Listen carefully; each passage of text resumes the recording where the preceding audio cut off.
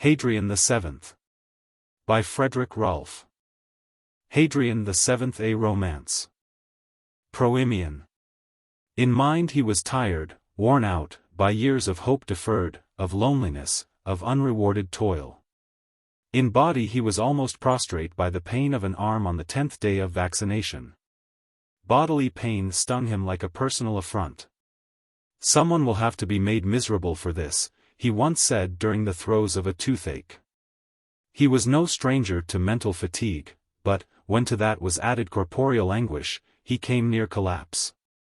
His capacity for work was constricted, the mere sight of his writing materials filled him with disgust.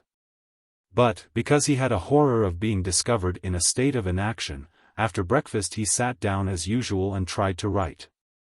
Dazed in a torrent of ideas, he painfully halted for words. Stumbling in a maze of words, he frequently lost the thread of his argument. Now and then, in sheer exhaustion, his pen remained immobile. He sat in a small low armchair which was covered with shabby brocade, dull red and green. An old drawing board, of the large size denominated antiquarian, rested on his knees. The lower edge frayed the brocade on the arms of the chair. His little yellow cat Flavio lay asleep on the tilted board, nestling in the bend of his left elbow. That was the only living creature to whom he ever spoke with affection as well as with politeness. His left hand steadied his MS, the sheets of which were clipped together at the top by a metal clip. At the upper edge of the board a couple of publishers' dummies reposed, having the outward similitude of 6-shilling novels, but he had filled their pages with his archaic handwriting. The first contained thoughts, not great thoughts, nor thoughts selected on any particular principle, but phrases and opinions such as Sophocles' denunciation. Mu iota alpha rho omicron nu theta omicron kappa alpha iota gamma upsilon nu alpha iota kappa omicron sigma tau epsilon rho omicron nu. Or Gabriel D'Annunzio's sentence. Old legitimate monarchies are everywhere declining, and Demos stands ready to swallow them down its miry throat. The second was his private dictionary which, as an artificer in verbal expression, he had compiled, taking Greek words from Liddell and Scott and Latin words from Andrews. Enlarging his English vocabulary with such simple but pregnant formations as the adjective hybrist from beta rho iota sigma tau eta, or the noun gingilism from gingilismus. He was looking askance at his MS. In 2 hours, he had written no more than 14 lines, and these were deformed by erasures of words and sentences, by substitutions and additions.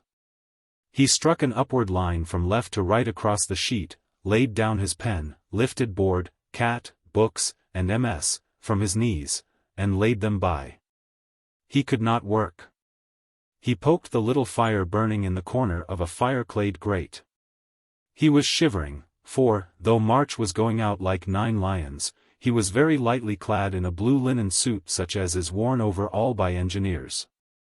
He had an impish predilection for that garb since a cantankerous red-nosed prelate, anxious to sneer at unhaloed poverty, inanely had said that he looked like a Neapolitan.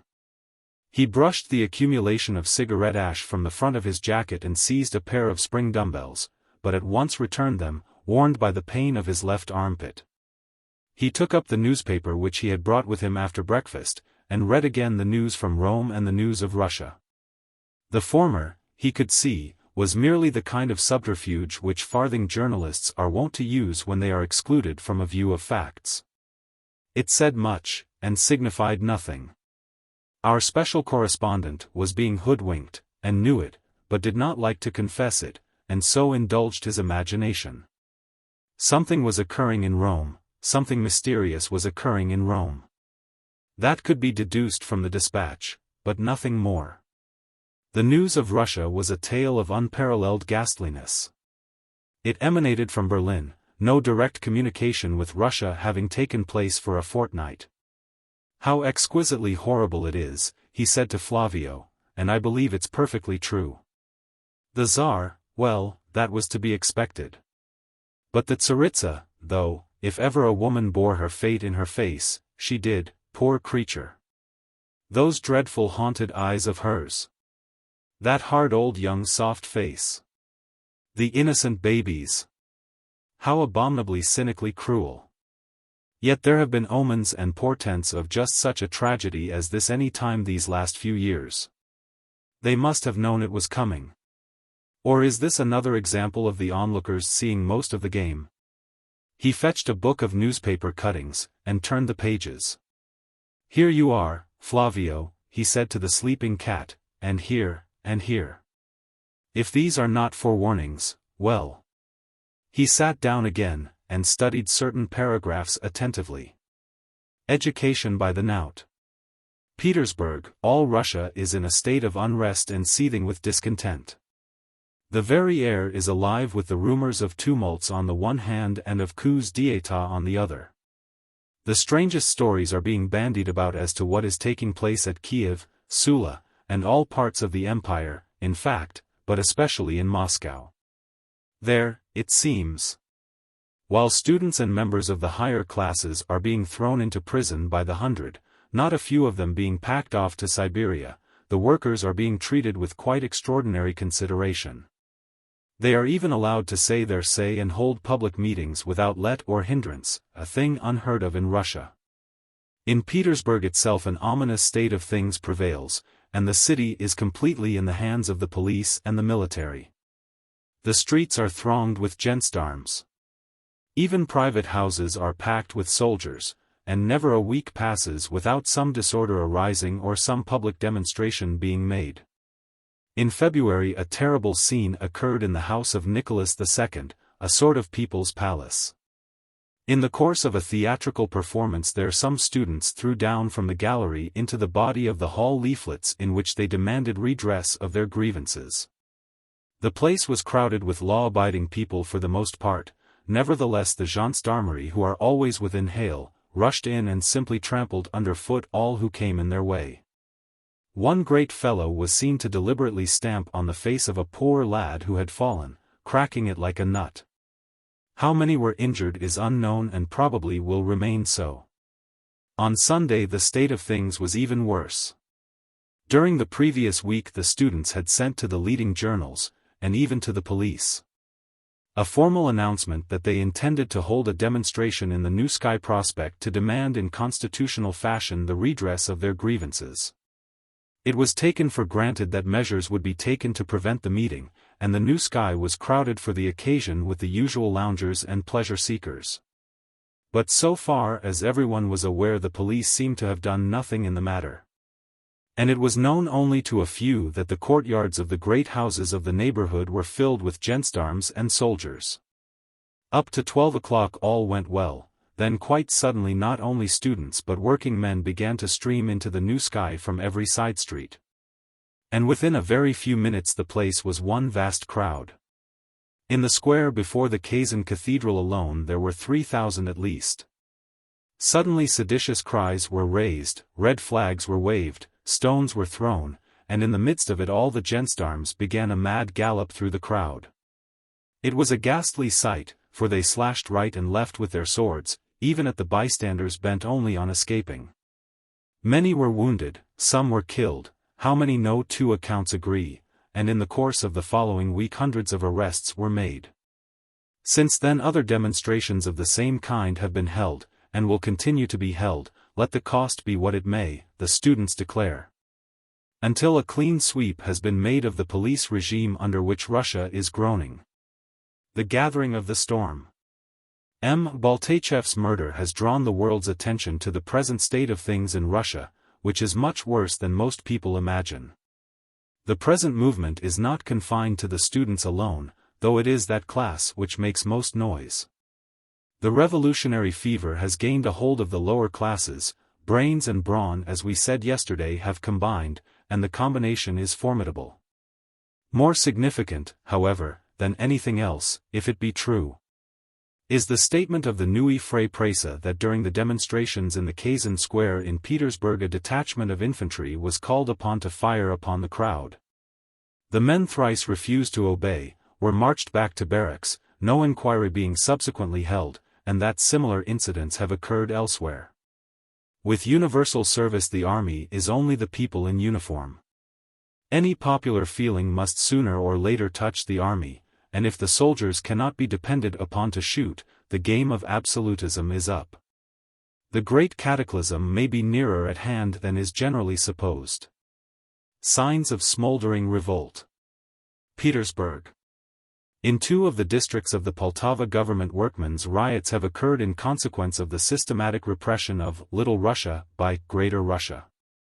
The journal Przybrowski Cry gave the first intimation of the state of affairs, and was promptly suspended for 8 months. Petersburg. The murder of the procurator of the Holy Synod is regarded in a measure as the symptom of the general situation in Russia. It is reported that the chateau of the Duke of Mecklenburg in S.E. Russia has been pillaged and destroyed by rioters. Berlin. On the arrival of the express train from Berlin at Werballen on the Russian frontier today, a passenger was arrested, and nihilist documents were discovered in his trunks. This is the third nihilist arrest within the fortnight. The Berlin police have received information from Petersburg of numerous revolutionists having recently left France. They are now maintaining from Berlin a vigorous agitation against the Tsar's government. From London, too, the whereabouts of several suspects have been reported. In most cases the Berlin authorities are powerless to effect arrests, but they always supply full information to Russia, so that suspicious characters are always detained in passing the frontier. Anarchy advancing. The Kreutzeitung, which is unusually well informed in Russian affairs, expresses the opinion that one of the immediate consequences of the triumph of Japan will be a general rising of the Russian peasants against their landlords, and of the army against the aristocracy. The same paper declares that revolutionary agents of social democratic tendencies have long been systematically poisoning the minds of the people. He turned back to The Gathering of the Storm, and read the ominous paragraph again. Warning enough, in all conscience, he said, first, the public prosecutor assassinated at Odessa, then the chief of secret police of Petersburg, then the procurator of the Holy Synod. And now a hecatomb, sovereign, royalty, aristocracy, government, bureaucracy, all annihilated, and anarchy in excelsis. France will take fire at any minute now, that's absolutely certain. Oh, how horrible. But we're all Christians, Flavio, and this is only one of the many funny ways in which we love one another. He rose and went to the window. The yellow cat deliberately stretched himself, yawned, and followed. And proceeded to carry out a wonderful scheme of feints and ambuscades in regard to a ping-pong ball which was kept for his proper diversion. The man looked on almost lovingly. Flavio at length captured the ball, took it between his forepaws, and posed with all the majesty of a lion of Trafalgar Square. Anon he uttered a little low gurgle of endearment, fixing the great eloquent mystery of amber and black velvet eyes, tardy, grave, upon his human friend. No notice was vouchsafed. Flavio got up, and gently rubbed his head against the nearest hand. "My boy," the man murmured, and he lifted the little cat onto his shoulder. He went downstairs. He could not work. And he was going to take an easy, and he wanted a novel, he said to his landlady. He feared that he had read all the books in the house. Yes, and those in the drawing-room too. After a quarter of an hour, application to a neighbor produced 3 miserable derelicts, a nameless sixpenny Shutter, a Braddon, and an Edna Lyle. Not to seem ungracious, he took them upstairs, and pitched them into a corner, to be returned upon occasion. That salient trait of his character, the desire not to be ungracious, the readiness to be unselfish and self-sacrificing, had done him incalculable injury. This world is infested by innumerable packs of half-licked cubs and quarter-cultivated mediocrities who seem to have nothing better to do than to buzz about harassing and interfering with their betters.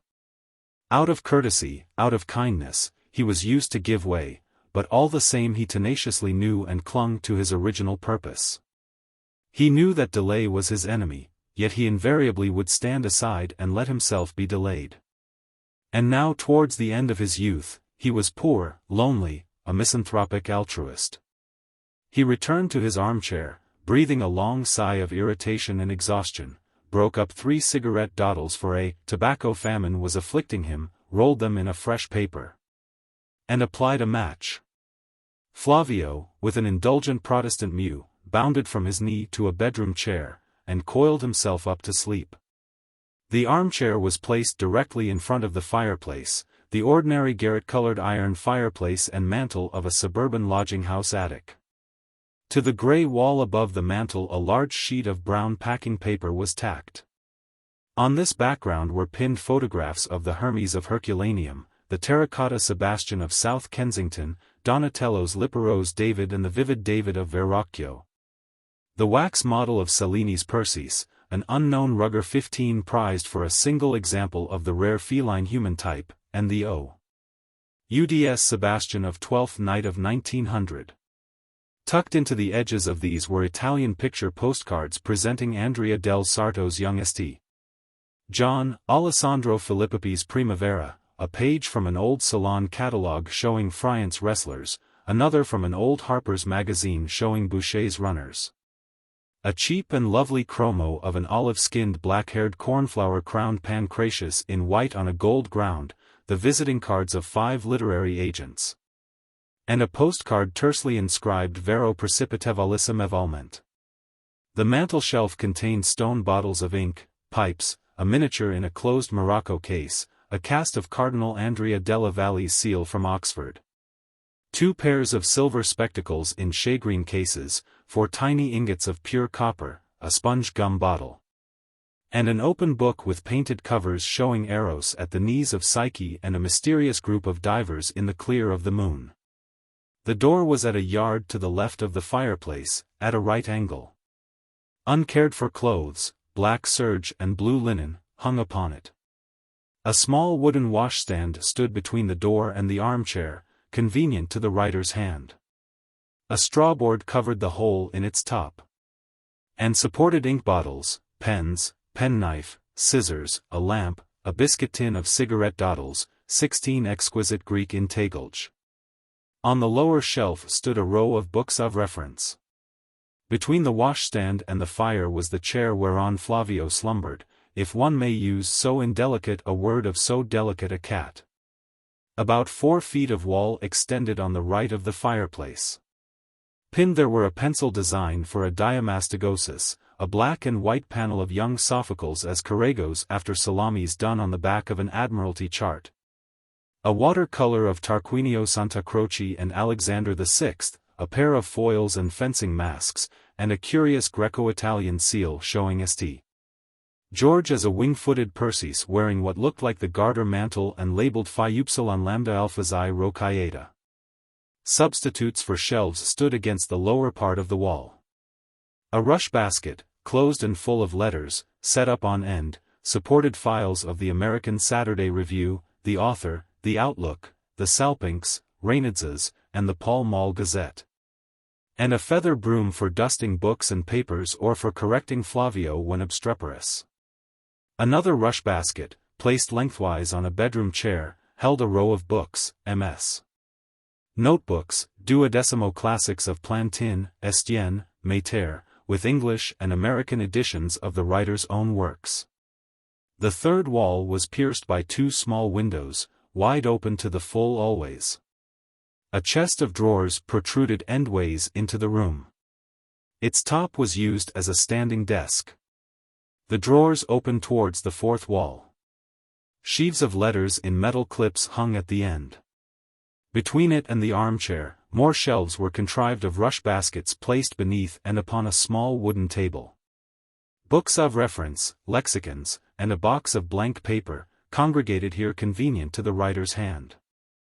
The little table drawer contained notepaper, envelopes, sealing wax, and stamps. The whole was arranged so that, when once ensconced in the armchair before the fire with his writing board on his knees, the degladiator could reach all his weapons by a simple extension of his arms. The attic was 11 feet square, low-pitched, and with half the ceiling slanting to the 4th foot from the floor on the 4th wall.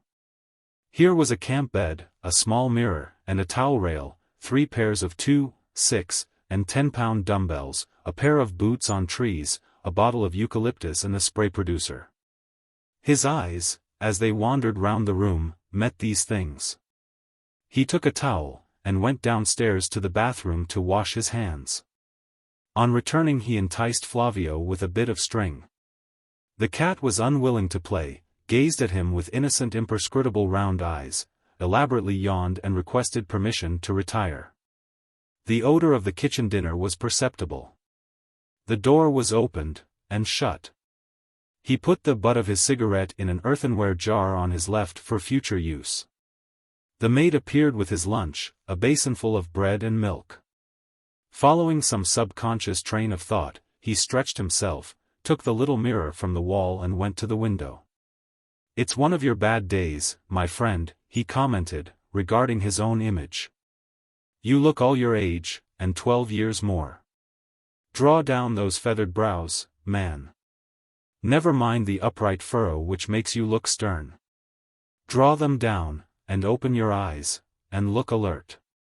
Do something to counteract the tender thin line of that mouth. You mustn't let yourself relax like this. It brings out your wrinkles, and shows the sparseness of your hair. If you had an inch more thigh, and say a couple of inches more shin, you might look people down a little more, but with that meek subservient aspect, how Luckick used to chaff about it. No wonder everyone takes advantage of you. What's the good of having your fastidious mind clearly written on that fastidious mouth if you don't insist on behaving fastidiously? Cultivate the art of looking as though you were about to say no. You always can say yes after no. But, if you begin with yes, as you always do, you prevent yourself from ever saying no. That's why everyone can swindle you. You're far too anxious to give way. Buck up a bit, you ugly little thing. Ugly as you are, you're neither vulgar nor commonplace. Straighten your back, and open your eyes wide, and pull yourself together." He put the mirror in its place. And again cast a glance round the room, seeking something to read, something, anything, that was not too recent in his mind. He picked up at random one of the rejected novels. It was called Donovan. He remembered having seen, in an XT Peddler's magazine, a print of the writer thereof. He also remembered that he had found her self-conscious pose and labial conformation intensely antipathetic. His sense of beauty was a great deal more than acute.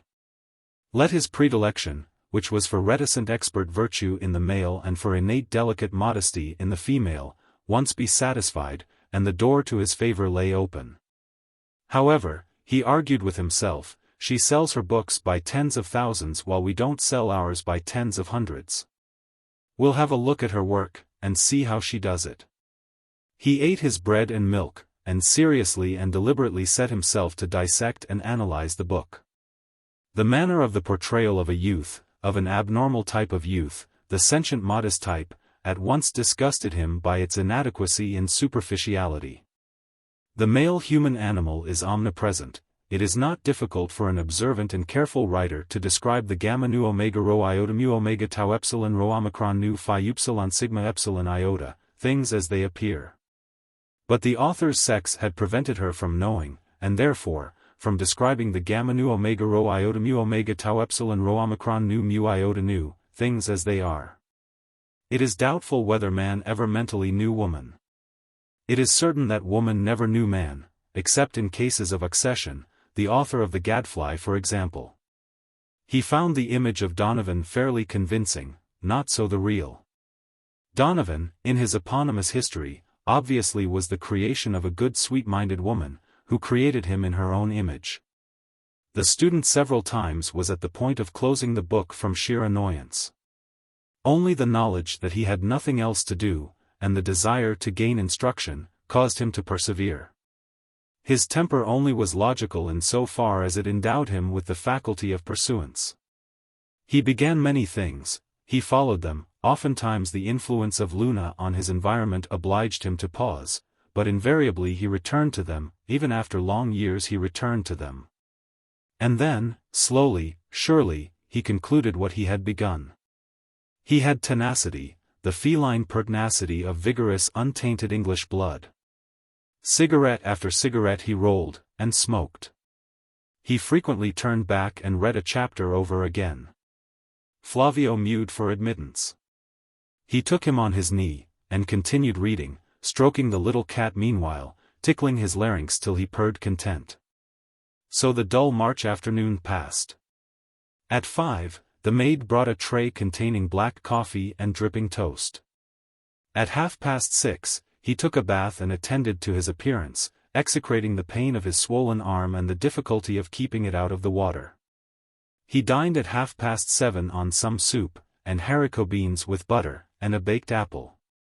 Meanwhile he counted the split infinitives in the day's Pall Mall Gazette. When he was adolescent, an Oxford tutor had said of him that he possessed a critical faculty of no mean order. At the time, he had not understood the saying perfectly, but he cultivated the faculty. He taught himself in a very bitter school, the arts of selection and discrimination, and the art of annihilating rubbish. To this perhaps was due his complete psychical detachment from other men. He trod upon so many worms. And few things are more exasperating than a man of whom it truly may be said, Achilles among ye taquine notes.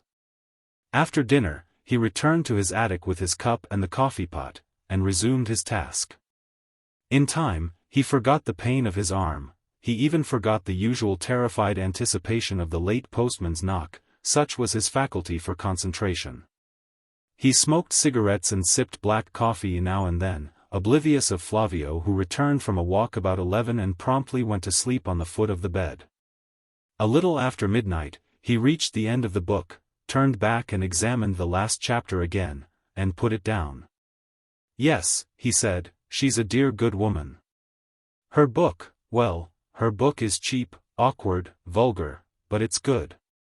It's unpalteringly ugly and simple and good. Evidently it's best to be good. It pays.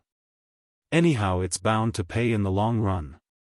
He pushed Flavio's chair to the wall near the door, by its side he placed the washstand from the left of his armchair.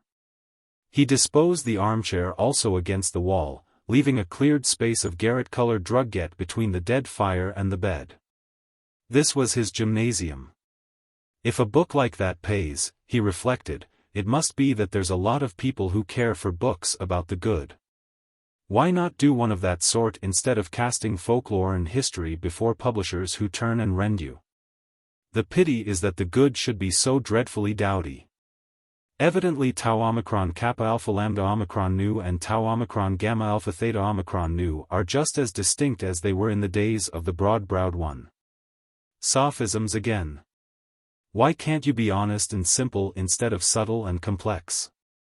You're just like your own cat ambuscading a ping-pong ball as strategically and as scrupulously as though it were a mouse. For goodness sake don't try to deceive yourself. It's all very well to pose before the world, but there's no one here to see you now. Strip, man, strip stark.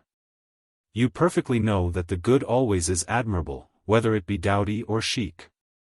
And that what you call the beautiful is no more than a matter of opinion, worth, well, generally speaking, not worth 6 and 8 pence.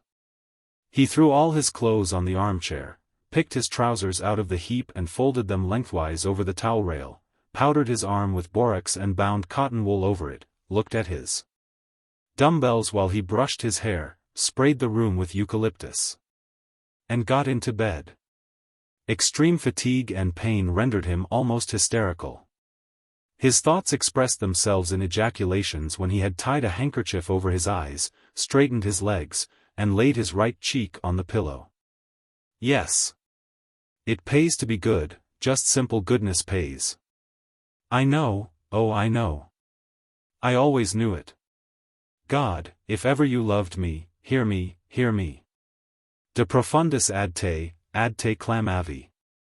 Don't I want to be good and clean and happy? What desire have I cherished since my boyhood save to serve in the number of your mystics? What but that have I asked of you who made me? Not a chance do you give me, ever, ever. Listen. How can I serve you? How be happy, clean, or good, while you keep me so sequestered? Oh, I know of that psalm where it is written that you set apart for yourself the godly. Am I godly?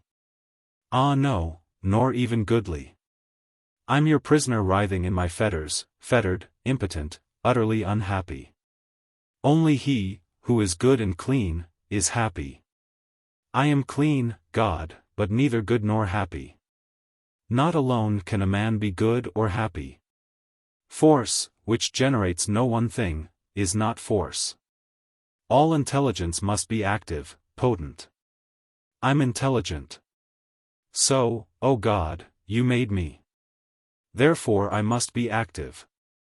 Of my nature I must act. For the chance to act, I languish. I am impotent and inactive always. He, who wishes to be good, strives to do good. Deeds must be done to others by the doer. Therefore I, in my loneliness, am futile. Friends? And which of them have you left me faithful these 12 years of my solitude, God? Not one. Andrews, faithless, and Aubrey, faithless. Brander, faithless, Lancaster, faithless, Streghes, faithless and perfidious, Scuttle also, Fareham, Roll, and Nicholas, faithless, Tatum, faithless. That detestable and deceitful blackcoat who came fawning upon me crying, Courage! You shall suffer no more as you have suffered, and then robbed me of months and years of labor. Ah!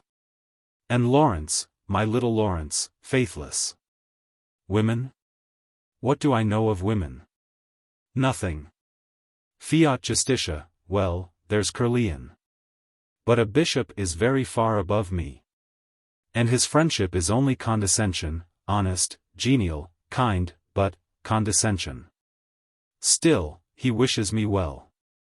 I truly think it. But if only he would believe me, trust me, show faith in me, and absolutely trust me, I might do what the mouse did for the lion.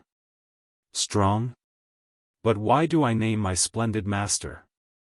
Strong of nature and strong of name and station, strong of body and strong of mind, immensely my superior altogether, knowing all my weakness and all my imperfection, who, to me, is as much like you as any man can be.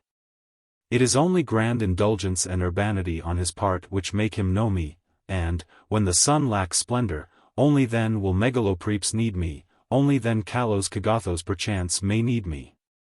Why, O God, have you made me strange, uncommon, such a mystery to my fellow creatures, not a man among men like other people? Do I want to appear like other people? No, no, certainly not, but, Lord God, am I such a ruffian as to merit exile? Oh, of course I'm a sinner, vile and shameful.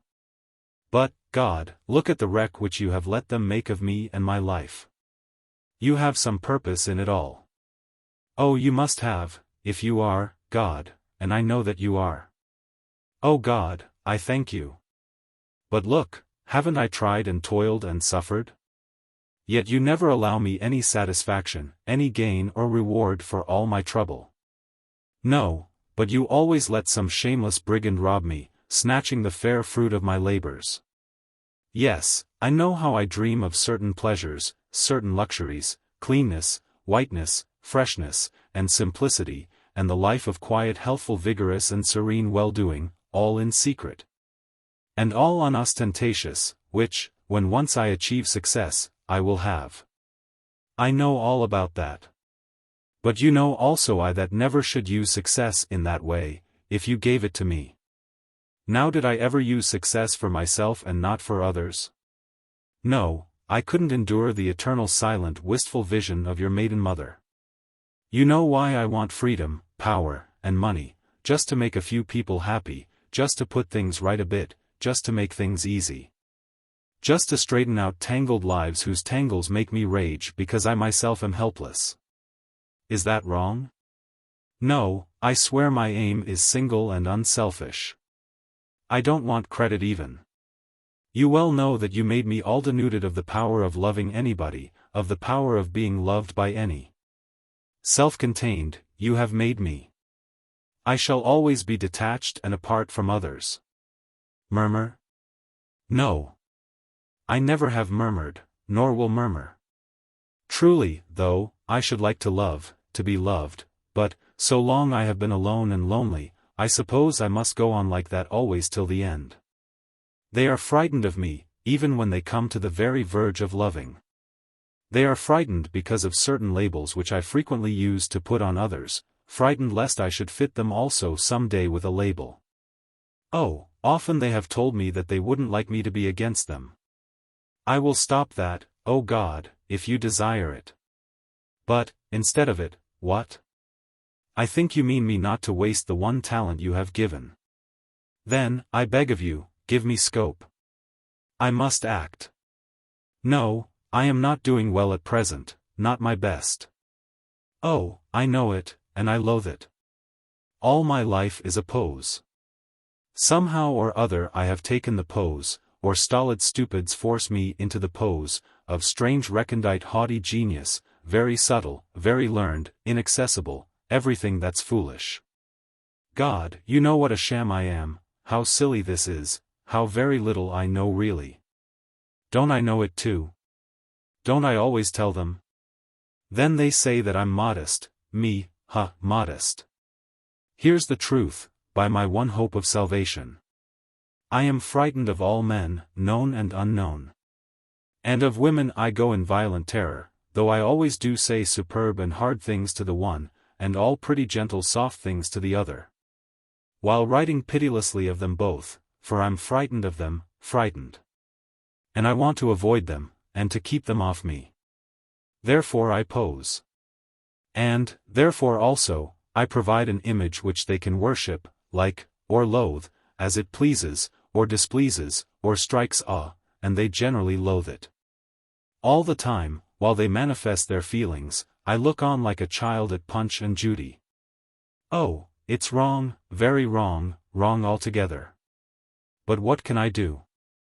God, tell me, clearly, unmistakably and distinctly tell me what I must do, and make me do it. He got out of bed, took his rosary from his trousers pocket, and returned. During the fifth meditation on the finding of the Lord in the temple, he fell asleep. Dr. Courtly and Dr. Talleyrand? He repeated as a query, in the tone of one to whom Beelzebub and the Archangel Periel have been announced at 11 o'clock on the morning of a working day. Yes, the maid replied. Clergyman. One is that bishop who came before. The bishop who came before. And, what's the other like? Oh, quite old and feeble, rather stoutish, but he's been a fine handsome man in his day. He wears a red necktie under his collar. Well, I am. Thanks. I'll be down in a minute. George put his writing board away and brushed the front of his blue linen jacket, mentally and corporeally pulling himself together. Flavio, I should just like to know the meaning of this. I rather wish that I had Eulo here to back me up. If they are meditating mischief, an athletic and quarrelsome youngster, with an eye like a basilisk and a mouth full of torrential English, would be an excellent trump to play. Mischief? What nonsense! Don't you give way to your nerves, man. Respectable epistati do not habitually engage in mischief, as you are well aware. You have nothing to fear, so put on a mask, the superior one with a tinge of disdain in it, and brace yourself up to resist the devil, and go downstairs at once to see him flee. The two visitors were in the dining room, a confined drab and aniline room rather overfilled with indistinct but useful furniture. When George entered, they stood up, grave important men, of over 40 and 70 years respectively, dark-haired and robust, white-haired and of picturesque and supercilious mien. George went straight to the younger prelate, kneeled, and kissed the episcopal ring. Your Eminency will understand that I do not wish to be disrespectful, he said to the senior.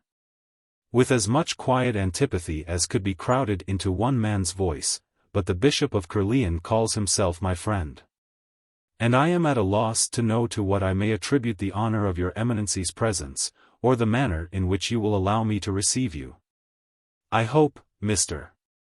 Rose, that you will accept my blessing as well as Dr. Talleyrand's, the Cardinal Archbishop replied in a voice where hauteur strangely struggled with timidity.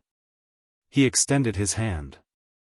George instantly took it, and respectfully kneeled again, noting that this ring contained a cameo instead of the cardinalitial sapphire. Then he caused his guests to become seated. The atmosphere seemed to him laden with the invigorating aroma of possibilities. "Zmnts, one wishes to ask you a few questions," the young bishop began. "And he thought you would not take it amiss if I were present as your friend." George shot a glance of would-be affectionate gratitude at the speaker, and turned, saying, "I have been imagining your eminency in Rome, in the conclave. I was there until a fortnight ago, and then, well, you are said to be an expert in the annals of conclaves, Mr. Rose, so it will interest you to know that we stand adjourned." "For the removal of the conclave from Rome?" "Oh dear no. There is no need for removal.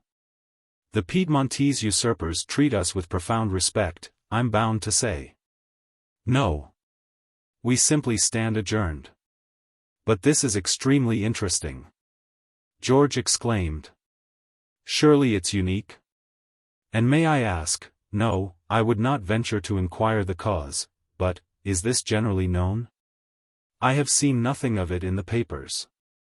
And I am not on speaking terms with any Roman Catholics except the—" "No. It is not generally known. And it is not intended to make an official announcement, for reasons which you will understand, and which, I believe, you will respect." "I am much honored by your eminency's confidence," George purred. "Certain affairs required my personal presence in England," the cardinal continued. He was a feeble-aged man, almost senile sometimes. He hesitated. He stumbled. But he maintained the progression of the conversation on its hands and knees, as it were, with "These are very pregnant times, Mr. Rose." George went to the door, admitted his cat who was mewing outside, and resumed his seat. Flavio brushed by cardinalitial and episcopal gaiters turn by turn, bounded to his friend's knee, couched, and became still, save for twinkling ears. The prelates exchanged glances. "But perhaps you will let me say no more on that subject, and come directly to the point I wish to consult you upon." The cardinal now seemed to have cleared the obstacles, and he archiepiscopally pranced along. "It has recently been brought very forcibly to my remembrance that you were at one time a candidate for holy orders, Mr. Rose. I am cognizant of all the unpleasantness which attended that portion of your career, but it is only lately that I have realized the fact that you yourself have never acquiesced in the adverse verdict of your superiors. I never have accepted it. I never have acquiesced in it. I never will accept it. I never will acquiesce in it. Would you mind telling me your reasons? I should have to say very disagreeable things, Eminency." "Never mind. Tell me all the truth. Try to feel that you are confiding in your spiritual father, whose only desire is to do justice, I may even say to do justice at the 11th hour. I am inclined indeed to believe that, because you yourself have condescended to come to me. I wish, in fact, to believe that. But, is it advisable to rake up old grievances? Is it desirable to scarify half-healed wounds? And, how did your eminency find me after all these years?" The feline temper of him produced dalliance. "It certainly was a difficult matter at first. You had completely disappeared." "I object to that," George interrupted. He suddenly saw that this was the one chance of his life of saying the right thing to the right person. And he determined to fight every step of the way with this cardinal before death claimed him. "I object to that," he repeated. "I neither disappeared nor hid myself in any way. There was no question of concealment whatever. I found myself most perfidiously deserted. And I went on my way alone, neither altering my habits, nor changing my appearance. There was no implication of that kind, Mr. Rose. I am very glad to hear your eminency say so. But such things are said. They are the formulae which spite or indolence or foolishness uses of a man whom it has not seen for a month. Sometimes they are detrimental. To me they are offensive. And I am not in a mood to tolerate them." The cardinal swallowed the cachet, and proceeded, I first wrote to you at your publisher's, and my letters were returned unopened, and marked, refused. That was in accordance with my own explicit directions. A few years ago, the opportunity was given me of drawing a sharp line across my life. You mean? I allude to a series of libels which were directed against me in the newspapers. Especially in Catholic newspapers, dirty Celtic woodpulp. Precisely. But why was that an occasion for drawing what you call a sharp line across your life? Eminency, said George, calming down and setting out to be concise and categorical, scores of people who had known me all my life must have seen that those attacks were libelous and false. You yourself must have seen that. He stretched out a hand and opened and shut it, as though claws protruded from velvet, and retired. Yet only a single one out of all those scores came forward to assure me of friendship in that dreadful moment. All the rest spewed their bile or licked their lips in unctuous silence. I was left to bear the brunt alone, except for that one, and he was not a Catholic. Except from him, I had no sympathy and no comfort whatever. I don't know any case in all my reading, to say nothing of my experience, where a man had a better or a clearer or a more convincing test of the trueness and the falseness of his friends. Not to do any man an injustice, and that no one might call me rash or precipitate in my decision, I waited 2 years, 2 whole years. The Bishop of Caerleon came to me in this period of isolation. And one other Catholic, a man of my own trade. Later, that one betrayed me again, so I will say no more of him. Women, of course, I neglect. And the rest unanimously held aloof. Then I published a book, and I told my publishers to refuse all letters which might be addressed to them for me. The sharp line was drawn. I wanted no more fair-weather friends, afraid to stand by me in storms. If, after those 2 awful years, I had received overtures from my former acquaintances, I really think I should have fulminated at them. St. Matthew 25:41, 43. What is that? I was an hungred and ye gave me no meat, down to depart from me, ye cursed, into aeonial fire. Yes, the sharp line was drawn across my life. I had one true friend, a Protestant. As for the faith, I found it comfortable. As for the faithful, I found them intolerable.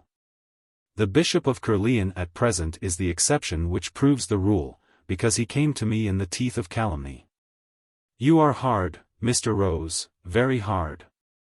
I am what you and your Catholics have made me. Poor child, the Cardinal ejected. I request that your Eminency will not speak to me in that tone. I disdain your pity at this date. The catastrophe is complete. I nourish no grudge, and seek no revenge, no, nor even justice. I am content to live my own life, avoiding all my brother Catholics, or treating them with severe forbearance when circumstances throw them in my path. I don't squash cockroaches. The effect on your own soul? The effect on my own soul is perfectly ghastly. I positively loathe and distrust all Catholics, known and unknown, with one exception. I have become a rudderless derelict. I have lost all faith in man, and I have lost the power of loving. How terrible, the Cardinal sighed. And are there none of us for whom you have a kindly feeling? At times, I mean. You cannot always be in a state of white-hot rage, you know. There must be intervals when the tension of your anger is relaxed, perhaps from sheer fatigue, for anger is deliberate, the effect of exertion. And, in those intervals, have you never caught yourself thinking kindly of any of your former friends? Yes, Eminency, there are very many, clerks and laics both, with whom, strange to say, when my anger is not dynamic, I sometimes wish to be reconciled. However, I myself never will approach them. And they afford me no opportunity. They do not come to me, as you have come. His voice softened a little, and his smile was an alluring illumination. But you would meet them with vituperation. And naturally they don't want to expose themselves to affronts? Oh. Of course, if their sense of duty, to say nothing of decency, does not teach them to risk affronts, but I will not say beforehand how I should meet them beyond this, it would depend on their demeanor to me. I should do as I am done by. For example, he turned to the ruddy bishop, did I heave chairs or chinaware at your lordship? Indeed you did not, although I thoroughly deserved both. YRMNTS, too, the young prelate continued, I believe I understand Mr. Rose's frame of mind. He has been hit very hard, and he's badly bruised. He is a burnt child, and he dreads the fire. It's only natural. I'm firmly convinced that he has been more sinned against than sinning. And, though I'm sorry to see him practically keeping us at arm's length, I really don't know what else we can expect until we treat him as we ourselves would like to be treated. True, the cardinal conceded. But it's a pity all the same, the bishop concluded. The cardinal audibly thought, you have perhaps not many very kindly feelings towards me personally, Mr. Rose. I have no kindly feelings at all toward your eminency, and I believe you to be aware of my reasons. I trust that I never should be found wanting in reverence to your sacred purple, but apart from that, indignant recollection stiffened and inflamed the speaker. Indeed, I only am speaking civilly to you now because you are the successor of Augustine and Theodore and Dunstan and Anselm and Chichely and Chichester. And because my friend the Bishop of Caerleon has made you my guest for the nonce. My Lord Cardinal, I do not know what you want of me, nor why you have come to me, but let me tell you that you shall not entangle me again in my talk. You are going the Catholic way to work with me. And that is the wrong way. Frankness and open honesty is the only way to win me, if you want me. Well. You were going to give me your own view of your vocation. Your Eminency first was about to tell me how you found me after your letters to my publishers had been returned. I applied to several Catholics who, formerly, had been your friends. And, when they could tell me nothing, I had a letter sent to all the bishops of my province directing inquisition to be made among the clergy. Your personality, if not your name, was certain to be known to at least one of these if you still remained Catholic, you know. If I still remained Catholic. George growled with contemptuous ire. People in your position, Mr. Rose, have been known to commit apostasy. And it is precisely because people in my position habitually commit apostasy that I decline to do what is expected of me. No. I'll follow my cat's example of exclusive singularity. It would be too obliging and too silly to give you Catholics that weapon to use against me. No, Eminency, rest assured that I rather will be a nuisance and poor, as I am, than an apostate and rich, as I might be. The cardinal raised his eyebrows. I trust you have a worthier motive than that. I mentioned that I was not in revolt against the faith, but against the faithful. And the grace of God? Oh, of course the grace of God, George hastened in common courtesy conventionally to adjoin. The fine dark brows came down again, and the cardinal continued, as soon as I had issued the mandate to my suffragans, Dr. Talleyrand at once furnished the desired information. I see, said George. Then, where would your Eminency like me to begin? Tell me your own tale in your own way, dear child. George softly and swiftly stroked his little cat. He compelled himself to think intensely, to marshal salient facts on which he had brooded day and night unceasingly for years, and to try to eliminate traces of the acerbity, of the devouring fury, with which they still inspired him. Perhaps I'd better tell Mr. Rose, YRMNTS, that we've already gone very deeply into his case, the bishop said. It will make it easier for him to speak when he knows that it is not information we're seeking, but his personal point of view. Indeed it will, said George, and I sincerely thank your lordship. If you already know the facts, you will be able to check my narrative, and all I have to do is to state the said facts to the best of my knowledge and belief. I will begin with my career at Maryvale, where I was during a scholastic year of 8 months as an ecclesiastical subject of the Bishop of Claughton, and where I received the tonsure. At the end of those 8 months, my diocesan wrote that he was unable to make any further plans for me.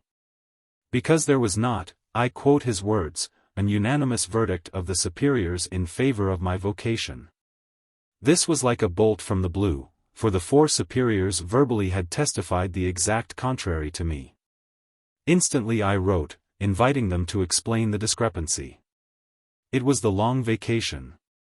In reply, the president averred inability to understand my diocesan statement, advised me to change my diocese, and volunteered an introduction to the Bishop of Lambeth, in which he declared that my talents and energy, I am quoting again, would make me a very valuable priest. The vice president declined to add anything to what he already had told me. A dark man, he was, who hid inability under a guise of austerity. The professor of dogmatic theology said that he never had been asked for, and never had volunteered, an opinion. The professor of moral theology, who was my confessor, said the same. And, further, he superintended my subsequent correspondence with my bishop. You will mark the intentions of that act of his. However, all came to nothing. The Bishop of Claughton refused to explain, to recede, to afford me satisfaction. The Bishop of Lambeth refused to look at me, because the Bishop of Claughton had rejected me. It was my first introduction to the inexorability of the Roman machine, inexorable in iniquity as in righteousness. Did you form any opinion at this juncture? The cardinal inquired, waving a white hand. I formed the opinion that someone carelessly had lied, that someone clumsily had blundered, and that all concerned were determined not to own themselves, or anyone else but me, to be in the wrong. A mistake had been made. And, by quibbles, by evasions, by threats, by every hole and corner means conceivable, the mistake was going to be perpetuated. Had the case been one of the ordinary type of ecclesiastical student, the hebete and half-licked Celtic class either I furiously should have apostatized, or I mildly should have acquiesced. And should have started in as a pork butcher or a cheesemonger. But those intellectually myopic authorities were unable to discriminate, and they quite gaily wrecked a life. Oh yes, I formed an opinion, and I very freely stated it. Did you form any opinion of your own concerning your vocation? No. My opinion concerning my vocation, such as it was and is, had been formed when I was a boy of 15. I was very fervent about that time. I frankly admit that I played the fool from 17 to 20, sowed my wild oats if you like. But I never relinquished my divine gift. I just neglected it, and said domani like any Roman. And at 24 I became extremely earnest about it. Yes, my opinion was as now, unchanged, unchangeable. Continue, the cardinal said. A year after I left Maryvale, the Archbishop of Agneta was instigated by one of his priests, a varsity man who knew me well, to invite me to volunteer for his archdiocese. I was only too glad. His Grace sent me to St. Andrew's College in Rome. The priest who recommended me, and Canon Dugdale, assured me that, in return for my services, my expenses would be borne by the Archbishop. They never were. I was more than £120 out of pocket. After 4 months in college I was expelled suddenly and brutally. No reason ever has been given to me. And I never have been aware of a reason which could justify so atrocious an outrage. My Archbishop maintained absolute silence. I did hear it said that I had no vocation. That was the gossip of my fellow students, immature cubs mostly, hybrid larrikins given to false quantities and nasal cacophonies. I took, and take, no account of such gossip. If my legitimate superiors had had grounds for their action, grounds which they durst expose to daylight, and, if they frankly had stated the same to me, I believe I should have given very little trouble. As it is, I am of course a thorn, or a pest, or a firebrand, or a rodent and purulent ulcer, vous en faites votre choix. The case is a mystery to me, inexplicable, except by an hypothesis connected with the character of the rector of St. Andrew's College. I remember the Marquess of Mount Stuart reading a leading article about him out of the Scotsman to me in 1886, and remarking that he was an awful little liar. But perhaps the right reverend gentleman is known to your eminency? Well known, Mr. Rose, well known. And now tell me of your subsequent proceedings. I made haste to offer my services to other bishops. When I found every door shut against me, I firmly deliberated never to recede from my grade of tonsured clerk under any circumstances whatever. And I determined to occupy my energies with some pursuit for which my nature fitted me, until the divine giver of my vocation should deign to manifest it to others as well as to myself.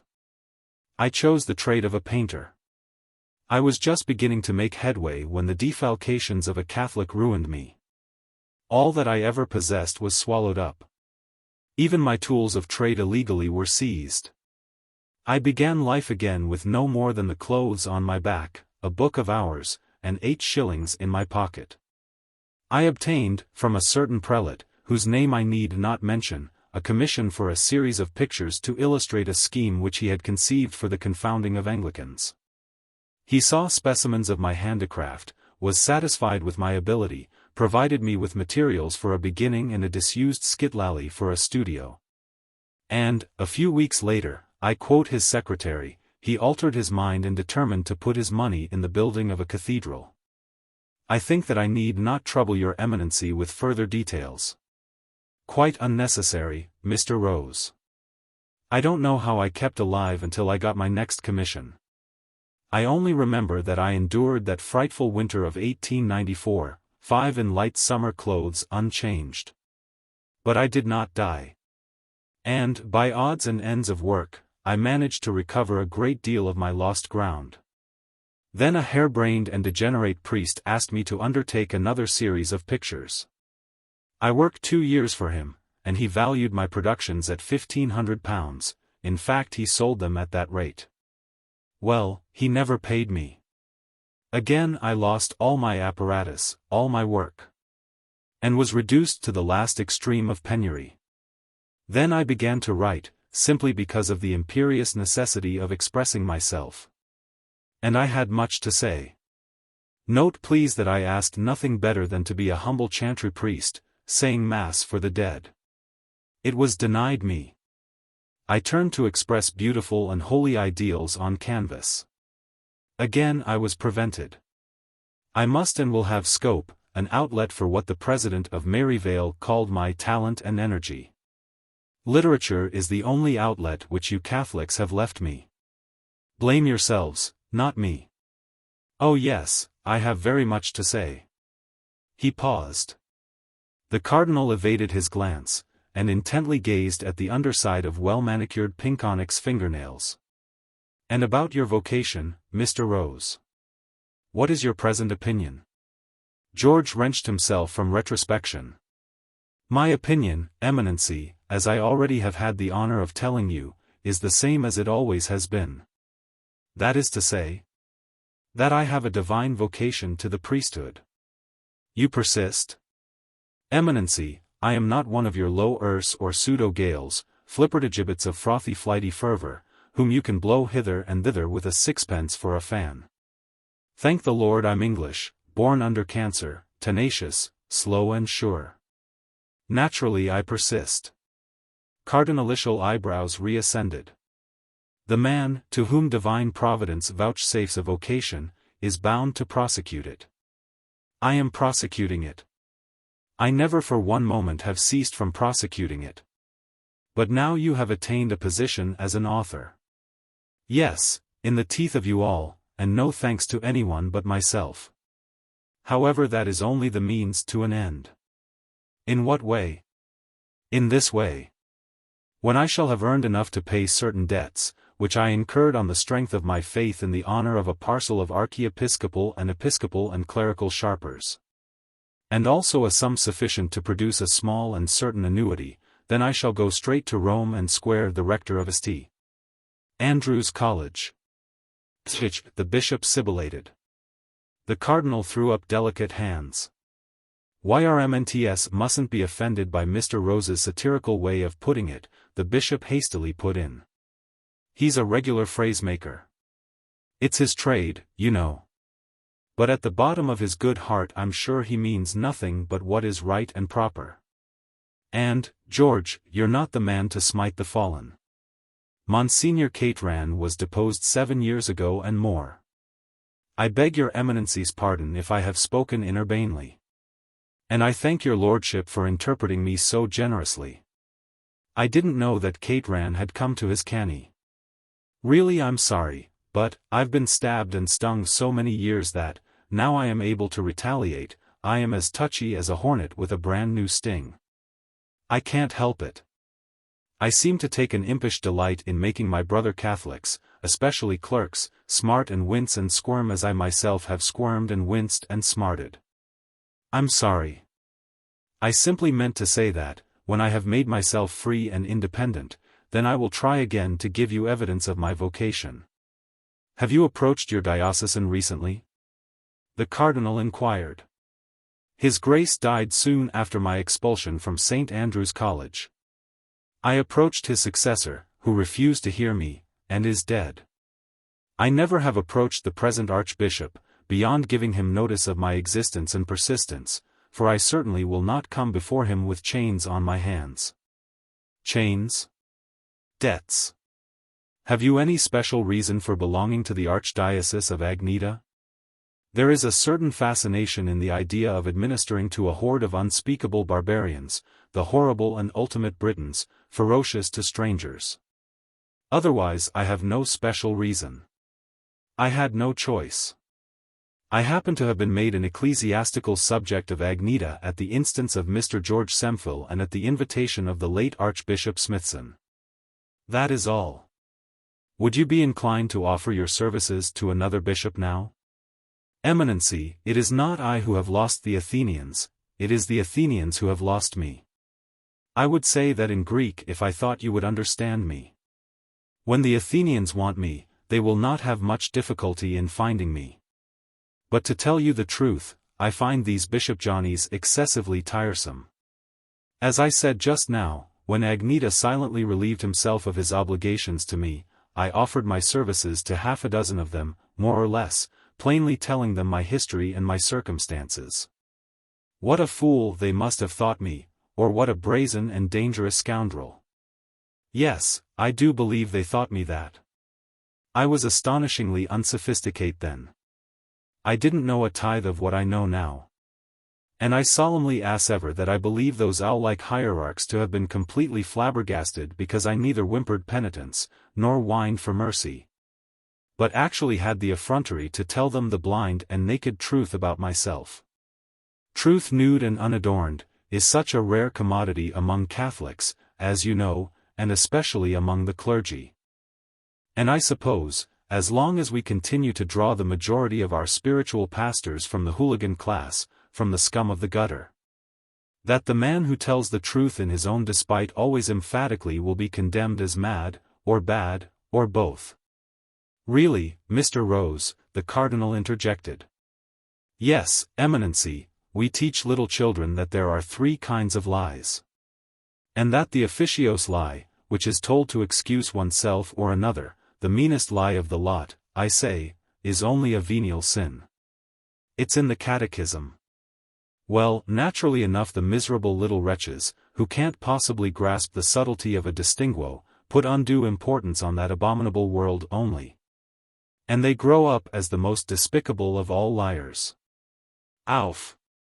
I learned all this from a thin thing named Danielson, just after my return to the faith of my forefathers.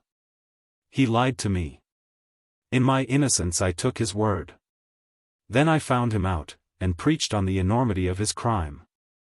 Well, sir, says he as bold as brass, it's only a venial sin. George, you're beside the point, the bishop said. His Eminency will indulge me. What was I saying? Oh, that I had had enough of being rebuffed by bishops. I came to that conclusion when his lordship of Chadsey blandly told me that I never would get a bishop to accept my services as long as I continued to tell the truth about my experiences. I stopped competing for rebuffs then. I do not propose to begin again until I am the possessor of a checkbook. The Cardinal was gazing through the leaves of an India rubber plant out of the window, his magnificent eyes were drained of all expression. When the nervous deliberately hardened and pathetic voice of the speaker ceased, he brought the argument to a focus with these words, George Arthur Rose, I summon you to offer yourself to me. I am not ready to offer myself to your Eminency. Not ready? I hoped that I had made it clear to you that, in regard to my vocation, I am marking time. Until I shall have earned enough to pay my debts incurred on the strength of my faith in the honor of a parcel of archiepiscopal and episcopal and clerical sharpers. And also a sum sufficient to produce me a small and certain annuity. You keep harping upon that string, the cardinal complained. It is the only string which you have left unbroken on my lute. I see you are a very sensitive subject, Mr. Rose. I think that long brooding over your wrongs has fixed in you some such pagan and erroneous idea as that which Juvenal expresses in the verse where he says that poverty makes a man ridiculous. Nothing of the kind, George retorted with all his claws out. On the contrary, it is I, the creature of you, my Lord Cardinal, and your Catholics, who make holy poverty look ridiculous. A clever paradox. The cardinal let a tinge of his normal sneer affect his voice. Not even a paradox. A poor thing, but mine own, George flung in, glaring through his great-great-grandfather's silver spectacles which he used indoors. Well, well, the money question need not trouble you, said the cardinal, turning again to the window. Indifference was his pose. But it does trouble me. It vitally troubles me. And your amazing summons troubles me as well, now. Why do you come to me after all these years? Precisely, Mr. Rose, after all these years, as you say. It has been suggested to me, and I am bound to say that I agree with the suggestion, that we ought to take your singular persistency during all these years. How many years? Say 20. That we must take your singular persistency during 20 years as a proof of the genuineness of your vocation. George turned his face to the little yellow cat, who had climbed to and was nestling on his shoulder. And therefore, the cardinal continued, I am here today to summon you to accept holy order with no delay beyond the canonical intervals. I will respond to that summons within 2 years. Within 2 years? Life is uncertain, Mr. Rose. We who are here today may be in our graves by then. I myself am an old man. I know. Your Eminency is an old man. I, by the grace of God, the virtue of my ancestors, and my own attention to my physique, am still a young man, and younger by far than my years. I have not been preserved in the vigor and freshness of youth by miracle after miracle during 20 years for nothing. And, when I shall have published 3 more books, I will respond to your summons. Not till then. I told you that the money question need not hinder you. Yes, Eminency. And my late diocesan said the same thing several years ago. You are suspicious, Mr. Rose. I have reason to be suspicious, Eminency. The cardinal threw up his hands. The gesture wedded irritation to despair. You doubt me, he all but gasped. I trusted your Eminency in 1894. Anne. The bishop intervened, for cardinalitial human nature burst out in vermilion flames. George, he said, I am witness of ZMNTS's words. What's the good of that? Suppose that I take his Eminency's word. Suppose that in a couple of months he alters his mind. Determines to mistake the large for the great and to perpetrate another pea-soup-and-streaky bacon-colored caricature of an electric light station. What then would be my remedy? Where would be my contract again? And could I hail a prince of the church before a secular tribunal? Would I? Could I subpoena your lordship to testify against your metropolitan and provincial? Would I? Would you? My lord cardinal, I must speak, and you must hear me, as man to man. You are offering me holy orders on good grounds, on right and legitimate grounds, on grounds which I knew would be conceded sooner or later. I thank God for conceding them now. You also are offering something in the shape of money. In his agitation, he suddenly rose, to Flavio's supreme discomfiture, and began to roll a cigarette from dawdles in a tray on the mantelpiece. If I correctly interpret you, you are offering to me, who will be no man's pensioner, who will accept no man's gifts, a gift, a pension. No. The cardinal very mildly interjected, but restitution. "Oh!" George ejaculated, suddenly sitting down, and staring like the martyr who, while yet the pagan pincers were at work upon his tenderest internals, beheld the angel-bearers of his amaranthine coronal. "Amends and restitution," the cardinal repeated. "What am I to say?" George addressed his cat and the bishop.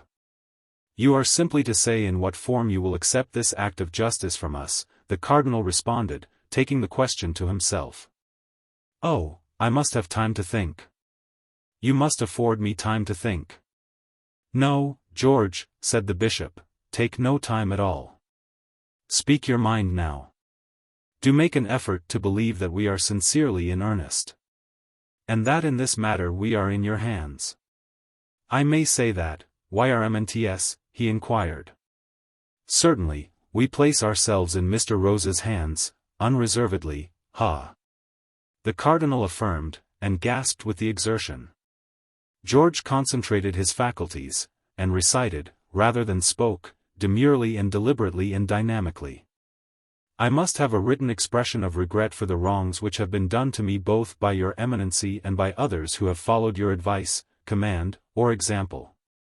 "It is here," the cardinal said, taking a folded paper from the fascicule of his breviary. "We knew that you would want that. I may point out that I have written in my own name, and also as the mouthpiece of the Catholic body." George took the paper and carefully read it 2 or 3 times, with some flickering of his thin fastidious lips. It certainly was very handsome. Then he said, "I thank your eminency and my brother Catholics," and put the document in the fire, where in a moment it was burned to ash. "Man alive," cried the bishop. "I do not care to preserve a record of my superior's humiliation," said George, again in his didactic recitative. "I see that Mr. Rose knows how to behave nobly, as you said, Frank," the cardinal commented. "Only now and then, eminency. One cannot be always posing. But I long ago had arranged to do that, if you ever should give me the opportunity. And now," he paused, and continued, "you concede my facts? We may not deny them, Mr. Rose. Then, now that I in my turn have placed myself in your hands," again he was reciting. "I must have a sum of money," that paradoxical "must" was quite in his best manner, "I must have a sum of money equal to the value of all the work which I have done since 1892. And of which I have been, for which I have not been paid. I must have £5,000. And the amount of your debts, and a solatium for the sufferings. You no more can solace me for my sufferings than you can revest me with ability to love my neighbor. The paltry amount of my debts concerns me and my creditors, and no one else. If I had been paid for my work I should have had no debts. When I am paid, I shall pay. The £5,000 are yours, Mr. Rose. But who is being robbed? My dear child, from the cardinal, and George, from the bishop. Robbed, eminency. Don't we all know the Catholic manner of robbing Peter to pay Paul? I repeat, who is being robbed that I may be paid? For I refuse to touch a farthing diverted from religious funds, or extracted from the innocuous devout.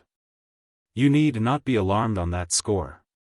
Your history is well known to many of us, as you know. Latterly it has deeply concerned some of us, as perhaps you do not know. And one who used to call himself your friend, who, promised never to let you sink, and let you sink, one who acquiesced when others wronged you, has now been moved to place £10,000 at my disposal, in retribution, as a sort of sin offering. I intend to use it for your rehabilitation, Mr. Rose, well then for your enfranchisement. Now that we understand each other, I shall open an account. Have you a banking account though? Very good, I will open an account in your name at Coutz's on my way back to Pimlico.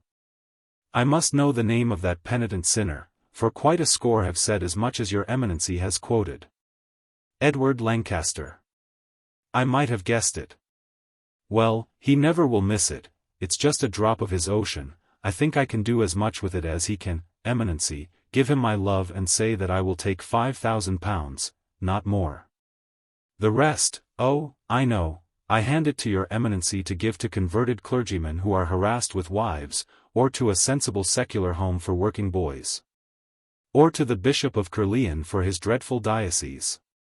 Yes, divide it between them. The prelates stood up to go. George kneeled, and received benedictions. We shall see you at Archbishop's house, Mr. Rose, said the Cardinal on the doorstep. If your eminency will telegraph to Agneta at once, you will be able to get my dimissorials to your archdiocese by tomorrow morning's post.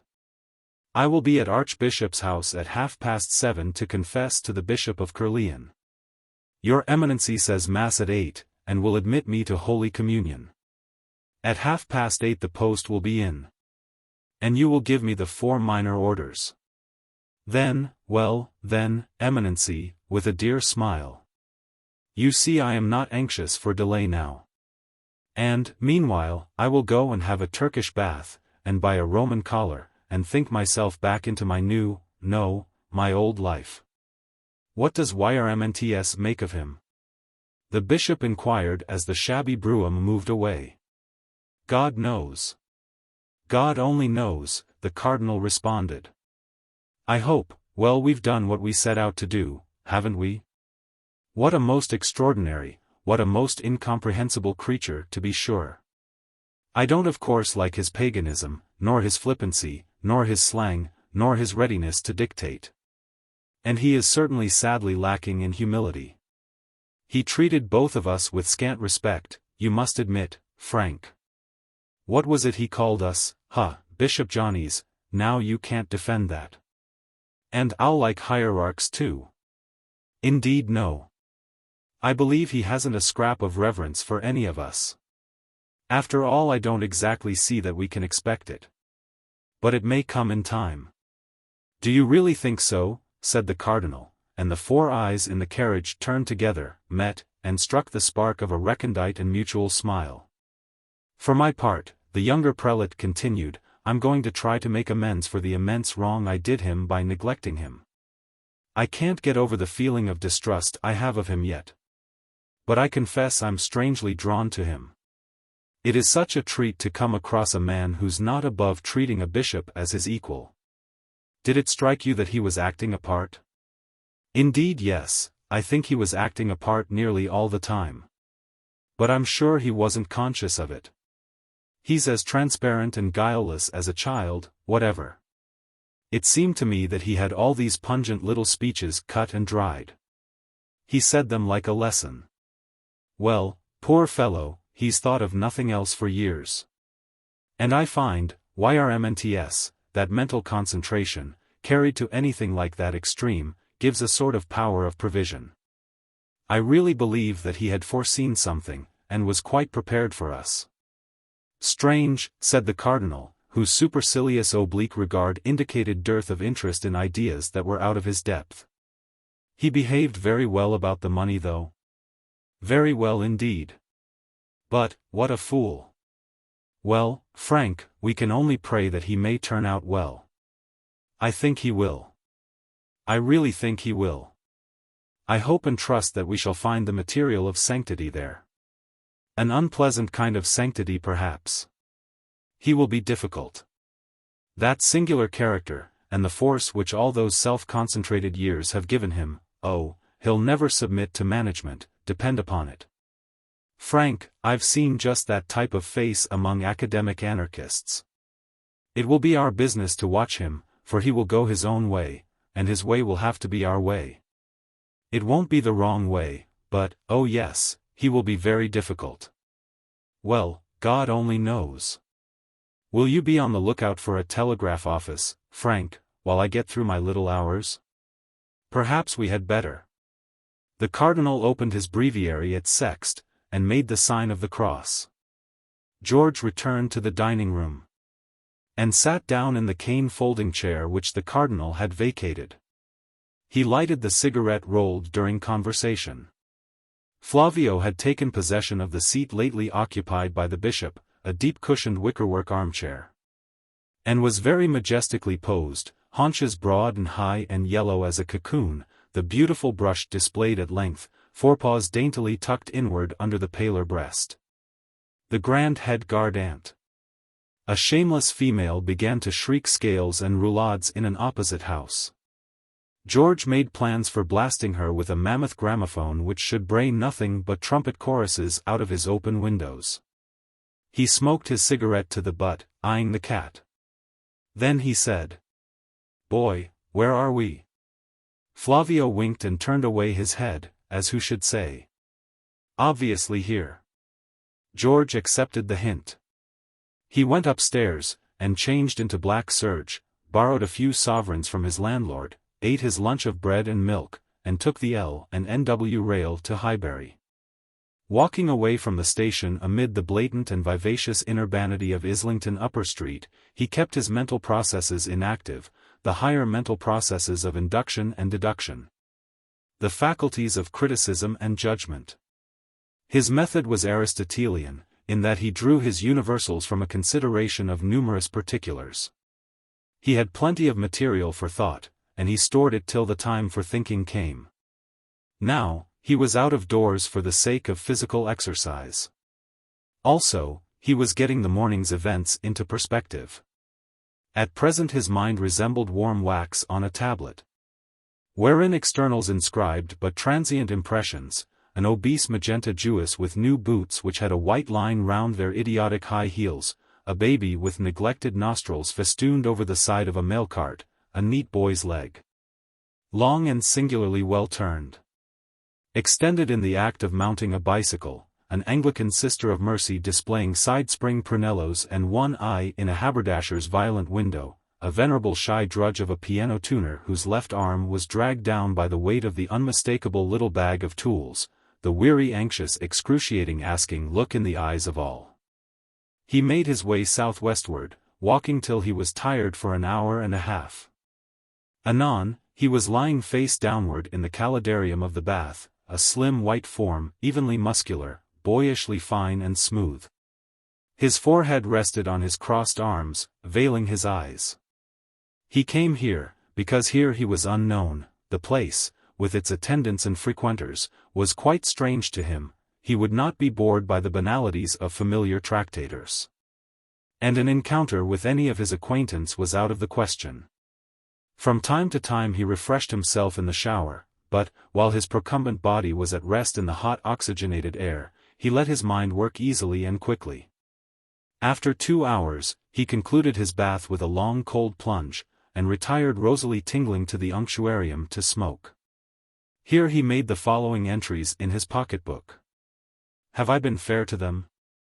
Yes, but unmerciful. N.B. For an act to be really good and meritorious, it must be performed voluntarily and with self-compulsion. What have I gained? A verbal promise of priesthood, and a verbal promise of £5,000. What has he gained? If he's honest, the evacuation of a purulent abscess, the allegiance of a man who wants to be faithful, and perhaps the merit of saving a soul. N.B. There was unwillingness and self-compulsion in him. Why was he so timid? A great part of what I said was gratuitously exasperating. Why did he stand it? What does he know that I don't know? What do I know that he doesn't know? What salient things have I, in my usual manner, left unsaid? Did I say more than enough? Have I given myself away again? Is he honest? What was his real motive? Oh, why did he humiliate himself so? Don't know. Don't know. Don't know. Now what shall I do? Advance one pace. Do ye next thinge? As he was powdering his vaccinated arm with borax before dressing, he said to himself, Go into Berners Street. And buy a gunmetal stock and 24 Roman collars, with a seam down the middle if you can get them. And then go to Scott's and buy a flat hat. The black serge will have to do as it is. If they don't like a jacket, let them dislike it. And then go home and examine your conscience. The bishop locked the parlor door, took the crucifix from the mantel and stood it on the table, kissed the cross embroidered on the little violet stole which he had brought with him, and put it over his shoulders. He sat down rectangularly to the end of the table, his left cheek toward the crucifix, his back to the penitent. George kneeled on the floor by the side of the table, in face of the crucifix, made the sign of the cross, and began. Bless me, O Father, for I have sinned. May the Lord be in thine heart and on thy lips, that thou with truth and with humility mayest confess thy sins, in the name of the Father and of the Son and of the Holy Ghost. Amen.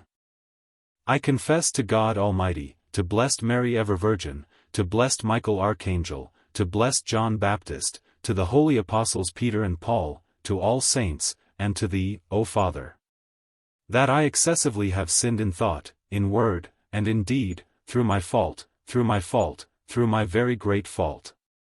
I last confessed 5 days ago, received absolution, performed my penance. Since then I broke the first commandment, once, by being superstitiously silly enough to come downstairs in socks because I accidentally put on my left shoe before my right, twice.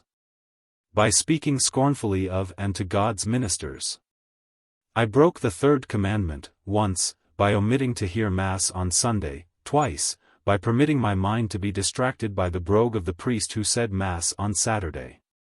I broke the fourth commandment, once, by being pertly pugnacious to my superior, twice, by saying things to grieve him. Was that willful? Partly. But I was annoyed by his manner to me. What had you to complain of in his manner? Sighed. He had used me rather badly, he came to make amends. I took umbrage at what I considered to be the arrogance of his manner. I was wrong. I confess an ebullition of my own critical, intolerant, impatient temper, which I ought to have curbed. Is there anything more on your conscience, my son? Lots. I confess that I have broken the sixth commandment, once, by continuing to read an epigram in the anthology after I had found out that it was obscene. I have broken the eighth commandment, once, by telling a story defamatory of a royal personage now dead. I don't know whether it was true or false, it was a common story, which I had heard. And I ought not to have repeated it. I have broken the third commandment of the Church, once. By eating dripping toast at tea on Friday. I was hungry, it was very nice, I made a good meal of it and couldn't eat any dinner. This was thoughtless at first, then willful. Are you bound to fast this Lent? Yes, Father. Those are all the sins of which I am conscious since my last confession. I should like to make a general confession of the chief sins of my life as well. I am guilty of inattention and half-heartedness in my spiritual exercises. Sometimes I can concentrate upon them, sometimes I allow the most paltry things to distract me. My mind has a twist towards frivolity, towards perversity. I know the saying. And I love and admire it, but I don't control myself as I ought to do. I say my prayers at irregular hours. Sometimes I forget them altogether. How many times a week on an average? Not so often as that, not more than once a month, I think. The same with my office. What office? You haven't that obligation? Well, no, not in a way. But several years ago, when I received the tonsure, I immediately began to say the divine office. Did you make any vow? No, Father, it was one of my private fads. I was awfully anxious to get on to the priesthood as quickly as possible, and, as soon as I was admitted to the clerical estate, I busied myself in acquiring ecclesiastical habits. I wrote the necessary parts of the liturgy on large sheets of paper, and pinned them on my bedroom walls, and I used to learn them by heart while I was dressing. The office was another thing. I said it fairly regularly for about 3 years. Sometimes a bit of nasty vulgar Latin, for which someone merited a swishing, shocked me. And I stopped in the middle of a lection. It generally was a lection, but I never relinquished the practice for more than a day. Circumstances deprived me of my breviary, but I kept a little book of hours, and I went on, saying all but matins and lauds. It wasn't satisfactory, and I had no ordo. And, after a month or 2 I gave it up. Then I began to say the little office, and that is of obligation, because I have made my profession in the Third Order of St. Francis. I added to it the office for the dead to make up a decent quantity. But I have not been regular. The same with my duties. Generally, I go to confession and communion once a week, but sometimes I don't go on the proper days. Sometimes I miss Mass on holidays for absurd reasons. Yes, often. I generally hear Mass every day, and, when I fail, it always is on a holiday. Explain, my son.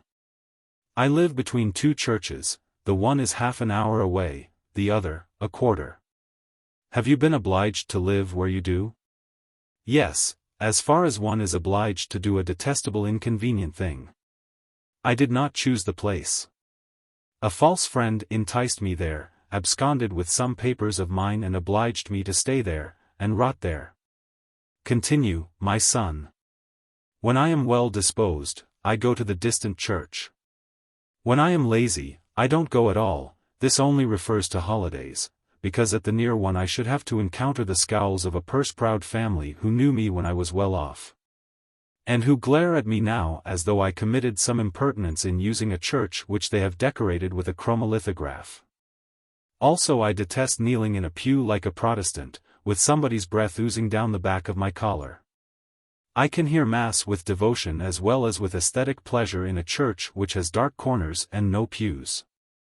I've never seen one in this country where I can be unconscious of the hideous persons and outrageous costumes of the congregation, the appalling substitute for ecclesiastical music, the tawdry insolence of the place, the pretentious demeanor of the ministers. Things like these distract me, and sometimes keep me away altogether. I like to worship my Maker, alone, from a distance, unseen of all save Him. You see, among the laity, I am as a fish out of water, because I am a clerk, whose place is not without but within the cancelli. However, I confess that I habitually more or less am guilty of neglect of duty, on grounds which I know to be fantastic and sensuous and indefensible. I confess that I have used irreverent expletives, such as, "Oh my God," and "damn." Not very often.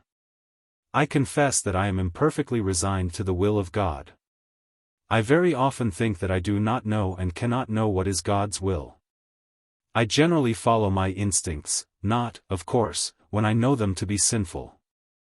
I generally resist those. But, in planning my life, in trial, when I really want to know God's will, I have no test which I can apply to the operations of my intellect.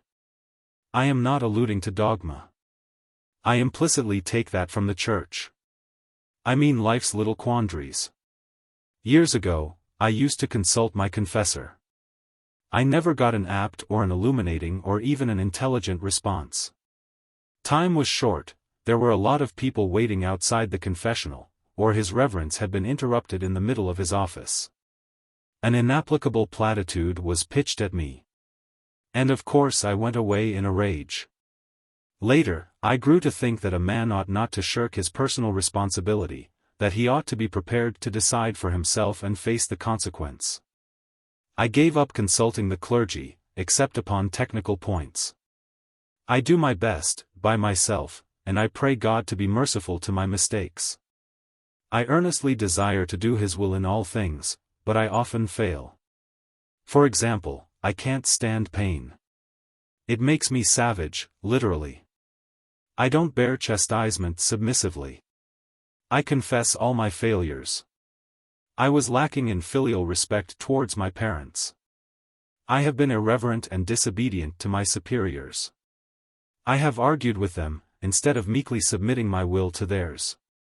I have given them nicknames, labels that stick, that annoy them by revealing mental and corporeal characteristics of which they are not proud. For example, I said that the violet legs of my college rector were formed like little Jacobean communion rails, and I nicknamed a certain domestic prelate the Greek for muddy mind, beta omicron rho theta upsilon mu omicron. I haven't done these things out of really vicious wanton cruelty, but out of pride in my own powers of penetration and perception, or out of culpable frivolity.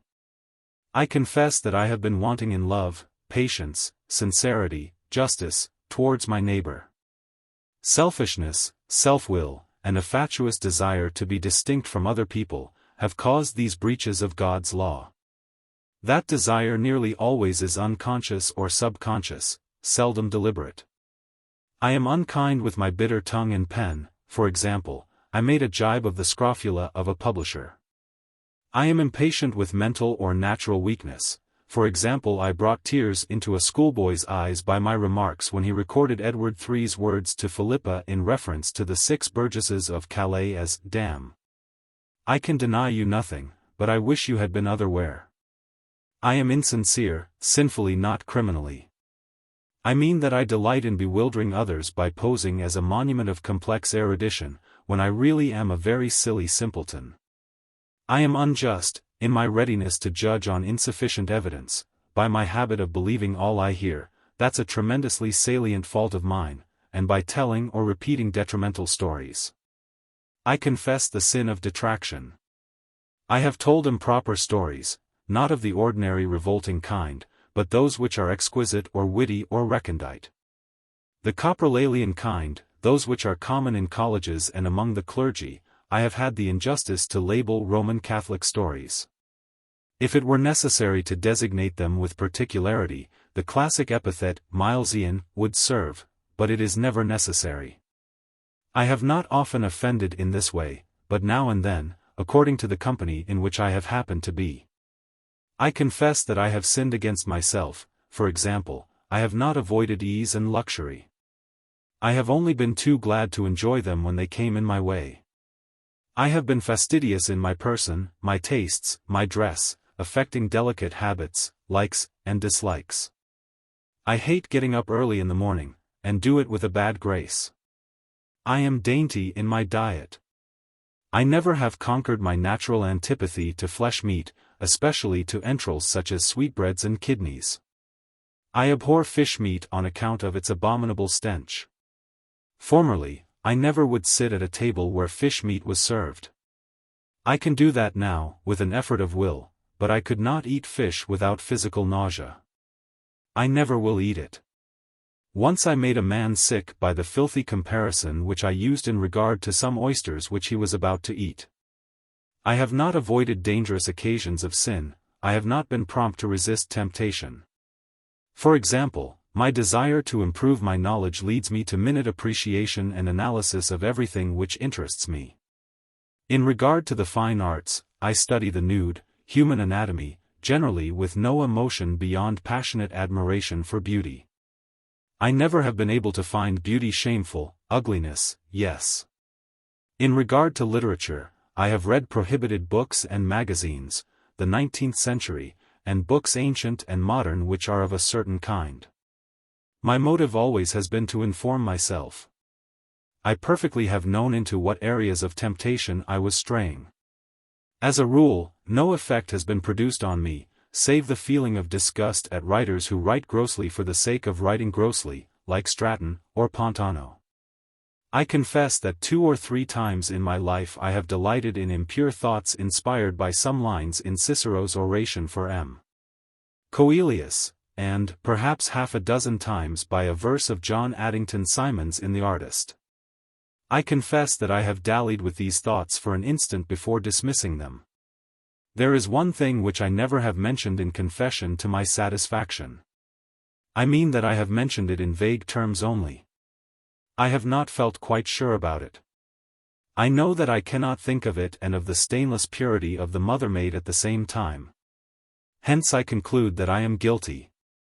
Relieve your mind, my son. About 14 years ago, I dined with a woman whose husband was a great friend of mine. Her 2 children dined with us, a girl of 15, a boy of 13. Her husband was away on business for a few months. Soon after dinner, she sent the children to bed. A few minutes later she went to say good night to them. She was an excellent mother. I remained in the drawing room. When she returned, I was standing to take my departure. As she entered, she closed the door and switched off the electric light. I instinctively struck a match. She laughed, apologizing for being absent-minded. I said the usual polite idioms and went away. A fortnight later, I dined there again by invitation. All went on as before, but this time, when she came back from saying good night to the children, she was wearing a violet flannel dressing gown. I said nothing at all, and instantly left her. Afterwards, I gave her the cut direct in the street. I never have spoken to her since. Her husband was a good man, a martyr, and I immensely admired him. He died a few years later. I have no feeling for her except detestation. She was wickedly ugly. Vague thoughts ensued from these incidents. Thoughts not connected with her but with some sensuous idea, some phasma of my imagination. They never were more than thoughts. I think that I must have delighted in them, because they returned to me perhaps 12 or 14 times in as many years. I confess these sins of thought. Also, I think that I ought to confess myself lacking in alacrity after the first switching off of the electric light, and that I never ought to have remained alone with that woman again. I was ridiculously dense, for, only after the second event, did I see what the first had portended. I confess that I have not kept my senses in proper custody. I place no restraint whatever upon sight, hearing, taste, smell, touch, except in so far as my natural sympathies or antipathies direct me. I cultivate them and refine them and sharpen them, but never mortify them. I hardly ever practice self-denial. Even when I do, I catch myself extracting elements of aesthetic enjoyment from it. For example, I was present at the amputation of a leg. Under anesthetics, directly the saw touched the marrow of the thigh bone, the other leg began to kick. I was next to it. And the surgeon told me to hold it still. It was ghastly, but I did. And then I actually caught myself admiring the exquisite silky texture of human skin. Father, I am my master's most unfaithful servant. I am a very sorry Christian. I confess all these sins, all the sins which I cannot remember, all the sins of my life. I implore pardon of God. And from thee, O Father, penance and absolution. Therefore I beseech Blessed Mary Ever Virgin, blessed Michael Archangel, blessed John Baptist, the holy apostles Peter and Paul, all saints, and thee, O Father, to pray for me to the Lord our God. My son, do you love God? From silence, tardily the response emerged, I don't know. I really don't know. He is delta eta mu iota omicron upsilon rho gamma omicron, maker of the world to me. He is tau omicron gamma alpha theta omicron nu to me, truth and righteousness and beauty. He is pi alpha nu alpha xi, Lord of all to me. He is first. He is last. He is perfect. He is supreme. I believe in God, the Father Almighty. I believe in God the Son, Redeemer of the world. I believe in God the Holy Ghost, the Lord, the Life-Giver, one God in Trinity and Trinity in unity. I absolutely believe in Him. There isn't in my mind the slightest shade of a question about Him. I unconditionally trust Him. I am not afraid of Him, because I can't think of Him as anything but righteous and merciful. To think otherwise would be both absurd and unfair to myself. And I'm quite sure that I'm ready and willing and delighted to make any kind of sacrifice for Him. I don't know why. So far, I clearly see. Then, in my mind, there comes a great gap, filled with fog. Do you love your neighbor? No, I frankly detest him, and her. Let me explain. Most people are repulsive to me, because they are ugly in person, more, because they are ugly in manner, many, because they are ugly in mind. Not that I never met people different to these. I have. People have occurred to me with whom I should like to be in sympathy. But I have been unable to get near enough to them. I seem to be a thing apart. I can't understand my neighbor. What satisfies him does not satisfy me. Once I induced a young lover to let me read his love letters. He brought them every day for a week. His love had appeared to be a perfect idyll, pure and lovely as a flower. Well, I never read such rot in my life, simply categories of features and infantile gibberish done in the style of a housemaid's novelette. It made me sick. This kind of thing annoys me, terrifies me. You see, I want to understand my neighbor in order to love him. But I don't think I know what love is. But I want to, badly. Do you love yourself? Father, do you mean the essence of me, or the form? Yourself? Well, of course I look after my body, and cultivate my mind. I'm afraid I don't pay enough attention to my soul. I certainly don't admire my person. That's all wrong. I can pick out 100 deviations from the canon of proportion in it. Lysippus would have had a fit. And the tint is not quite pure. I make the best of it, but I don't think it matters much. As for my mind, I suppose I'm clever in a way, compared with other people, but I'm not half as clever as I'm supposed to be, or as I should like to be. In fact, I'm rather more of a stupid ignoramus than otherwise. Naturally I stick up for myself, when I care to, against others, but, to myself, I despise myself. Oh, I'm not interesting. On the whole, I think that I despise myself, body, mind, and soul. If I thought that they would be any good to anyone else, I'd throw them away tomorrow, if I could do it neatly and tidily and completely and with no one there to make remarks. They're no particular pleasure to me. My son, tell me what would give you pleasure. Nothing. Father, I'm tired. Really nothing, except to flee away and be at rest. My son, that is actually the longing of your soul for God whatever. Cultivate that longing, oh cultivate it with all your powers.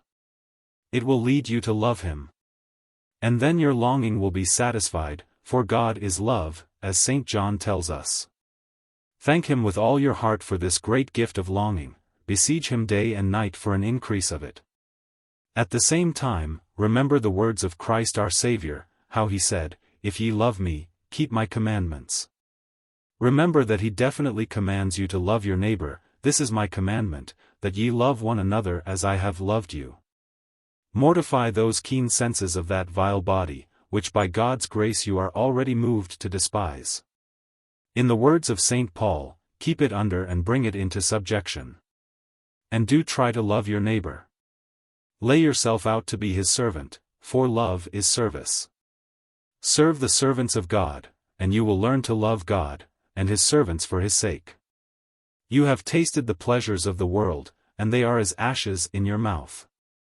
You say that there is nothing to give you pleasure. That is a good sign. Cultivate that detachment from the world which is but for a moment and then passeth away. In the tremendous dignity to which you are about to be called, the dignity of the priesthood, be ever mindful of the vanity of worldly things. As a priest, you will be subject to fiercer temptations than those which assault you now. Brace up the great natural strength of your will to resist them. Continue to despise yourself. Begin to love your neighbor. Continue, yes, continue, unconsciously, but soon consciously, to love God. My son, the key to all your difficulties, present and to come, is love. For your penance you will say, well, the penance for minor orders is rather long. For your penance you will say the divine praises with the celebrant after Mass. Now renew your sorrow for all your past sins, and say after me. O my God, because by my sins I have deserved hell, and have lost my claim to heaven, I am truly sorry that I have offended Thee, and I firmly resolve, by Thy grace, to avoid sin for the time to come. O my God, because Thou art infinitely good, and most worthy of all love, I grieve from my heart for having sinned against Thee, and I purpose, by Thy grace, never more to offend Thee for the time to come. Ego te absolvo in nomine Patris et Filii et Spiritus Sancti. Amen. Go in peace and pray for me. When, a couple of hours later, George actually found himself doorkeeper, reader, exorcist, and acolyth, he noted also with some exasperation that he was in his usual nasty morning temper. He sat down to breakfast with the cardinal and the bishop in anything but a cheerful frame of mind. They had said a few civil kind-like words to him after the ceremonies, ad multos annos, and a sixpenny rosary emanated from his new ordinary, but, in the refectory, They left him to himself while they ate their eggs and bacon, discussing the news of the day. He chose a cup of coffee, and soaked some fingers of toast in it. His idea was to bring himself into harmony with his novel environment. Environment meant so much to him. Now, he no longer was an irresponsible vagrant atom, floating in the void at his own will, or driven into the wilderness by some irresistible human cyclone, but an officer of a potent corporation. Subject to rule, a man under authority. His pose was to be as simple and innocuous as possible, alertly to wait for orders. And, at the present moment, to win a merit from a contemplation of the honor which was his in being received as a guest at the cardinalitial table. He turned his head to the left, wondering whether mere accident had placed him at His Eminency's right hand where the light from the window fell full upon him. He studied the singularly distinct features of his diocesan, who was reading from the times of the outbreak of revolution in France, where General André's army reforms of 1902. The blatant scandalous venality of Combes and Pelletan, and the influence of that frightful society of schoolboys called Les Frères de la Côte, had thrown the military power into the hands of Jouars and his anarchists, revived the Commune, and broken off diplomatic relations with the powers. Dreadful. His Eminency feared that he would be obliged to return to Rome by the sea route, unless, perhaps, he could go comfortably through Germany. Oh, very dreadful. George listened, regretting that he had not the paper and a cigarette all to himself, but the coffee was not bad, and the ponderous irritation of his matutinal headache was disappearing. He took another cup.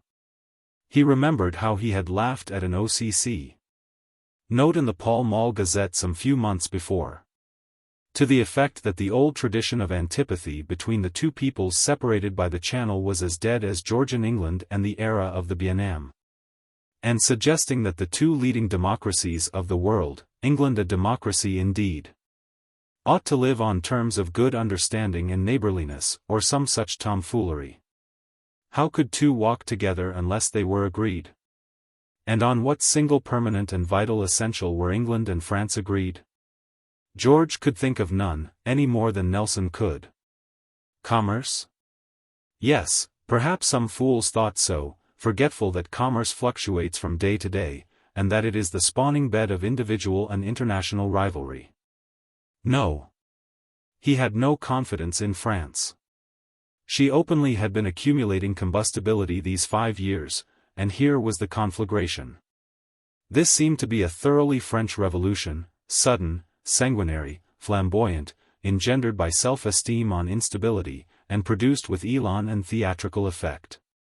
Brisk and prompt to war, soft and not in the least able to resist calamity, fickle in catching at schemes, and always striving after novelties, French characteristics remained unaltered 20 centuries after Julius Caesar made a note of them for all time. George detected himself in the very act of affixing a label to a nation. He brought down his will with a thud on his critical faculty. The bishop looked at the cardinal, suggesting that Mr.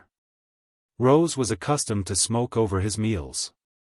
"Don't you find it bad for the digestion?" the cardinal inquired in the tone of an archbishop to an acolyth.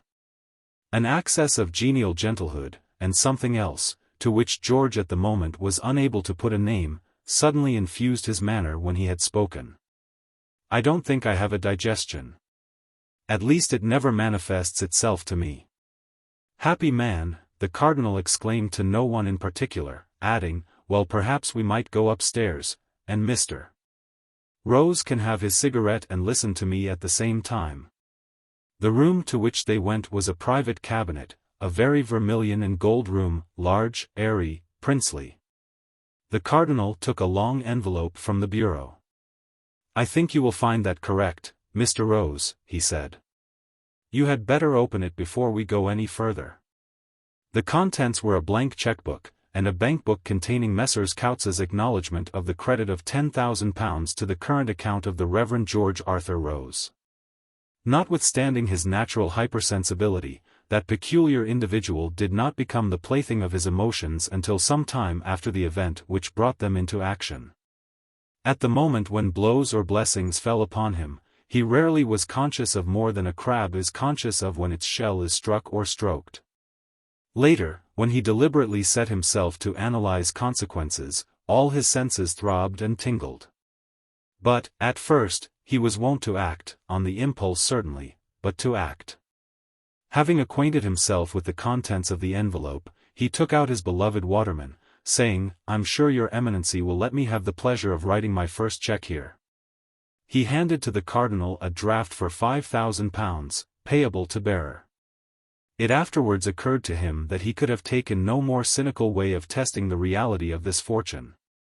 He felt ashamed of himself, for he hated cynicism. The act itself merely was the act of a man awakening from a vivid dream and automatically doing what he had resolved, before falling asleep, to do. In effect, it was by way of being a pinch of a kind to himself. There was no doubt whatever but that it was a pinch of another kind to the Cardinal. Followed alternately disclaimers, stolidity, embarrassment, humility, unction. The cheque went into the bureau, the chequebook and the bankbook into the pocket of George's jacket. And now, what was the extent of his theological studies? His general knowledge of course was unexceptional, but special, knowledge theology? Well, in dogma he had done the treatises, on grace, a very difficult treatise, Mr. Rose, and, on the church, a very important treatise, Mr. Rose.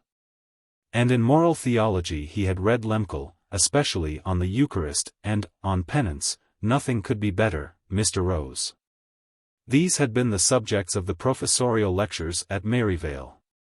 During the years which had elapsed since then, he had read them again and again, until he thought he had them at his fingers' ends. As for Cardinal Franzelin's De Ecclesia, that was the Maryvale textbook, he found it one of the most fascinating books in the world. In fact, it was a regular bedside book of his, and by this time he knew it by heart. Being a man of letters, of course he would like to enlarge it a little, to put a gloss upon it here and there, perhaps even to expand the thesis at certain points. St. Augustine's Enchiridion was another favorite book. And St. Anselm's Cur Deus Homo was another. His reading was extensive and curious, but, sad to say, desultory and unsystematic, because undirected. He had read the standard works as a matter of duty, but he had made a far more exhaustive study of obscure writers. The occult, white magic bien intendu, was intensely interesting, the book on demoniality by Father Sinistrari of Amino, for example. Perhaps it would be desirable for him to tabulate the sum of his studies, that his Eminency might decide whether to have him examined in those or to submit him to a fresh course. Quite unnecessary, Mr. Rose. And now touching the matter of ceremonial. He had made a point of mastering Martinuxi, practice as well as theory. It was astonishing what a lot could be done with a guidebook, a few household implements, and imagination. He was aware that he had practiced under difficulties, but a few rehearsals beneath the eye of an expert. And canon law? Nothing at all. Well, just those few treatises in dogmatic and moral theology in particular, and a large amount of random reading in general. Of course the grace of God can supply all our deficiencies. I myself, things which are hidden from the wise and prudent ofttimes are revealed unto, oh yes. Well, Mr. Rose, it is not a large, or, humanly speaking, an adequate equipment for the priesthood, certainly. But we must consider the years which you have waited. Yes. Well, perhaps we had better waste no more time now.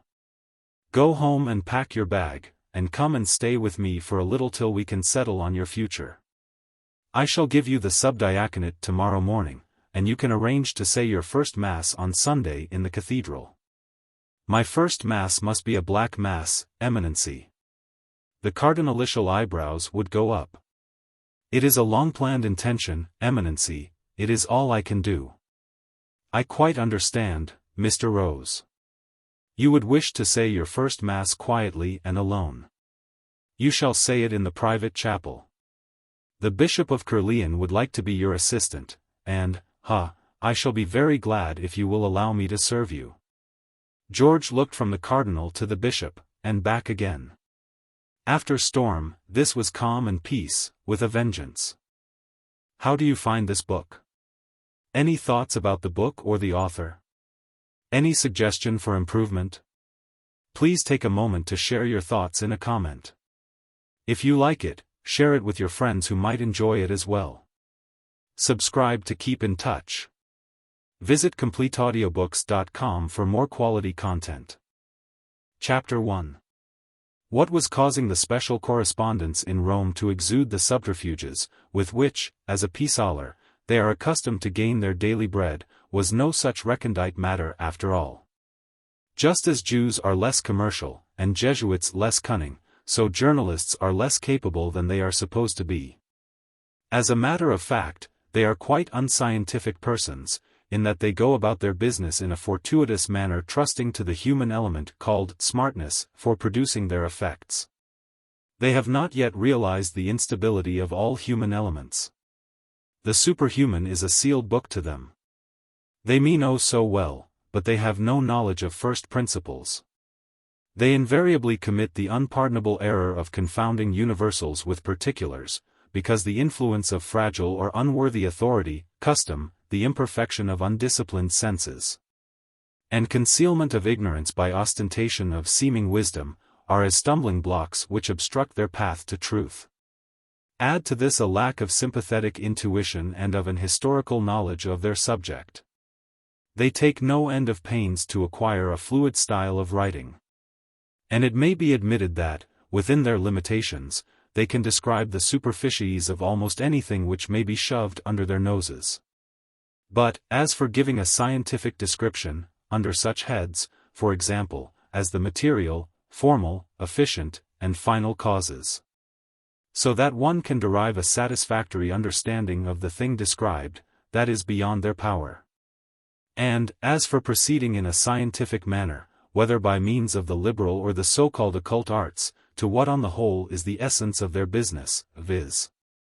the collection of news, why Sir not yet Apers young men, or Sir Uriah Tepidal's criminal investigators, or the earnest exiles who fill the daily anagraph with food for literary lionlets and Roman Catholic clergy and nonconforming philanthropists, have no such adequate ideal of their branch of literature.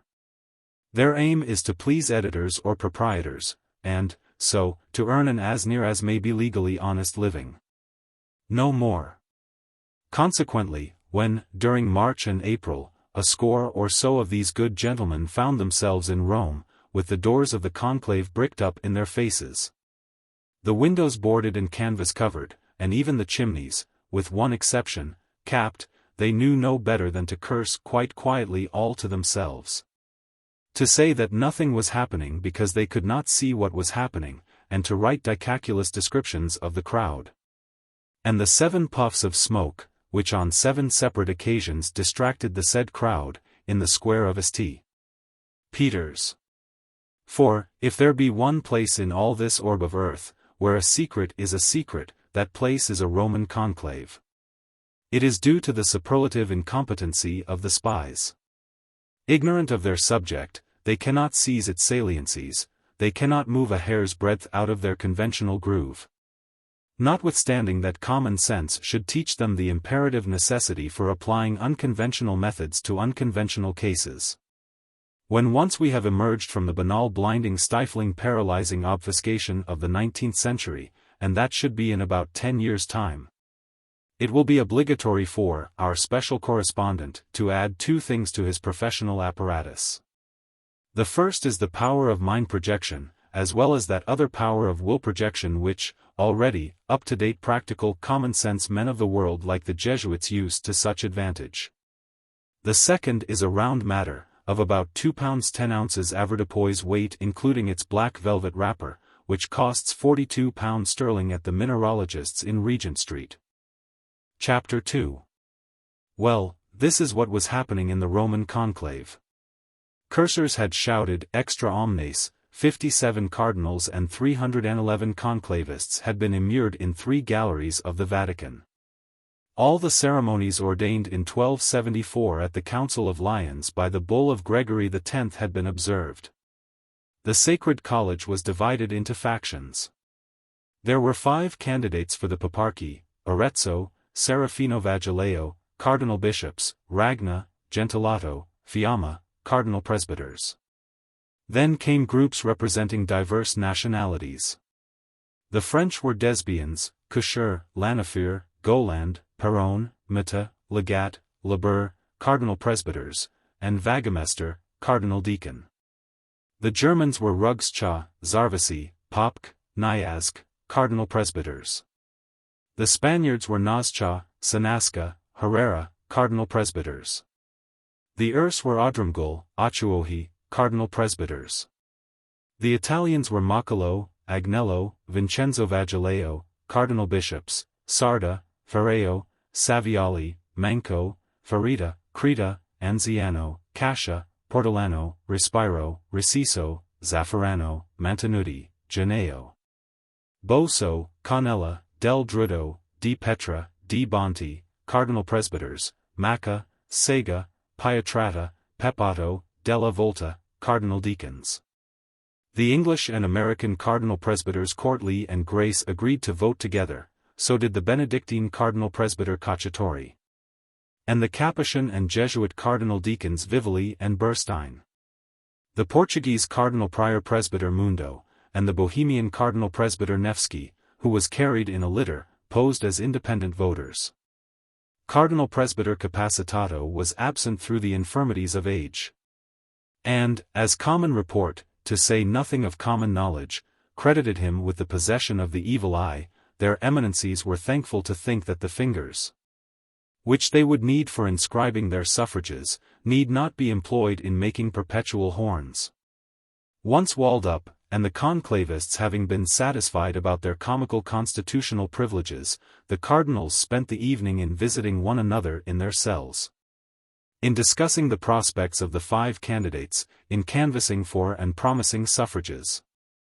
The 5 themselves were divided into 2 parties which Ferreo, who was a bit of a wag, denominated in an abstruse jest the Snarlers and the Mewers. A Roman tradition alleges that the letter R, the littera canina, exercises an indefinable influence over an election, in that it occurs in the family names of alternate pontiffs. Others declared this tradition to be grounded upon no more sure warranty than old wives' fables, anicularum lucubrations. Serafino Vagileo, Gentilato, Fiamma, gave expression to that theory. Circumlocution aside, there was little to choose between the 5. Luigi Arezzo was cardinal bishop, dean of the Sacred College, chamberlain of the Holy Roman Church. Mariano Ragna was secretary of state. Serafino Vagileo had been the favorite of a pontiff who had had all the world from which to choose.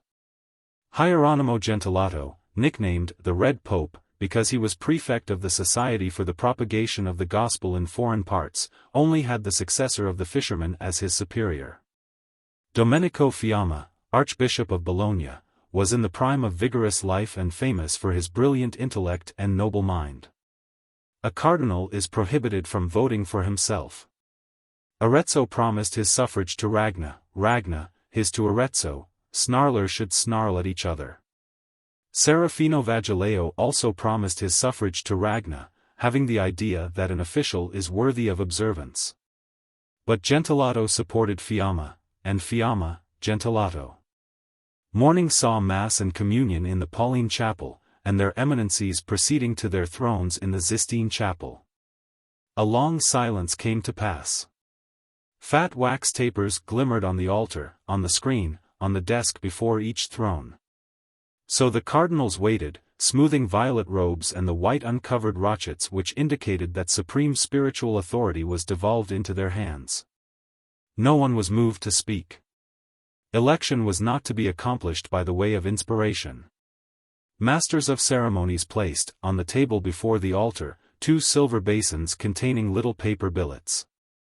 The names of the 57 cardinals were written each on a little snip of parchment. The snips, rolled up, were tucked in holes in 57 lead balls. The balls were dropped into a huge violet burse, one by one, counted by the electors. The burse was well shaken, and Vagamester drew out 3. The first bore the name Maccolo, the second, Popk, the third Herrera. Thus were elected the cardinal scrutators. In turn, each cardinal provided himself with a blank billet from the silver basins, retired to his desk, and set about recording his suffrage. At the top of the billet, he wrote, "I, Cardinal," and his name, folded it over, sealed it at each side. At the bottom he wrote his motto, folded it over, sealed it at each side. In the middle, he wrote, "Elect to the Supreme Pontificate the Most Reverend Lord my Lord Cardinal," and the name of the candidate to whom he gave his suffrage. Scratching of quills, splashing of scattered pounce, punctuated momentous silence. In obedience to the bull of Gregory X, some made efforts to disguise their script. The results were hideous. Last, all folded their billets to about the breadth of an inch. And, in turn, each cardinal approached the altar, alone, holding his suffrage at arm's length between the index and middle fingers of his right hand, bent his knee, rising, swore, "I attest before Christ, who is to be my judge, that I choose him whom I think fittest to be chosen if it be according to God's will." A great gold chalice covered by a paten stood on the altar. Each cardinal laid his suffrage on the paten, tipped it until the suffrage slid into the chalice, replaced the paten, and returned to his throne. Cardinal Scrutator Machilo took the chalice by the foot, placed one hand on the paten, and shook, thoroughly to mix the suffrages. The Cardinal Dean, the Cardinal Prior Priest, and the Cardinal Archdeacon brought down the chalice to the table from which the billet basins now had been removed. A ciborium stood there. The three scrutators sat at one side of the table in face of the Sacred College. Herrera counted the suffrages, one by one, from the chalice into the ciborium. There were 57. A grateful sigh went up. A hitch would have invalidated the scrutiny, giving their eminencies the pains of voting and sealing and swearing over again. Machilo drew out one suffrage, unfolded it without violating the sealed ends, discovered the name of the candidate to whom the vote was given, and passed it to Popke, who also looked at the name. And passed it to Herrera, who read the name aloud. Each cardinal had on his desk a printed list of the Sacred College. The names ran down the middle of the sheets. To right and left were horizontal lines on which a tally of the votes was kept. As Herrera published the names, he filed each billet, piercing the word "elect" with a needle through which a skein of violet silk was threaded. When all were filed, he tied a knot in the silk, and laid the bunch of suffrages on the altar. The way of scrutiny at first produced the usual result. The 57 suffrages were so evenly distributed among the 5 candidates that no one was elected. Arezzo had 8, viz. Ragna, Machilo, Agnello, Manco, Sarda, Macca, Peppato, Di Petra. Ragna had 13, viz. Arezzo, Serafino Vagileo, Cacciatori, Vivoli, Burstein, Nazca, Sanasca, Herrera, Farita, Pietrata, Boso, Sega, Canella. Serafino Vagileo had 11, viz. His brother Vincenzo, Rugscha, Zarvasi, Popke, Niazc, Janeo, Cascia, Anziano, Portolano, Creta, Di Bonti. Gentilato had 12, viz. Fiamma, Desbians, Couture, Lanifere, Goland, Mata, Legat, Perrone, Labur, Vagamester, Zaffarano, Mantenuti. Fiamma had 13, viz. Gentilato, Courtly, Grace, Adramgul, Achuohi, Saviali, Della Volta, Del Drudo, Respiro, Reciso, Nevsky, Ferreo, Mundo. The way of access showed that all still were of the same opinion, and that each expected the others to change theirs. A bundle of straw in the stove, the files of pierced suffrages laid thereon, and fire applied, produced the puff of smoke from the chimney in the square of St. Peter's which announced that the Lord God had sent no pope to Rome that morning. The cardinals went to dine in their separate cells. After siesta and before prayers those who could walk took exercise in the galleries, others read the daily office with their chaplains. There was conversation, canvassing. In the evening, they sang Veni Creator and went to work again. Arezzo gained Anziano and Portolano, raising his total to 10.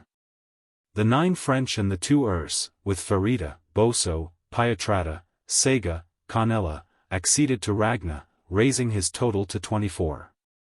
Serafino Vagileo kept but 5 supporters, viz. his brother and the 4 Germans. Gentilato lost the 9 French, but gained Geneo, Di Bonti, Cascia, Creta, bringing his total to 7. The defection of the 2 Urs reduced Fiamma's adherents to 11. And once more the puff of smoke emptied the square of St. Peter's. Private conferences occupied time, candles burned late into the night. Violet silk robes susurrated between violet serge curtains everywhere. There were colloquies, hints, exhortations, arguments, promises dictated, suggested, given. Ragna took the opinion of his friends concerning a commodious pontifical name. Vivalli offered him Formosus II and a pinch of Capuchin snuff out of the pages of his breviary, but Berstein preferred Aloysius I. The Secretary of State would bear both in mind. Cohesion in Klotz began. The French, Germans, Spaniards, and Urs, already were united in 4 groups. What the leader of each group would do, the 9, the 4, the 3, and the 2 would do. By demonstrating that cardinal deacons occasionally were raised to titles, or suburban sees, by popes whom they had elected, Cardinal Archdeacon Macca collected a little diaconal fraction of 4. Himself, Pietrati, Sega, and Peppato. 10 Italians, viz. Canella, Manco, Di Petra, Ferita, Creta, Cascia, Geneo, Di Bonti, Sarda, Boso, agreed to vote together. Mundo refused to join the Spaniards. And Nevsky, the Germans, on account of sundry events in Poland.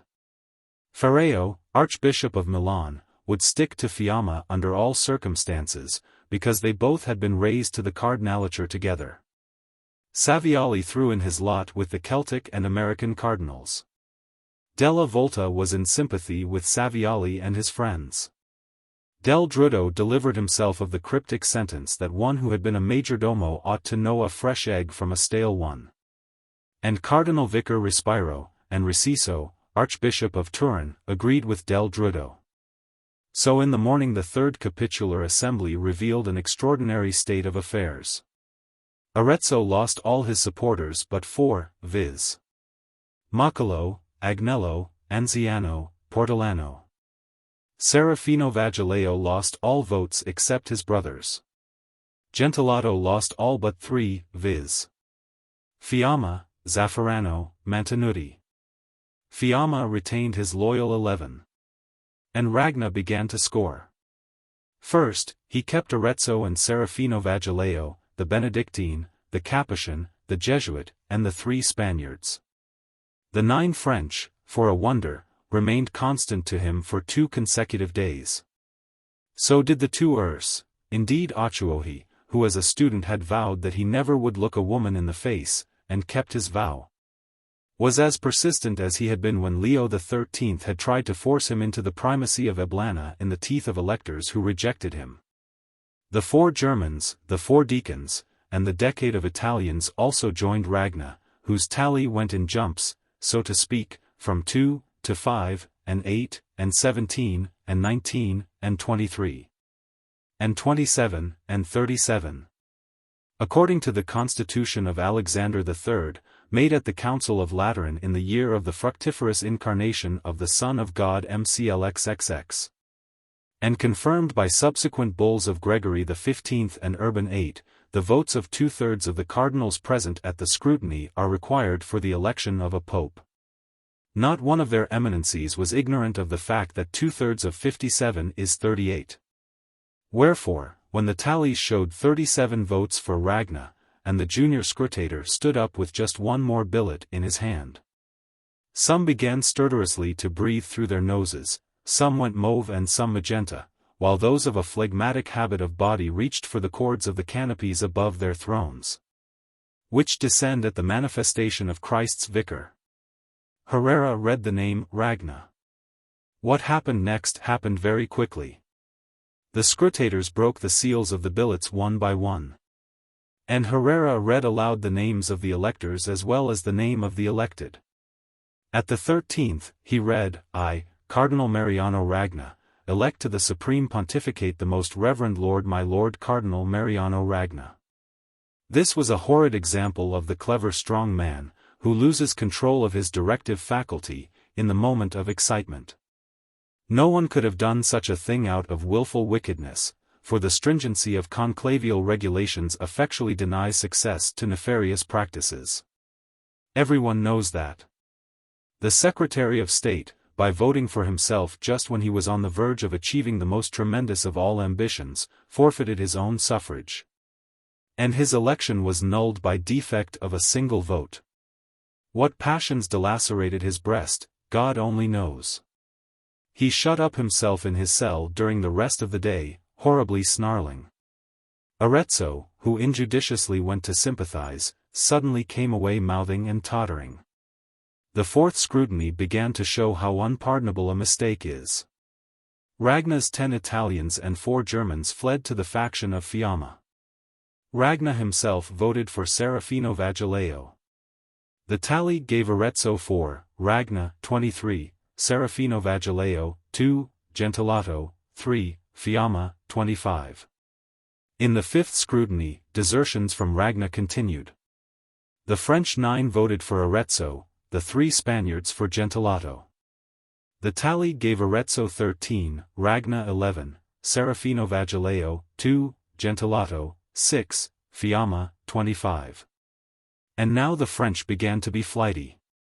In the sixth scrutiny, they were seen to have dashed from Arezzo to Gentilato, making the tally of Arezzo 4, of Ragna 11, of Serafino Vagileo 2, of Gentilato 15, of Fiamma 25. Little suburban boys formerly used to satiate their emotions with a frenetic and turbulent pastime called general post. The seventh scrutiny indicated a conclavial propensity for a verisimilar species of energetic dissipation. The 4 cardinal deacons, evidently despairing of Ragna, left him. So did the 2 Ers cardinal presbyters. The diaconate went over to Gentilato, who lost the French to Serafino Vagileo. The Ers voted for the cardinal chamberlain. The 7th puff of smoke from the chimney in the square of St. Peter's was caused by the burning of 57 suffrages allotted thus, Arezzo 6, Ragna 5, Serafino Vagileo 11, Gentilato 10, Fiamma 25. Confabulations, to say naught of protocols, became the order of the day and night. No new candidate was forthcoming. The 5 candidates flatly refused to retire, or to alter the disposition of their suffrages. Maccolo, Agnello, Anziano, Portolano, refused to desert Arezzo. Zaffarano and Mantenuti refused to abandon Gentilato. Vincenzo Vagileo refused to be false to his brother. The Benedictine, the Capuchin, and the Jesuit, refused to forsake Ragna. Fiamma's stalwart 25 excited disgust. Ringed and middle fingers were protruded at it.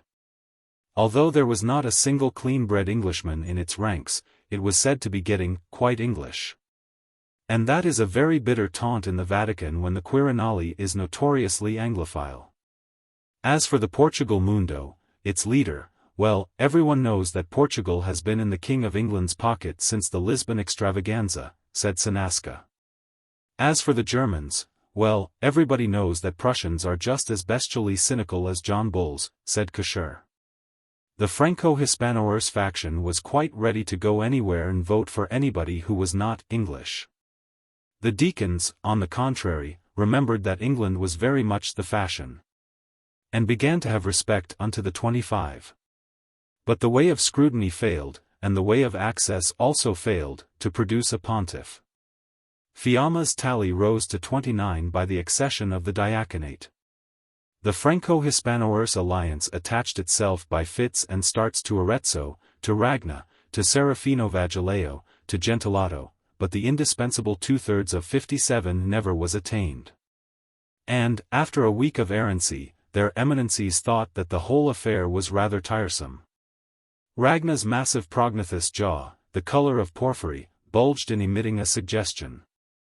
As the college seemed unlikely to come to any agreement, why not elect an old man, who, in the course of nature, only could live a year or two?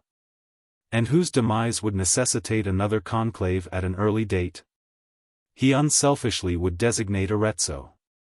There, for example, was a cardinal to whom the paparchy was by way of being owed since 1878, when he actually had lost it to Leo. Let Arezzo now be elected. And, during his brief pontificature, let the most eminent lords devote their energies towards arrangements for giving him a generous, glorious and enlightened successor, who, in this reactionary age, was experienced in all the devious subtleties of secular diplomacy, and who was under 65 years old. The Sacred College rejected the bare idea. What? Elect a pope who, out of sheer personal antipathy, would make it his business to annul the policy of Leo? What? Elect a pope who had spent more than a quarter of a century in composing and reciting litanies of complaints against Leo's management of the Church? What? Elect a pope who had proved himself to be purely barbarian by the ferocity of his ritual tapping on the forehead of the dead Leo? De meliora. Ragna adroitly disclaimed a personal predilection for Arezzo. That idea was dismissed. Then what, was the general question. The way of compromise, coud Vincenzo Vagileo. There was another capitular session in the Sistine Chapel. By means of the snips of parchment, the lead balls, the huge violet burse, 9 cardinals were chosen by lot and appointed as cardinal compromissaries. Singularly enough, they were Courtly, Mundo, Fiamma, Grace, Ferreo, Saviali, Nevsky, Gentilato, and Della Volta. The college executed a compromise in writing, no one contradicting or opposing it, whereby these 9 were invested with absolute power and faculty to make provision of a pastor for the Holy Roman Church. The compromissaries conferred. To begin with, they mutually protested that they would not be understood to give their consent by all sorts of words or expressions which might fall from them in the heat of debate, unless they expressly set the same down in writing. Then, they looked whole inquisitions one at another, saying nothing. And, after half an hour they adjourned till the morrow, gathered up their trains, and swept each to his separate cell. Stupid conclavists tried to read their expressions. As well try to find out his thoughts from the sole of his unworn shoe as from the face of a cardinal. The cardinalitial mask is as superior, in impenetrable pachydermatosity, to that of the proverbial public schoolboy, as is the cuticle of a crocodile to that of Pulex irritans. The task of the compromissaries was too onerous to be begun until a chaos of ideas had been set in order. Gentilato and Fiamma paced up and down the galleries together. Acceptance of their present office had nullified their chances of the triple crown. Either would have worn that gladly and well, neither was inclined to struggle for it. The scrutinies dreadfully had annoyed their dignity, the pure and gentle dignity of Gentilato, the radiant opulent dignity of Fiamma. To have escaped from the sweaty turmoil of competition satisfied them. Ferreo joined them in their perambulation, joined his ideas and sympathies to theirs. Mundo paid a visit to Courtly, and heard his confession. The Cardinal of Pimlico had no use for the conclavial confessor, who was a Jesuit. Nevsky, pallid and wan, tried a little walk by the aid of the arm of Della Volta, and afterwards, those two said matins and lauds together. Saviali sat out the evening in Grace's cell, chatting about the Monroe doctrine. Courtly sat alone in his cell, his hands were on the arms of his chair, his gaze was fixed on the flame of the candle. His thoughts whirled, eddied, and were still. He fell asleep. His brother, who was his chaplain, peered through the violet curtains, inquiring his needs. He needed nothing, perhaps he would do a little writing before saying his night prayers. Monsignor John placed a dispatch box on the table, a couple of new candles on the prickets, and retired. Anon, His Eminency opened the box with a miniature gold key hinged to the underside of the bezel of his cameo ring, and meditatively turned over and over his archiepiscopal correspondence. One packet of letters seemed to fascinate him. He held it in his hands for a long time, fixedly regarding it. He untied the vermilion ribbon, and began to read. He had read these letters before, just before he entered the conclave. He would read them again now. Reading helps thought. It is as a strong arm supporting feeble steps, it is as the pinions upon which thought can fly, or it is inspiration. Cardinal Courtly read a dozen pages or so. Then he sat with his chin in his hand, gazing again at the candle flame. His thoughts were flying. They were quite personal, quite unconnected with his present situation or his present office. Arezzo, Ragna, and Serafino Vagileo engaged the compromissaries in conversations wherever they met them, in doorways. On promenades, quite often they called to make perfectly certain that they lacked no conveniences in their cells. Morning and evening conferences were occupied by long discussions on the merits of the 3 remaining candidates, and of the other 45 cardinals. The predilections of the powers were passed in review. The ambassador of the emperor had notified that Austria would look favorably upon Rugschach. But to think of that old man, born in 1818, nearly 90 years old, oh, quite impossible. The siege of Peter needed no more senility, but rather jouvence. Old men were so obstinate, much more obstinate than headstrong youth. The ambassador of the Catholic king had urged the claims of the Archbishop of Compostela. True, that one was not so old, but 80 years and 10, is it not the psalmist's limit? And did any of their eminencies desire to assist at another conclave, say, within the next 5 years? Their eminencies had had enough of conclaves to last them for the span of their mortal lives. The French ambassador had made no recommendation, seeing that the Commune had recalled him, torn him out of the train at Modane on the French frontier and sliced him in pieces. Portugal had plumped for Mundo, who declared himself unwilling to accept, and as compromissary incapable of accepting, the paparchy. Italy, well, Italy. A geographical expression, no more. Now then the others. The German Emperor? His Majesty had nominated Courtly. Now why? The Cardinal of Pimlico, smiling, really did not know. He was much obliged, he was sure. Perhaps the young man thought that, by nominating one of his own uncle's subjects, and a very unworthy one, he would induce his said uncle to return the compliment and nominate a German. And would the uncle so oblige? Courtly thought not. The aforesaid uncle was quite as self-willed as, and infinitely more tactful than, and the last person in the world to let his leg be pulled by, his imperial nephew. Well then, what was the King of England's attitude? Courtly did not know, but he believed, indeed he had had it from Mr. Chamberlain, yes, and the Lord Chamberlain said? Not the Lord Chamberlain, Mr. Chamberlain, the Prime Minister, had said that His Majesty was not by way of meddling with matters which did not concern him. The compromissaries pronounced the King of England's conduct to be most observable. And the Cardinal of Pimlico added that in any case he, as a compromissary, was ineligible, while the Cardinal of Baltimore calculated that America also would stand out of this deal. A definite decision evaded capture. Satisfaction seemed to be such a very long way up in the air. Not one of the 9 was sensible of an overwhelming irresistible impulse to select any particular individual as Pope. That is such an invidious undertaking, the spirit faints at its immensity. But the compromissaries subconsciously were drawing near and nearer to each other, and away from the rest, who, in their turn cohered in curiosity. The 4th conference was an unusually futile one. Mundo frankly and abruptly stated his conviction that the Lord God was not intending himself to take a vicegerent out of the sacred college, whereat their eminencies laughed. And adjourned, conversing of other and secular affairs. Courtly went out on Della Volta's arm. Eminency, he said, I have known you now for nearly 20 years, and, whenever I see you, I always fancy that I have met you somewhere in other circumstances. You have never been in London? I thought not. And I suppose you haven't what they call a double? I don't mean that your type is common. Far from it.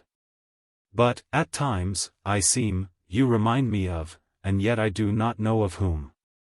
And another night enshrouded the palace on the Vatican Hill. As Cardinal Courtly was trying to shave himself next morning, the phantom of his friend Della Volta invaded his mental vision, suddenly. Resemblance and remembrance clashed together, striking a spark. By the light of it, he saw and knew something. He laughed shortly, and grew grave. He was deeply engrossed with his dispatch box until the hour of conference. The matters which he laid before the other compromissaries caused several precedents to be set aside and some to be created. And, at 9 p.m., 42 cardinals, wearing the habits of ordinary priests, drove away in cabs towards the railway station, while the Cardinal Chamberlain unlocked the inside of the door of the conclave. Hereditary Marshal Gysi, summoned from his watching chamber to unlock the outside, was flabbergasted by an invitation to declare whether the Vatican was a prison for cardinals as well as for popes. He did hate being mocked by a boiled lobster. 15 comparatively speechless eminencies spent a few weeks there in quiet leisure, reading in the library, admiring the pictures and the sculptures, sometimes strolling in the gardens. One of them seriously began to study botany, and the Cardinal Dean, with a view to a future bull, composed a very scathing indictment of that hypocritical anomaly called Christian socialism. And all the time the pontifical army guarded the inside of every entrance, fraternizing through the gratings with the national army outside. But special correspondents of the London newspapers in Rome munched vacuity and excreted fibs, after their kind. By twos and threes, plain, but very dignified, priests arrived, were admitted, and changed black for violet. One did not change. He was only Cardinal Courtly's new chaplain. The door of the conclave was locked on both sides and bricked up again. Ensued another session of the compromissaries, when their authentic act was put into prescribed form by apostolic protonotaries. Ensued a final capitular assembly, in which the act of the compromise was published. Ensued a tempest of tongues and manners, dissolving, as storms do, in muttered thunders, less and less convulsive upheavals, a parcel of broken boughs and chimney-pots, stillness, peace, relief, and sun-bright April smiles. Chapter 3. When their lords had entered the Sistine Chapel for this last exercise, the conclavists went away about their own affairs, and the door was shut. The Reverend George Arthur Rose departed with the Bishop of Caerleon, who was acting chaplain to Cardinal Mundo. They walked in the royal gallery between the Sistine and the Pauline chapels. George was in a mood of silence. His mind, as usual, was receiving impressions, the historic scene being enacted under his notice, the magnificent masks veiling the humanity of the actors, the mysterious gloom of the stage. Its smallness, its air of cavernous confinement, the sour oppressive septic odor of architectural and waxen and human antiquity. He had been told that he would have to say Mass before noon, and his head ached from fasting in that indescribably stifling effluvia. He remembered that, in former days a necessity frequently had forced him to abstain from all food for 100 hours at a time. Often, during 4 days in the week, he had eaten nothing, but that was in the open air, on the shore of a northern sea, or among the heather on moors and mountains, where the wind and the spray gave life. Here, the fast of less than 20 hours made him sick and sulky. However, it had to be tolerated. Semphil once had told him that a course in an ecclesiastical college, and the first few years of clerical life, were as disgusting as 10 years penal servitude. He took it at that with his eyes open. It was part of the business. He determined to go through with it. Still, he was in a better position now than he ever had been before. He no longer was alone. Dr. Talleyrand had seemed anxious for his company since that day in London, and George was inclined to value kindness. The Bishop of Caerleon appeared to be precisely what the new-fledged priest knew himself to need, a sympathetic expert sub-intelligent walking stick, honest and sturdy as oak. Oh, for the certainty of fidelity! Presently George took out his cherished edition of Theocritos by Estienne. In spare moments, he was introducing his companion to the melody of Greek. And together they read and analyzed the 12th Idyll. An hour later, the bishop suggested that they should go into the Pauline chapel and say some prayers. George followed him. Prayer is a mind cleanser, the best, anyhow it is an effort always due. They looked for a clean 4 feet of floor, kneeled side by side, and got into communication with the unseen. George's method was intellectual rather than formal. To him, with his keen and carefully cultivated sense of the ridiculous, the absurdity of a human individual composing complacent criticisms of divine decrees, hashing up scriptural and liturgical tags with a proper and essentially sensuous pleasure in patchwork, seemed like gratuitous impertinence. Dear Jesus, be not to me a judge, but a Savior, was all the form of words which he used. It included everything, as far as he could see. He repeated it over and over again and again like a wonderful incantation, and anon it had its psychic effect. He became in direct communication with the invisible omniscient, to whom all hearts are open, from whom no secrets are hid. It was just his own method, compiled from bittersweet experience. In time, he began to finger his moonstone rosary, concentrating his meditation on the mystery of the Annunciation. His mind strenuously went to work on that, his lips swiftly enunciated the prayers. After 5 decades he said Salve Regina, and examined his conscience. Was there any difference in him? He felt more clear, he felt that he had effected some kind of a difference. That was relief. But was it worth anything? Wasn't it stained? Was he really strengthened by the exercise? For example, was he now filled and inflamed with pure love? No. Was he any nearer to pure love, fit to be thought of, even harshly, by pure love? No. Well, he had done his best, it would come some day. God be merciful to us all poor sinners. He looked at the bishop, 2 weeks his junior in years, 2 centuries his senior in worth of every kind. The cheerful satisfied stolidity of that one, turning from his prayers and meeting George's gaze with a homely smile, was something astounding. How different men are. Here was one envying the other his stolidity, and the other half afraid of the agility of the one. George realized that this bishop never had had embarrassments of any kind, nor could have. He saw the great gulf which is fixed between the simple and the complex. There was a stir at the door of the chapel. I think perhaps we'd better be getting back, said Dr. Talleyrand. 2 masters of ceremonies appeared in attendance upon Cardinal Archdeacon Macca and Cardinal Deacon Burstein. As George and his companion approached them, they turned and retraced their steps. George wished them anywhere but there, impeding him when he ought to be running off to the service of his diocesan. They completely blocked the path as they went before him with superb unconcern. How stiff, how antipathetic the elder one looks, he whispered with acerbity. The bishop sibilated. The door of the Sistine chapel was open.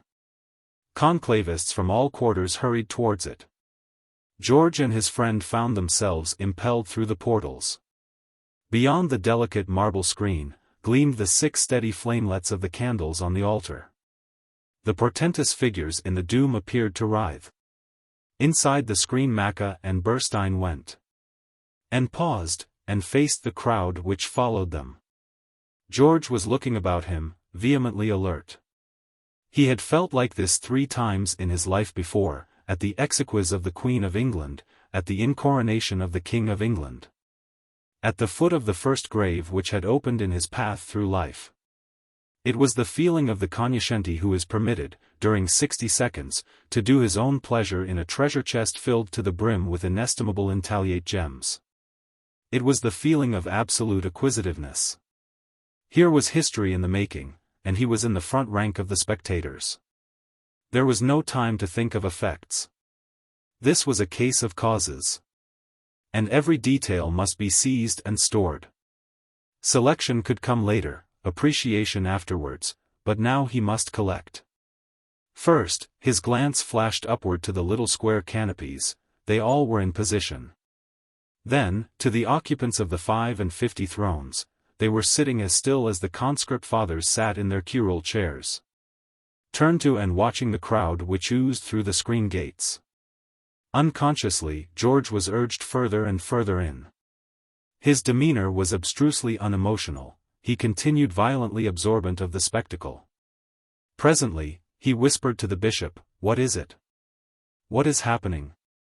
I think God has given us a pope." "Oh. Whom?" "Wait. We shall know in a minute." The silence, the stillness, the dim light, where motionless forms of cardinals curved like the frozen crests of waves carven in white jade and old ivory on a sea of amethyst, were more than marvelous. A voice came out of the gloom, an intense voice, reciting some formula. George did not take the Latin easily from an Italian tongue, he found himself translating, "Reverend Lord, the Sacred College has elected thee to be the successor of St. Peter. Wilt thou accept pontificality?" "Reverend," he thought. "Why not, most eminent?" He instantly turned to the bishop, with another question on his tongue.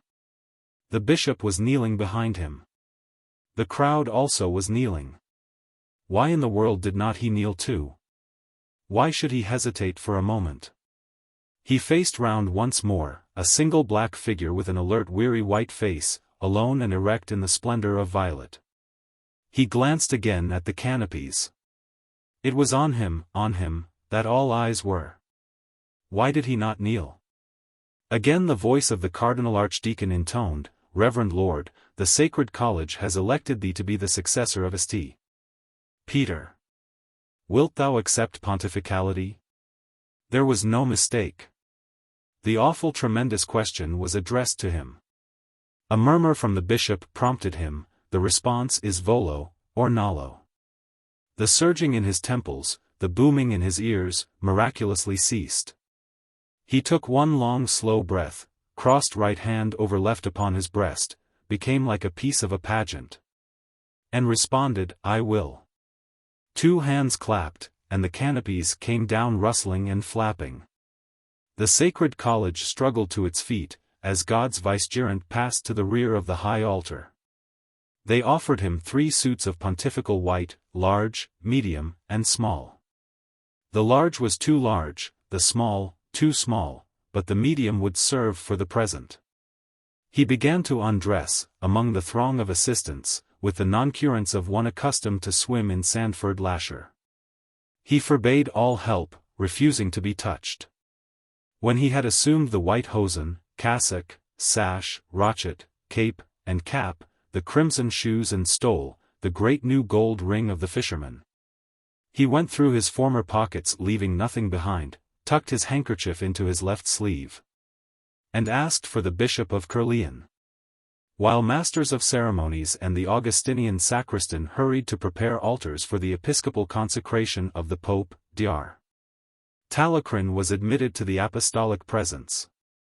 He made obeisance, the moment was too enormous for words, but eyes spoke.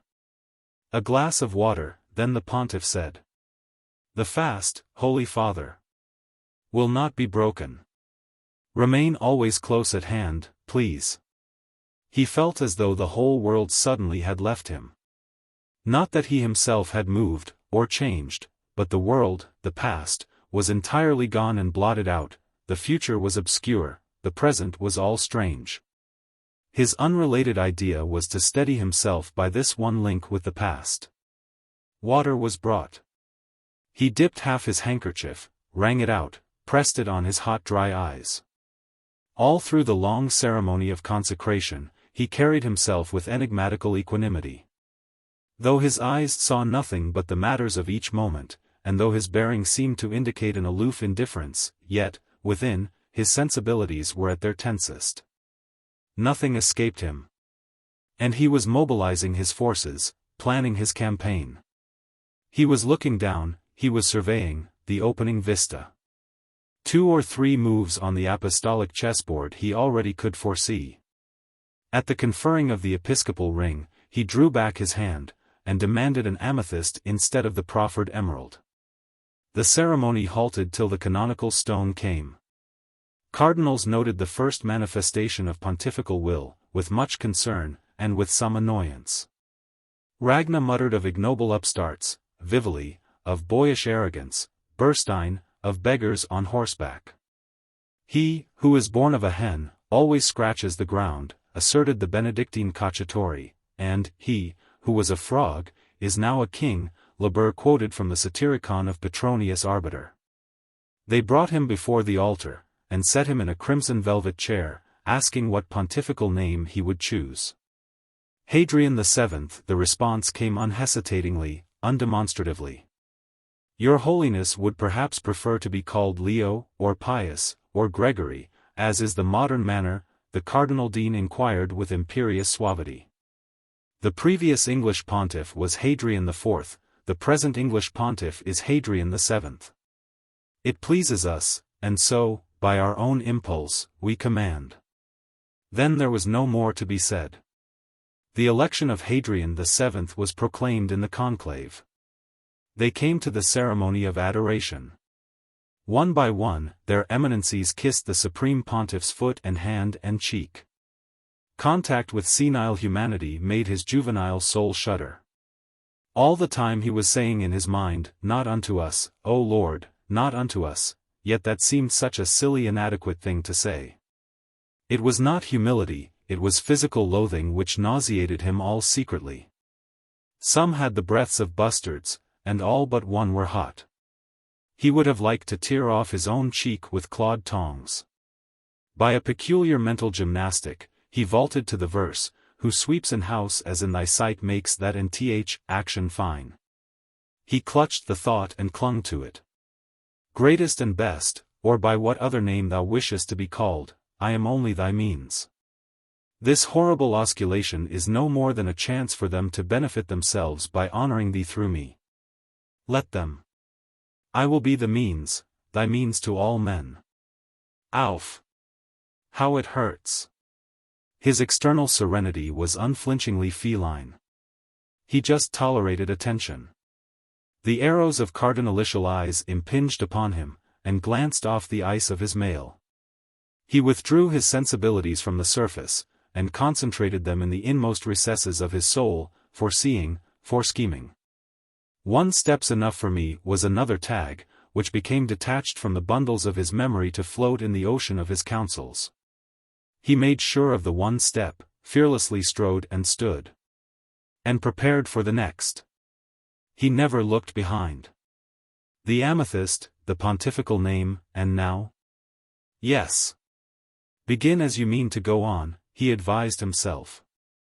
When the huge princes of the church burgeoned in ermine and vermilion, Hadrian, mitred and coped in silver and gold, followed Macha who bore the triple cross.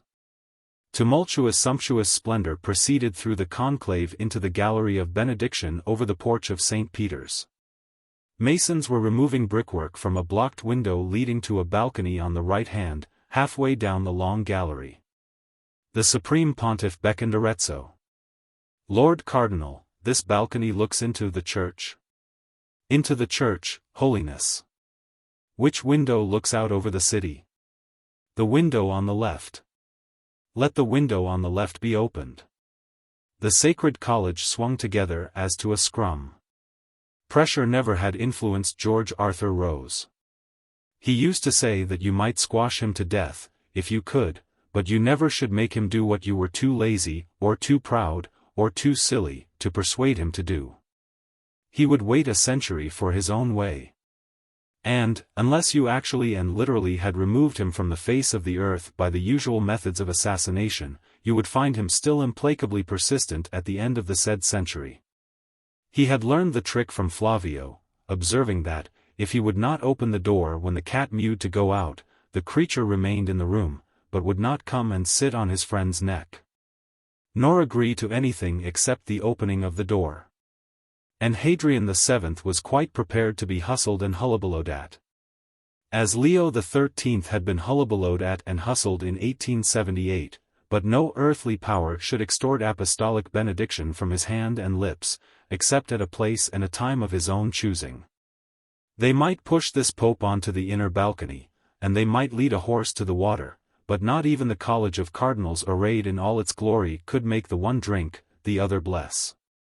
Holiness, that window was bricked up in 1870, and has not been opened since. Let it now be opened. Ragna snarled and burst out of the phalanx. There was a tinge of truculence about him. Holiness, Pope Leo wished to have had it opened on the day of his own election, but it was impossible. Impossible. Capice? The rust of the stanchions, the solidity of the cement. All that we know. The gentleness of Pope Leo was persuaded. We are not gentle, and we are not to be persuaded by violence. Arezzo, though secretly enchanted that anyone should act differently to his one antipathy, Pope Leo, was rather shocked at the notion of blessing the city and the world while, what he held to be, the Piedmontese usurper was occupying Peter's so-called patrimony and intangible Rome. It is an ingrained idea with his school that peoples should excruciate for the petty spites of potentates. But he tried urbanity. Holy Father, have pity upon us. And deliver us as soon as possible from the miseries which afflict us in this conclave. Deign blessings to the faithful in the Church today.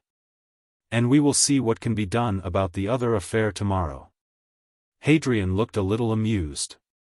The Bishop of Caerleon thought that he never had seen more cruelly dispassionate inflexibility. At a sign from the Pope, the master mason came forward and fell on his knees.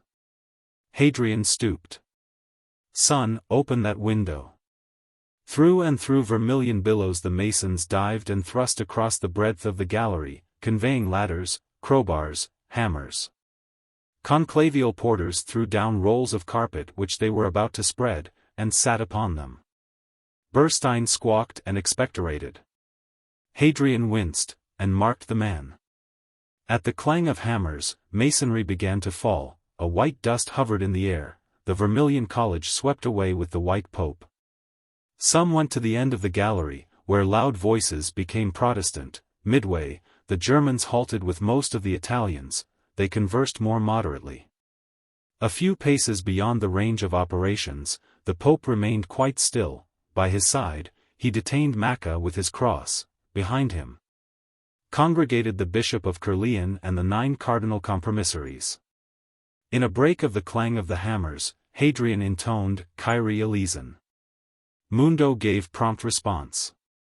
The assemblage at first failed to catch the idea, but, by degrees, voice acceded to voice.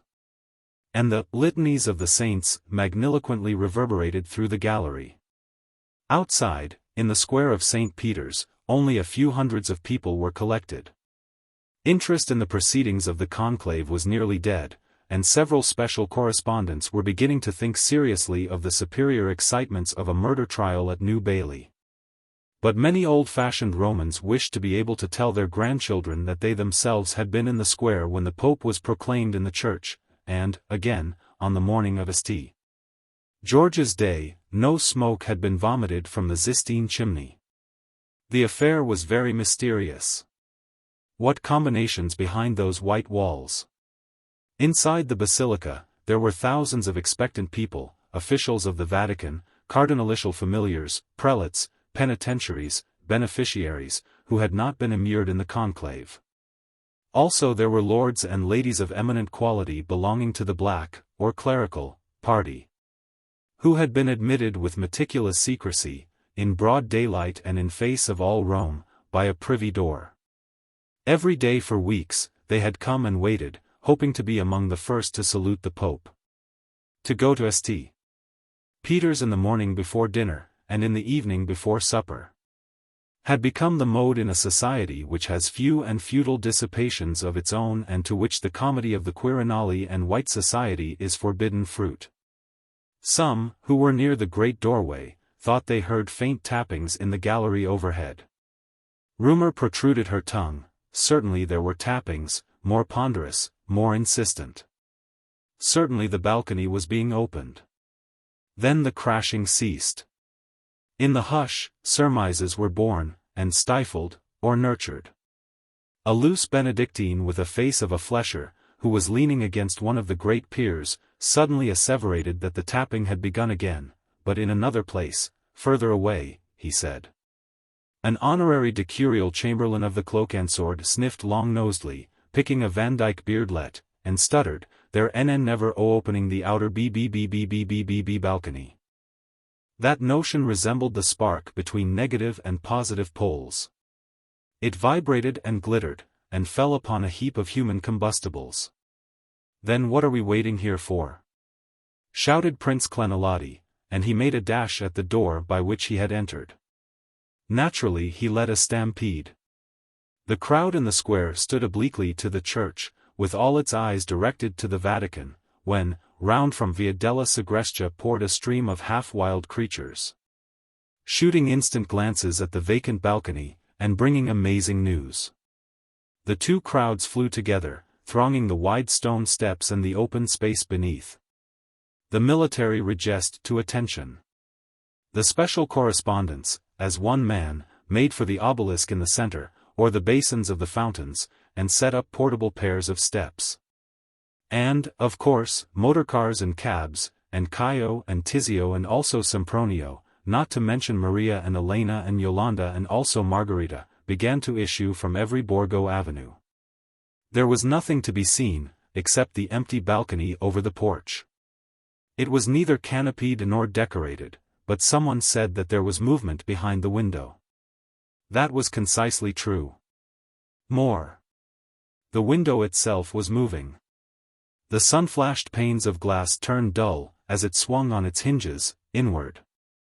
The Italian army presented arms. Rome kneeled on the stones. The special correspondents ascended their pairs of steps, directed phonographic and kinematographic machines, pressed buttons and revolved wheels. A tiny figure splashed a web of cloth of gold over the balcony, and a tiny ermine and vermilion figure ascended, placing a tiny triple cross. Came in a stentorian megaphonic roar a proclamation by the Cardinal Archdeacon. "I announce to you great joy. We have for a Pope the Lord George of the Roses of England, who has imposed upon himself the name of Hadrian the Seventh." He gave place to another tiny figure, silver and gold, irradiant in the sun. A clear thin thread of a voice sang, "Our help is in the name of the Lord." Phonographs recorded the sonorous response, "Who hath made heaven and earth." Hadrian the Seventh raised his hand and sang again, "May Almighty God, Father, Son, and Holy Ghost, bless you." It was the apostolic benediction of the city and the world. Chapter 4. Now things went briskly. There was a brain which schemed and a will to be obeyed.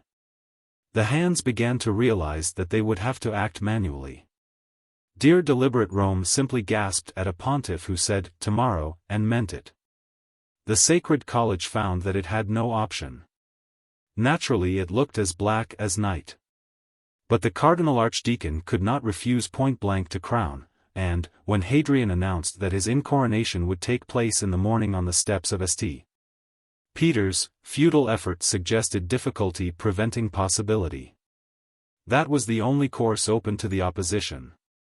3 cardinals in turn alleged that there would not be time to give notice of the ceremony, to arrange the church, to issue tickets of admission. Hadrian swept these ideas aside, as rubbish. Another courted catastrophe, saying that there was no time to summon the proper officials. He heard that there were 16 hours in which to summon those who actually were indispensable. A fifth said that, owing to the anti-Christian tendencies of the times, no representatives of the King of France, of the Holy Roman Emperor, of the first conservator of the Roman people, were forthcoming. And he politely inquired how the quadruplex lavation could be performed in their absence. The Pope responded that he was capable of washing his hands 4 times without any assistance. In the absence of legitimate assistance, but the general of the Church was not to seek, the modern syndic of Rome was the equivalent of the ancient first conservator, the Austrian ambassador could represent the empire, while, as for wretched kingless unkingly France, let someone instantly go out into the streets of Rome and catch the first Christian Frenchman there encountered. Anyhow, the quadruplex lavation was accidental. The essential was that the Supreme Pontiff should sing a pontifical mass at the high altar of St. Peter's, and should receive the triple crown. These things would be done at 8 o'clock on the following morning. All the doors of the basilica were to be fixed open at midnight, and so remain. No official notice need be published. And that was all. Then the Pope shut up himself in his predecessor's gorgeous rooms, inspecting them till they gave him a pain in his eyes. Luckily he had secured his pouch full of tobacco and a book of cigarette papers. He smoked, and thought, looking out of the windows over Rome. After sunset, he ate some cutlets and a salad, placed 2 chairs face to face near the right-hand window, and sent for the Bishop of Prooimion and a large jug of milk. His interior arrangements were as disreputably healthy as those of a schoolboy. Dr. Talleyrand came, and observed the forms. Hadrian sent him to clear the antechambers and to close the doors. He returned and remained standing. The Pope was sitting in one of the splendidly uncomfortable red chairs. "We have sent for your lordship because we have occasion for your special services. I am at all times very ready and willing to serve your holiness." Hadrian was attracted to this bishop. Lots of his acts he loathed, but he liked the man, and believed him honest. The bishop was attracted to the Pope. He liked him, but he could not understand him, and was a little frightened of him, but still, it was as well to know all that could be known and that might be useful. "We placed this chair for your lordship," said Hadrian. Dr. Talleyrand was astonished, but not more than much. His trained placid nature stood him in good stead at a mark of favor which would have abashed many, and rendered others presumptuous. "I thank your holiness," he simply said. It appeared that the ship was cleared for action. The Pope continued in his usual concise monotone. He spoke in the key of E minor, very quickly indeed, slurring the letter R, clipping some words in every final G, enunciating others with emphasis. In a manner curiously suggestive of fur and india rubber and talons. As for his matter, he seemed to be arguing with himself by the way in which he arrayed his ideas, disclosing his process of thought. "We have very much to do, and we are confronted by the physical impossibility of carrying out our schemes. We find ourselves surprisingly placed at the head of affairs. We believe that we should not have been placed there unless the service, which we are able to do, had been deemed desirable. Therefore we feel bound to act. But, though we know, or shall know, what to do, yet we cannot do it with this one pair of hands. We must have assistants with whom we can be intimate, and who themselves can be sympathetic. First of all, we wish to have your lordship." The bishop was quite honest enough to get a little rosier with pleasure. "Very pleased, whatever," he said. "Next, we need information. Do you know the circumstances which led to our election? In the main they are known to me, holiness. Indeed, I may say that they are generally known, except to the Supreme Pontiff himself," the bishop added, with an episcopally roguish smile. Hadrian enjoyed the point. "Please bear this dogma carefully and continually in mind: the Pope well-informed is wiser than the Pope ill-informed. Remember also that Hadrian at all times desires to know everything. At present he wishes to know what you know about his election. Briefly, the details can be given later. Briefly, the conclave found no pope by the ordinary means, and committed the task to certain cardinal compromissaries. These chose your holiness. But why? Cardinal Courtly. Was he a compromissary? How many were there? He was one of 9. The others were. Never mind their names for the moment.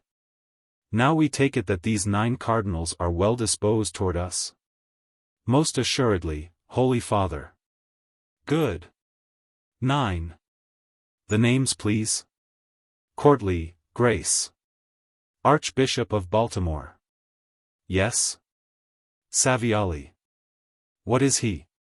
He formerly was nuncio or something in America, was he not? Please give the status of each. He was Archbishop of Lepanto and Pontifical Ablegate to the United States of America. Now he is one of the Curia.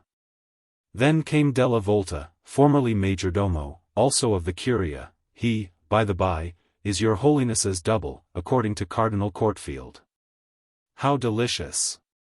Hadrian vivaciously put in. Mundo, who led the compromissaries, is Patriarch of Lisbon. Nevsky is Archbishop of Prague, poor fellow. Why, poor fellow? Oh, he was nearly killed by the anarchists. Well then, Ferreo is Archbishop of Milan, Gentilato is Prefect General of the Society for the Propagation of the Faith, and Fiamma is Archbishop of Bologna. The two last were candidates at first, but gave it up by consenting to become compromissaries. These, you say, are well disposed to us? Yes, Holy Father. A Celt, an American, a Portugal, 5 Italians, and a Pole. No, a Bohemian, Holiness. Oh. Hadrian directed the bishop to a writing table. Now, whether this be in accordance with regulations or not, we neither know nor care. Please write. He sipped a glass of milk. And began to dictate. Hadrian VII, bishop, servant of the servants of God, wills that you immediately shall come, to him, in the Vatican Palace, at Rome. Nothing, except the gravest physical inability, or your duty to your family, if such there be, is to impede you. All Catholics are to afford you the comfort, conveyance, and assistance, of which you may stand in need.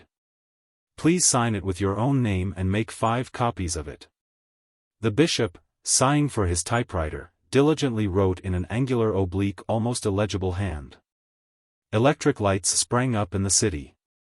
The Pope lighted candles, closed the curtains, and rolled a cigarette. Then he came and sat by the table, looking at the manuscripts, considering the huge ring on his own index finger. Smiling to himself, he took a taper and a stick of sealing wax, and produced the little Peter in a boat at the foot of the 6 sheets. Address them, he continued, to the Reverend George Sempill, Street. Goughs, North Britain, Reverend James Sterling, Oakheath, Stafford, Reverend George Leighton, Shoreham, Sussex, Reverend Gerald Whitehead, Wilton, Warwick, Reverend Robert Carvale, Duntelin, Ayrshire, and, yes. Do you know that 18 years ago he had the most exquisitely beautiful face and the most exquisitely beautiful soul and the most exquisitely horrible voice of any boy in the college, addressed the 6th to Percy Van Christen. 2023 Madison Avenue, New York. While Dr. Talleyrand was closing the envelopes, the Pope himself wrote on a sheet of paper which, also, he sealed. Hadrianus PM 7 Delectissimo Filio Francisco Tallecrini Carleones Episcopo. Te in cardinalum designamus eti approbamus, quod tamen sub silentio tenebis donec tempus idonium aderit. Datum Romi. Sub annulo piscatoris. Anno pontificatus nostrae I, ADVIII cal. My. Now please come and kneel here, he said. The bishop looked an inquiry, but he came round the table, and kneeled before the Pope, who addressed him in these words. Well-beloved son, Francis Talleyrand, Bishop of Caerleon. We appoint thee to, and confirm thee in, the cardinalature. But thou shalt not disclose the fact until the proper time. So saying, he lightly pinched together the bishop's lips, putting the breve into his hand. Silence, the pontiff continued. Now will you yourself go to San Silvestro, not to the post office here, and stamp and post those letters. One thing more. There will be no hitch tomorrow? Right. Then, after leaving San Silvestro, will you find Prince Pilastro and Prince Orso, and tell them, we certainly shall have the support of these 9? Good. Well, quite informally let those princes, as prince's assistant at the pontifical throne, know of our ensuing incoronation. When you have named that to Prince Pilastro, say, also informally, that the Supreme Pontiff wishes the Syndic of Rome to know that, when he has received the crowns, he intends to go to Lateran to take possession of his episcopal see. No. There is to be no fuss. We will go as simply as possible and on foot. Will you always be quite near? We name you train-bearer, and will make your office a sinecure. God bless you. De Beoc a Dibecod.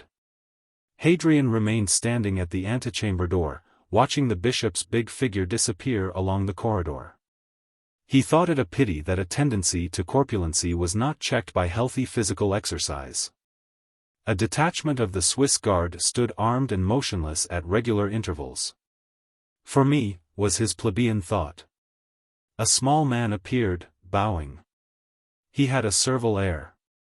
Hadrian's second glance recognized him. "Is there an apartment on the top story above this?" he inquired. "But yes, Holiness, a large apartment of smaller rooms not having the altitude of these. You will cause them to be emptied by noon tomorrow. Now you can go to bed.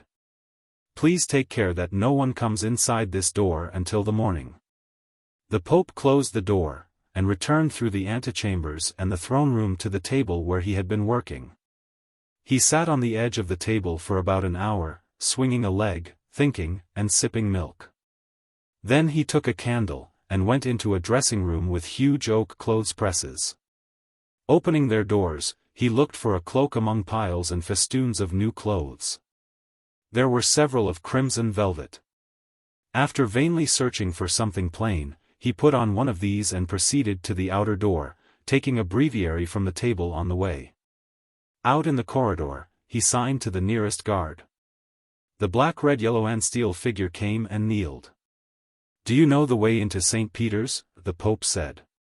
"But yes, Most Holy Father." "Procure what keys are necessary and conduct us thither, son." "But securely, Most Holy Father." The Swiss went on before. Hadrian followed, feeling annoyed by the salutes with which he was received along the way. He had been so long unnoted that notice irritated and abashed him. Life would be unbearable if trumpets and quaint halberds greeted every movement. He had not the stolidity of born personages. Presently, he threw back his cloak and kept head and hand raised in a gesture which petrified. They passed through innumerable passages and descended stairs, emerging in a chapel where lights burned about a tabernacle of gilded bronze and lapis lazuli. Here he paused, while his escort unlocked the gates of the screen. Once through that, he sent back the guard to his station, but he himself went on into the vast obscurity of the basilica. He walked very slowly. It was as though his eyes were wrapped in clear black velvet, so intense and so immense was the darkness. Then, very far away to the right, he saw as it were a coronal of dim stars glimmering, on the floor, they seemed to be. He was in the mighty nave. And the stars were the ever-burning lamps surrounding the confession. He slowly approached them. As he passed within them, he took one from its golden branch and descended the marble steps. Here, he spread the cloak on the floor, placed the lamp beside it, and fell to prayer. Outside, in the city and the world, men played, or worked, or sinned, or slept. Inside at the very tomb of the apostle prayed. At midnight, bolts of great doors clanged, and fell. A cool air crept in. Sub-sacristans set up iron candlesticks, huge, antique, here and there upon the marmoreal pavement. The burning torch of each made a little oasis of light in the immeasurable gloom. From far away, a slim white form which carried a crimson cloak swiftly came, shedding benedictions on the startled beholders, and disappeared in the chapel of the sacrament. On returning to his apartment, Hadrian went straight to bed, invoking the souls in purgatory to awaken him at 6 o'clock. He slept instantly and well. At 7 o'clock he had paid his debt with the De Profundis, and was dressed and waiting in the throne room. Entered to him a dozen cardinals, 2 by 2. Opening their ranks, they disclosed the cardinal prior priest solemnly ostenting the image of a cock in silver gilt. Hadrian stood on the steps of the throne, still, erect, vivid.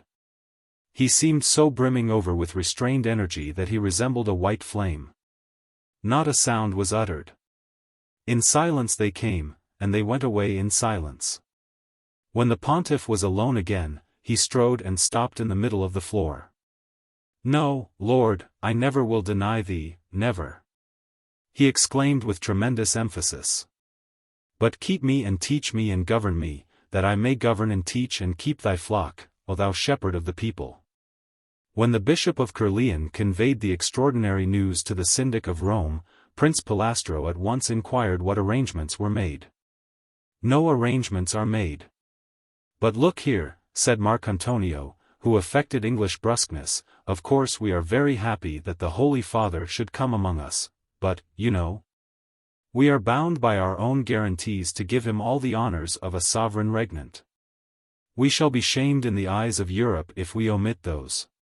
What I mean by that is this is a state progress. And we shall have to turn out the troops, and stop the traffic and line the streets. I don't think His Holiness expects you to do all that, Prince. I'm not speaking officially. And I'm not bringing you an official request for anything of the kind which you name. The Holy Father says he is going quite simply, on foot, in fact. Now I should just like to know what the devil, if your splendor will excuse the French, that means. Perhaps His Holiness thinks that the movement of the sedia gestatoria, or of a litter, will make him sick. It did with Leo, you know. What's the matter with a white mule? I happen to know that he cannot ride. Pooh! No sportsman, then. And yet he's English? Yes, but not the kind of sportsman you mean, Prince. Well, what does he want me to do? Let's say that I am sent to warn you of his intention, in order that you may arrest him for disturbing the traffic, if you choose. Of course we shan't do that. No, of course you won't. That's only my way of putting it. I think he really means to advise you beforehand, so that it can never be said that he played you a trick, took you unawares, stole a march on you, so to speak. I see. Well, this is one of the amazing things which you English do as a matter of course. It's either frantic madness, or, will His Holiness go in any sort of state? I think not. You see, time is short, and, between ourselves, I'm not at all sure that we're all of one mind over there. By rights, you know, I ought to walk with Orso, just before the ambassadors. Does Orso know about this walking business? No. Only of the incoronation. That means that there will be no formal procession. It is well. You see, as Pilastro, I walk with Orso in the Pope's progress, while, as Syndic of Rome, I ought to walk at the head of the pontifical pages who precede his blessedness. I can't do both, can I? Well, I request your splendor to convey my respects to our Holy Father. And to say that Prince Pilastro will assist at the throne during the incoronation, and the Syndic of Rome will go before the Pope to Lateran. You will not take the chance of coming to blows with Prince Orso on the question of precedence then, joked the bishop. But no. During the incoronation I shall secure the right hand. And the Pope will be between us. Afterward, no question of precedence will arise, because Orso may or may not join in this promenade to Lateran. And in each case the Syndic will have the more honorable position. I may not be the rose, but at least I shall be near the rose, a great deal nearer than Orso, punned the versatile Marcantonio. At 8 in the morning, Hadrian descended to St. Peter's. Miscellaneous multitudes paved the spaces with tumultuous eyes. He came down in ruddy vesture, gleaming with rubies and garnets and carbuncles like a fire borne high above the crowd, slowly, deliberately, dropping benedictions. His English phlegm was much admired. They roared at him, "Long live the Pope King!" Instantly he stopped his bearers, and the very air of him struck sudden silence. People stared, and forgot to shout, the wave of acclamation ebbed in the great nave and transepts. He moved onward, sitting erect, godlike, with a frozen mien prohibiting personal homage. Mitred and enthroned, he was the servant of those who would serve him, that was the import of his demeanor. A child acolyth of the lowest rank held up before him a salver containing flax, set it on fire, and shrilled, "Behold, most holy Father, how that the glory of this world passeth away." His features showed no emotion. He well knew all about that. He was accepting, even insisting on, the observance of all rites to consolidate him in the supreme pontificature, not that he cared for them, but that he might be free to act. It was not the glory of the world which he craved, but the combat, because one rests so much more sweetly after strife. Slowly, and with all the unspeakable solemnity accumulated during centuries, the Mass was sung. The Apostle elevated the host to the four quarters of the globe. Cardinals ruffled like huge flamingos round him. He always was white and still. At the end, the Cardinal Archpriest of St. Peter's brought him a damask purse containing 25 gold coins, honorarium for a Mass well sung. He bestowed it on Della Volta and Sega, who had intoned the Gospel in Greek and Latin. And they passed it to their train-bearers. Down the nave, he went again toward the great porch. Out of the crowd a voice cried, Christus regnat. As he sat enthroned amid the surging peoples, Macca crowned him, saying, Receive this tiara adorned with 3 crowns, and know thyself to be the ruler of the world.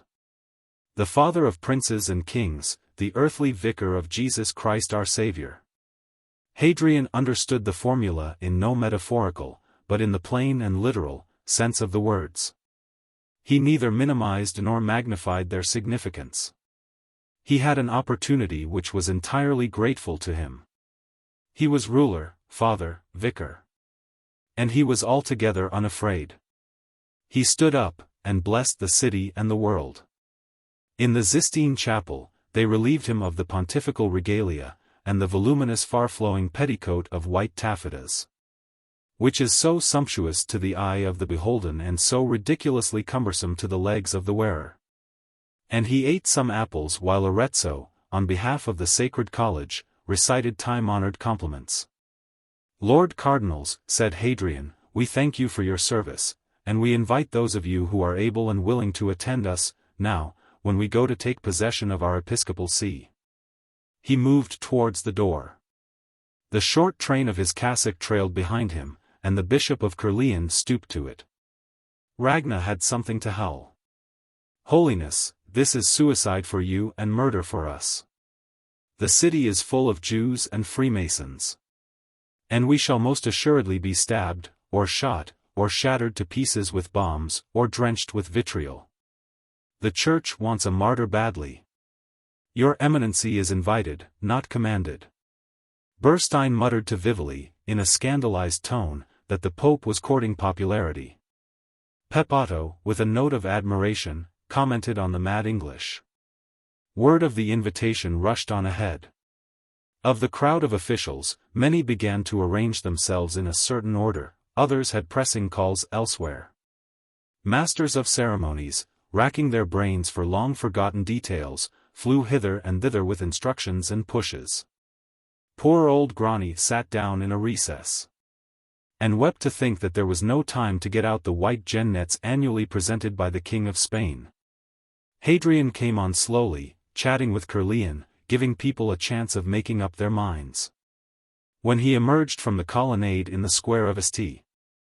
Peter's, the Syndic of Rome fell into the ranks just before the Pope, and a royal escort of the Praetorian Guard surrounded him. Hadrian stopped, and beckoned Prince Pilastro. Sir Syndic, are we free? He mewed. But free, Holy Father. Let your soldiers precede and not surround us, and let no one come within 10 paces of us. We go by Via Giulia and Monte Celio. The squadron moved to the head of the line. The Pope took his train from the bishop, threw it over his left arm, and came on alone. Acting as though the ideal were real, he made it real. If Jews and Freemasons would slay him, well and good, it was part of the day's work, no doubt. He was by no means anxious to be martyred. And he sincerely hoped that, if it should come to him, it would not be very painful or distorting. But, as it was his own affair, a piece of the part he was fulfilling, he displayed himself alone. 10 paces before him went Prince Pilastro, looking back from time to time. 10 paces behind him came the bishop, ruddy and strong in white and purple, wondering. The vermilion nine followed in a compact phalanx, very venerable and grand, and, after a great deal of bustle and noise, 17 other cardinals added their magnificence. A motley of patriarchs, archbishops, bishops, prelates, and pontifical guards closed the rear. A tremendous shout greeted Hadrian's first appearance in the square. It was quite incoherent, for the real significance of the pageant was not immediately realized. No pope had set his foot in Rome since 1870, but here undoubtedly was the pope, with a gentle inflexible face, a lonely white figure whose left hand lay on the little cross on his breast, whose right hand gravely scattered the same sign.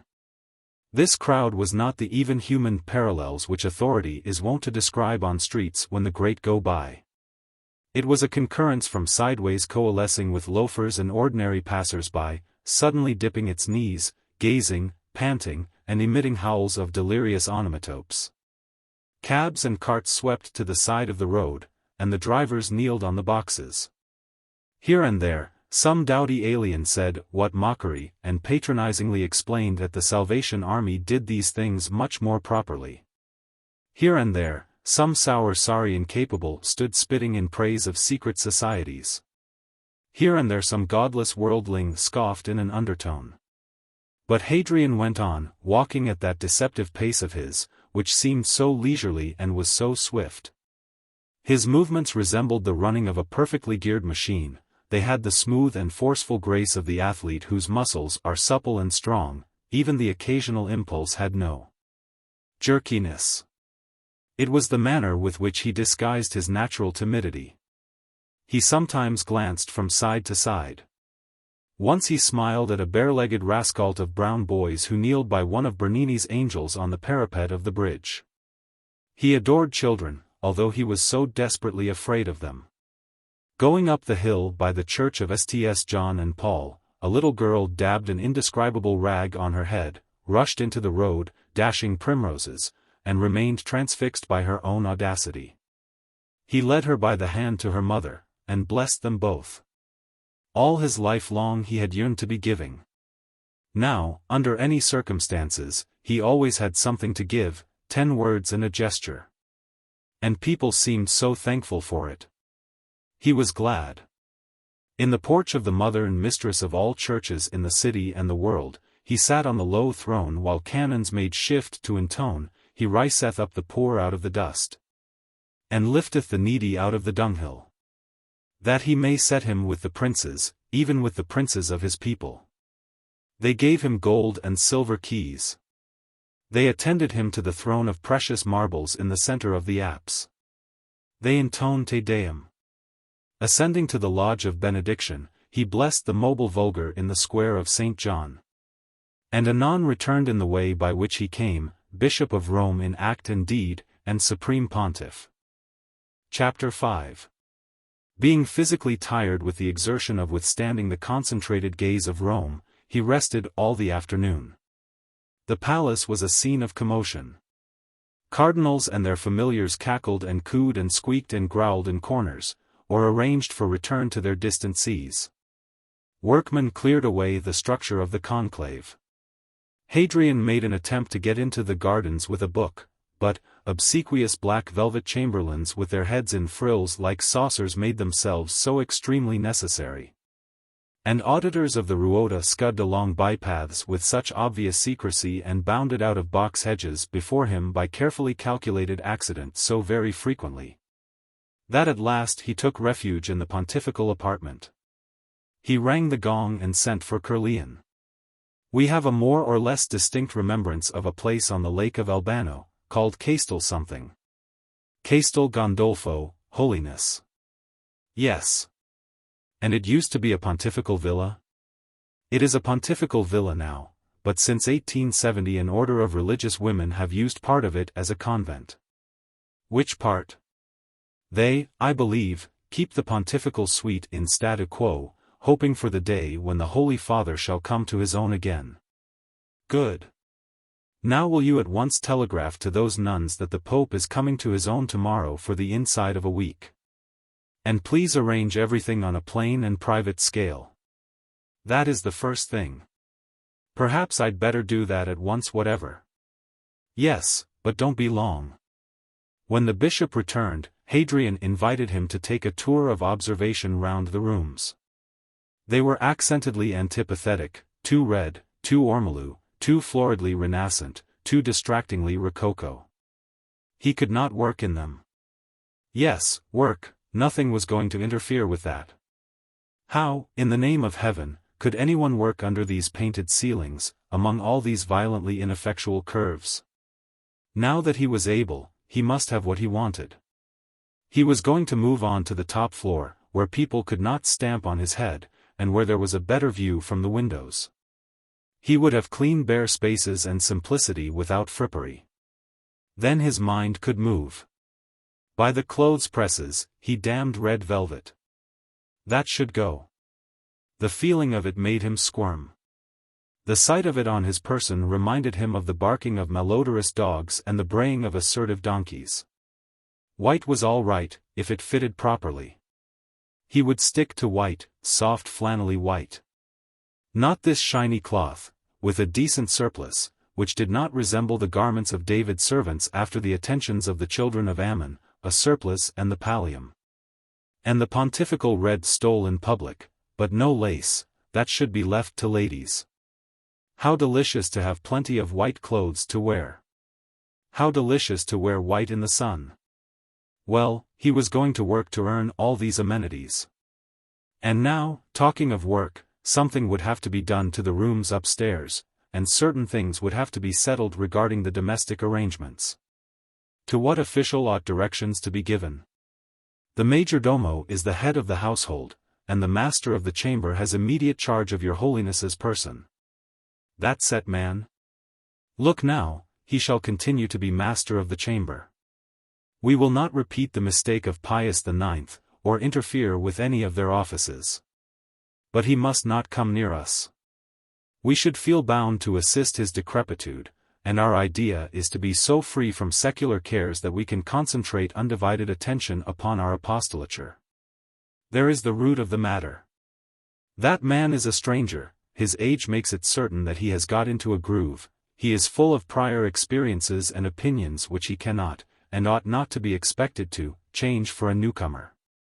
But, if he remains here, it will be ourself who will have to obey him.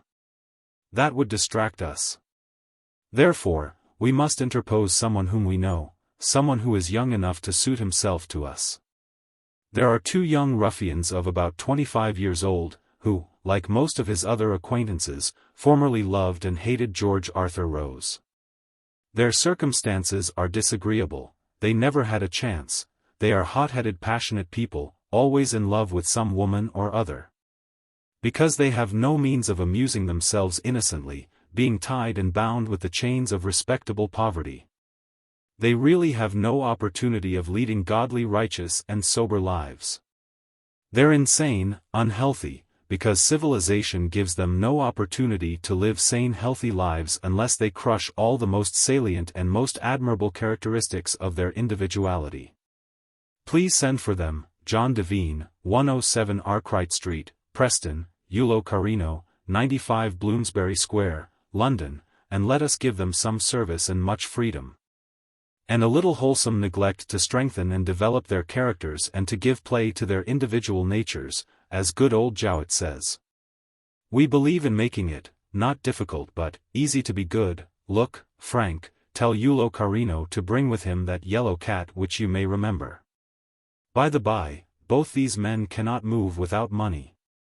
Take this check for George Arthur Rose's balance at Coutz's, use what is generous, mind you, and account to us later. And now, about the other things, we had better see Centrina and the majordomo upstairs. The Pope and the Bishop inspected a series of empty rooms on the top floor.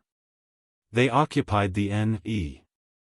and the S.E. sides of the palace. Hadrian chose the large room in the angle with windows on two sides, for the secret chamber. It was approached from the N.E. corridor by way of 15 antechambers and a large room suitable for private receptions. Beyond the antechambers there was another series of apartments which he also took.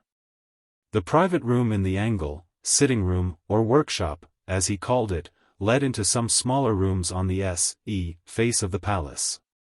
Here he fixed upon a bedroom, bathroom, dressing room, oratory, and sundry storerooms, accessible by a single door in the last room which led into the corridor overlooking the court of St. Damasus.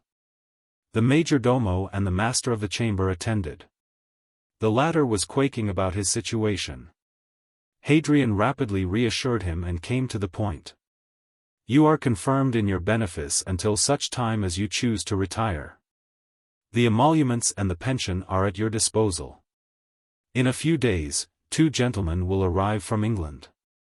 You will prepare a parlor and a bedroom for each, adjoining the first antechamber. Fix a bell in each parlor communicating with this room. They were standing in the room which had been selected as a workshop. You will provide 2 servants for them. They will take their meals in their parlors. After their arrival, our commandments will come to you through them. He turned and addressed himself to the majordomo. These 2 gentlemen must be given some official status. If I understand aright, your holiness is appointing 2 gentlemen in waiting in the apostolic chamber. That will do. When they arrive, see that they have diplomas of appointment as gentlemen of the apostolic chamber. The Bishop of Prooimion will arrange with you about their emoluments. Now, let us furnish these rooms. They went out into the corridor, and re-entered the apartment by the first antechamber. Cover all the walls and ceilings with brown packing paper, yes, brown packing paper, carta straccia, the Pope repeated. Stain all the woodwork with a darker shade of brown. The gilding of the cornices can remain as it is. No carpets. These small greenish-blue tiles are clean, and they soothe the eye. Curtains? You may hang very voluminous linen curtains on the doors and windows, greenish-blue linen to match the tiles, and without borders. Furnish all those antechambers with rush chairs and oaken tables. Remember that everything is to be plain, without ornament. In this room you may place the usual throne and canopy, and that crucifix from downstairs, how exquisite the mother-of-pearl figure is. And the stools, and 12 large candlesticks, iron or brass. Now this room is to be a workshop. Let us have a couch and 3 armchairs, all large and low and well cushioned, covered with undyed leather. Get some of those large plain wooden tables which are used in kitchens, about 3 yards long and 1½ wide. Put writing materials on one of them, there, on the right of the window. Leave the middle of the room empty. Put 3 small bookcases against that wall and a cupboard here, make a bedroom of this room. Let the bed be narrow and long, with a husk mattress. And let the back of the head be toward the window. Put one of the large wooden tables here and a dozen rush chairs. He spoke to the bishop. Do you know that there is no water here at all, except in little jugs? He continued to the majordomo. Line the walls of this room with greenish-blue tiles, like those on the floor. Put several pegs on both doors. In this corner put a drainpipe covered with a grating, and, 6 feet above it, let a water pipe and tap project rectangularly 2 feet from the wall. Yes. 6 feet from the floor, 2 feet from the wall, and let there be a constant and copious supply of water, rainwater, if possible. Do you understand? The majordomo understood. The master of the chamber shivered. And lamps. Get 2 plain oil lamps for each room, with copper shades, large lamps, to give a very strong light. Paint over both doors of the bedroom, on the outside of each, intrantes excommunicanter ipso facto. When we have finished here, he addressed the master of the chamber again, you will parade your staff. And we will select one person and provide him with a dispensation from that rule as long as he behaves himself well. He will have charge of the bedroom and the sole right to enter it. The Pope passed into the next room, paused, and whispered explicit directions to the majordomo, and moved on to the farther room. The clothes presses from downstairs can be moved into this room. They will serve. And you had better make a door here, so that it can be entered from the corridor. He went on again.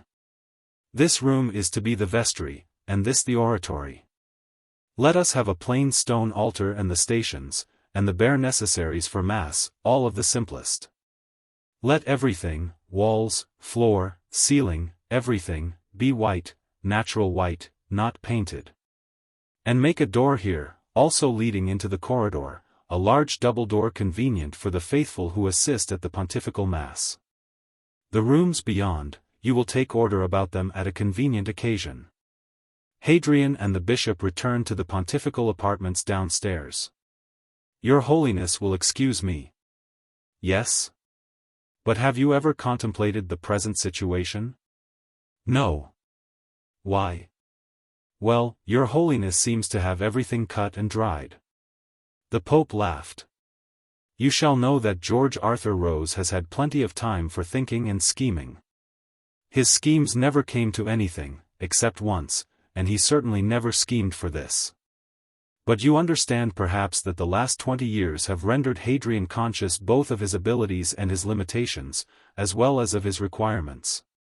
And hence he is able at a glance to describe in detail what he wants.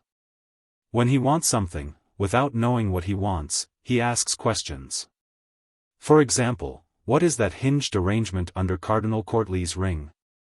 A master key, Holiness, I have just got one too.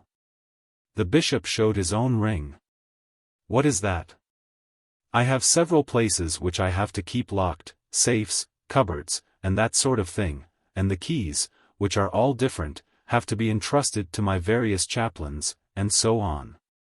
Well, each of these can only open the lock of the thing which concerns him, but, with that master key, I can unlock everything and no one else in the world can do that.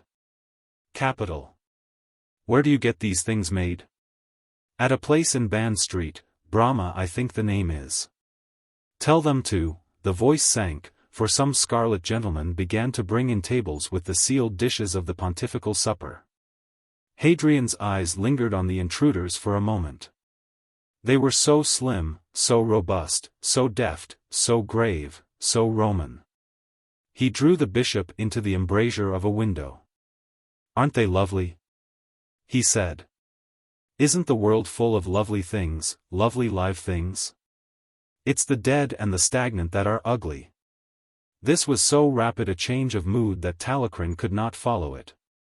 As soon as the servants were gone, Hadrian continued, returning the episcopal ring. Tell your Brahma people to fit all the doors upstairs with locks which have separate keys. And to send another score of locks also with separate keys. And also to send a man here who is capable of making an episcopal ring for us which shall contain a master key to all those locks. Very well, Holy Father. Don't go.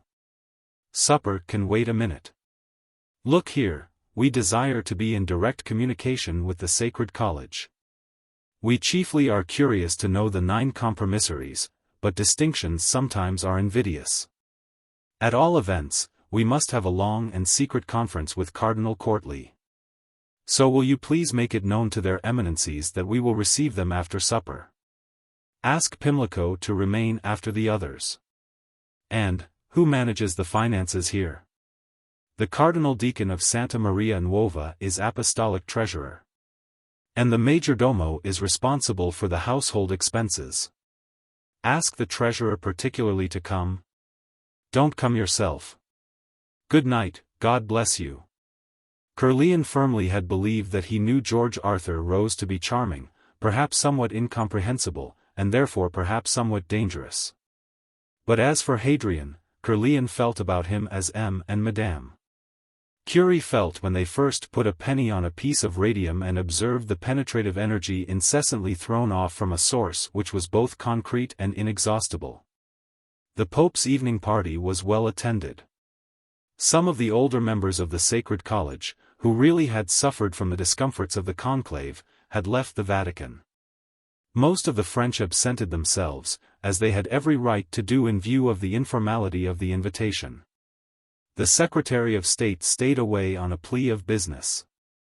But a mixed motive, in which inquisitiveness was the dominant ingredient, impelled 32 vermilion princes into the pontiff's throne room. The Cardinal Dean, notwithstanding his age and infirmity, came with glee. Next to succeeding to the paparchy himself, nothing suited him better than to have a perfect stranger for a pope, who evidently was about to subvert every single act of Leo's. He said almost as much to Hadrian, bustling up to the throne and using a stool. We take it very kindly that your eminency should come to us. And we let you know that we summon our first consistory to meet on the 30th day of April, said the Pope, in a tone which was a skillful blend of the world's rulers with that of youth to age. Of a newcomer to an old stager. Arezzo was pleased. He took the ball of conversation and set it rolling. It is a fortunate event, Holiness, he said, that the divine Leo, may his soul rest in a cool place, never carried out his intention of nominating his successors. Ah, the Pope responded. We remember reading about that in an English newspaper, the Pall Mall Gazette, a few years back. Perhaps your Eminency can tell us what truth there was in the report. The facts, Holy Father, were these. Leo so firmly believed that the policy, which he had seen fit to pursue during his long reign, was essential to the welfare of the Church, that he wished to be assured of its continuance. And he would have had each of us to promise him that, upon election, we would not depart from his example. Some of us, I name no names, were unwilling to bind ourselves. And, being unable to secure unanimous assurance, Leo declared that he would use the plenitude of the apostolic power and nominate his successors. The other cardinals, attracted by these words, drew nearer to the throne. Some sat on stools, others remained standing, all intently listened to Arezzo, all intently gazed at Hadrian. The aspect of the pontiff did not give satisfaction. It was not listless, it was not inattentive, for, as a matter of fact, it indicated very vivid ardent studios concern. A perfect perception of being, among the doctors, but Hadrian seemed to be treating the matter too impersonally, too much from the viewpoint of the outsider. He gave no sign whatever that he was conscious how very nearly this thing touched himself.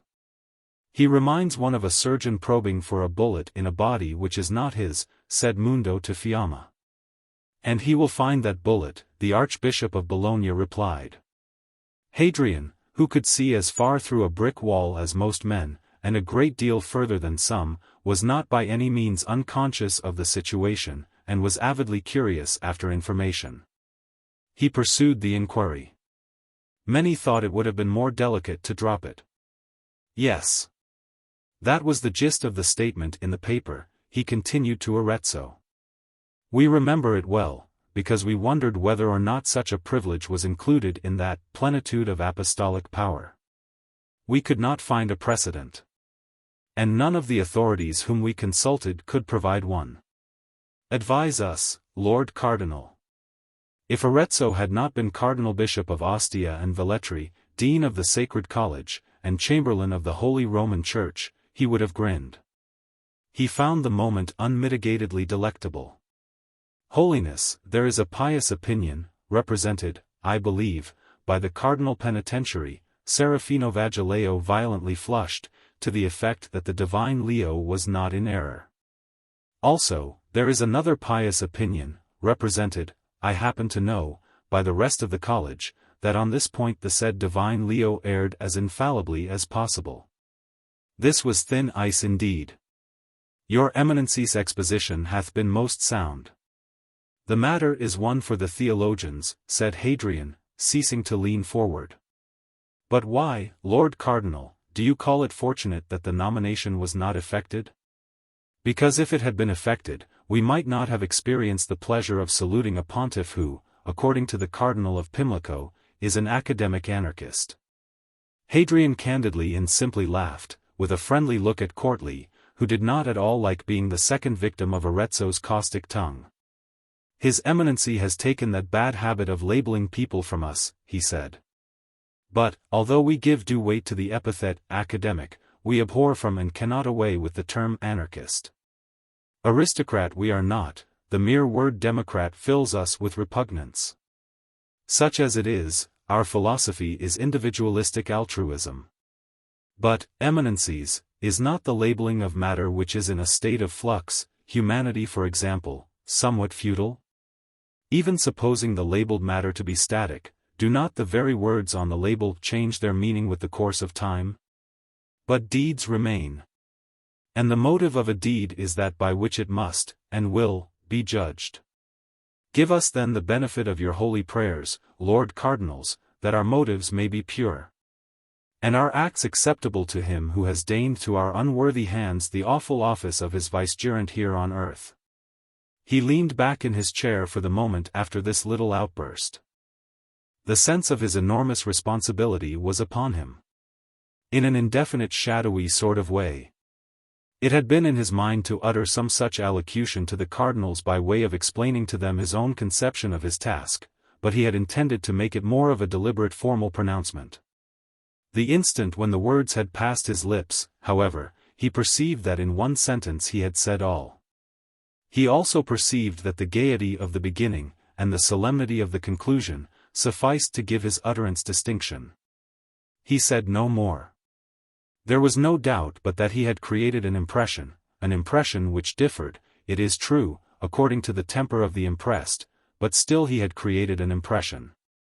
Those eminencies, who were more formal than vital, assumed that professional abstraction of demeanor which marks a conference of clergy while one of their number is talking shop. Those 2 or 3, who were devout enthusiasts, blessed themselves and exhibited the white cornea beneath the iris of their eyes. The majority, who combined the qualities of the dignified fine gentleman of the old school, with those of the scholar, the teacher, and the practical Christian, beamed instant approbation. Their verdict was that the utterance was very correct and proper. Nothing could be more true. The assemblage split up into groups, and separate conversations were begun.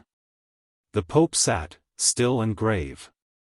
Arezzo gracefully pleaded his age and the hour of night, kissed the apostle's knee, and retired.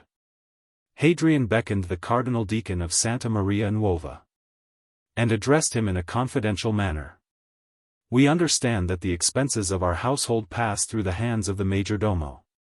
Are they paid from some fund particularly allotted to the purpose? Yes, most holy Lord, from. The details are unimportant. And the expenses of the paparchy in general? There are numerous funds, most holy Lord, which are administered by numerous departments under my supervision. And those funds, some suffice, and some do not suffice. They vary, no doubt. Most holy Lord, they vary. Is there any particular fund over which we have exclusive control? The whole revenue, most holy Lord, is subject to your pleasure, but Peter's pence belong to the Pontiff Regnant personally. They are his private property, salary, honorarium, I should say. In 8 days, your Eminency will be good enough to let us know the annual average of that income, say for the last 20 years. It shall be done, most holy Lord. Meanwhile, what money is at our disposal at this moment? There has been accumulated a large reserve, the exact amount of which is known only to the bankers. It is yours, most holy Lord. What approximately is the sum? In round numbers, most holy Lord, it cannot be less than 5 millions. Lire? Pounds sterling, most holy Lord. Hadrian's eyes sparkled. Where is it? The bulk is in the Bank of England, most holy Lord, but there is much gold in the safe. Which safe? The safe in the bedroom wall, most holy Lord. Where is the key? The Cardinal Chamberlain holds all keys, most holy Lord. Tomorrow your Eminency will be good enough to cause the safe in the bedroom wall to be removed to a similar position in the bedroom which we have instructed the majordomo to prepare on the upper story. And now please follow the Cardinal Chamberlain, obtain the key of the safe, and bring it to us. The apostolic treasurer rose, and went out. Hadrian also stood up. The company, understanding that the reception was ended, made obeisance and began to move away. The Pope detained courtly. Eminency, he said, we have many things to say to you, but we will not detain you now. Tomorrow we go to Castel Gandolfo. Come with us. A few tired priests are sure of a hospitable welcome there. Yes, come with us. Who is that young cardinal by the door? That is Monsignor Nevsky, Holiness, the Archbishop of Prague. He is marked by some fearful sorrow. A most fearful sorrow indeed. Once, in a man's rooms at Oxford, a young undergraduate happened to enter.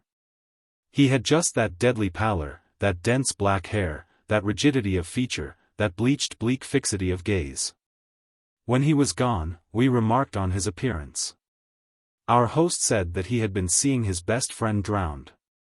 They were on a cliff, somewhere in your Eminency's native land, taking photographs of breakers in the height of a storm. The friend was on the very verge.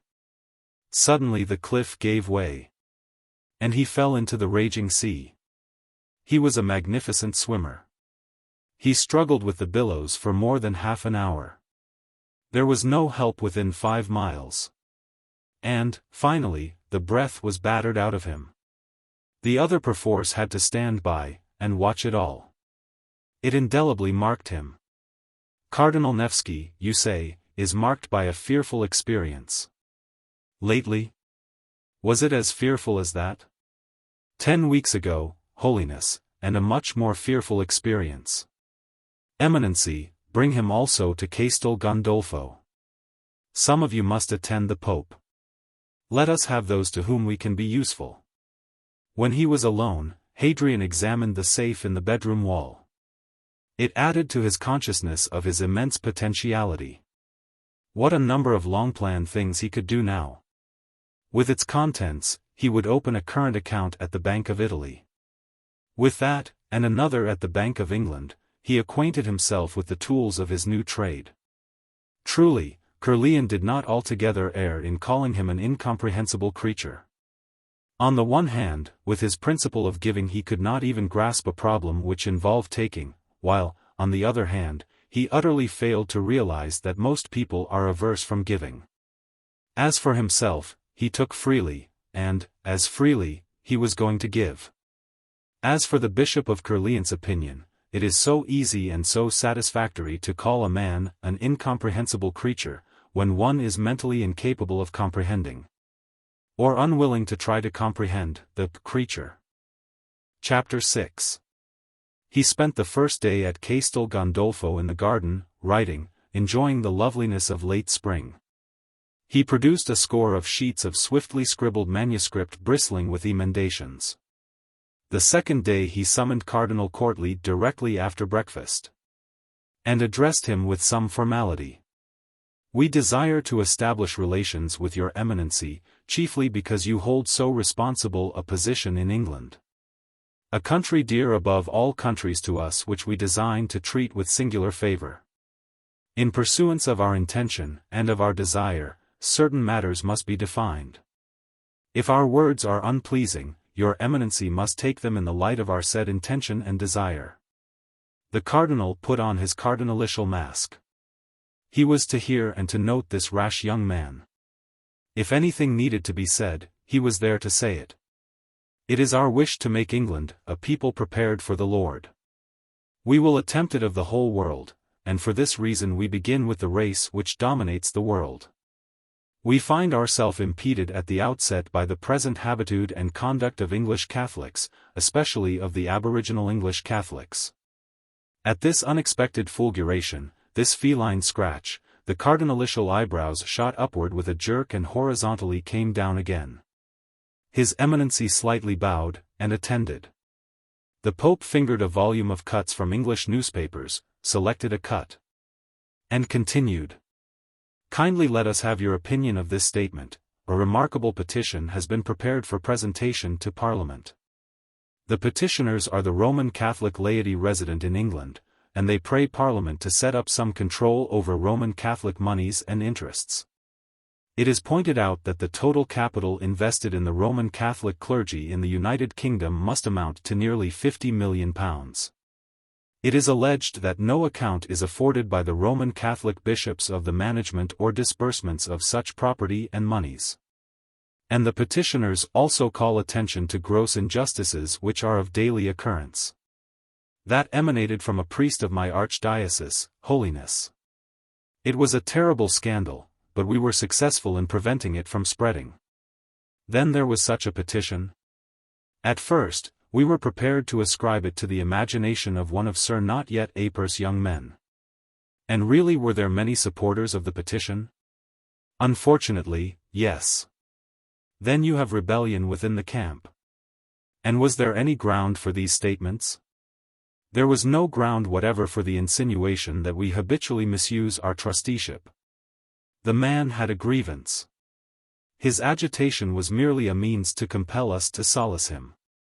He trusted, by making himself unpleasant to us, to make us pleasant to him. So he attacked our financial arrangements. It was a wicked stroke, for, you know, Holy Father, that we cannot be expected to account to any Tom, Dick and Harry for bequests and endowments which we administer. Your accounts are properly audited, no doubt? To a great extent, yes. But not invariably. You trust much to the honesty and the financial ability of individual clerks? We do not presume for a moment that there is any systematic malversation of trust. You have had a lesson on that subject. Lesson? Yes, in 1886, after the notorious Carvale case, when the infatuated imbecility of the Gaelic and Pictish bishops was shown to render them undesirable as trustees. The clergy simply dare not stray into illegal paths. Oh no. But are the clergy actually capable of financial administration? As capable, I suppose, as other men. Priests are not, as other men. However, we take it that you all believe yourselves to have acted conscientiously. We also take it that, in view of the power and influence which the position of trustee affords, your clergy eagerly become trustees and are unwilling to submit to supervision or to criticism. That is quite human. We entirely disapprove of it. But what would your holiness have? We cannot say it in one sentence. You must collect our mind from our conduct as well as from our words. We entirely disapprove of the clergy competing for or using any secular power or dominance whatever, especially such power as inheres in the command of money. The clergy are ministers, not masters. And as to the other charge, the gross injustices which are of daily occurrence? That, of course, is simply the scream of an opponent. It is spite. Does your eminency mean that there are no injustices? Don't you know of gross injustices? It needs must that offences come. But woe to him by whom the offence cometh. Eminency, why not frankly face the predicament? The clergy are more than less human, and they certainly are not even the pick of humanity. Now, don't they attempt too much in the first instance? And, in the second, don't they invariably refuse to admit or amend their blunders? Listen to this. The Pall Mall Gazette states, on the authority of the Missiones Catholici that, in Australia, during the last 5 years, we have increased our numbers from 3,008,399 to 4,507,980. But the government census taken last year gives the total population of Australia at 4,555,803. That leaves only 47,823 for the other religious and irreligious bodies. As a matter of fact, the latest Roman Catholic record is 916,880. Therefore an overstatement of 3,591,100 has been made. Which is absurd. And perpetuated. Which is damnable. I do not precisely see your holiness's point. No? Well, let us go to another. The Pope produced a small green ticket on which was printed: Church of the Sacred Heart, Quest Road, admit bearer to midnight service, New Year's Eve 1900, middle seat 6D. This comes from your eminency's archdiocese, he said. The cardinal looked at the thing, as one looks at the grass of the field. There it is. One has seen it all before. We disapprove of that, said the Pope. What would your holiness suggest then to prevent improper persons from attending these services? Improper persons should be encouraged to attend. No obstacle should be placed in their way. The cardinal was irritated. Then we should have scenes of disorder, to say nothing of profanation. That is where your eminency and all the aboriginals err. Your opinion is formed upon the apprehensive sentimentality of pious old ladies of both sexes whose ideal of right is the not obviously wrong. When a thing is unpleasant, they go up a turning, wipe their mouths, and mistake evasion for annihilation. They don't annihilate the evil, they avoid it. Now, we are here to seek and to save that which was lost, and our churches must be more free to the lost than to the saved, if any be saved. Experience proves that your pious fears have no sure warranty. Wesleyan schismatics have performed watch-night services for more than a century. Anglican schismatics have done the same, and, in later years, they have celebrated their mysteries at midnight on Christmas Eve. We ourselves have assisted at these functions. The temples were open and free, and we never saw or heard a sign of the profanation of which you speak. Sots and harlots undoubtedly were present, but they were not disorderly, they were cowed, they were sleepy, they were curious, but they made no noise. Even though they had shouted, it only would have been in protest against some human ordinance. And a human ordinance must give way the moment it becomes a barrier between one soul and that soul's creator. Supposing means of grace to be obtainable in a church, who durst deny them to those who chiefly need them? The position which you clergy take up is an essentially false one.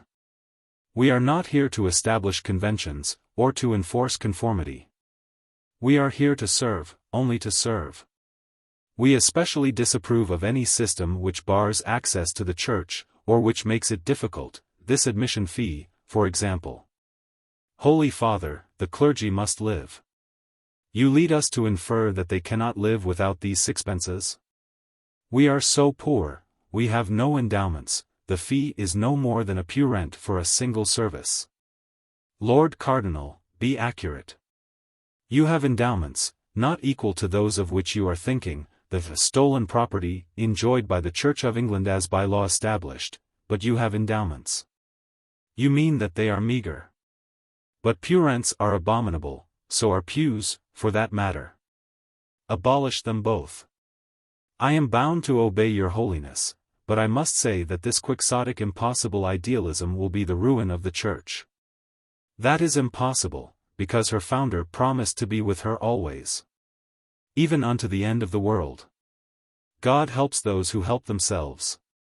But not those who help themselves out of other people's pockets.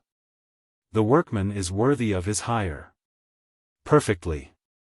But he accepts the wage, he does not dictate it. The builder of London's new concert hall in Den Ambrose Avenue did not let his masons domineer. He offered work at a certain wage. They took it, or left it. You confuse the functions of the buyer with those of the seller, as the clergy always do. Besides, as you seem fond of Scripture, provide neither gold nor silver nor brass in your purses, and take no thought for the morrow. This is simply Tolstoy. No. We never have read a line of Tolstoy. We studiously avoid doing so. We give you the commands of Christ himself as reported by Street Matthew. Lord Cardinal, you are all wrong. Your Holiness speaks as though you were not one of us. Oh no. The head looks down at the hands, and says, your knuckles and your nails are dirty. The Cardinal really was angry. Hadrian paused, fixed him with a taming look, and continued, is it right or even desirable that the clergy should engage in trade, actually engage in trade? Look at your Catholic directory. And see the advertisement of a priest who, with archiepiscopal sanction, is prepared to pay bank interest on investments, in plain words to borrow money upon usury in direct contravention of St. Luke's statement of the Lord's words on this subject. Look at the Catholic Hour, and see the advertisement of a priest who actually trades as a tobacconist. Look in the precincts of your churches. And see the tables of the Fenian literature sellers and the seats of them that sell tickets for stage plays and bazaars where palmistry is practiced. I merely interrupt to remind your Holiness that your august predecessor traded as a fisherman. Very neat, the Pope applauded, enjoying the retort, but not neat enough. A fisherman's trade is an open-air trade, and a healthy trade, by the way, but, did our predecessor St. Peter trade as a fisherman after he had entered upon the work of the apostolature? We think not. No, Lord Cardinal, the clergy attempt too much. They might be excellent priests. As tradesmen, variety entertainers, entrepreneurs, they are failures. As a combination, they are catastrophes. These two things must be kept apart, the clerical and the secular, God and mammon. The difference must be emphasized. By attempts at compromise, the clergy fail in both. As priests, they are mocked, and as for their penny-farthing peddling. But Holy Father, do think for 1 minute. What are the clergy to live on? The free will offerings of the faithful. And one must keep the other. But suppose the faithful do not give free will offerings? Then starve and go to heaven, as Ruskin says. That is what we are going to do, if possible. How are we to build our churches? Don't build them, unless you have the means freely given. Avoid beggary. That way you sicken the faithful, you prevent generosity. How shall we keep up those we have? For example, the cathedral. Yes, the cathedral, a feudal monument of one vain man's desire for notoriety. How many lives has it ruined? One, at least, we know. How many evil passions has it inspired? The passion for advertisement by means of the farthing journalist, the critical passion which is destroying our creative faculty, the passions of envy and covetousness, the passion of competition. The passion of derision, for you know that the world is mocking the ugly veneered pretentious monstrosity now. Better that it never had been. As it is, and in regard to the churches which exist, you must do what you can. If the faithful freely give you enough, then let them stand. If not, you must let them go. England never will lack altars. In any case, encumber yourselves with no more unpaid-for buildings. Accept what is given, but ask for nothing and suggest nothing. Lord Cardinal, the clergy do not act as though they trusted the divine disposer of events. They mean well, but their whole aim and object seems to be to serve God by conciliating mammon. There is nothing more criminally futile. Instead of winning England's admiration, you secure her scornful toleration. Instead of consolidating the faithful, multitudes have become disaffected, and multitudes leave you day by day. Instead of improving the clerical character, and, by consequence, the character of all who look to the clergy for example, the clergy ever more and more assimilate themselves to the laity. The clergy should cultivate the virtues, not the vices, of humanity. Not one of us can tell which of our actions is important or unimportant. By a thoughtless word or deed, we may lead astray a brother for whom Christ died.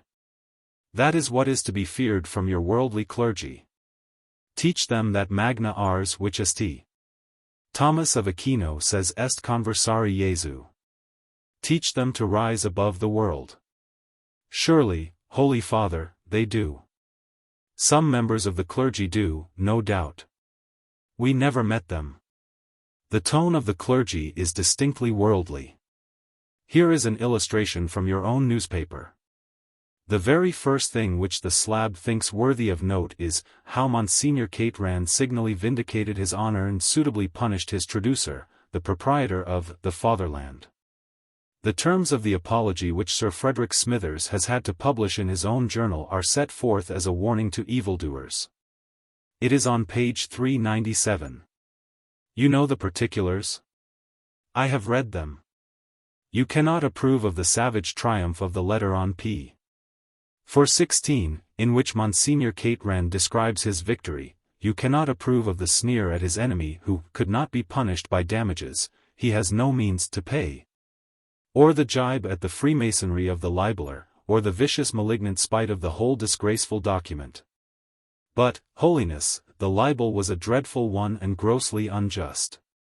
But, Eminency, the accused was bound by his Christianity to suffer revilings and persecutions and the saying of all manner of evil falsely. He forgot that. In vindicating himself, he behaved, not as a minister of God but, as a common human animal. However, besides the so-called triumphant vindication of Monsignor Catran, which the slab glorifies in 3 separate columns, this same number bristles with improprieties. On p. For 15, you have Dominican and Jesuit controversialists calling each other liars, and otherwise politely hating and abusing one another. Oh, Jesuits and Dominicans! The Pope put down the paper, and looked. The Cardinal collected himself for a sally in force. Your Holiness will permit me to say that all this is extremely unusual. I myself was consecrated bishop in 1872, 14 years before you were a Christian. And it seems to me that you should give your seniors credit for having consciences at least. Dear Lord Cardinal! If we had seen a sign of the said consciences. The Cardinal tottered, but made one more thrust. I am not the only member of the Sacred College who thinks that your Holiness's attitude partakes of, shall I say singularity, and, arrogance. Singularity? Oh, we sincerely hope so. But arrogance, we cannot call it arrogance to assume that we know more of a particular subject, which we eagerly have studied from our childhood, than those do who never have studied it at all. Eminency, we began by saying that we desired to establish relations with you. Now, have we shown you something of our frame of mind? Certainly, Holy Father, you wish me to. We wish you to act upon the sum of our words and conduct, in order that England may have a good and not a bad example from English Catholics. No more than that. We may call ourselves Christendom till we are black in the face, but the true character of a Christendom is wanting to us because the great promises of prophecy still lack fulfillment. The bark of Peter has been trying to reach harbor. Muting within, storms without, have driven her hither and thither. Is she as far off from port today as ever? Who knows? But the new captain is trying to set the course again from the old chart. His look is no longer backward but onward. Lord Cardinal, can the captain count on the loyal support of his lieutenant? Holy Father, I assure you that you may count on me. It was an immense effort, but, when it came to so fine a point, the nature and the pride of the man gave way to the grace of his divine vocation. Well now, only one more blow from the flail, and then we will take up the crook. Do stop your Catholics from toadying the German Emperor. Read that. It's perfectly absurd for them to tell him that the whole Catholic world would be delighted if the protection of Catholics in the Orient were confided to him. He's an admirable person, but we are not going to confide the protection of Catholics in the Orient to him. England is the only power which can manage Orientals. And what right have these Erse and Gaelic Catholics to speak for the whole Catholic world? Do neither England nor Italy count? Do make these pious fatwits mind their own business, make them understand that when they tell the Kaiser that they will exert themselves to remove all misunderstandings between Germany and England, England last. You note, they would be comical if they were not impertinent and entirely stupid, and of course disloyal as usual. Hadrian collected his documents and the book of newspaper cuts, swept them all into a portfolio, and abruptly changed the subject. Will your Eminency be good enough to tell us the circumstances which led to our extraordinary election? Barely recovered from his commotion of mind, and posed point-blank like this, Cardinal Courtfield hesitated and said something about the acts of the conclave. His aboriginally tardy temperament was incapable of keeping pace with the feline agility of the pontiff. Hadrian perceived his difficulty, and intently pursued the inquiry from another footing. We know all about the acts of the conclave, which we shall read at our leisure. But we want the more human light which your Eminency can throw upon the subject. Perhaps it will be simpler if we use the Socratic method. By what means did the mere fact of our existence become known to the Sacred College?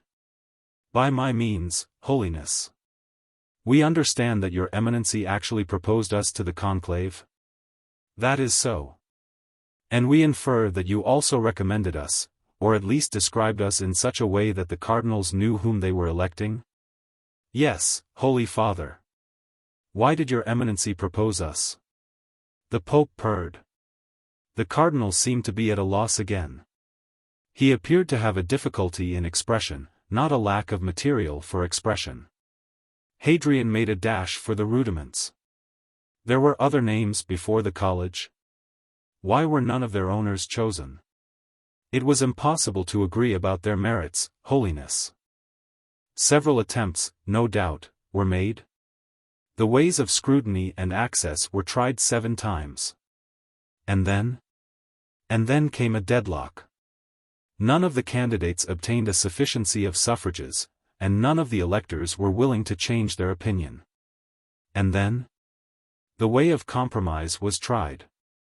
And, through your eminency's means, the compromissaries were induced to impose us on the Sacred College? Yes, Holiness. Eminency, at the time when the conclave first was immured, we hardly can have been in your mind. It is improbable that you could have thought of us then in this connection. At what point did we come into your calculations? I ought perhaps to say that your name had been brought before me some weeks before the demise of Holiness's predecessor. That would be in connection with the matter of which we treated in London. Yes. Precisely in what way was our name brought before your eminency? It was brought before me in a letter from Edward Lancaster, a perfectly frantic letter accusing himself of all sorts of crimes. Your Holiness perhaps is aware what a queer person he is, rather inclined to be scrupulous, and most impulsive. Yes, we know him. We ourselves would have said unscrupulous. Your eminency uses the word scrupulous in the Catholic sense, whereas we prefer frank English. I mean that he is given to tormenting himself about fancied sins. And we mean that as a rule, he does nothing of the kind, but, like a good many others, is singularly successful in lulling his conscience. At least, for 15 years he contrived to do so in this case. However, he now has made amends, and there is nothing more to be said. Let us continue. You received a self-accusing letter from Edward Lancaster. And then? Not one letter, Holiness, a dozen at least. The injustice, of which you had been the victim, was on his nerves. He wrote me several letters, and came to see me several times. He is, as you know, a person of some importance and a great benefactor to the Church, and so I was obliged to take the matter up. I promised to investigate the case myself. Yes. And you did. I instituted an inquisitorial process among some of the persons who had to do with your Holiness. And I am bound to say that their replies gave me grounds for thought. Why? They differed materially as to the details of your history. And yet their opinion of you seemed to be fairly unanimous. It was not a desirable opinion. No, Holiness. It would not be. We never were able to arrange to be loved. To be disagreeable was a sort of habit of ours. But is your eminency able, from memory, to give us an idea of these differences in regard to facts? Opinions do not matter. The Cardinal pondered for a minute. Yes, Holiness, I can give you 3 examples from Oxford. Fr.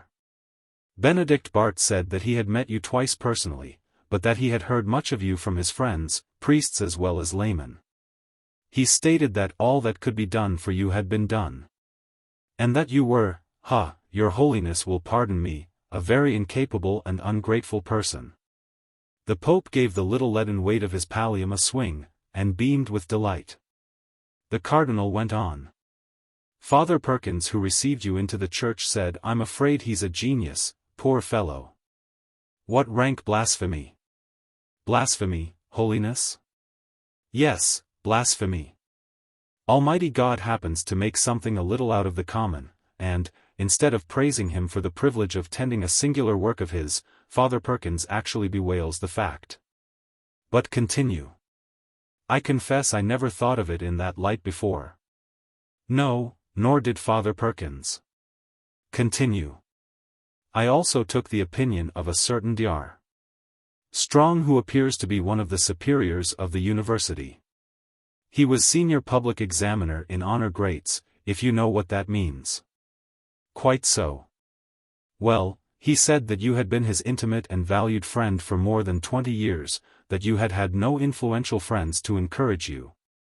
And that your abilities were no less distinguished than your moral character. The Pope laughed again. Dr. Strong is an experienced writer of testimonials. But I should hardly think that a man in his position. Certainly not. Dar. Strong is one of the two honest men known to us. Well, and how did the discrepancy between his statement and Father Benedict strike you? It struck me in this way. How did so many worthy priests arrive at practically the same opinion, for what Father Benedict said, others said also, when their knowledge of facts seemed to be so superficial and so doubtful? I mean, Father Benedict and the rest spoke from an exceedingly casual acquaintance, but Dr. Strong from more than 20 years' intimacy. However, just when I was pondering these contradictory statements, Your Holiness's predecessor died, and I was obliged to come to Rome. Did your Eminency ever note that very few clergymen are capable, of forming an unprejudiced proper original opinion, of judging on the evidence before them and on nothing else? I have excellent reason to believe that what Your Holiness says is correct. It is so much easier to echo than to discriminate. Now, if you please, we will go back to the compromise. What brought us again to your Eminency's remembrance in the conclave? Holy Father, that was most strange. We compromissaries were quite as unable to agree as the Sacred College had been. And then, at the end of one of our sessions, I was struck by the extraordinary likeness of Cardinal della Volta to someone whom I remembered having seen, but whose name I had forgotten. It was the merest accident, but I came away racking my brains about it. Another curious thing happened the same night. Having some papers to sign, I happened to go to my dispatch box. And, quite by accident, I came across Edward Lancaster's letters about Your Holiness. We do not call these things accidents. Nor do I, Holy Father, now. Well, for want of something better to do, I suppose, I looked over half a dozen of the letters, and I determined to go further into the matter on my return to England. But, early the very next morning, it suddenly flashed across my mind that I myself had seen Your Holiness. In 1894. Ah yes, in 1894, and that Cardinal della Volta was Your Holiness's double. This sent me back to the letters again, and I became more and more convinced that an immense and almost irreparable wrong had been done. I cannot tell you how strongly I felt that, Holy Father. But what made you, well, practically impose us on the compromissaries? That I cannot say, although in my own mind there is very little doubt but that, however, these are the facts. I was so full of the case, that I narrated it at our morning conference as an instance of the fallibility of what, I think it was Your Holiness who gave it the name, yes. It was, as an instance of the fallibility of the machine. I shall never forget the effect of my words upon Cardinal Mundo. It was most extraordinary.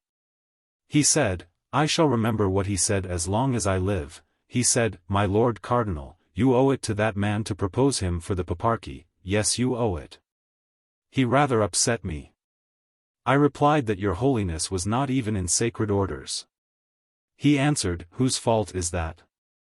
I may say that the point was a very keen one. No one could fail to perceive its relevancy. To use a vulgar expression, it touched the thing with a needle. The others did not help me at all, and I considered the matter for a few minutes. Mundo went on, if that man had a real vocation, he will have persevered, if he has persevered, the 20 years or more of waiting will have purified. Pray do not quote Cardinal Mundo. Well, in short, I was irresistibly moved to propose Your Holiness. And then, because no other candidate was forthcoming, because, we understand. You came to us, found us persistent. Yes, Holiness. Well, shall we take a little stroll in the garden, and say some office? Cardinal Courtly jumped. I'm sure, if Your Holiness doesn't mind walking by the side of my bath chair. Oh, but we do. It is our invariable custom to walk behind bath chairs and push them. Indeed I could not for one moment permit. No, but for an hour you will submit. Nonsense man, do you suppose that one never has pushed a bath chair before? Now sit down quietly and open your breviary and read the office, and we will look over your shoulder and make the responses. It's awfully good exercise, you know. Chapter 7. After his morning's exertions in the way of taming and domesticating a prince of the Church, Hadrian was conscious that he required a change of emotions. His thoughts went to the next thing on his list, the matter of Cardinal Nevsky. That would be an exceedingly interesting experience. He did not want to intrude upon grief, but he was attracted by all singular phenomena, and the pathos of the pale young prelate seemed to be quite exemplary. Once in his secular life, George Arthur Rose had been taken by a doctor to see a man who had severed his throat in an unusual manner, using a broken penknife and cutting a jagged triangle, of which the apex missed the larynx, and the base the sternocleidomastoid, avoiding by a hair's breadth carotid and jugular. The doctor wanted a diagram of the wound made for the enlightenment of the jury which was to pronounce upon attempted suicide. And George had made the sketch from the staring speechless life, noted the furniture of the room and the aspect of his model, quite untouched by the man's sensations or the horror of the event. Hadrian approached Cardinal Nevsky with similar feelings. He was curious, he was psychically apart, but, at the same time, something of subconscious sympathy in his manner elicited the desired revelation. It was a ghastly one. Nevsky, Cardinal Archbishop, had rushed to a little city in Russian Poland, occupied by anarchists, for the purpose of pleading with them. He arrived at sunset. There was a college there where 120 lads of noble birth were being educated, among them, his own youngest brother, just 17 years old. The cardinal was seized and crucified with ropes to the fountain in the market square. Anarchists burst into the college, stripped its inmates naked, and flung them into the street before his eyes. He absolved each one dashed from the lofty windows. Some instantly were smashed and killed, others, who fell on others, were broken and shattered, but not killed outright. All night long, Nevsky remained crucified. The anarchists must have forgotten him, for they left him, and at dawn someone, whom he did not know, came and cut him down.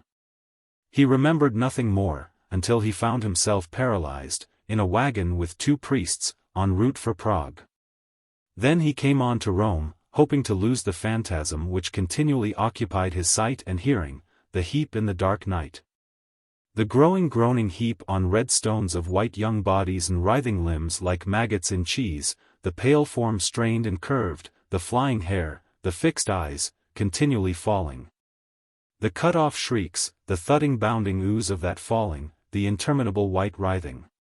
It was a ghastly tale, quite unimpassionately told.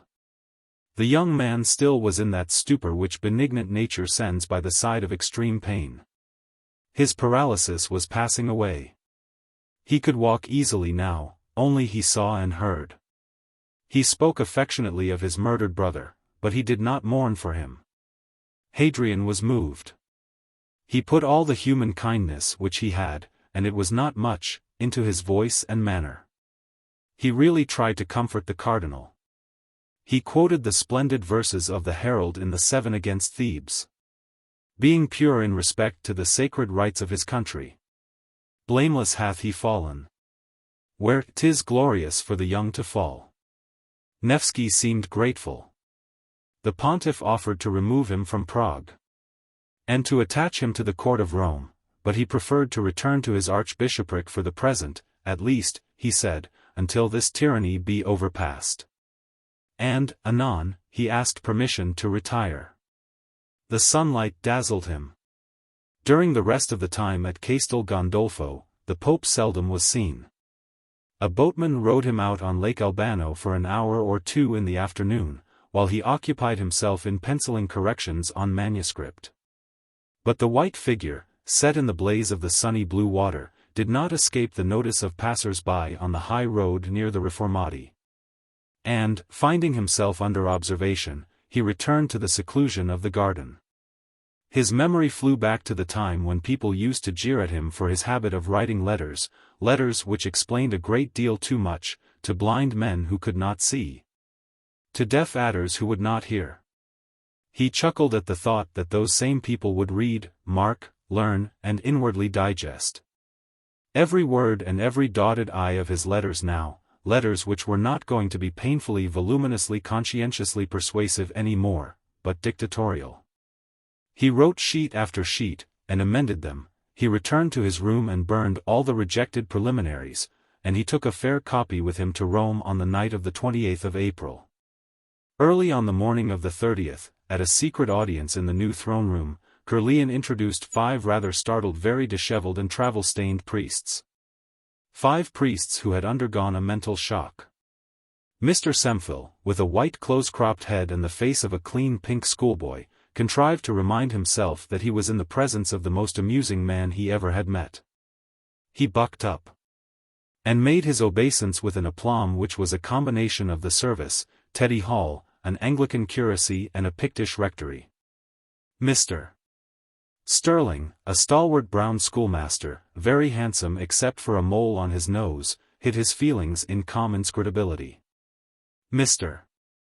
Whitehead, a level-headed common-sense Saxon, golden-hearted, who never had any wild oats for sowing, observed reticence in a matter which was beyond his comprehension. Mr. Leighton, plump, clean, curly-haired, blinked genially and waited. Mr.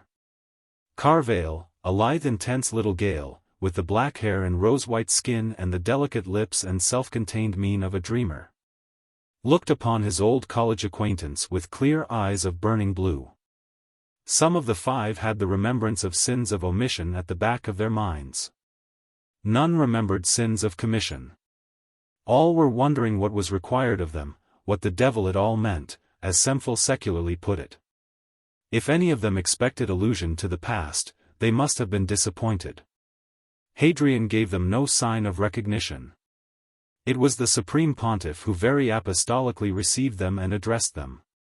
Reverend Sirs, our will is to have such assistance in the work of our apostolature as the organs of sense can render to the mind, or as the experimentalist can render to the theorist. For reasons known unto ourself, we have selected you.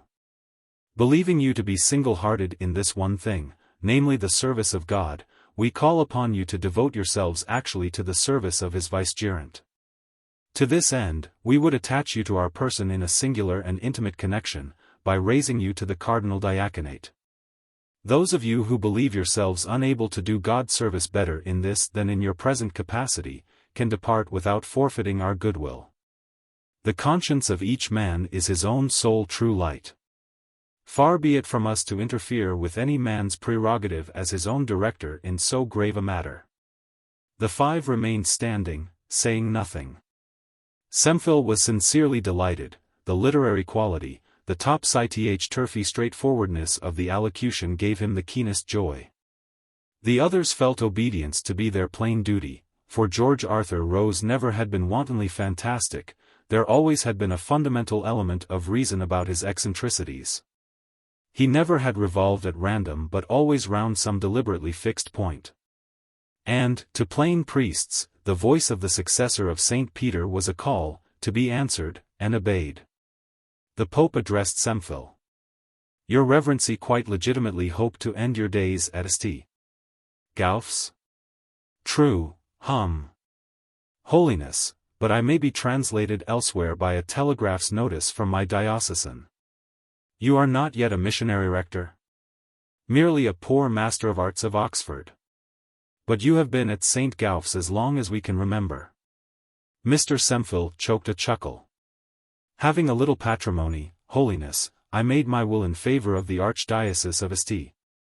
Gauff's and Agneta, and I did not omit to mention the fact to my Archbishop. I happened also to say that, in the event of my being moved from St. Gauff's, I should be compelled to make another will, but of course I did not contemplate being moved as far as Rome. Hadrian turned to Mr. Sterling. The last words, which we said to your Reverency, were that you had cause to be ashamed of yourself. One had cause, Holy Father. To you, our invitation is a means of repairing a single small defect in a praiseworthy career. It shall be repaired, Holy Father. To the others the Pope said nothing, for he saw their clean souls. In the sacred consistory, the Supreme Pontiff dictated to consistorial advocates a pontifical act, denouncing the Lord Francis Talleyrand, Bishop of Prooimion. As Cardinal Presbyter of the title of the 4 Holy Crowned Ones, the Lord George Sempill as Cardinal Deacon of St. Mary in Broad Street, the Lord James Sterling as Cardinal Deacon of St. Nicholas in the Jail of Tully, the Lord George Layton as Cardinal Deacon of the Holy Angel in the Fish Market, the Lord Gerald Whitehead as Cardinal Deacon of St. George of the Golden Sail, the Lord Robert Carvale as Cardinal Deacon of St. Cosmas and St. Damian. Then the 6 were brought in, and sworn of the college, their heads were hatted, their fingers ringed with sapphires, their mouths were closed and opened by the Pope. And they retired in ermine and vermilion. What their emotions were, need not be inquired. Indeed, they had little time for emotion, seeing that during the rest of the day they sat in the secret chamber, writing from Hadrian's dictation. In the evening, Whitehead and Carvale put on their old cassocks and posted a carriage full of letters at San Silvestro. These all were sealed with the fisherman's ring. And, as they were addressed to kings, emperors, prime ministers, editors of newspapers, and heads of various religious denominations, it was considered undesirable to trouble Prince Minimo, the pontifical postmaster, with material for gossip. Meanwhile Hadrian and Cardinal Sempill sat in the Vatican Marconigraph office alone with the operators. And the Pope dictated, while the expert's fingers expressed his words in dots and dashes in London and New York. By consequence, what His Holiness called the 5 decent newspapers, came out on the 1st of May with an apostolic epistle, a pontifical bull, and editorial leaders thereupon. The world found the epistle to all Christians very piquant, not on account of novelty, but because of the nude vivid candor with which old and trite truths were enunciated dogmatically. Christianity, the Pope proclaimed, was a great deal more than a mere ritual service. It extended to every part of human life. And its rules must regulate Christians in all matters of principle and practice. He laid great stress on the assertion of the principle of the personal responsibility of the individual. It was quite unavoidable, quite incapable of being shifted on to societies or servants. Each soul would have to render its own account to its Creator. In connection with the last doctrine, he denounced as damnable nonsense the fashionable heresy which is crystallized in the quatrains of Edward Fitzgerald. O thou, who didst with pitfall and with gin beset the road I was to wander in, thou wilt not, with predestined evil, round enmesh, and then impute my fall to sin. O thou, who man of baser earth didst make, and, e'en with paradise, devise the snake. For all the sin, wherewith the face of man is blackened, man's forgiveness give, and take. He described those lines as the whine of a whimpering coward, pertinently inquiring whether a human father would be blamable, who, having taught his boy to swim, should fling him into the sea that he might have the merit of fighting his own way to shore where the rope was ready at hand. He condemned all attempts at uniformity as unnatural crimes, because they insulted the divine intelligence which had deigned to differentiate his creatures. He declared that God's servants were to be known by their broad minds, generous hearts, and staunch wills. The Church of God is not narrow, nor liberal, but Catholic with room for all, for there are diversities of gifts. It was the individual soul which must be saved. And it was that which was addressed in the Evangel. He considered the immense strength of the single verse. Let every man be fully persuaded in his own mind. Hence he would have no barrier erected between Christians of the Roman obedience and Christians of other denominations.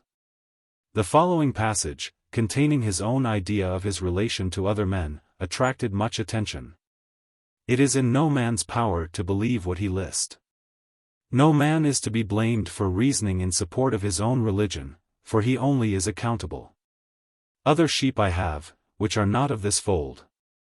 And these deserve more care and love, but not cheap pity, nor insulting patronage, nor irritated persecution, for if, as has been said, a man shall follow Christ's law, and shall believe his words according to his conscientious sense of their meaning, he will be a member of Christ's flock although he be not within the fold. And, though we know that he understands Christ's words amiss, yet that is no reason for our claiming any kind of superiority over an honest man, the purpose of whose heart and mind is to obey and to be guided by Christ. Such an one is a Christian and our good brother, a servant of God, and, if he will have us, we, by virtue of our apostolature, are his servant also. The conclusion of the epistle contained a very striking admonition addressed to members of his own communion, to the effect that the being Christian did not confer any title to physical or external dominion, but rather the contrary. Perhaps the peroration is worthy of quotation. Persuade, if ye can persuade, and if the world will permit you to persuade, but seek not to persuade. Better to live so that men will convince themselves through the contemplation of your ensample. That way only satisfaction lies. Accept, but claim not, obedience.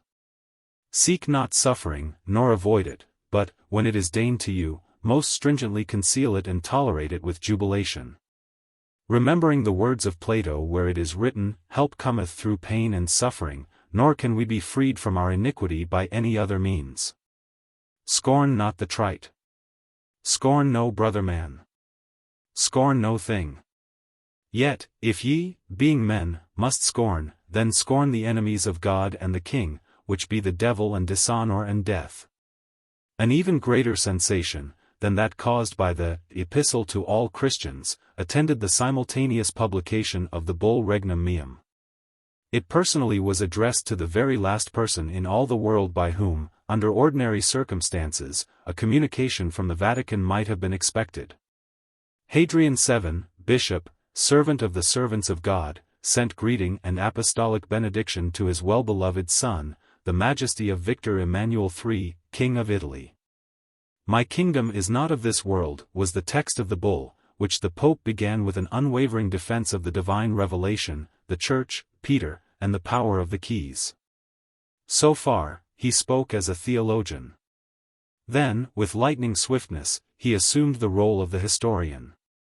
His theme was the forged decretals or donation of Constantine, which first were promulgated in a breve which His Holiness's predecessor, Hadrian I, addressed to His Majesty's predecessor, in a certain sense, the Emperor Charlemagne.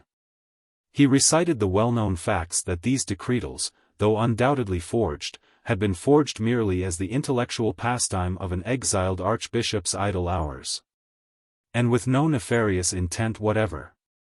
He showed how that, during 4 centuries, no doubt as to their authenticity had been entertained, and how that 3 more centuries had elapsed before evidence had been collected sufficing to justify their being thrown overboard from the bark of Peter to lighten the ship.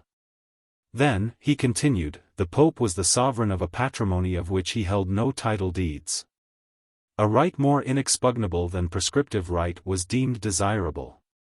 And Alexander VI and Julius II bound the patrimony to Peter by military conquest. So it remained until the unification of Italy under the House of Savoy, when those territories, formerly known as the States of the Church, were absorbed by the new kingdom. Thus far Hadrian pursued the argument, and then turned to a disquisition on the worldly rights of Christians, the purport of which perhaps most luminously is expressed in the following sentences. We use worldly things till they are wanted by the world, then we will relinquish them without even so much as a backward thought. For we all are clearly marked to get that which we give. Nothing is irrevocable on this orb of earth. Nothing is final, for, after this world is the world to come. Therefore, let us move, let us gladly move, move with the times, really move. God always is merciful. Hence, as Supreme Pontiff, Hadrian would practice the principle of renunciation. He would renounce everything which another would take, because, my kingdom is not of this world. And, first of all, in order to remove a bone of contention, he made a formal and unconditional renunciation of the claim to temporal sovereignty and of the civil list provided by the law of guarantees. At the same time, he would not be understood as casting any slight upon his predecessors who had followed other counsels. They were responsible to God, they knew it, he and they were the judges of their acts. We, on our part, in our turn, act as we deem best. We know our responsibility and shrink not. We are God's vicegerent, and this is our will. Given at Rome, at St. Peter's by the Vatican, on this 9th day of our supreme pontificate. The formal publication of the epistle and the bull occurred in the Second Consistory, which met at the abnormal hour of 6 a.m. on May Day.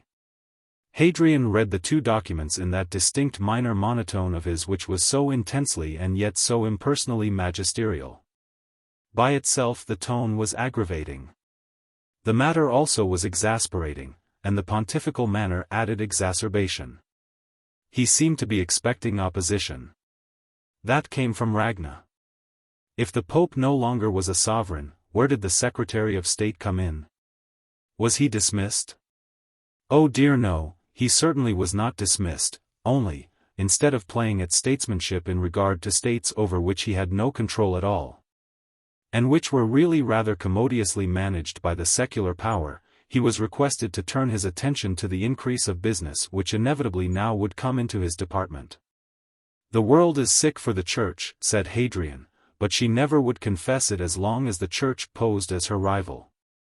Nevertheless the thing was a blow that was heavy and strong. Half the college put on an indifferent noncommittal air, the other half roared anathemas and execrations. And Ragna howled, "Judas, Judas, this shall not be." In a lull, Hadrian coldly mewed, "It is, and it shall be." He flung down the steps of the throne a bundle of advance copies of the Roman morning journals. Vermilion faces stooped to them. There were the epistle and the bull in the vernacular. Serafino Vagileo pounced upon an announcement in Il Popolo Romano to the effect that, by the courteous condescension of the Holy Father himself, we are enabled to present to our readers these authentic and momentous acts simultaneously with the Times, the Morning Post, the Globe, the St. James's Gazette, and the New York Times, the splendid journals of the magnanimous English, to which race, the sempiternal friend of Italy, we owe so grand and so enlightened a pontiff. Undoubtedly the thing was done, for the world knew it, and, knowing it, would not let it be undone. There was no cardinal, however infuriated, who was not sufficiently serpentine to recognize the Columbine as the attitude most appropriate to the circumstances. The first mad idea which had seized the rebellious ones, the idea of suppressing the pontifical decrees by physical force, was laid aside. There no doubt were other means of nullifying them later. And their eminencies dispersed to say their masses with an air which made the Pope feel like a very naughty tiresome little boy indeed, said Hadrian to Cardinal Leighton. The question of Edward Lancaster worried Hadrian considerably, for the simple reason that, while he did not want to tire himself by a renewal of relations with this individual, decency demanded something. He discussed the position with Courtfield and Talleyrand, neither of whom were able to appreciate his difficulty. Thrown back upon his own resources, he made a cigarette very carefully, a long fat one with the tobacco tucked into the paper cylinder with a pencil, and with neatly twisted ends, resembling a small white sausage, and smoked it through. Then he wrote a letter, telling Lancaster that his offering had been accepted and applied, assuring him of the pontifical goodwill and of a pleasant reception in case he should feel bound to present himself in Rome, and conferring apostolic benediction and a plenary indulgence at the hour of death. This, he enclosed in a gold snuff-box with a device of diamonds on the lid, which the recipient might put upon his mantelpiece with other curious monstrosities. Arezzo and Ragna appeared to have exchanged ethics, for, whereas the latter had been a pontifical right hand while Arezzo had shut up himself in the chancery, now it was Arezzo who watched the Pope while Ragna kept aloof in vermilion sulks. It was not that his occupation was gone, but he wished to emphasize, by withdrawing it, his indispensability. As for the others, they wonderfully retired into their shells. Hadrian kept his new creatures in fairly close attendance, and the 9 compromissaries always were ready to make themselves agreeable when they were in Rome. The Pope wished and tried to be on friendly terms with them, and failed, as he always failed. He could not show himself friendly.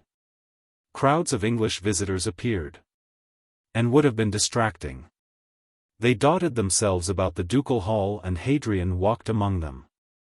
At one of these receptions, the pontifical glance lighted, on entering, on a dark gaunt titan seamed with concealed pain, who was accompanied by a quiet fastidious English lady, wife and mother. And 3 children, 2 glorious girls and a proud shy English boy.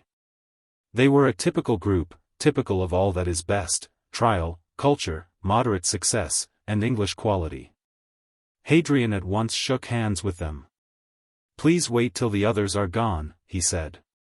And passed on to a cocky little gentleman with a pink eye, and a plump bare-faced party who tried to stand easily in the cross-legged pose of the male photograph of 1864. These sank to their knees, but stood up again at a word. "Well, Holy Father, who would have thought," etc., from the first. And, "Oh, I'm sure I shall never dare to call your holiness boffin again," from the second. "Yes you do," replied Hadrian. And gave them a blessing, to which the plump one nervously responded. "Quite so, I'm sure, as it were." Another couple kneeled, a weird brief-bodied man in a pince-nez and a small suppressed woman with beautiful short-sighted eyes. They were raised. And the man would chatter like a hailstorm, wittily and with Gallic gesticulation, and quite insincerely. They were blessed, and the pontiff went on, with some elevation of gait, to the others. When the audience was over, a slim gentleman in scarlet, with the delicate pensive beauty of a St. John the Divine by John Bellini, conducted the English family to the apostolic antechamber. Here Hadrian offered them some fruit and wine, and showed them the view from the windows. "Now perhaps Mrs. Strong would like to see the garden," he presently said. It was a very happy thought. His Holiness carried his little yellow cat, and they all went down together, and strolled about the woods and the box alleys and the vineyards. They picked the flowers. And the children picked the fruit. They admired the peacocks, and rested on white marble hemicycles in the sun-flecked shade of cypresses. And they talked of this, that, and the other, as well as these and those. A chamberlain came through the trees, and delivered a small veiled salver to the gentleman who followed the pontifical party at 50 paces. At the moment of departure he came near. The salver contained 5 little crosses of gold and chrysoberyls set in diamonds. 3 were elaborate and 2 severely plain. Hadrian presented them to his guests. "You will accept a memorial of this happy day, and of course, with that rare dear smile of his, you will not expect the Pope to give you anything but popery. Goodbye, dear friends, goodbye." "How he has improved," said the dark girl as they went out. "Oh mother, and did you see the buckles on his shoes?" said the fair one. "I call him a topper," said the boy. "He isn't a bit changed," said the wife to the silent husband. "I think that he has found his proper niche at last," the great man answered. Percy Van Christen arrived. And was brought into the secret chamber. Though only a little over 30, he looked as old as Hadrian. The glowing freshness of his olive skin had faded, but his superb eyes were as brightly expectant and his small round head as cleanly black as ever. He looked tired, but wholesome. And he was immaculately groomed. The Pope said a few words of greeting and of remembrance, and asked him to speak of himself. Van Christen was shy, but not unwilling. Leading questions elicited that he was one of that pitiable class of men for whom the gods have provided everything but a career.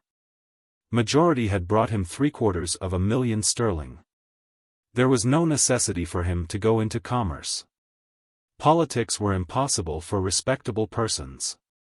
He was too old for the services. The fact was, he had not the natural energy which would have hewn out a career in the worldly sense, for himself. And by consequence, the world had shoved him aside onto the shelf of objects whose functions are purely decorative. His mode of life was that of a man of fashion, simple, exquisite. Perhaps he read a great deal, and, of course, his home took up most of his time, but that was a secret. Hadrian deftly extracted from him that he had founded and was maintaining a home for 100 boys of his city. where he provided a complete training in electrical engineering and a fair start in life. His splendid eyes glittered as he spoke of this. It seemed that he had kept his own world in entire ignorance of his ardent effort to be useful. And one naturally enjoys talking of one's own affairs when the proper listener at last is encountered. No, he never had felt inclined to marry and rear a family of his own. He did not think that that sort of thing was much in his line. Yes, after leaving Oxford, he had had some thoughts of the priesthood. But Archbishop Corey had laughed him out of that. He was not clever enough for the priesthood. That was the real truth, in his private opinion. Oh yes, he would like it very well, as much as anything, but really he hardly felt himself equal to it. He didn't want to seem to push himself forward in any way. Yes, the Dynam House could get on quite well without him. They were fortunate in having a capable manager whom everyone liked.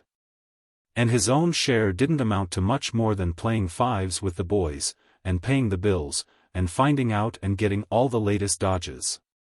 If he could run over and look round the place, say twice a year, say 2 months in the year, he was quite willing to take up his abode with Hadrian, if His Holiness really wanted him.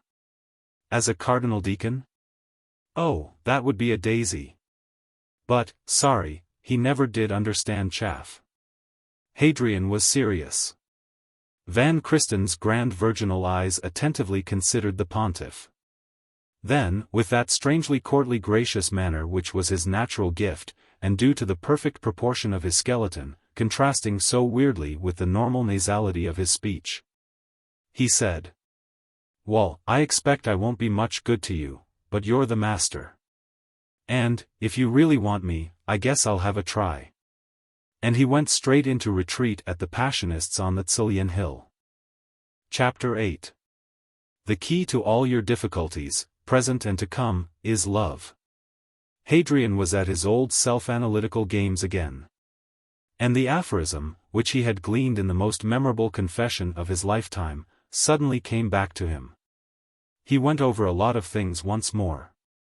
He was convinced that, so far, he did not even know what love was. People seemed to like him.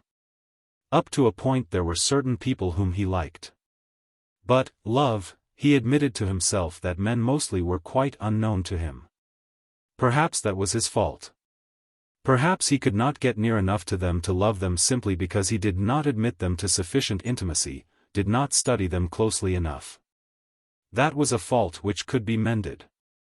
He summoned his 15 cardinals to spend an hour with him in the vineyard of Leo. The day was a glorious Roman day of opening summer. The Pope desired to use their eminencies for the discussion of affairs, to sharpen his wits against theirs, to pick their brains in order to assist in the formation of his own opinions. Gentillato gently remarked that, if His Holiness would state a case, they would do their best to help him. He designated the renunciation of the temporal power, and struck them dumb. Of course, in most of their own minds, they disapproved of it. It had shocked them.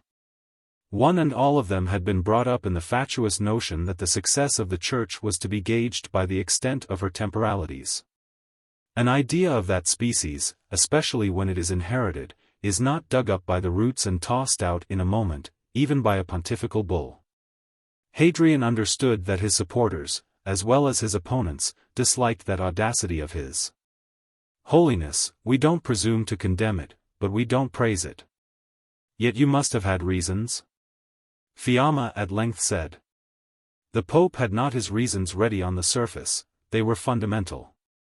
And the temper of him used to lead him to disguise the sacrosanct with a veil of frivolity, that is to say, when his arcana seemed likely to be violated. He was wont to divert attention by some gay paradox or witticism. A little roguish glimmer lit his thin lips, and a suspicion of a merry little twinkle came in the corners of his half-shut eyes. Once upon a time we used to know a certain writer of amatory novels. The sentimental balderdash, which he put into the mouths of his marionettes, he only had one set of them, influenced us greatly. He had a living to get. He thought he could get it by recommending the temporal power. He was a very clever worldly Catholic indeed, but the arguments, which he produced in so vital a matter as the earning of his living, were so sterile and so curatical, that we summed up the temporal power as negligible. Then there was the disgracefully spiteful tone of the Catholic newspapers, gloating over the misfortunes of hard-working well-meaning people, prophesying revolution and national bankruptcy for this dear Italy, and so on. Well, our sympathy naturally went, not to the malignant but to the maligned. Oh yes, we had reasons. That is enough. One's hands obey one's head, said Sterling. For my part, I think that if the temporal power is worth having, it is worth fighting for. Lord Ralph Carrison, who's a British general, once told me that, if the Pope cares to call upon Catholics throughout the world and order military operations, he is quite ready to throw up his commission tomorrow and enlist in the pontifical army, Semphil asserted. No? Mundo with big eyes inquired. Fact, I assure you, Semphil asseverated. But is it worth fighting for? Of course, Holy Father, the possession would confer a certain status, put in Savioli. The Pope smiled. Certain, and status? Oh really? Talleyrand was annoyed. He considered the query too sarcastic. His Holiness perhaps leans upon the theory that the Church never was more powerful than she is now, Della Volta ventured. I calculate that's fact, not theory, exclaimed Grace. Well then? I see. In these 30-odd years without the temporal power, the Church has increased in power. It might be argued on that temporal power is not essential. Prosecute that argument, Anne. Has anyone a theory as to what precisely is the chief obstacle in our way here in Italy? The Pope interpolated. The secret societies. Atheism. Poverty. Socialism. Corrupt politicians. What do we newcomers know of Italy? Asked Whitehead of Leyden, who had made the last remark. The newspapers say. The newspapers. Carvale ejaculated. Don't we know how the newspapers are written? Has no one of us ever contributed a paragraph? Well then. Please view the question from this standpoint. On the one side, you have the paparchy and the kingdom, church and state, soul and body. On the other, you have the enemies of those. What is necessary? The destruction of the enemies. Or the conversion of them into friends. But how? How shall two walk together unless they be agreed? The Pope inquired. The paparchy and the kingdom are not agreed, said Courtly. Your Holiness means that they should be agreed, that they should unite forces? Ferreo asked. It is our will and our hope to be reconciled with the King of Italy. But is His Majesty willing? We know not, but we have shown that we will not block the way. Certainly the Pope and the King together would have almost unbounded influence for good, Ferreo reflected. Then your Holiness does not think the temporal power to be worth fighting for? Sterling concluded. Hadrian's eyes no longer were half shut. No, he answered. Try, venerable fathers, to believe that the time has come for stripping. We have added, and yet we have not converted the world. Ask yourselves whether we really are as successful as we ought to be, or whether, on the whole, we really are not abject and lamentable failures. If we are the latter, then let us try the other road, the road of simplicity, of apostolic simplicity. At least let us try. It's an idea. And for our own part we are glad to have a chance of realizing it, the idea of simplicity, going to the root of the matter. Your Holiness is not afraid of going too far? Inquired Talleyrand. William Blake says that truth lies in extremes. To the humdrum champion of the so-called golden mean, which generally is a great deal more mean than golden, that maxim is nothing less than scandalous. All the same, it is as sound as a bell, Eminency, and nowhere does it ring more soundly than in the principle of the union of church with state. As they were going in to dinner, Mundo whispered to Fiamma, have we a saint or a madman for a pope? 2/3 of the one and 1/3 of the other, replied the radiant Archbishop of Bologna. After one of the receptions of English pilgrims, Hadrian privately received an unusual visitor in the last antechamber. She was brought in by a gentleman, who remained outside one of the doors during the interview, while his fellow guarded the outside of the other. It was as secret an audience as ever has been deigned to a sovereign, and it was accorded to a woman of the lower middle class, about 60 years old, who looked like an excessively worthy cook. She flopped on her knees when the pontiff came to her, mentioned her joints when assisted to rise, and made bones about using the chair which he placed for her. Hadrian's manner was absolutely divested of pontificality. No one would have taken him for anything but a plain Englishman, perhaps of a slightly superior type, and perhaps rather oddly attired. He spoke kindly and easily, and gradually brought his guest from a glaring twitching state of terror and obsequious joy to her honest ordinary self. She burbled, but I can never tell your holy majesty what I felt when I knew that you was going to let me come and see you. Oh, thank you and God bless you, sir. And I always knew you'd come to it. And, oh, holy father, ain't you very happy to think of all the good you're doing? Just fancy that ever I should say that to your, holiness and me sitting on one of your own chairs. God bless you Mr. Rose, sir, as if you was my own boy. Well now, I knew in a minute who it was that sent it me. Why, holy father? Why, because your holy highness named that very amount years ago as what you'd give me if you was paid properly. Yes, holy father, I've done what you wished me. I got it cheaper than we thought because it's been empty so long. 1300 pound cash on the nail for the woos, 100 for doing it up, 400 and 2 for furniture and things. And please, holy father, I've brought the change. She lugged out a great bank bag containing 198 English sovereigns. Oh, but, you dear good soul, you shouldn't have done that. It was all yours. All mine, holy father. But I tell you I got it cheaper than we thought. Well then you see you're 198 pounds to the good. You have the house and the furniture. And, if you can get the lodgers, you're safe for life. If I can get lodgers, holy father? Why I'm filled up, and turning them away. Good.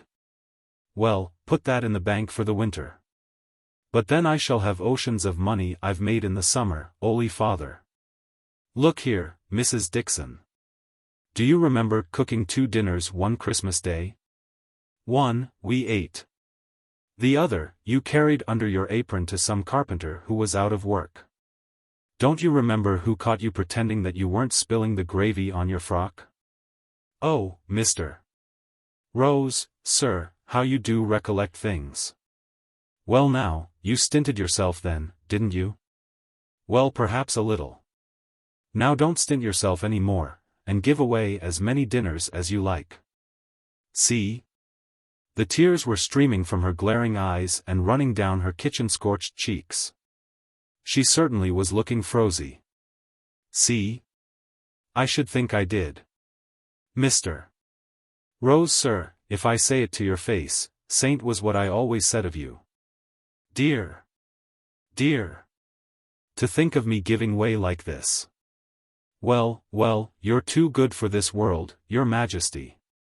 Oh, and I've taken the liberty of bringing you a jar of pickled samphire like what you used to fancy. I've picked it and did it up myself with my own hands. And I thought perhaps you wouldn't mind obeying this antimacassar which I've worked for you, holy father. I knew all your holy chairs be red, because I've seen pictures of them. And I thought that the grey and the orange would brighten up a dark corner for you. Hadrian thanked her kindly, and took her little offerings as though he prized them more than his tiara. And made her infinitely happy. Well now I won't detain your majesty, because I know there must be no end of grand people waiting about to see you, and me occupying your time like this, holy father. So I'll just ask you to pray for me and give me a blessing, and thank you sir for all you've done for me, and I'll say a prayer for you every day as long as I'm spared. She got on her knees, and the pontiff blessed her. Then he said, When do you go back, Mrs. Dixon? Well, your holy majesty, I was thinking of looking about a bit while I'm here, so as to have plenty to say to the lodgers, but I can't stay more than a week longer. Hadrian wrote on a card, "The bearer, Mrs. Agnes Dixon, is our guest. Receive and assist her." He signed it and gave it to her, saying, "You know this place is full of lovely things, pictures and so on. And there are heaps of sacred relics in the churches. Well now, that card will admit you to see everything. Will they let me see the fans?" "Which fans?" "Them they fan you with when you're glorified?" "Oh yes." "Show that card to the gentleman who is going to take you downstairs and tell him what you want to see." "Will they want me to give the card up at the door?" "No. Not if you want to keep it." "Ah well, I'll see everything, and I'll keep the card till I'm laid out, 'Oly Father." "Oh, whatever can I say? You'll excuse me, sir, and I'm an honest woman, but I must kiss your 'Oly Majesty's anointed hand." "Oh bless you, my dear, bless you." Hadrian paced through and through the apartment as soon as he was alone. "Dear good ugly righteous creature," he commented. Passing the safe in the bedroom, he let out with his left and punched the iron door. "That's what you are," he said, and put glycerin on his bleeding knuckles. Catching a glimpse of his face in the mirror, "Beastly hypocrite," he sneered at himself. Very disagreeable talk went on in Ragna's circle. The pontifical acts of Hadrian were vile enough, but his private ones were simply criminal.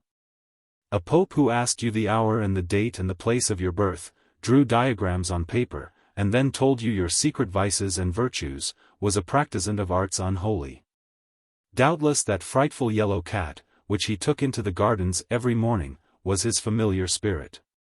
It had cursed cacciatori in a corridor, almost articulately.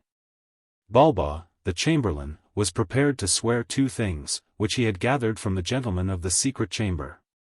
First, that His Holiness stood under a tap in his bedroom every morning and evening, and sometimes during the day as well. Undoubtedly that was to allay the fervence of the demon who possessed him. Secondly, that His Holiness sat up half the night writing or reading, and yet the pontifical wastepaper basket always was empty. Not even a torn shred of paper remained. But then, the ashes in the fireplace. Ah! The disposition was to refer to lunacy, or stupidity, or knavishness, or vileness, whatsoever was novel to the understanding. The pontiff's aggressive personality, his ostentatious inconsistency, his peculiarly ideal conception of his apostolic character, his moral earnestness. His practical and uncomfortable embodiment of his views in his conduct, caused him to be as loathed by Ragna's set as he was loved by the 9 and the 6. He was accused of an anarchistical kind of enthusiasm. When he heard that, he said, "We are conservative in all our instincts, and only contrive to become otherwise by an effort of reason or principle. As we contrive to overcome all our other vicious propensities." That was considered an additional indecorum. His quaintly correct and archaic diction exasperated men who had no means of expressing their thoughts except in the fluid elusive clipped verbosity of the day. Objections were made to his hendecasyllabical allocutions, by mediocrities who could not away with a man who discoursed in ithyphallics. His autocratic dogmatism, which really was due to his entire accession by his office, shocked the opportunist, irritated the worldly prudent. Outside in the world too, he was by no means a complete success. People, who were not of his communion, thought it rather a liberty that a pope should have the authorized version at his fingers' ends.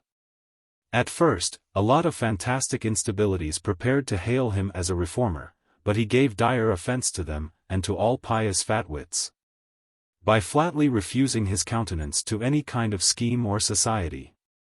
"The Church suffices for this life," he said.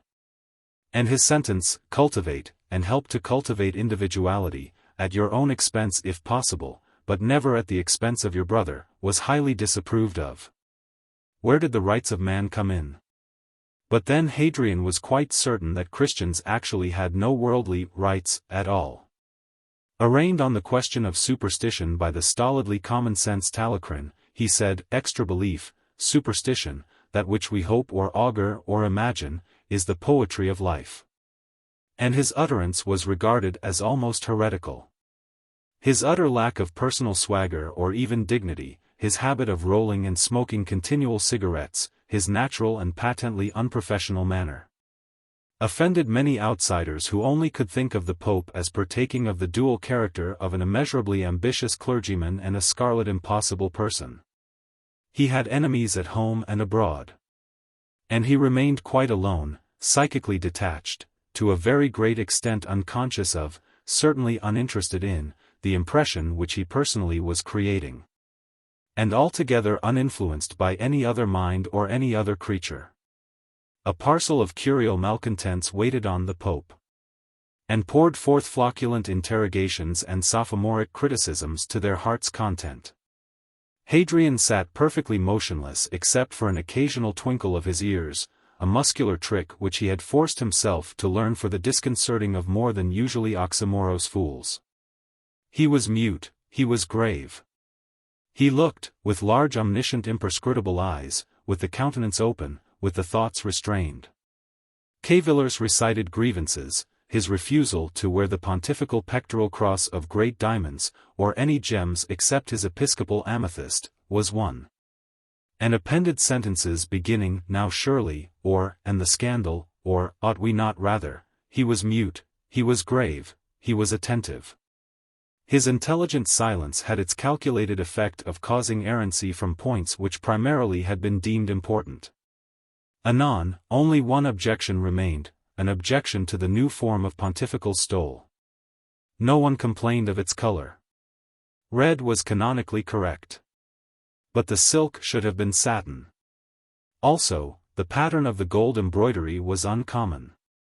A rich design, of conventional foliage and grotesques enclosing armorials and keys, was what custom demanded. Hadrian had no armorials. Years before, while discussing heraldic blazons with an aged clergyman, he had burst out with, "My shield is white." "Keep it so," the other replied. And Hadrian's shield was argent. But this narrow strip, no wider than a ribbon, severely adorned with little Philpot crosses, a Buddhist emblem Burstein sneered, in little rectangular panels, with no expansive ends, and a scanty fringe, was hardly at all the kind of stole to inspire either the admiration or the homage of the faithful.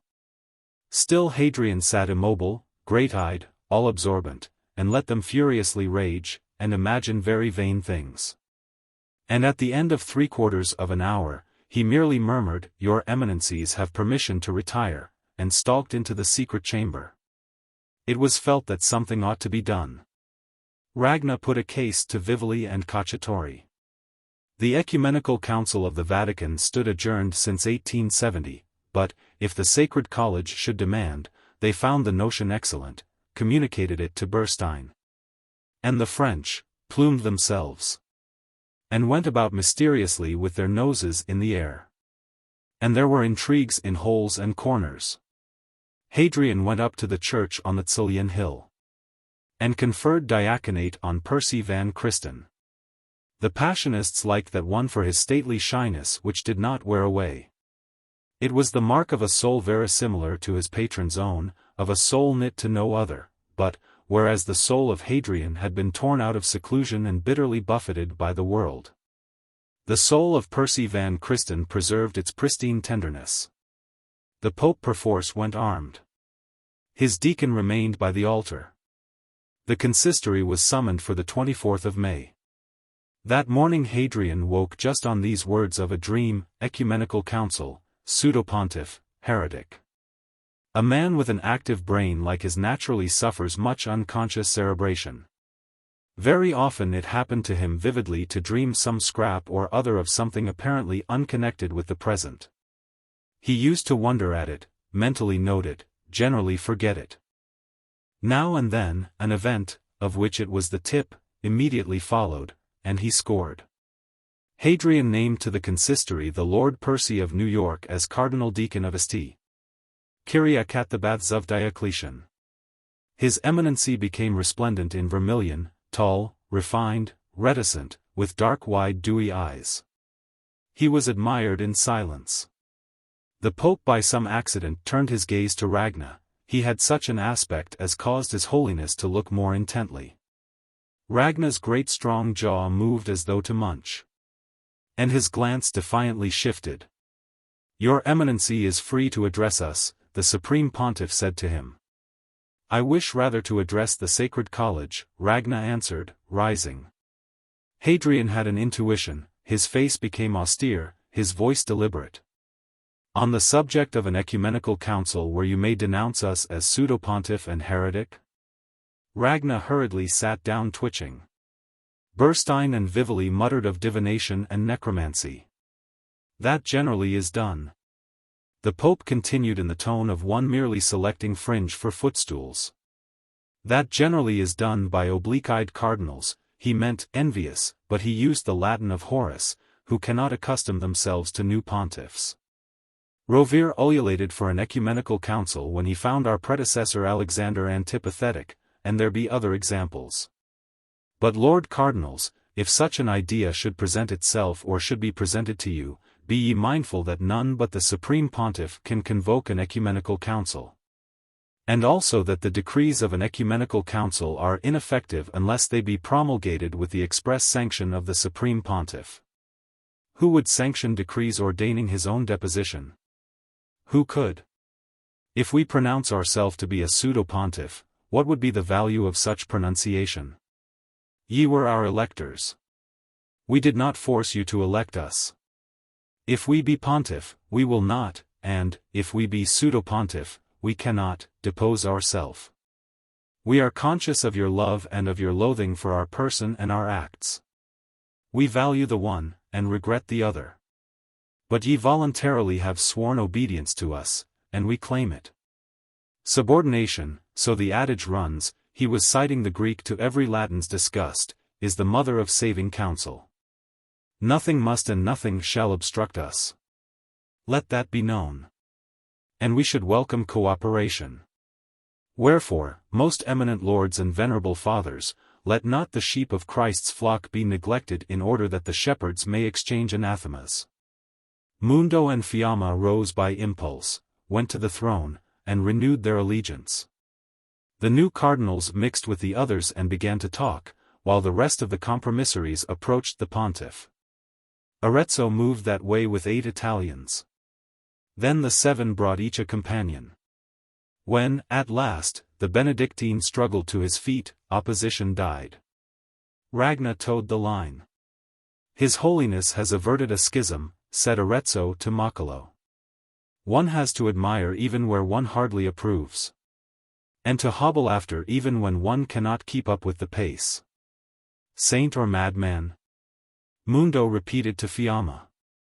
1/3 saint, 1/6 madman, 1/6 genius, 1/6 dreamer, 1/6 diplomatist. No. All George Arthur rose plus Peter, Talacrin put in. "He said as much himself to me once, whatever." Hadrian went out to take the air. Under his cloak he carried a pickle bottle, the label of which he had washed off and destroyed. As he went along, he picked up a trowel left by some gardener in a flower-bed. He found a solitary corner filled with rosaceaceas and lavender bushes behind the Leonine villa.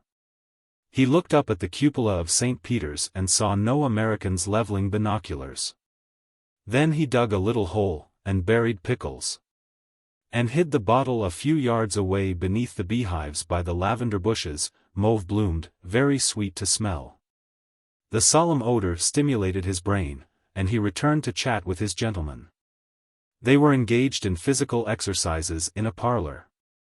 The Italian, who was one of nature's athletes, with so tremendous a power of chest inflation that his ribs seemed unconnected with his sternum, interminably floated down and down to the floor on one leg, with the other leg and both arms extended rectangularly before him.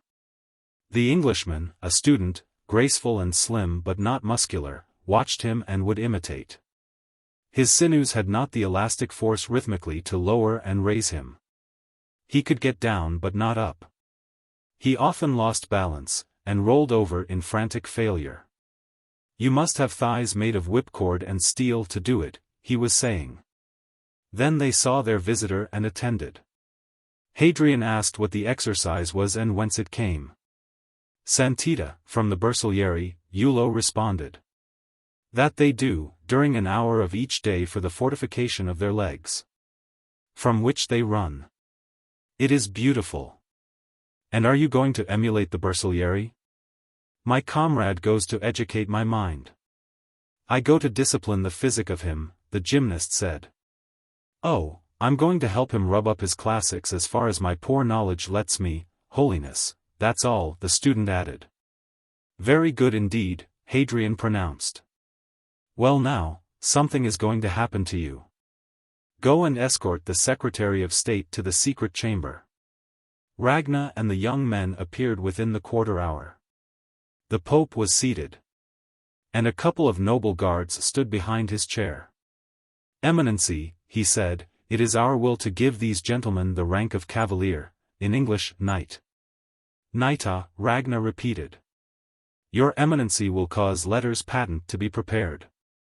But this is the act of a sovereign. And we, having no temporal sovereignty, exercise our prerogative as father of princes and kings. He beckoned the gentlemen to kneel, took a sword from the guard on his left, and struck them on the shoulder in turn, saying, to the honor of God, of his maiden mother, and of St. George, we make thee knight. Be faithful. Rise, Sir John. To the honor of God, of his maiden mother, and of Saint Maurice, we make thee knight. Rise, Sir Eulo. The cardinal retired mumbling. In the first antechamber, Sir Eulo cut a caper. Oh, but that I should come to know such a one as this, he chortled. Sir John went to his own room, opened an interlinear crib of Horace. And could not see one letter. Chapter 9. Hadrian knew that he was becoming confirmed in his pose of director. Not that he was inflated by his exaltation to the apostolature. He was conscious that people, except a few enthusiasts, were become indifferent to religion. He knew the danger of indifference to be so great that it was no time to strain at gnats. He could not trouble about rats in the ship's hold while the torpedo was approaching. He was thought to share the abominable heresy of Tolstoy, whose works he never would touch with tongs. He saw that most men lived in mist, and preferred it, that most men durst not see clearly, because their business and their social interest would not stand it. He was not absolutely certain that he himself could see the remedy, but he was certain that blindness was no remedy. So he put forth the evangelic counsels for obedience. Strip. And obey those appeared to be sufficient for the present, and he would not fiddle-faddle with human doctrines or empirical experiments. He had the big vision, the seeing eye, the hearing ear, wit, perverseness, daring, and the lonely heart, and the contempt of the world. The effect of his entire freedom of action was to inspire him physically and mentally with the thrilling vigor of a pentathlete. He had the violent energy of the minute electron in the enormous atom. He felt himself strong. He knew that his forces were tensely strung, and in their melody he was very glad. Sometimes he caught himself wondering how long he could maintain the pitch, but from that thought he turned away. It was enough that he was able. He would not spare himself. The night cometh when no man can work. Let it come, he said to Cardinal Sterling, but, while day lasts, we work. A splendid sentence of Mommsen's bit into his brain. Caesar ruled as king of Rome for 5 years and a half. In the intervals of 7 great campaigns, which allowed him to stay not more than 15 months altogether in the capital of the empire. He regulated the destinies of the world for the present and the future. Precisely because the building was an endless one, the master, as long as he lived, restlessly added stone to stone. With always the same dexterity and always the same elasticity busy at his work, without ever overturning or postponing, just as though there were for him merely today and no tomorrow. Thus he worked and created as never did any mortal before or after him. And, as a worker and creator, he still, after 2,000 years, lives in the memory of the nations, the first, and withal unique, Imperator Caesar, and Julius, also, had been Pontifex Maximus. Hadrian took a white umbrella for a walk as far as the black lava fort on the Appian Way. He considered the horrible condition of France and Russia. It was a menace to the world. Of Russia, he could learn nothing new. Thews and thought together had abolished authority and gone mad in butchery.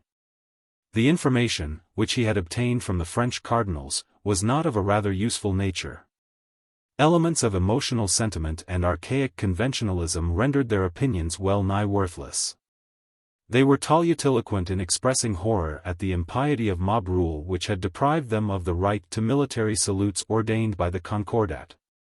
They made the blood boil by their heartrending descriptions of holocausts of priests and nuns, earnest heroic enthusiasts absolutely incapable of doing anything really practical in the way of eradicating that demoniality of which they became the victims. Nothing would please their eminencies better than to hasten to their distracted native land, to offer up themselves as martyrs to the devils of their diocese. They were no cowards, if desire to rush on death be bravery, but they were picturesque, and dithyrambic, mainly picturesque, with their long hair and their rabots edged with white beads. That would not do as an essential. Out of the melody of matter laid before him, the pontiff extracted certain points. France, qua France, no longer was Christian.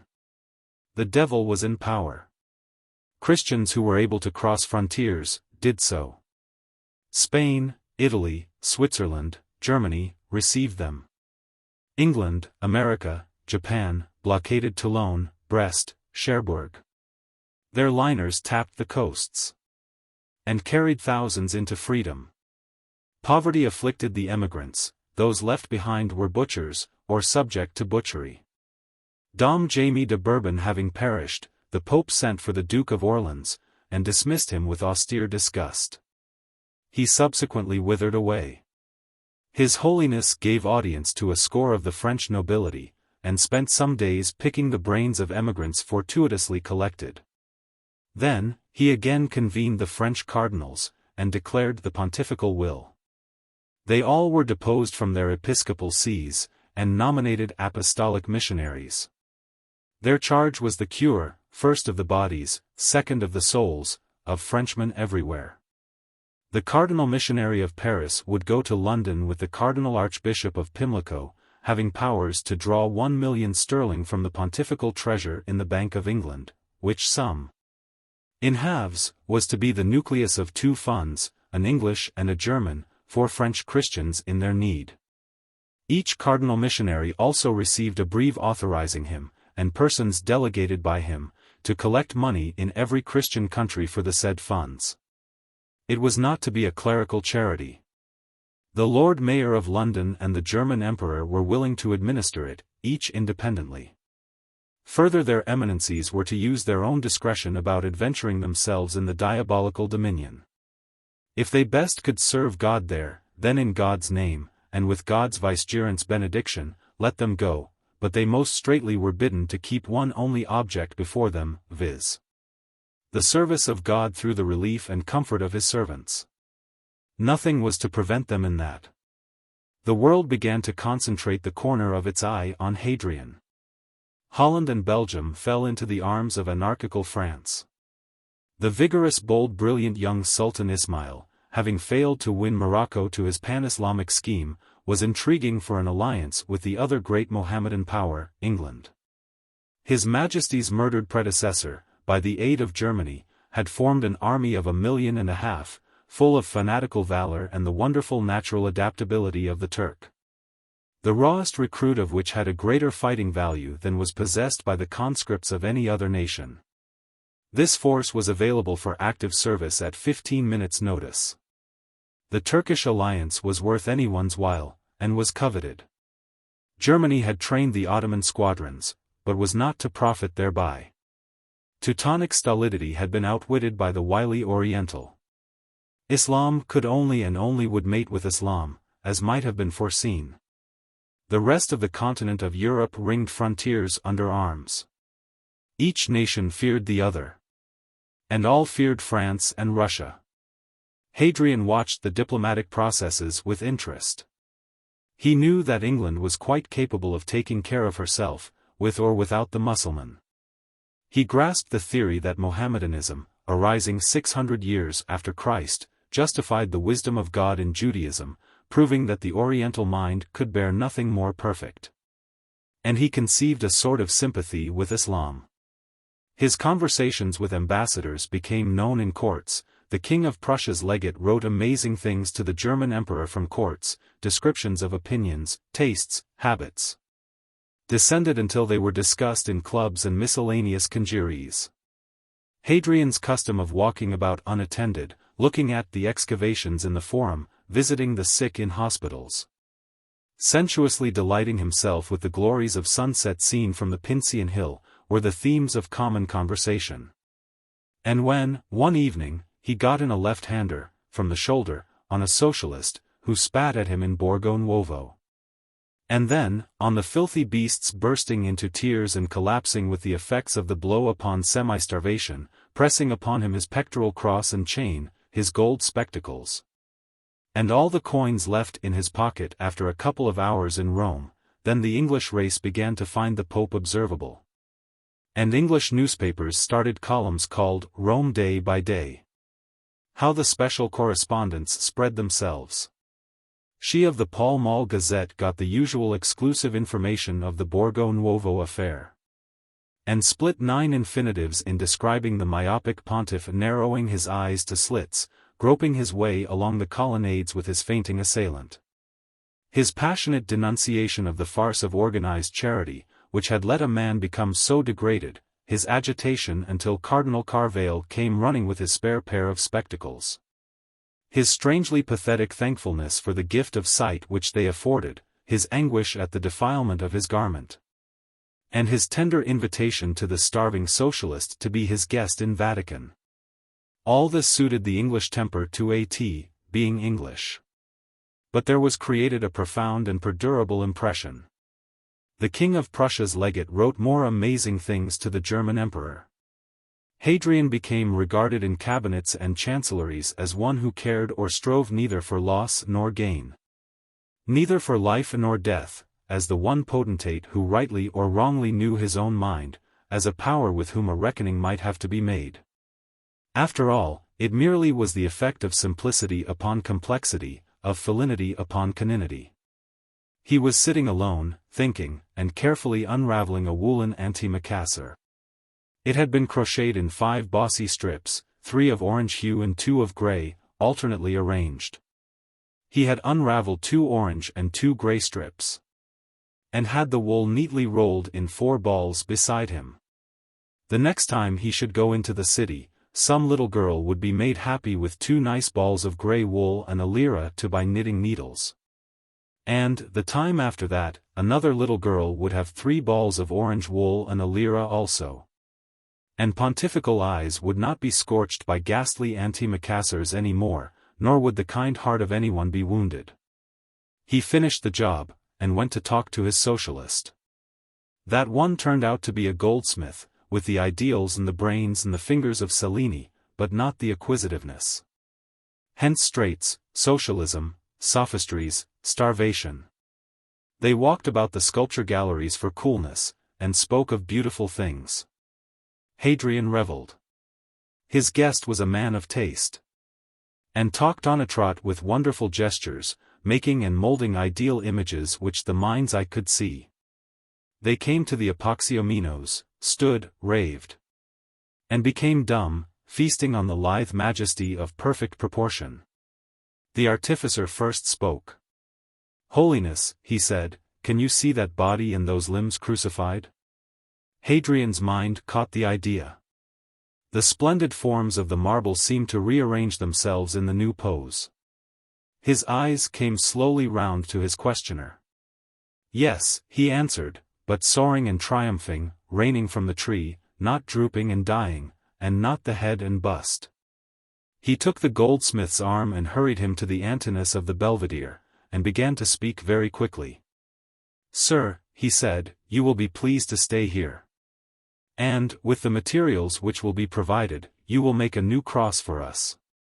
The cross will be of the kind called potent, elongate. The figure will combine the body and limbs of the Apoxiomenos with the head and bust of the Antinous, but posed as we have described. On the completion of this masterpiece, you will be offered an appointment as goldsmith in the pontifical household. Ah, padrone. Hadrian returned to the secret chamber, happy in anticipation of an emblem which would not offend his taste. True, he was glad, in a way, that a tangled life so easily could be made straight, but it was the visionary ideal of beauty which really inspired joy. Chapter 10. That aggregation of intellectually purblind and covetous dullards, who formed the socialistic sect of the King of England's subjects, presently began in their rough rude way to perpend the Pope of Rome. It had been a moot point with these discontented sentimentalists whether it would or would not be profitable to unite with French and Russian anarchy, and attain their ends that way, but one Julia. In the Salpinks screamed such excruciating tales about slaughtered French babies, that was off.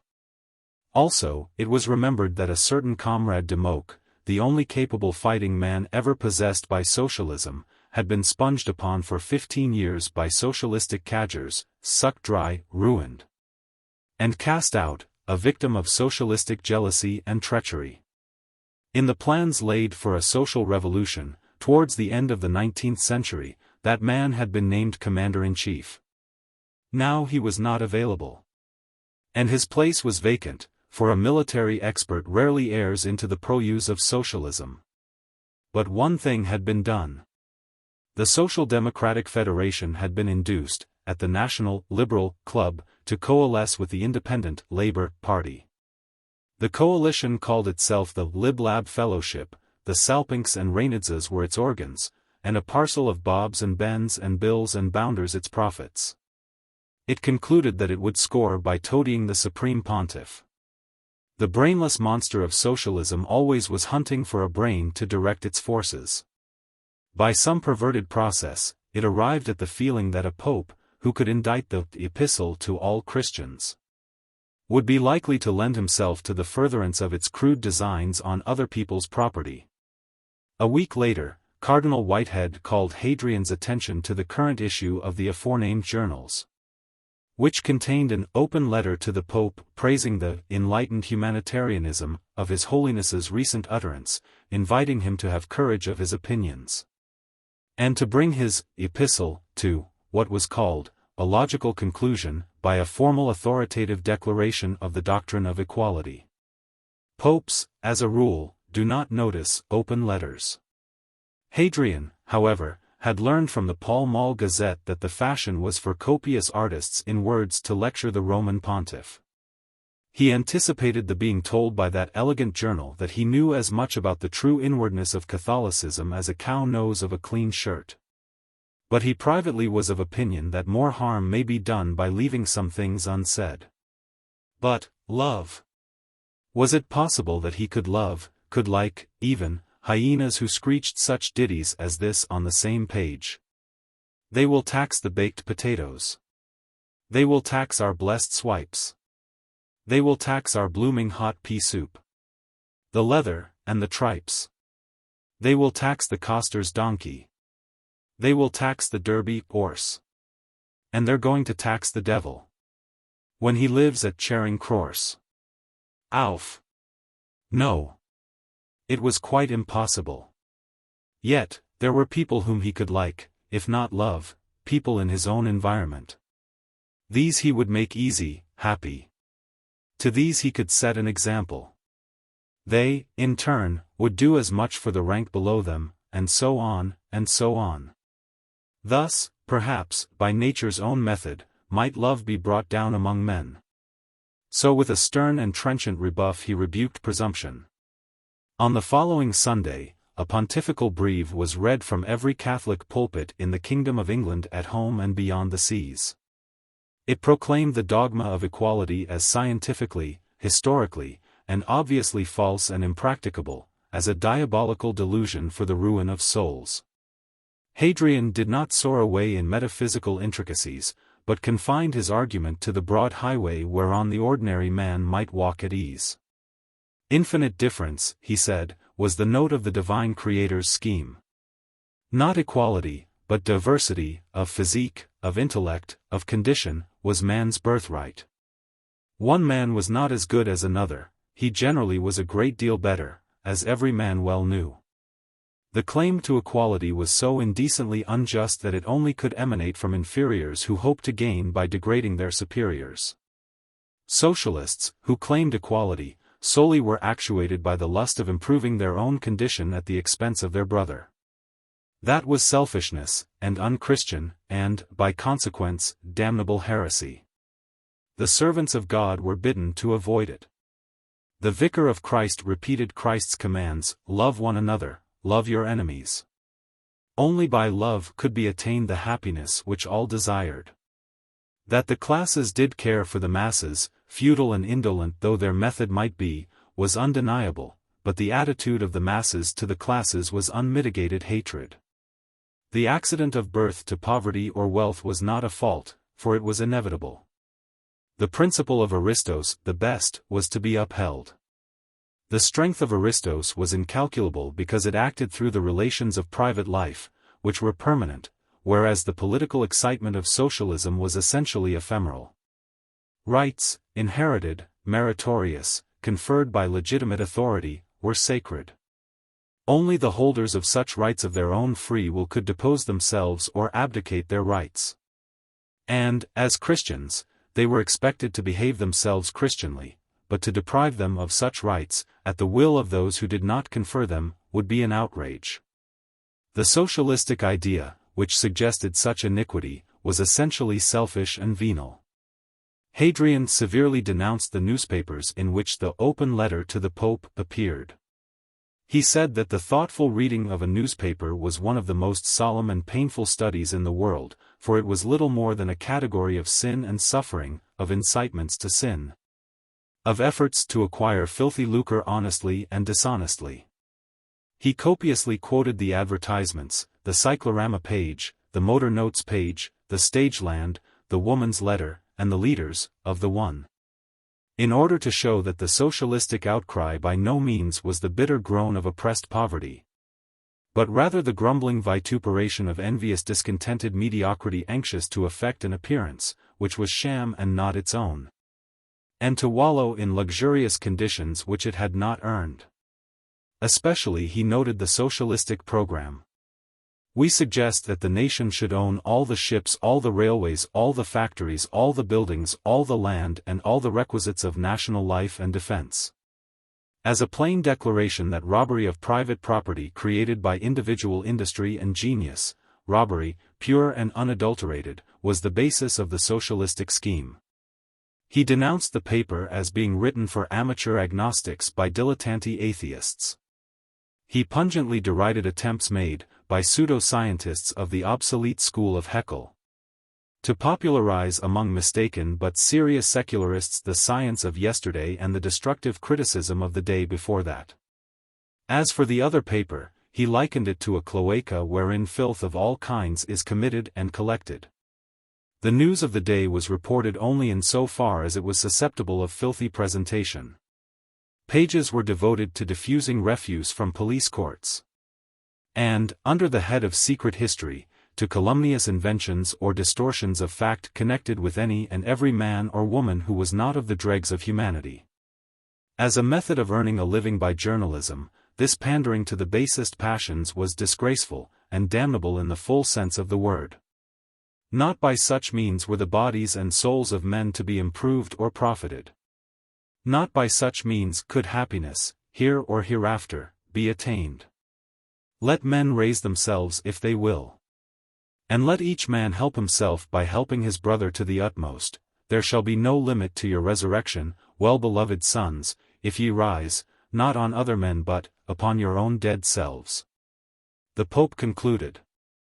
In accordance with instructions, the Cardinal Prefect of the Congregation of Sacred Rites presented to the Pontiff certain completed processes and petitions for the beatification of the venerable servants of God, Alfred the Great, King and Confessor, Henry VI of Lancaster, King and Confessor, Mary Stuart of England, France, and Scotland, Queen and Martyr. Assent was deigned to these petitions, and pictures, each with a golden nimbus, were unveiled in the Vatican Basilica. The bull of beatification decreed the addition of the following words to the Roman Martyrology, the official roll of sanctity. This day, in England, is kept the festival of the blessed Alfred, king and confessor, who by the acclamation of his own people is named great, memorable as a father of his fatherland, a lover of his brother, a true servant of God. This day, in England, is kept the festival of the blessed Henry VI of Lancaster, king and confessor, memorable for meekness, for suffering, for purity of heart, for the gift of prayer.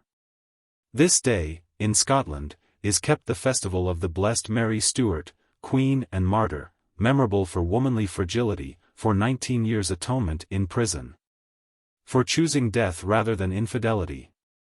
Semphil and Carvale had urged Hadrian to impose the proper office and mass of the last upon England as well as Scotland. His Holiness would know why. Because Her Majesty was the rightful Queen of England as well as of Scotland, Semphil responded with the air of one who has invented a new sauce. "Display your premises, Lord Cardinal," said the Pope. "They are simply historical facts, known to everyone. But the conclusions which may be drawn from historical facts, mainly depend upon the sequence or method of arrangement of the said facts. Display yours, Lord Cardinal."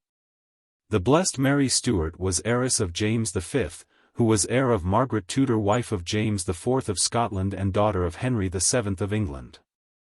Henry VII's heir was his son Henry VIII, who married Catherine of Aragon and had issue Mary Tudor. Subsequently, failing to obtain annulment of this marriage from your Holiness's predecessor Clement VII, Henry VIII lived in sin with Anne Boleyn and Jane Seymour, by whom he had issue Elizabeth and Edward. Canonically this prince and princess were illegitimate and incapable of succession. Therefore, on the death of Henry VIII the crown of England demised to his sole legitimate issue, Mary Tudor. But Parliament had passed an Act, 28 Hen. 8 c. 7, giving the English sovereign power to limit the crown by letters patent or by his last will to such person or persons as he should judge expedient. Surely, Holiness, that ought not to count. However, on the death of Mary Tudor without issue, I argue that the crown of England demised de jure though not de facto to the next legitimate Tudor, who was Mary Stuart, heiress of Margaret Tudor. Hadrian turned to Carvale. "Of course, most holy lord, I feel with Cardinal Semphil. I think," his beautiful blue eyes blazed with the fire of his dreams, "I think that the time has come for doing justice to the memory of that predestined victim of uncounted treasons, of unnumbered wrongs, wrongs which warped and maddened and bewildered her noble nature, but never quenched her courage, never deadened her gratitude to a servant, never shook her loyalty to a friend, never made her false to her faith. Oh, think, Holiness, of all that the Stuarts have suffered."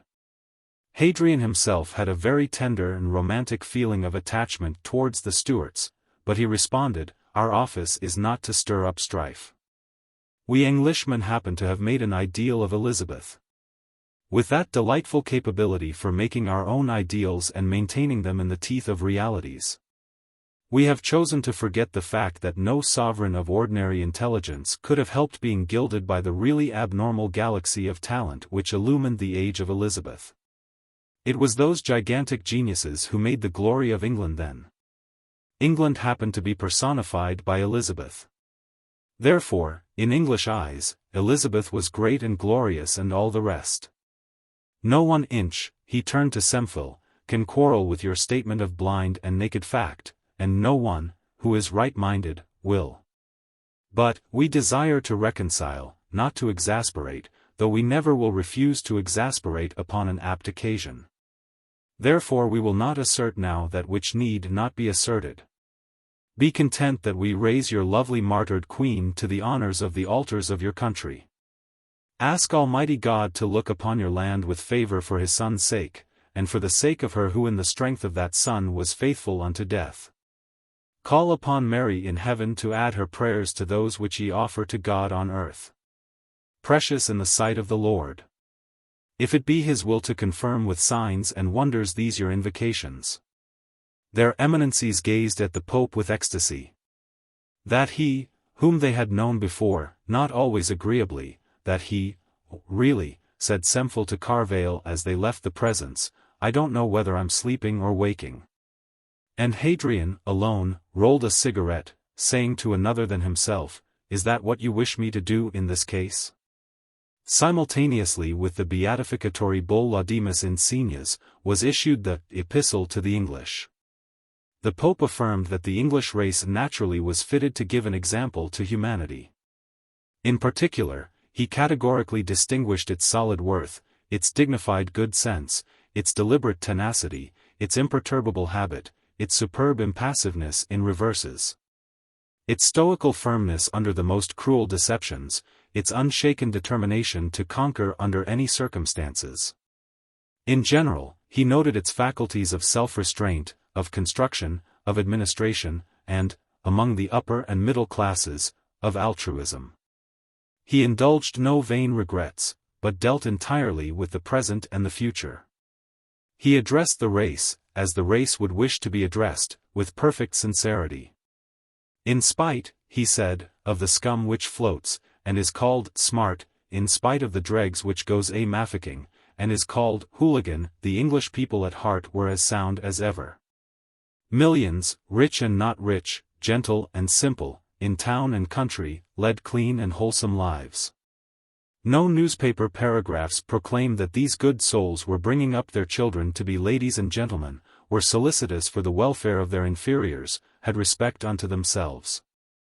No flaming headline screeched, announcing that they were paying their way, marrying and giving in marriage, rejoicing and sorrowing, like the brave honest commonplace people that they were. No society gossip told of Robert and William and Nicholas and James and Frederick and Herbert and Percy and Alfred, day laborers for a too scanty wage, who never drank nor fought nor swindled or yelled for their rights, but who led decent noble lives under circumstances often cruelly unjust and always rigorously hard. Of such as these, said Hadrian, was the English race composed. He reminded England that she had received more from the Latin Church than any other nation, that her gains had been direct before 1534, indirect after that date, when her natural enemies were dragged down by the corruptions of Rome. He thought they would enjoy that point. He assumed nothing, not even a prejudice. He advised without commanding, he directed without trespassing. The latter half of the epistle concerned those who owed him spiritual allegiance, to these he spoke with all authority. He blamed their frenetic anxiety to enter into worldly competition. He pointed out that the penal laws, which from 1534 to 1829 had deprived them of that culture which contact with a wider world alone can give, had rendered the Catholic aborigines corporeally effete and intellectually inferior to the rest of the nation. He did not blame voluntary defects, but facts were facts, and only fools would refuse to face them. These defects would find their remedy in the influx of new and vigorous blood and unexhausted brains. He quoted the words of a great critic who said that the religious movement of our day would be almost droll if it were not, from the tempers and actions which it excited, so extremely irreligious. It had taken 4 centuries to produce the present position of Catholics in England. And, as no man has a right to expect miracles, it might take 4 centuries more to restore them to a corporeal and intellectual equality with the average of their fellow countrymen. To this end, he bade them to welcome and to comfort accessions to their number, not, as was the present custom, with slavering sentimentality giving place to slights, snubs, slanders, and sneers, but with brotherly love, putting in practice the faith which they professed, and letting their light shine, instead of advertising comparatively paltry efforts at illumination. He reminded them that God made man right, but he had sought out many abstruse reasonings. And, for a society of Christians to pretend to be the world or of the world was an incongruous monstrosity. He warned them that the kind of conscience which they cultivated, the conscience which descends from its high personal plane, which consents to haggle and discuss how far resistance to temptation must be carried, which deigns to consider consequences, to weigh possibilities, and to guard against disaster, was the proximate occasion for the well-founded charges of hypocrisy and humbug brought against all religion by lewd fellows of the baser sort. As for those of the clergy, whose comportment elicited from outsiders testimonials to the effect that they were thorough men of the world having nothing clerical about them except their collars, or thoroughly good chaps who take their glass and enjoy a smutty story like ordinary beings. His Holiness assured their right reverencies, their very reverencies, and their reverencies, that they completely misconceived their sacred character. Our citizenship is in heaven, pi omicron lambda iota tau epsilon iota alpha mu omega nu omicron rho alpha nu omega iota. If then in very truth, ye look for a city which is in heavenly, ye must esteem yourselves as being, in the world, as strangers, xi epsilon nu omicron iota, or resident aliens, mu epsilon tau omicron iota kappa omicron iota. And so ye ought not to be, curiosi in aliena republica. He ordained that married Anglican clergy, whose wives were alive and who possessed the grace of a divine vocation, on resuming allegiance to the See of Peter, should be admitted to the priesthood and serve secular churches, but faculties for hearing confessions were not to be disposed to married priests. And each such priest, having charge of a mission, must nominate and maintain at least one regular as curate whose sole duty should be the administration of the sacrament of penance. Finally, the Supreme Pontiff commanded the sacrifice of that phantom uniformity which had been the curse of Catholicism for 4 centuries, and the retention and cultivation of national and local rights and uses. And he commended England to St. George, protector of the kingdom. The arch-socialists were bitterly chagrined by the pontifical denunciation of their open letter. But the epistle to the English made them gnash their teeth. In print, they gibbered at first, and vomited after their manner. In Congress, each one suspected his neighbor of being a traitor to the cause, whose treachery had taken the form of urging his comrades corporately to attract the pontifical fulmination. There was a dreadful scene at West Ham and a free fight at Battersea. Comrade Pete Quillett threatened to ave Comrade Bill Megan's blighted ear, and had as much of the left one as 27 unclean gorgonzola-colored fangs could tear off, before he succumbed to 6 boots, a bottle, and a harness buckle. At headquarters, the demagogues did behave with outward decency, not disguising their disappointment, but casting about for a new lead. The curious thing was that not one of them now but was more than ever anxious for alliance with the power which disdained and damned them. It was the power which they coveted, and admired, in the first intention of the word. Their attitude to the Pope was that of those who lick the hand that lashes them. The Pope was not a Pennerhan, against whose liberty they could invoke the laws at which otherwise they girded. He was to them something immense, intangible, potent, detestable, and most desirable. While they were debating as to the precise posture in which they next should cringe, Comrade Jerry Sant communicated startling news. He was a delegate from the North, by profession, first a haberdasher's bagman, secondly a socialist, socialism appearing to him an easy way of self-aggrandizement. As a rule, he did not push forward, working in the background, anonymously writing for the papers, watching for a chance to snatch. He whispered a word to his neighbor at the table. "Rot," said the latter. "Rot yourself," Jerry retorted. The other fellowshipper guffawed. "Here, I say, Mr. Chairman, this comrade says he used to know that old Pope." Jerry Sant became observed. He had the haggard florid aspect, the red-lidded prominent eyes, the pendulous lip of a sorry sort of man. He stood up and began to speak, sometimes dragging a sandy rag of mustache or fingering shiny conical temples, but generally holding on by the lapels of a short-skirted broadcloth frock coat. Protruding black-nailed thumbs through the buttonholes in a manner acquired during a week in Paris. His style was geological, so to speak, consisting of various strata deposited at various periods. The surface stratum, representing the Cainozoic time, consisted of the platitudinous bombast characteristic of the common or oratorical demagogue.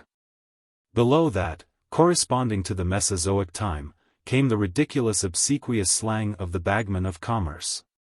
Below that again, corresponding to the Paleozoic time, appeared the gelded English which muscleless feckless unfit for handicraft little sciolists acquire in schoolboard spawning beds. And these rested on stratum of the Azoic time, to wit the native Pictish Presbyterian jargon of Mr. Sant's sententious pettifogging spiteful self. These different strata occurred as irregularly as natural strata. They ran one into the other like veins in a fissure, causing displacements resembling those which technically are called faults. And the tracing and stripping of the same is a task for the ingenious geophilologist. It's a gospel truth, comrades. I had used to fat ye might call know the Pope a few years ago fen he was just George Arthur Rose and not a pound note in his purse. I was running the social standard OOTO, my own pocket, and many's the bit work I've let him have. He was trying his hand at journalism then, and guy glad to get it. I may take this opportunity of saying that he owes his footing to me, and most ungrateful he has treated me, comrades, as is the nature of him, proud aristocrat as he is. Not that I look for gratitude in such, but I've often thought when I've heard of him getting on, I mean before as he was fat he is now, as perhaps he might like to remember him as gave him his first leg up. But no, not a bit of it though. I advised him of as much, once, and he rounds on me and cheeks me cruel. And I'm not the only one neither, I can tell you something else about him. There's a lady friend of mine. Here stop a bit, the chairman interrupted. You're getting on a bit too fast. What did you let him write for the social standard for? Was he a comrade, ALP? Or SDF, or Fabian Piraps? He seems to be rather a high sort from what you say. A comrade. Tits, man. My personal opinion is that he was nothing but a Tory spy. I always thought he was a Jesuit in disguise and now of course I know it. Fen I knew him first he was pals with the traitor Democ. Democ. Teeth gritted. And the social equivalent for the Roman anathema sit was snarled. Comrades, it wasn't me that was to blame there you know. Wait a minute before we meaninglessly divide ourselves. I have some most important developments to lay before the meeting as you'll all cordially endorse. Don't someone remember I was the one that stopped the traitor's letters and give information of his treachery? If it hadna have been for me he would have bought the bally show with his Tory gold. It was me as put my spoke in his wheel and got him expelled in time. Well, as I was remarking, fen I knew Rose he was guy thick with Democ. Fat for did I let him write for us? Why, because he could write the vera blusterous epithets which ld make the enemy wince. Of course I went over all that he wrote though, just to see that he was economically correct. If I hadna have done that I might just as well have shut up shop. But I was going to say, comrades, there's a lady friend of mine he's treated shameful, made love to her while her man was alive, borrowed £20 notes of her, had to be forbid the who's. And then fen she was left a witty woman with a family he cuts her dead at a picture gallery. That's fat I mean by ungrateful, the swine, fit to make a man wretch with his mumping cant. What I was about to observe, no, she's not a fellowshipper yet.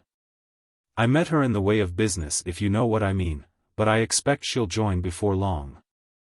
I know she will if I can only bring off fat I'm talking about. She's got a pension, and she takes paying guests, quite high-toned and all. That's how I got to know her. I've put up there fen I've come down to London these 5 year.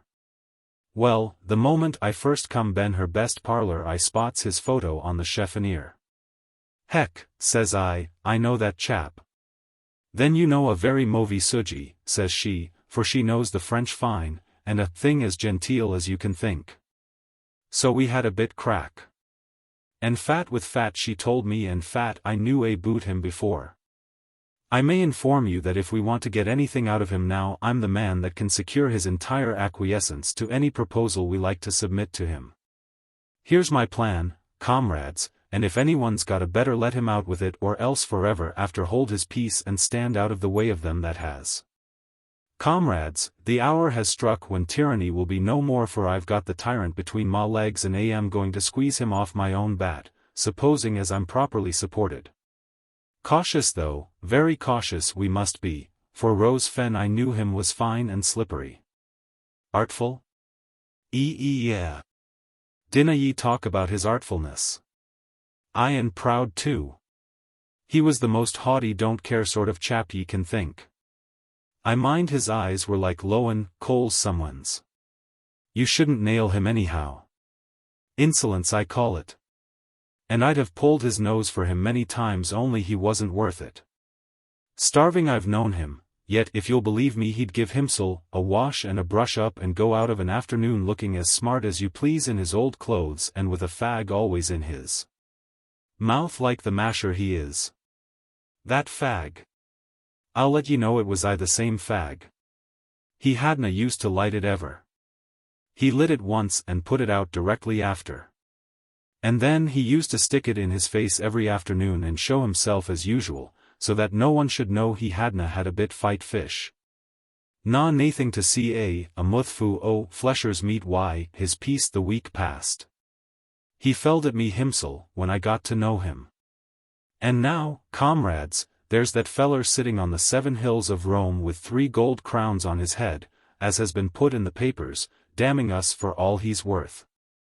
Comrades, fat I wish to call the attention of this meeting to this evening is, I'll just speer if ye think that Rose should like to have his past life gave away by me and my lady friend? Mrs. Crow, her name is. Jerry paused for a reply.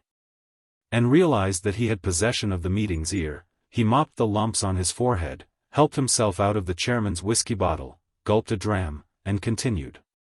His assumption of the rhetorical manner was consciously enormous now.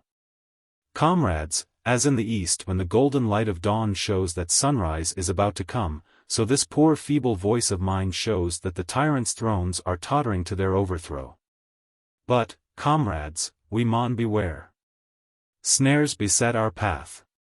Once we have let ourselves be caught by his infernal Jesuitical machinations and he has scornfully crushed us to the earth. This is how labor is treated, and thus shall labor be treated as long as we go cap in hand and ask for our rights instead of demanding them and taking them, as Comrade Matchwood says in the Salpinks. Comrades, this time we maun conquer or expire. If we want the former, we must fight our enemy with his own tools. Fat are his tools. Comrades, his tools are Jesuitical Tory tools. His emissaries are everywhere, his spies beset our path on every hand, I should say infest our road. Even in this hall tonight, a Tory eye may be upon us. A Jesuitical ear may be protruded to catch these whispers falling from this feeble tongue and pass them on to that arch-pariah in Rome who is drunk with the blood of workingmen and battened on unearned increment.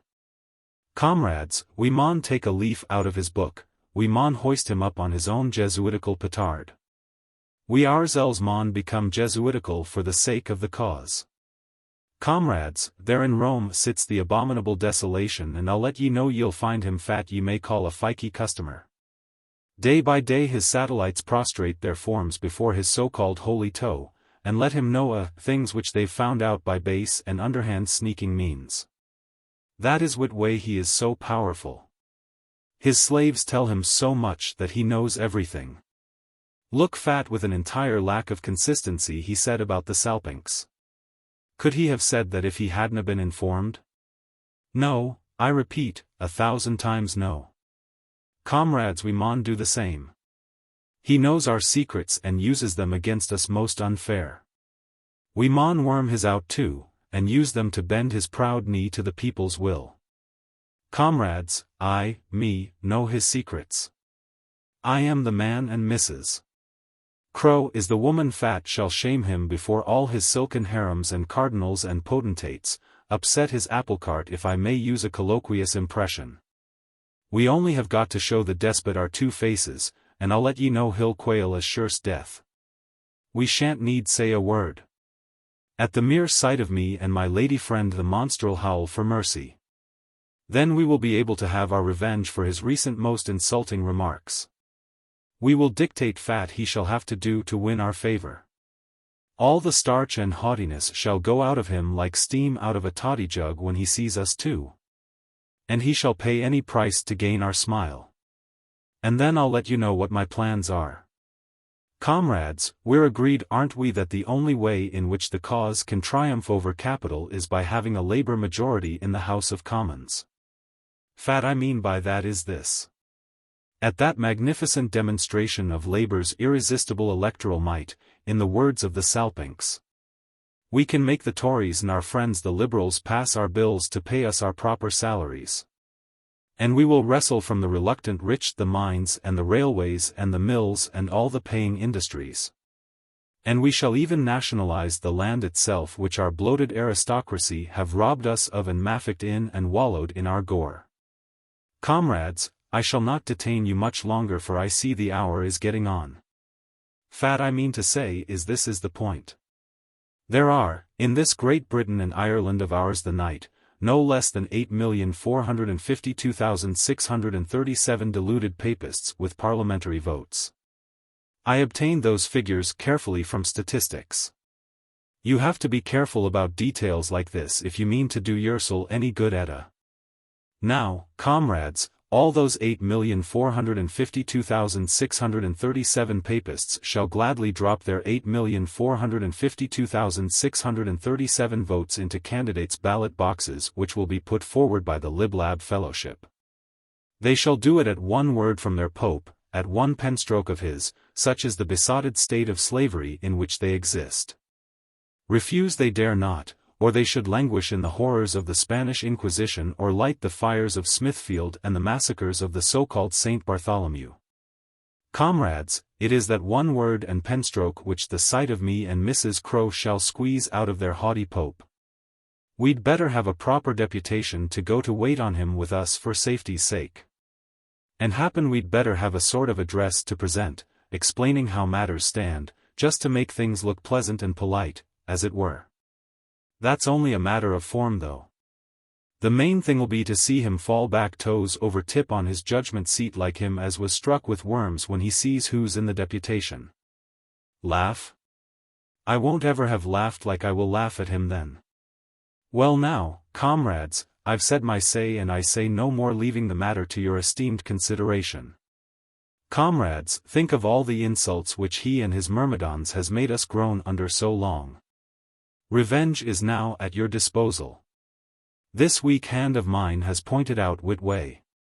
Seize it, oh seize it, in the name of freedom is all I ask. For myself I ask nothing, not a penny if you was to offer it me. Comrades, I'm fighting for the cause. For the cause I'd give my life as far as in me lies. That's my aim, that's my game, as the poet remarks. Comrades, I shall not detain you longer, I shall now sit down. And the raucous gentleman panted into the next fellowshipper's chair. Chapter 11. Dear Mrs. Crowe. Secret and confidential. Please burn it when you have concluded reading.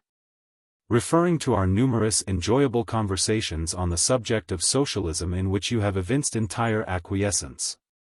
I am directed by the Council of the Lib-Lab Fellowship to call your attention to the advantages obtainable from comradeship as per enclosed. The entrance fee is 2 and 6 and the subscription 5 shillings per and payable in June and December. I may add that those are special terms which I have exerted my influence to obtain in your favor, and I trust one shall meet with your esteemed approval. Would you decide to join, kindly notify me of the same per wire for warehouse. I enclose 6 stamps. Yes or no will answer all purposes, but personally I feel sure that it shall be yes.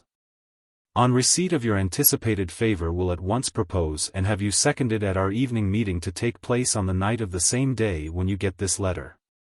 Should your reply be in the affirmative, I am to let you know that you shall at once be nominated as a member of a deputation, which I have the honor to be a member of as well, which is about to proceed to Rome for the purpose of diplomatically interviewing our mutual friend the Pope.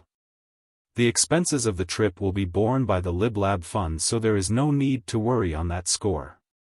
You are aware that travel especially to such a famous town as Rome is considered advantageous in every respect. The Italian sky, the numerous old ancient edifices, and the Romans themselves in their native monasteries cannot fail to amuse the eye of the beholder. The excursion is entirely gratis, and so that difficulty is removed. But in addition to what I have said, there is also the prospect of renewing our acquaintance with His so-called Holiness. And I may say for certain of having private interviews with him in the innermost recesses of his haunts. More I shall not now add. The mission of the deputation is strictly diplomatic and connected with political affairs, and I am of course not at liberty to divulge the details to anyone but fellowshippers. It would be hardly prudent. Ah, would that you, dear Mrs. Crowe, was one. But I may without any breach of confidence inform you in the strictest confidence that Rose alias Hadrian is in our power, and therefore putting politics out of the question it shall go hard if you and me cannot do a little private business with him on our own account. Hoping to hear from you soon as per enclosed blank form, and thanking you in anticipation, I remain yours truly in the cause, I hope, Jeremiah Sant. P.S. Now burn this without fail. Sant's lady friend sat at the breakfast table, pondering this letter while her kidney grew cold. The 4 lodgers were gone to business, and she was alone except for the presence of her son. He was one of those beautiful speechless cow-eyed youths who seem born to serve as butts. Most people exercise some influence, assert some personal note. Alaric Crowe did neither. A course of female rule had produced him with about as much individuality as a cushion. He ate his breakfast in delicate silence. His mother was wrapped in thought. She found Sant's letter delectable. The consuming passion of her whole life was for George Arthur Rose. Next to him, she desired fame, notoriety, as a leader in suburban literary and artistic circles. By perseverance, an undeniable amount of clever organizing power, a certain stock of 3rd or 4th class talent, and any quantity of push. She had established a sort of salon where little lions hebdomadally roared. But she never had won the faintest regard from the man for whom she burned. The violence of her passion had caused her to make an irremediable mistake with him. She had not realized the feline temper which had caused him to repel advances as obvious, as abrupt, and as shameless as a dog's. He had ceased to be aware of her existence. Then she had blundered further. Still ignorant of his peculiarity, she had treated him as the female animal treats the male of her desire. Finding him unapproachable by blandishments, she had turned to persecution. She would make him come to her and beg. Here, she also failed. In vain did she defame him to her followers, in vain did she libel him to the publishers from whom he earned his scanty subsistence, in vain did she force herself upon his few friends with stories of his evil deeds. He let those who listened to her leave him. He tolerated the ill will or stupidity of Barabbas. He never said a word in his own defense. And he kept her severely and entirely at a distance, giving no sign that he even knew of her maneuvers. It was galling to the last degree. Of course he was egregiously wrong. Neither in woes nor in welcome prosperity may I be associated with women, for, when they prevail, one cannot tolerate their audacity. And, when they are frightened, they are a still greater mischief to their house and their city. His feeling to women was that of Eteocles in the 7 against Thebes. It caused him to make the tremendous mistake of his life. A woman of this color never can be neglected, she must be taken, or smashed. That, he knew, but he would not take her, ever. And, a certain chivalrous delicacy, mingled with a certain mercifulness of heart, and a certain fastidious shrinking from a loathsome object, prevented him from prosecuting her with the rigor of the law. Wrong must thou do, or wrong must suffer. Then, grant, O blind dumb gods, that we, rather the sufferers than the doers be, expressed his attitude. It annoyed himself, it made her fierce and furibund, and it was absolutely futile, and now, he had leaped at a bound from impotent lonely penury to the terrible altitude of Peter's throne. He was famous, mighty, rich, and the idol of her adoration, despite the great gulf fixed between her insignificance and his supremacy. Oh, what would she not give, for a curse, for a blow from him? The emotion thrilled and dazzled her. Not 1 hour during 12 years had she been without the thought of him. It was a case of complete obsession. Her daughter flowed into the room in a pink wrapper, finishing a florid cadenza. A touch on the teapot and a glance under the dish cover revealed astringent and coagulate tepidity. She rang the bell. "Mother, why aren't you eating any breakfast?" "I am eating it. I only just stopped a minute to read my letters."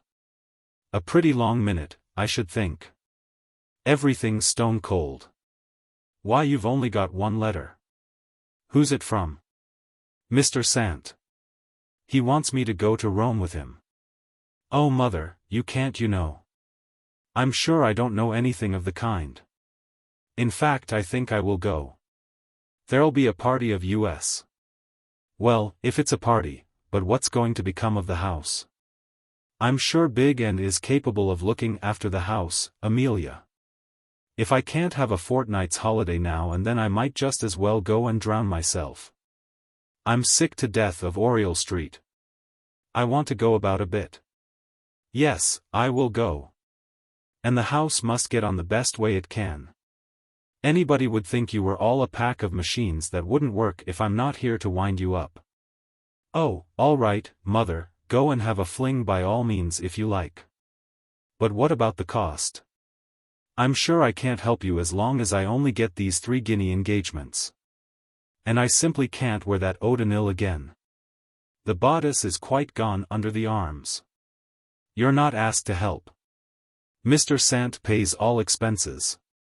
And, Amelia, if I can do what I'm going to try to do, you shall have as many new frocks as you can wear. We're going to see the Pope." "Going to see the Pope?" "Yes, you silly girl, the Pope, Rose." "What do you mean?" "Just what I say." "But you can't." "Nonsense. Of course I can." "Well, I mean, of course you can see him the same as other people do, but you'll be in the crowd, and I can't understand you at all this morning. Let's look at Sant's letter. How vilely the man writes. You don't mean to say you'll join these people?" "Yes, I see the game, yes, but d'you think you really could?" "Well, if you like the idea still, it's worth trying anyhow, silly little mother. Why, I believe you're in love with Rose even now." "Ah, you're blushing. Mother, you look a dear like that." "Amelia, don't be stupid. Mind your own business."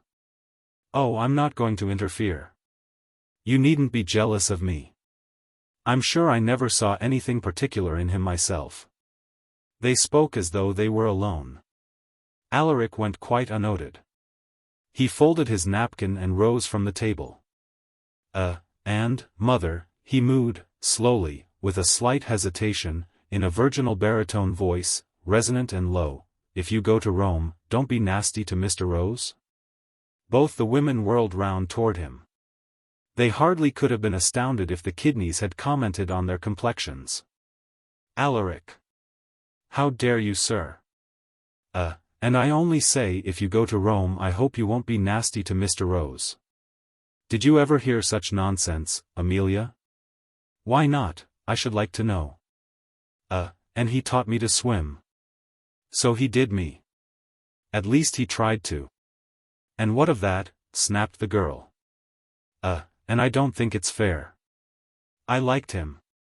And father liked him." "Yes indeed, he's just the sort of man your father would have liked, unfortunately. He liked that sonnet man, too. A pretty kind of person. All I can say is, Alaric, if I were to let you see the letters I've got of his and the album's full, but there, you don't know as much as I do about your father." The boy bellowed. And don't you dare say anything against father. I won't stand it. Amelia knows I won't stand it from her, and I won't from anyone, not even from you, Mother. I won't, I tell you. I'll go right away if I have another word. Mother, I'm sorry, but you oughtn't. And I don't want you to be nasty to Mr. Rose, because I liked him, and father liked him, concluded Alaric, departing. Mother and daughter looked at each other. Who'd have expected Alaric to burst out like that? I'm sure it's very hard, after all I've gone through, to have my own children turning against me. I am not turning against you, Mother. I think, Well, of course I can't see why you care for Rose, but if you do, you'd be a fool to miss a chance like this. What does Mr. Sant mean about having him in his power? I don't quite know. I suppose Georgie must have got himself entangled with these people somehow, and they think he wouldn't like it to come out. That's very possible. He's been mixed up with several shady characters in his time. However, we shall see. Amelia, do you know what I've been thinking? That mauve frock of my Aunt Sarah's, now I believe I could make that up for myself for evenings and save a new one, you know. It's lovely silk. You can't get anything as good as that anywhere nowadays. What, the one with the fringe? Well, isn't fringe coming in again now? I think I know how to use every bit of it. The only difficulty'll be with the sleeves. I wish someone would invent a sleeve that only covers the lower part of one's arms. You see, the best part of mine's about the shoulders. Why don't you simply carry the fringe over the shoulders like straps, and wear long gloves? Yes, of course I might do that. And Amelia, I really must have a new transformation. All things considered, I think I will go to Duchab and Hamongil's for it this time. I'm afraid they're rather dear, but when you look what a chance this is and how much depends. Then there's another reason why I should go. People are beginning to neglect our Wednesdays. Well now, if I go to Rome with these what's-his-names, it's sure to be in the papers, and then when I come back all our old friends are sure to want to know. So this precious pair of would-be blackmailers accompanied the deputation from the Lib Lab Fellowship to God's vicegerent. Much of the formality prescribed for pontifical audiences had fallen into abeyance. Hadrian received ambassadors or personages with various degrees of ceremony, but, almost every day, he was to be found pacing to and fro in the portico of St. Peter's. And then he was accessible to all the world. When, however, the socialists applied for an audience, it was intimated that the Supreme Pontiff would deign to receive them at 10 o'clock on the following morning. And the Vatican officials were instructed that the reception would be carried out with full state. It was George Arthur Rose's birthday.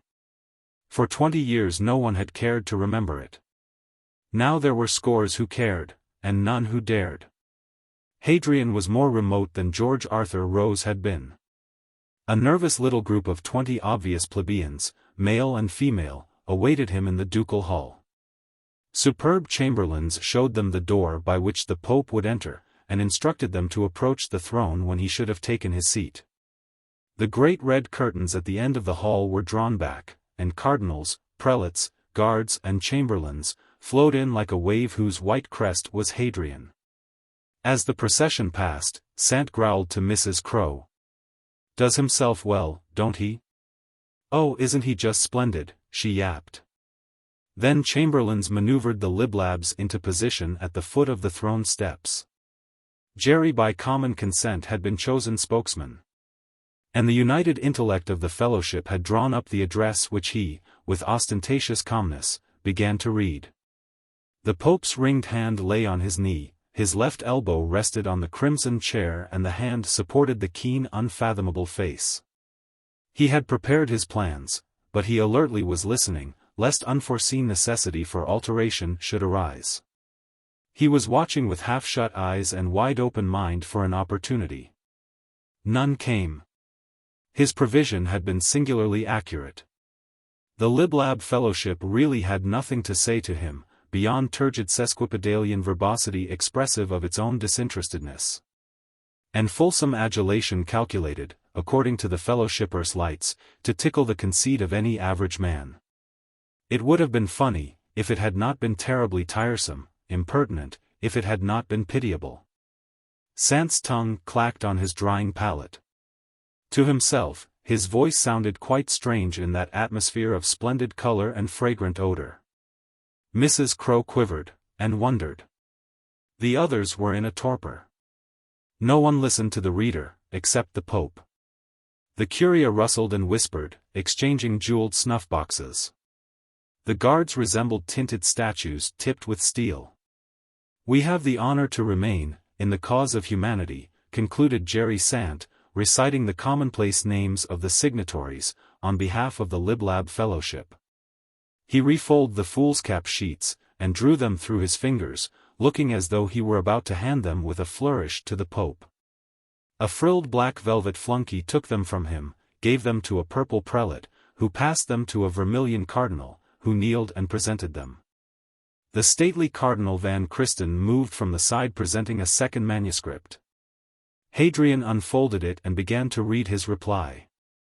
It was courteous and concise, distant and independent, simply an allocution on the distinction necessary to be drawn between demagogues and demos, the worthiness of the latter, the doubtfulness of the former. At the end there was a silence. Chamberlains discreetly made it known to the fellowshippers that homage might be rendered by any who desired to render it, and gave instructions as to the customary manner. 12 of the demagogues preferred a noncommittal pose, having fear of the snorts of the salpinx. And, of these, 2 found it convenient to glare uncompromisingly, letting it be seen that they regarded their host as the man of sin. But 8 approached the throne. 5 of them bowed, as over the counter, 1 kneeled on 1 knee and read his Maker's name in his hat, Sant held his own elbows and looked along his nose, and Mrs. Crow laid her lips on the cross gold embroidered on the pontiff's crimson shoe. That was all.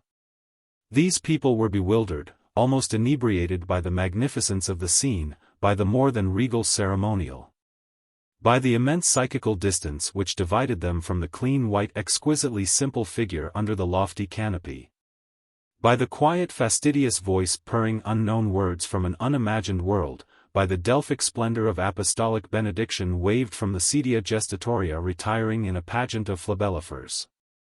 On leaving the Vatican, they were thoroughly dazed, they knew not whether their diplomacy had been successful or unsuccessful. Jerry Sant had an indistinct notion that he might expect to be summoned after nightfall, and surreptitiously introduced to some pontifical hole or corner in order to be bribed. Mrs. Crow exulted in a new emotion. She actually had touched him, and she thrilled, and she was sure that this was only a beginning. When Hadrian was about to descend alone into St. Peter's to say his night prayers, he observed one of his gentlemen practicing a new and curious gymnastic in the first antechamber. Sir Eulo was in solitude, and he did not hear the feline footfall which came near. He had a longish knife in his right hand, held behind his back. Then, with his teeth clenched, and his eyes firmly fixed on an imaginary pair of eyes in front of him, and every sinew of him at its tensest, he suddenly whipped hand and knife face high to the front hilt upward, down to arm's length and forward up again point upward, all with frightful force and rapidity. Hadrian watched him during 5 performances. Then Sir Eulo became aware of the presence, and relaxed into upright stillness, grinning and glittering. "What is this game?" the Pope inquired. "Not game, but for the protection of you." "Protection? Protection from what?" "From those most horrible peoples who have been today here pursuing some venditaccia." "Do you mean those liblabs?" "But yes, those liberlabererser, especially a liberlaber who has read, and a she-liberlaber who goes with him. It is I who have seen of them both the eye, from which I vibrate a knife most commodious for the bellies of those. His Holiness can rest secure." "Do you mean that you are going to rip them up?"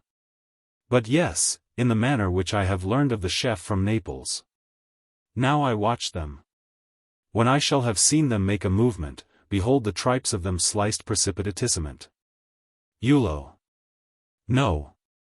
Understand? No. There is naught of dishonor. First like this, I demonstrate the knife, they view the mode of their deaths. There is in it nothing of sly, next, I give them the death which they have merit. That is not the deed of a dishonorable. You are commanded not to give death, not to think of giving death. It is prohibited. O venite, quo vadis? Understand? Bury the knife in the garden. Soteratello nel giardino, Venizio mio. Capice? Break it first. Then bury it in the garden. If you wish to be protector of Hadrian, learn to fight with fists, pugni. Understand? Tell John to buy a punching bag, and practice on that. Buy a punner-chinger-bagger, repeated the devout murderer in Papacy with disappointment, as the Pope left him limp. A sign drew Cardinal Van Christen to walk by Hadrian's side on the return from San Pietro and Vincula on Lammas Day. From time to time, his shy grand eyes turned to the Pope as they rhythmically paced along. From time to time, a blessing fluttered from the apostle's hand to some stranger by the roadside. "Holiness," at length he said, "do you remember the saint you used to worship on this day at Maryvale?" Hadrian detached himself from a reverie. "Little Saint Hugh? Fancy you're remembering that." And he again dived into silence. "One would hardly fail to remember anything you said or did in those days, Holy Father." The Pope said nothing. He was thinking of something else. "I put the picture you painted of little Saint Hugh up in our refectory at Dynam House." No answer came. The Cardinal's long eyelashes lifted a little as he looked at his companion. He was not sure that his attempt at conversation was welcome. "Your Holiness does not care to be reminded perhaps. I did not mean to intrude." "Sorry." Hadrian put out a hand. "No, Percy, you don't intrude. We were wondering how long this king is going to be." "Which king?" "Italy." "Oh. Yes? Things are at a standstill." "For example?" "Everything, at least in Italy, as long as something better than sulky peace is lacking. We want friendship, collaboration. See whether you can follow this. The personal influence of His Majesty is enormous. Although his acts are quite constitutional, yet, such is his magnetic force of character that he actually rules. No matter which party is in power, the King's Majesty rules. Practically he is an autocrat, and he, so far, has not made a single mistake, nor done a single unjust or even ungenerous deed. Now we also have some power, some personal influence. These people seem to like us. They're charmingly polite. They run about after us. We do not doubt but that they would obey if we commanded, if we ordained that no woman should cover her hair with a terrible handkerchief when she goes into a church, if we substituted silver sand for those abominably insane sponges in the holy water fonts. For example, but how many of them would obey us if we ordered them to cease from drying their linen at their windows, or to stop spitting? Do you follow? No, Holiness. Our influence is over particulars, is sentimental, is ideal. The influence of the King's Majesty is over universals, is practical, is real. Yes, I see that. Well. Then. You mean that your influence and the King's could do a great deal more for this dear delightful country than. Do you think that this king knows of your desire for reconciliation? Victor Emmanuel is one of the 4 cleverest men in the world. It is impossible that he should not have understood the regnum meum. Besides, we addressed him by name. He owes us the civility of a response. Holiness, let me have that news conveyed to him. Guido attendilo. No. We ourselves have not yet seen clearly the next move. We believe that His Majesty of his own initiative ought to have approached us, the Son to the Father, before now. We have given him a token of our goodwill. There the matter rests. He cannot have a doubt as to what our purpose is. But, His Majesty must do as he pleases. We think that we have done our part so far. At present, we are not moved to proceed further. When we are moved, and that is what occupies us now. An idea seems to be forming in our mind, but as yet, Percy, do ask our friends to tea in the garden of the Pine Cone at 16:30 today. The same afternoon after siesta, Hadrian sat at one end of the great white marble arc-shaped seat. A yard away 16 cardinals spread their vermilion along the same seat. Little tables stood before them with tea, goat's milk, triscuits and raisins. The Pope preferred to sit here where the pavement was of marble, because lizards avoided it, and their creepy-crawly jerks on grass or gravel shocked his nerves. He was sure that reptiles were diabolical and unclean, and his taste was for the angelic and the clean. He smoked a cigarette, and flung a subject to his court, as one flings corn to chickens. Was not the question of requiems for non-Catholics settled 2 or 3 years ago? Replied Courtly. Yes, said Talleyrand. It was declared impossible, profane, inconsistent. Why? Hadrian's predilection was for the inconsistent, rather than for that undevelopable fossil which goes by the name of consistency. It would be inconsistent, holiness, for the Church to proclaim, by the most solemn act of her ministry, as a child submissive to her, one who always refused, or certainly never consented, to recognize her as a mother, one who, while alive, would have rejected any such recognition as a grave insult and an irreparable misfortune. Talleyrand responded. I don't follow your eminency, said Whitehead. It's eloquent, but it's only eloquence. Isn't Cardinal Talleyrand rather begging the question, holiness? Leighton inquired. Who spoke of proclaiming as a submissive child one who never was submissive? Holy Mass is the public and solemn testimony of visible communion, the tessera communionis, if I may use the term. And, therefore, the Church can only offer publicly for those who have departed this life as members of that visible communion, Talleyrand persisted. Holy Mass is a great deal more than that. Interjected Carvale. Yes? Holiness, it is not for me to tell Cardinal Talleyrand that Holy Mass is not only a sacrament for the sanctification of souls, but a sacrifice, the real sacrifice of Calvary, offered by our divine Redeemer and pleaded in his name by us his vicars.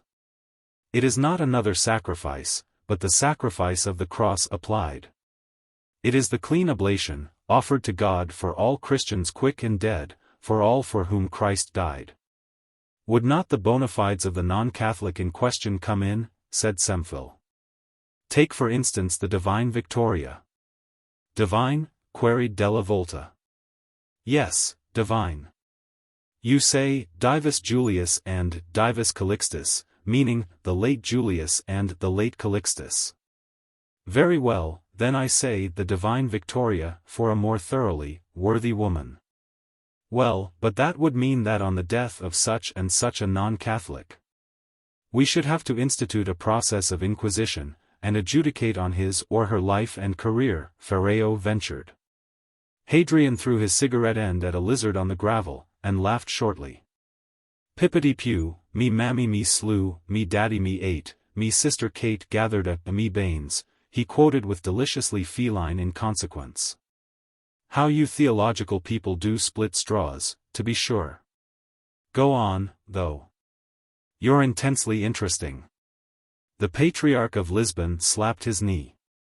Holiness, there are several decrees which are supposed to bear on the subject, Gentilato gently put in. Can your eminency remember them? Innocent III ruled that communion might not be held with those deceased, with whom it had not been held when they were alive. I concede it. But it doesn't touch the point.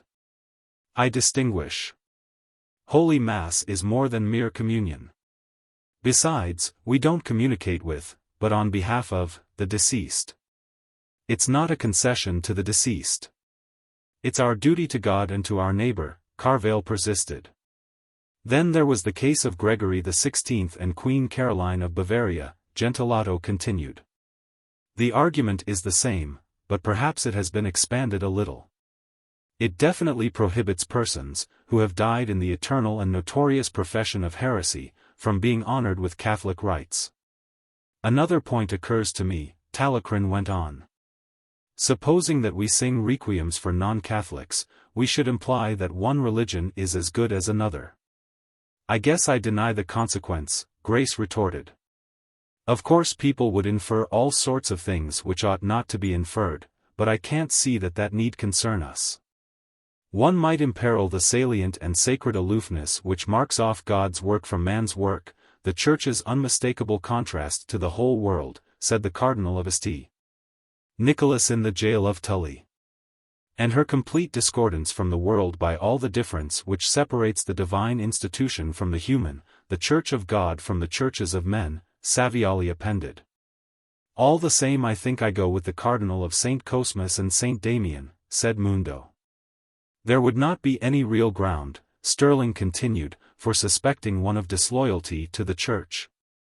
If one were to recognize the invincibly ignorant as the other sheep which His Holiness mentioned in his first epistle, one is not going to take part in their worship, or frequent their services, because one knows better. And one is not going to accept the principle of a conglomerate church of the common Christianity type any more than one is going to accept an Olympos of gods for a divinity.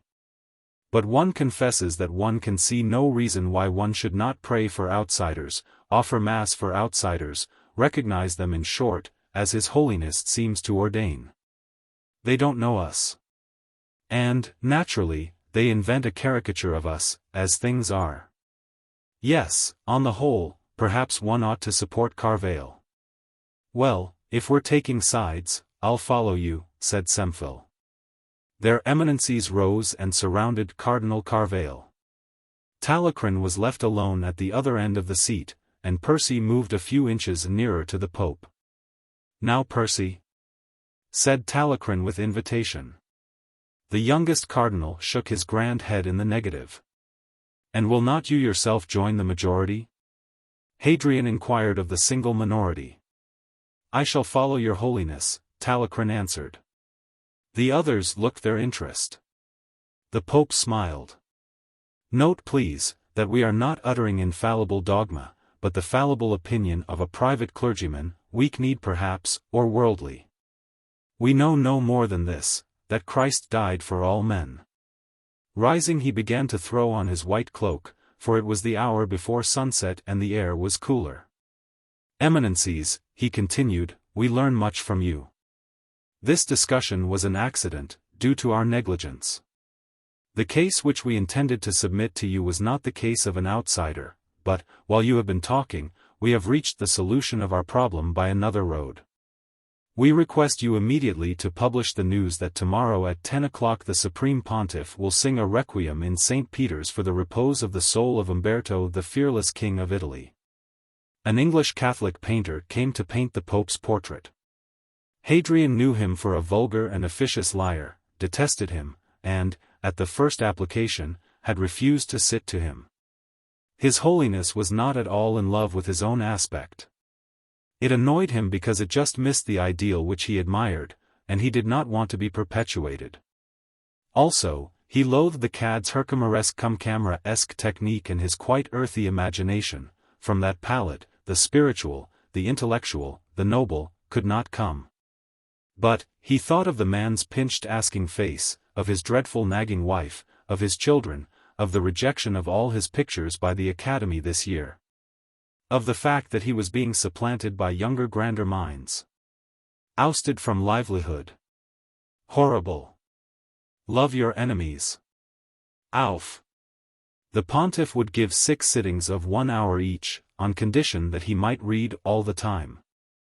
The privilege alone was an inestimable advertisement. Alfred Elms looked upon himself as likely to become the fashion. Hadrian sat in the garden for 6 siestas. And he read in Plato's Phaedon, which is the perfection of human language, until his lineaments were composed in an expression of keen gentle fastidious rapture. Elms's professional efforts at conversation were annulled quietly and incisively. The Pope blessed him and handfuls of rosaries at the end of every sitting. Sometimes His Holiness was so elated with the beauty of the Greek of his book, that he even was able with a little self-compulsion to utter a few kindly and intelligent criticisms of the painter's work. That was startlingly real, mirror-like. The varied whiteness of marble and flannel and vellum and the healthy pallor of flesh, gained purity from the notes of the reddish-brown hair and the translucent violet of the amethyst. The clean light of the thing was admirably rendered. The painter could delineate, and tint with his hand, that which his eyes beheld, with blameless accuracy. What his eyes did not see, the soul, the mind, the habit of his model, he as accurately omitted. Hadrian made him glad with a compliment on the perfection of the connection between his directive brain and his executive fingers. At the end of the last sitting also he gave him £200, and the picture, and a written indulgence in the hour of death. The painter went away quite happy, and with his fortune made. He never knew how vehemently his work was detested, how profoundly he himself was scorned. August was deliciously warm. The Pope moved the court for a few weeks to the palace on the Nemorentian lake which the Prince of Cynthianum lent. It was a vast barrack of a palace. Although 3 sides of it actually were in the little city, and a public thoroughfare pierced its central archway, yet it suited Hadrian admirably. Approached through numerous antechambers and picture galleries, there was a huge room frescoed in simulation of a princely tent. Here they placed a throne for receptions. There was a great balcony high above the porch, facing a 2-mile avenue of elms. When the faithful congregated, as they often did, the Pope could show himself. There were innumerable chambers of state and private suites, where the curial cardinals took up their abode. But high on the 4th side of the palace, with no access except by several little private stairs, Hadrian found an apartment of 5 small rooms which was quite secluded. From its windows, the palace stood on the crest of the cliff. A stone might be dropped into the fathomless lake 300 feet below. And, beyond the lake, the eye soared to Diana's forest of oaks and the spurs of the Alban Mount. A private stair and passage led to the incomparable, and almost unknown, gardens, which crowned the rocks with verdure and descended by winding paths to the mirrored waters of the lake. Here the pontiff established himself, with the noise of the world of men and its limitations on the one side. And, on the other, quiet and illimitable space wherein the soul might spread wings and explore the empyrean.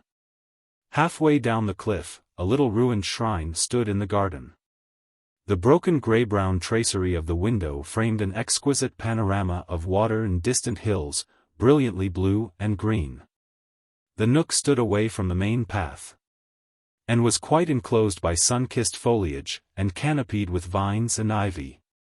Hadrian was spending a morning here, alone with cigarettes and the eponychia of Pindaros and his thoughts.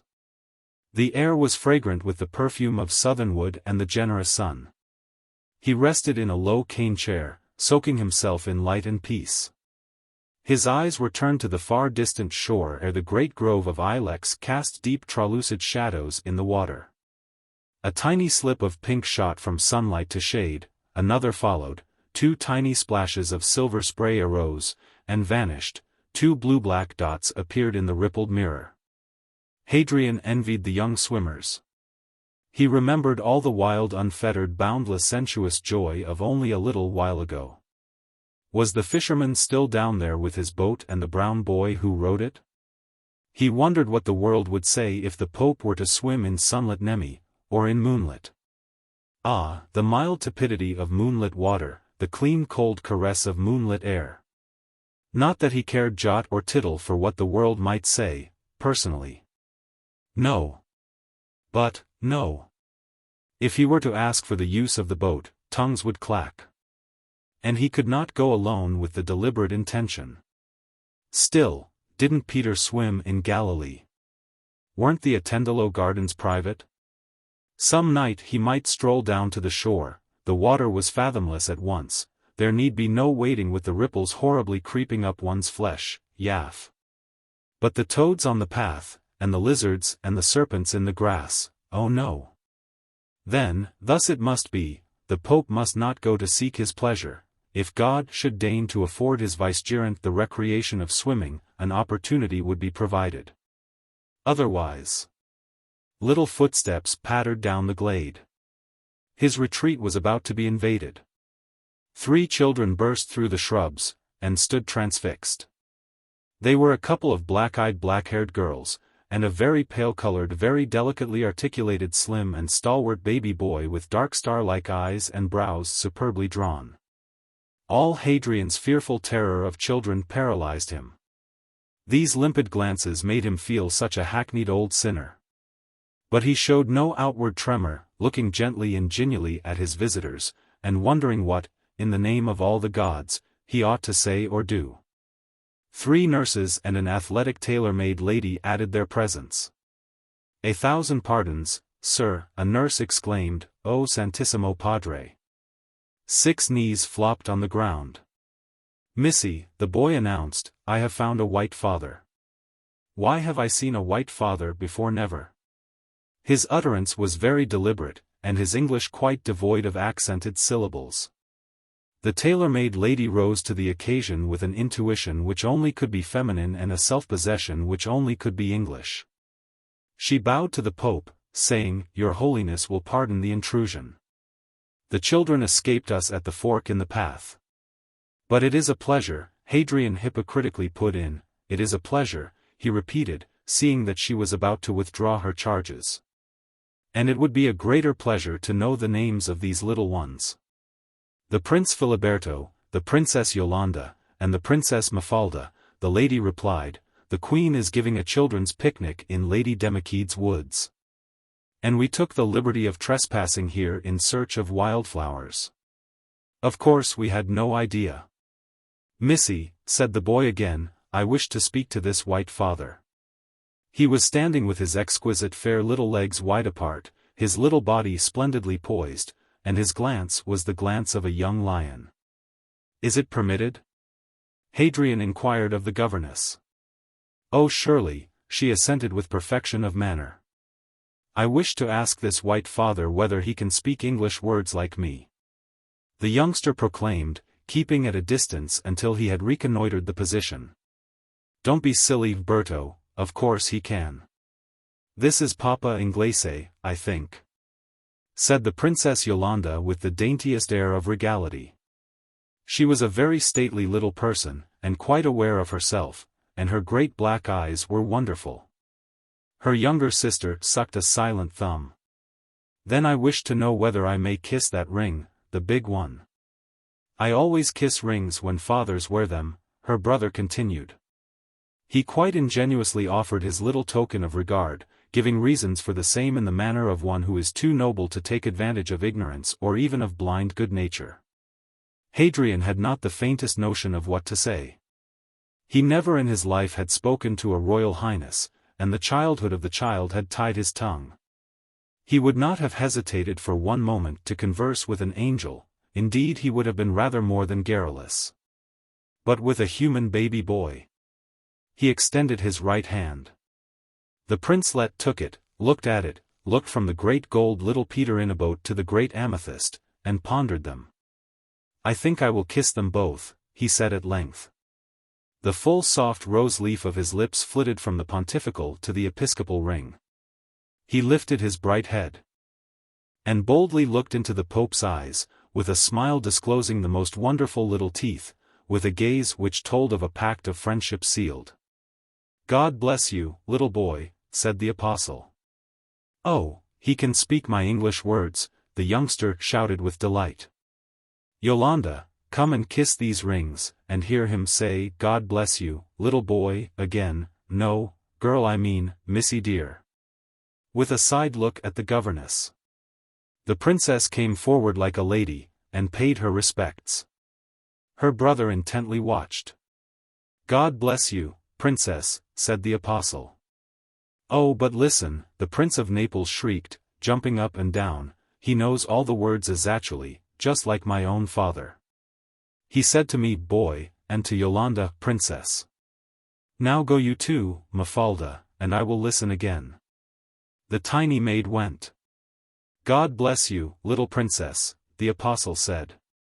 "That is right," the boy cried. He said, "little princess," because, there he stopped a moment.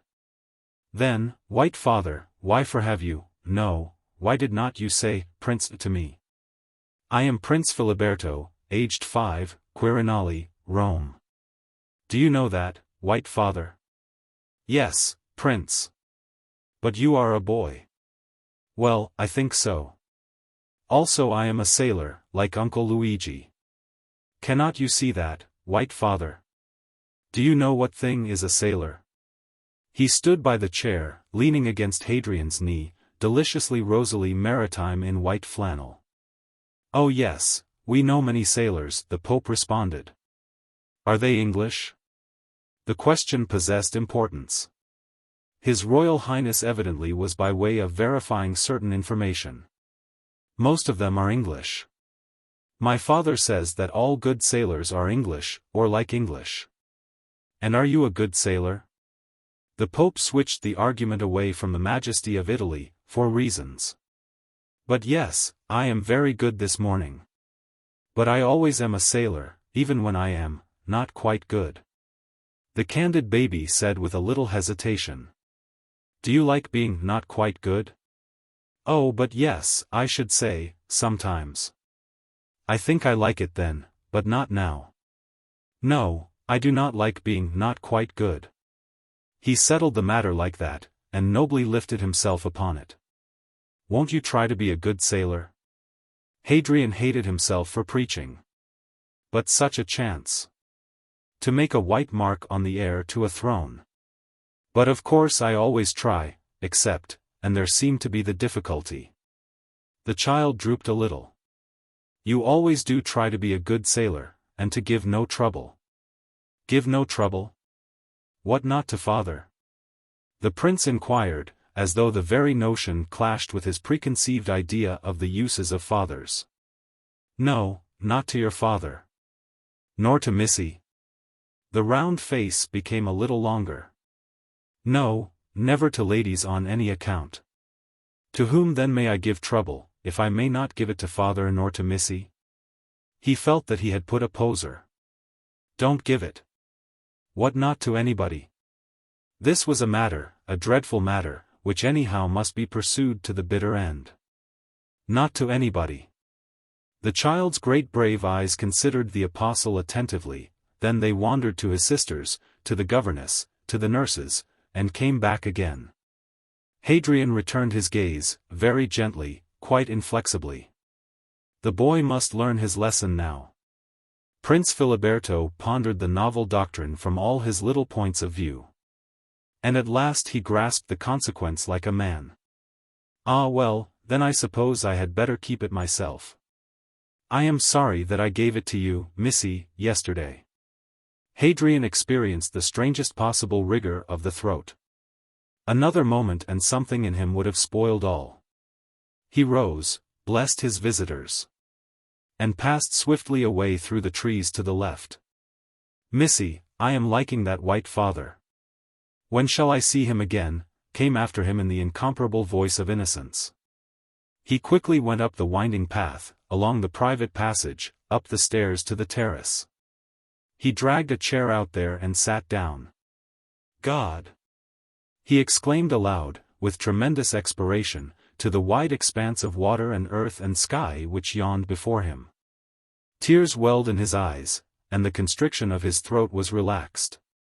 He took his handkerchief from his sleeve. Thank heaven he was alone. And he became calm and analytical and infinitely happy.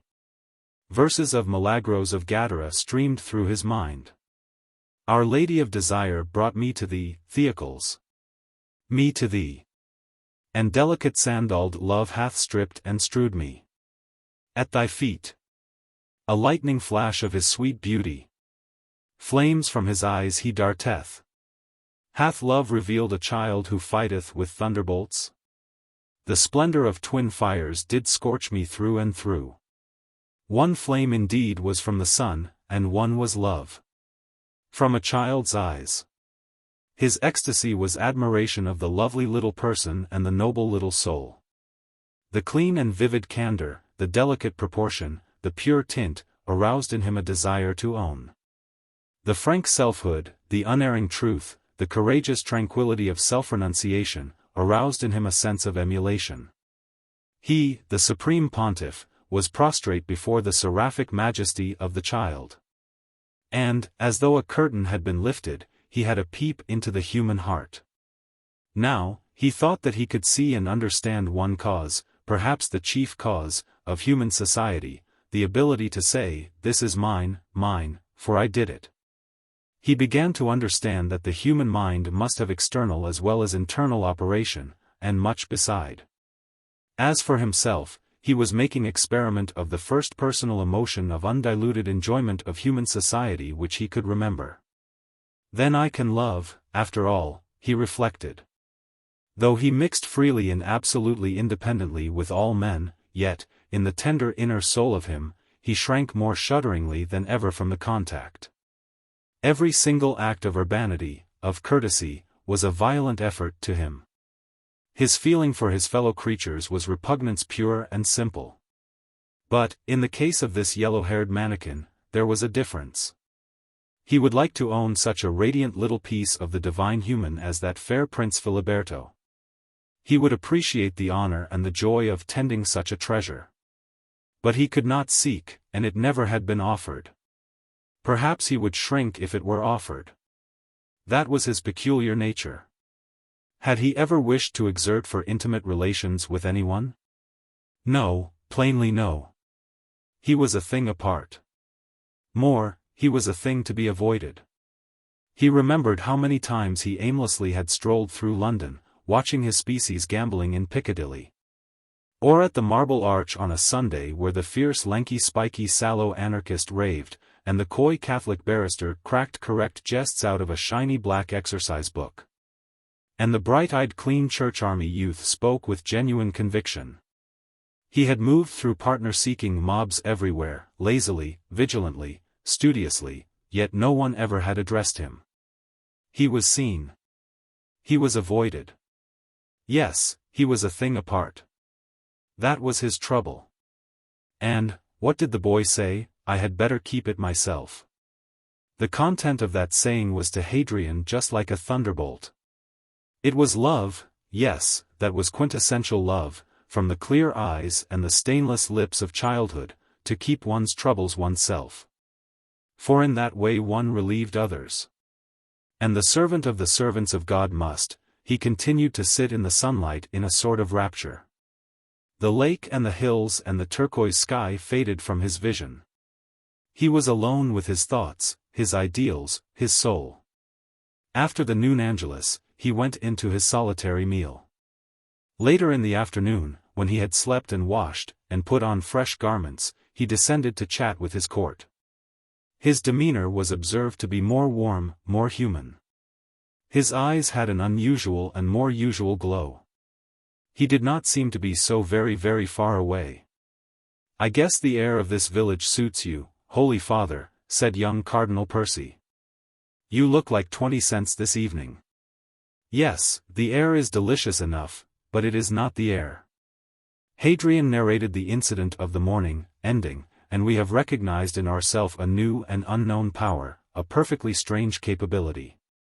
We have made experience of a feeling which, well, which we suppose, at any rate will pass for love. He plunged again into business. He had noted 3 men for a purpose.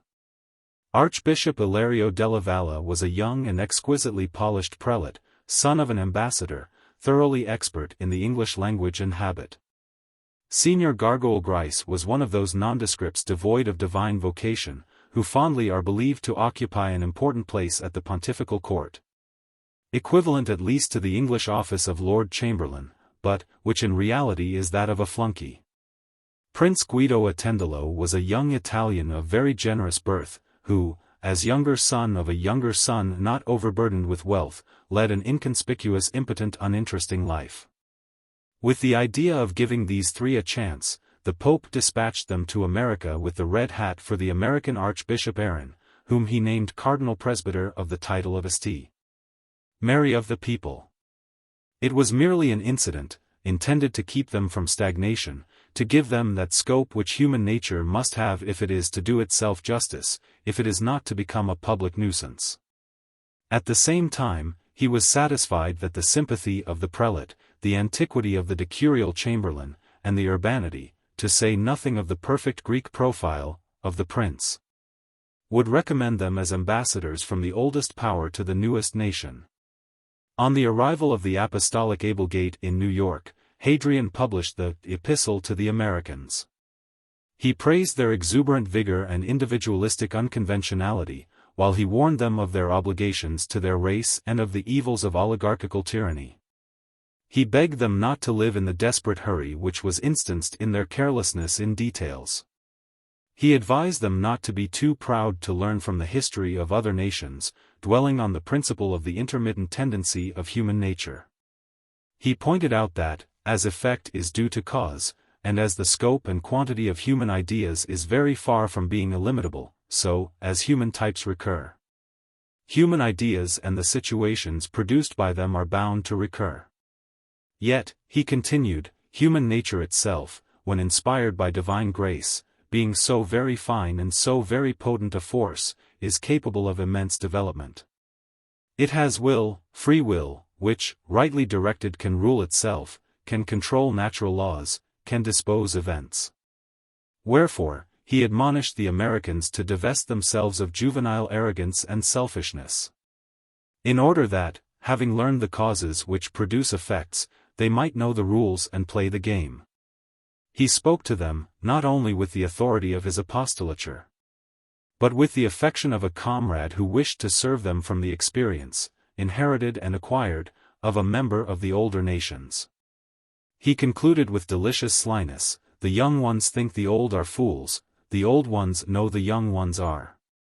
America was openly delighted, not only by the consideration which the Pope showed in addressing her next to England but, by the pungent vivid validity of his remarks.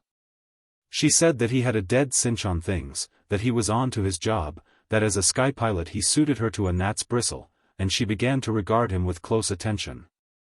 The death of Francis Joseph, Austrian Emperor and King of Hungary, in September, had its not unexpected consequences. The confusion of Europe was worse confounded by conflict between Hungarian national sentiment and the Pan-Germanic League. Francis Joseph's successor did not inspire his multilingual subjects with the same respectful devotion as that which had been paid to the old emperor on account of the triple prestige of his dignity. His long reign, his many sorrows. Hungary cried for a Magyar king. Bohemia cried for a Czech king. Russian Poland also cried aloud for a Polish king, and German Poland would have cried with her, had she dared. As it was, she opened longing eyes and waited. The Germans of Austria appealed to the German emperor to come to their aid and take them into his mailed fist. The Habsburg dynasty was tottering. Serbia was a small hell. Turkey and Romania viewed the prospect of Germany's expansion with favor, Turkey, because she found it easy to outwit the Teuton, Romania, because the power by whose favor she existed was possessed by devils. Albania, Montenegro, and Greece, strongly disapproved, they prized their individual national existence, and the idea of being reduced to dependency upon the Gothic Michael did not suit them. The distracted state of Austria, and her inability to keep her obligations to Germany and Italy, caused the lapse of the Triple Alliance. Yet Italy made no sign and Germany made no sign. There was an interval of intense and silent vigilance. Hadrian read in the Times that Signor Ponchira, Italian ambassador at the court of St. James's, was leaving town for Rome for a few weeks. Cardinal Fiamma sought out His Excellency, and brought him privately and unofficially to the Pope's apartment. His Holiness was very happy to renew acquaintances with so genial and so solid and so trusty a man. It was comparatively easy to love such an one. The ambassador bowed, and wondered what was expected. The Pope put it patently. He was profoundly interested in affairs, he pried into no secrets, he did desire to collect facts and opinions from experts and secular statesmen. The 6 ambassadors left to the Vatican were sterile, if Signor Ponchira could see his way to converse of current events. Without betraying his sovereign's confidence, but simply as between two men whose motives were pure and patriotic, he would confer a favor upon, or, if he preferred it the other way, he would render a service to, the Pope. His Excellency bowed in reciprocation of the honor, privately noting that His Holiness was concealing nothing, and, in fact, was unable to conceal. He thought that there would be no difficulty. This was not a matter of diplomacy or statecraft. The crystalline candor of the Pope made him negligible as a statesman. As a mere man he was charming, perfectly transparent. He wanted, not state secrets but the opinion of a man of affairs upon affairs. Signor Ponchira was quite delighted. The state of Europe as revealed in the newspapers was passed under review. His Excellency thought that Germany was looking east and west rather than elsewhere. What could be expected? Naturally she would look that way where were her two natural enemies. As for Austria, a secondary matter. Austria would not be touched by Germany as long as danger threatened from France and Russia. Italy? Well, Italy now was independent. No longer bound to Germany and Austria, Italy's attitude was that of the lion on guard, in the words of the immortal Dante. Naturally, Hadrian interpolated, Italy would watch events and direct her policy in accordance with her interest. But securely, the ambassador responded. The pontiff spoke of Spain. Signor Ponchira chopped his right wrist with his left hand. Spain was finished. Portugal? Portugal was English. England? England was England. The Pope and the ambassador produced a smile apiece, the one meant triumphant pride of race, the other, boundless and intelligent admiration. Hadrian swooped eastwards, the Balkan states. His Excellency began to discriminate, that little group of separate sovereignties was very difficult.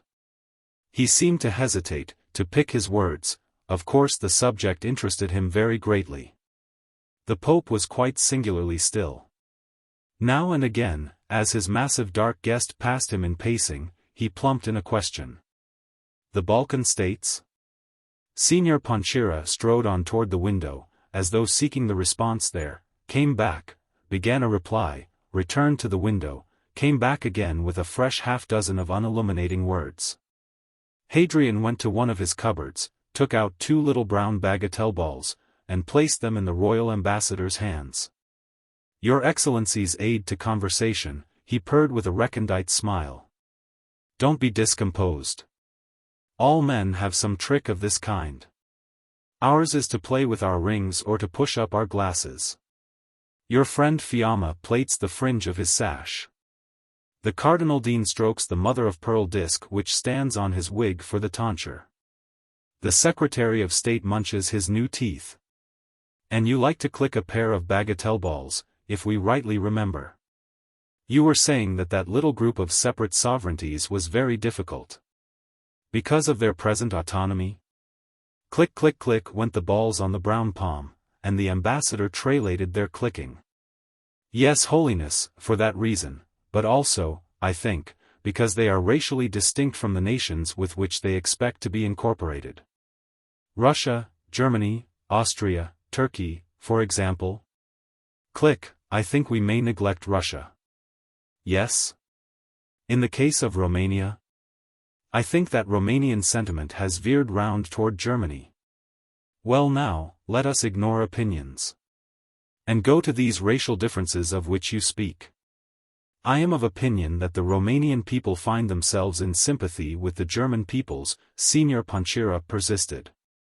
Bulgaria then? Signor Ponchira took 2 or 3 journeys to the window and back, vigorously clicking the balls. Holiness, you do not ask for my opinion. And I only can give you the speculations of an amateur ethnologist. Click click, I can tell you what my studies have taught me, no more. But that is most interesting, Signore.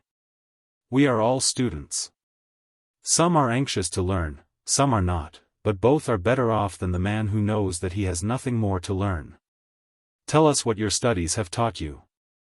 I really believe that the principalities south of the Danube contain the descendants of those Byzantines who were pushed northward by the incursion of Turks in the 15th century. Why? Click, first from physiognomy, click, second from the structure of their languages. Wonderful. And you have noted points of similarity? I will go further than that, Holiness. I ought to say that my attention was attracted to this subject by my lord the king, who, you know, deigned to marry a Montenegrin princess. His Majesty used to speak much at one time on this point to me and also to the Minister of Public Instruction. That is Signor Cabelli? Surely. We examined the matter for His Majesty. And our investigations all seem to point to the fact that the Turks, in coming from Asia, swept across the Byzantine Empire in a westerly and northerly direction. Then, examining the outlets and the fringes, we found Byzantine characteristics all along the northern boundary of Turkey, that is to say not in Bulgaria which is Slav, but in Albania, Herzegovina, Bosnia, and Montenegro. And, more, we found them along the Adriatic coast of Italy. Your Holiness will see that these places are of a contiguity which would render them likely refuges for the Christians who fled before, or were expelled by, the Muslim. Yes. There is one thing more. We found traces of an earlier migration than the Byzantine. We believe that in eastern Italy from Taranto to Ortona, and also in southern Albania, may be seen the lineal descendants of the Athenians of Pericles' day. But Greece, Excellency? Holiness, the Greeks of today are degenerate from the dirty-knuckled Laconians crossed with the Ottoman infidel, their conquistators. That is splendid, Signore. And it marches with an opinion which we formed some dozen years ago, at least in regard to your Italian Greeks. We have seen those with our own eyes. In Apulia, for instance, the Elgin marbles have their living counterfeits, the charcoal burners and the fishermen look as though they had stepped out of the frieze of the Parthenon. Once we heard a fisherman summon his boy by the word paddy, to give it an English form. An Italian would have cried puto. But paddy, what vocative is that but pi alpha iota delta epsilon, pronounced as Alcibiades would have pronounced it? Oh, we see your point. And is your lord the king still interested in the subject? I believe that His Majesty is intensely interested. I hope I may venture to repeat the corroboration which your Holiness has given me. I am sure that His Majesty. By all means. Of course you merely will repeat the conversation. You will not intrude us before the King's Majesty in our apostolic character, but merely. Your Holiness's wish shall be respected. But to resume, we agree to identify those states south of the Danube with the Byzantines in general, and Montenegro and South Albania with the Greeks in particular. What about North Albania? Click, that is Turkish. All Albania is Turkish. But South Albania is Christian. And all Albania, Christian and Muslim, reverences Madonna, Panagia, Pi Alpha Nu Alpha Gamma Iota Alpha, Lady of all, they call her. How very extraordinary. Well, now let us take their present situation. Suppose, Signore Panchira, that we reverse our positions. Instead of hearing your opinion, we will state ours.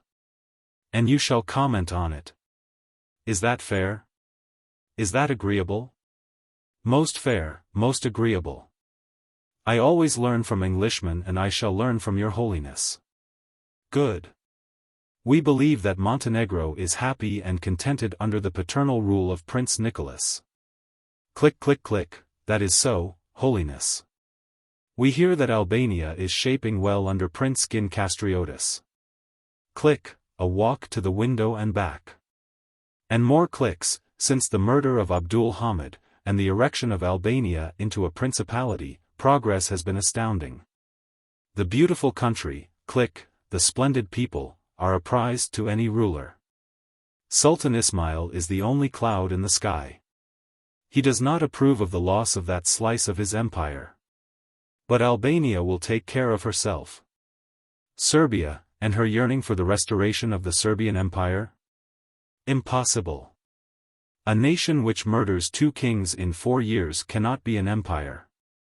Quite impossible. Bulgaria, a country of heretics of the most notorious and dreadful kind, atrocious brigands to a man, ruled, or rather not ruled, by a foreigner who is a contemptible cur. Your Holiness would propose the deposition of Prince Ferdinand, an easy task now that Russia has her hands full, and the annexation of Bulgaria and Serbia by Montenegro under the protection of Italy. Click click click, there, Holiness, we come to the ground of high politics. Click click click click, one must walk very warily. Yes, Hadrian mewed, until Italy and Germany have made up their minds. The ambassador bowed. Please leave the bagatelle balls, Excellency. And accept our thanks for your very agreeable conversation, said the Pope. In giving an account of this interview to the king, the ambassador concluded, and, sire, His Holiness spoke like an Englishman.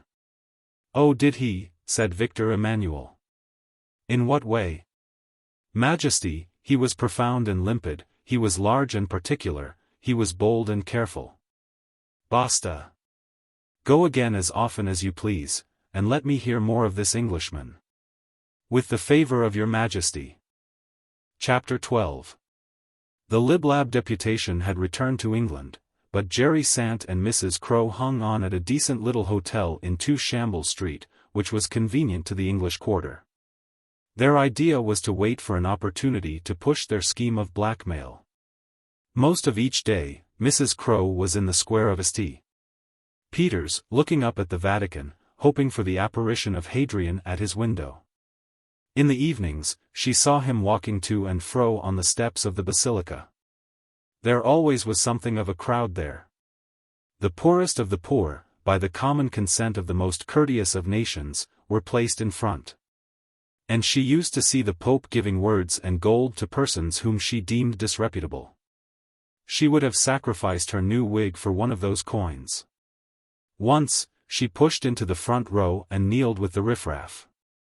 She heard a blind boy tell his miserable tale, she heard the apostle's gentle words and saw the munificent careless gift. It was her turn.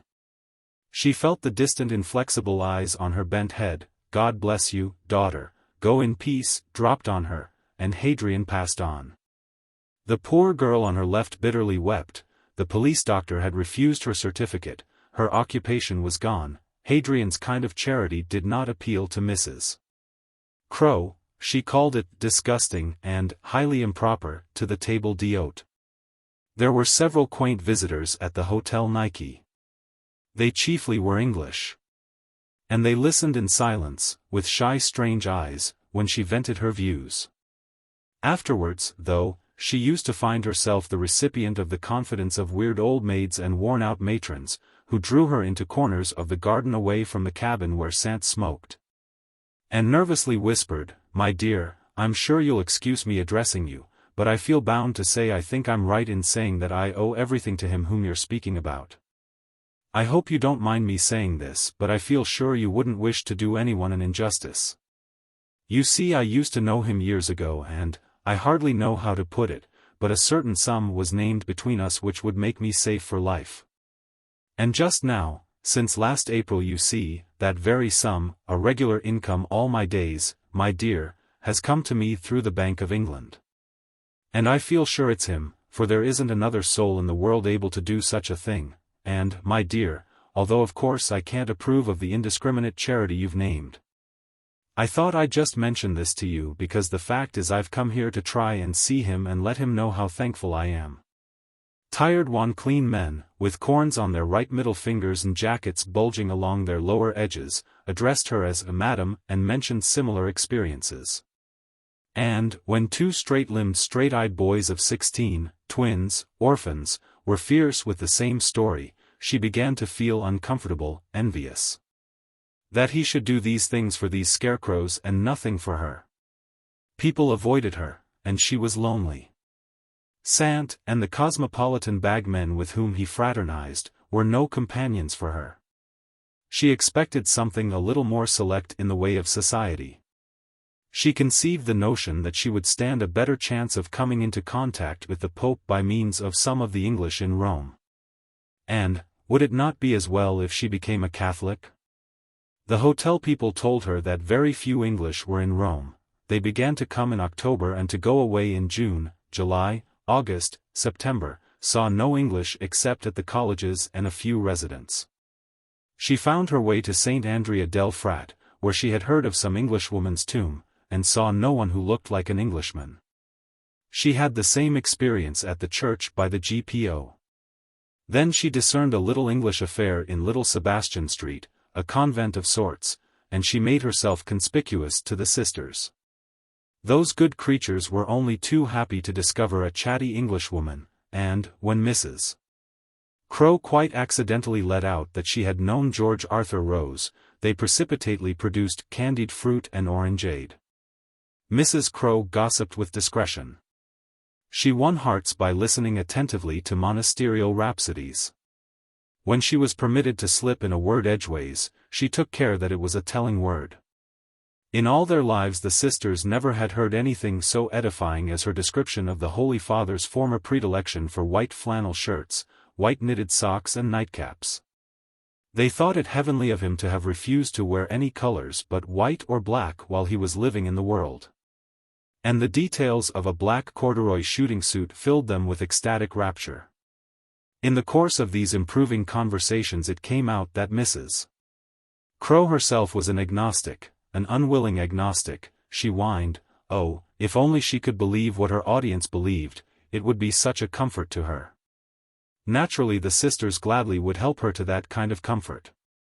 They gave her an aluminium medal, and promised prayers. She turned up regularly at Mass and benediction. And they had great hopes of her. She thanked them so much. Now, wouldn't she just like to have a little talk with Father Dawkins, such a holy man? She would like nothing better. She had a little talk with Father Dawkins, that is to say that, frequently during the next few weeks, His Reverency exhorted for 3/4 of an hour on end in the convent parlor. And she punctuated his discourses with, ah yes, how true, why did I never hear this before, etc. The sisters lent her Thresholds, and other violently cerulean books. She pronounced them quite convincing. And then she asked to be received into the church. She became seen at parties at the English pensions, and duly was slavered. She met cardinals and prelates at receptions. She was the excitement of the moment. Her pose of the interesting widow, fond mother of the dearest little girl and boy, clever writer of vers de société in The Maid and Matron, was much commended, but it was as the woman whose dear departed had been the Holy Father's most intimate friend that she chiefly scored. For His Holiness she always had had the highest admiration. He had been a peculiar man, certainly, but never anything but most distinguished. She remembered him in poverty, going in the shabbiest of garbs, but his gait and carriage always had been the gait and carriage of nobility of soul. At all times, she herself had predicted some extraordinary fate for him. She told the most adorable little stories of his wit, his humor, his pathos, and his dumbbells. She dilated on a boil which had afflicted the back of his neck. She had heard that he slept in glycerin gloves for the softening of his chapped hands. Yes, he had been quite a friend of theirs.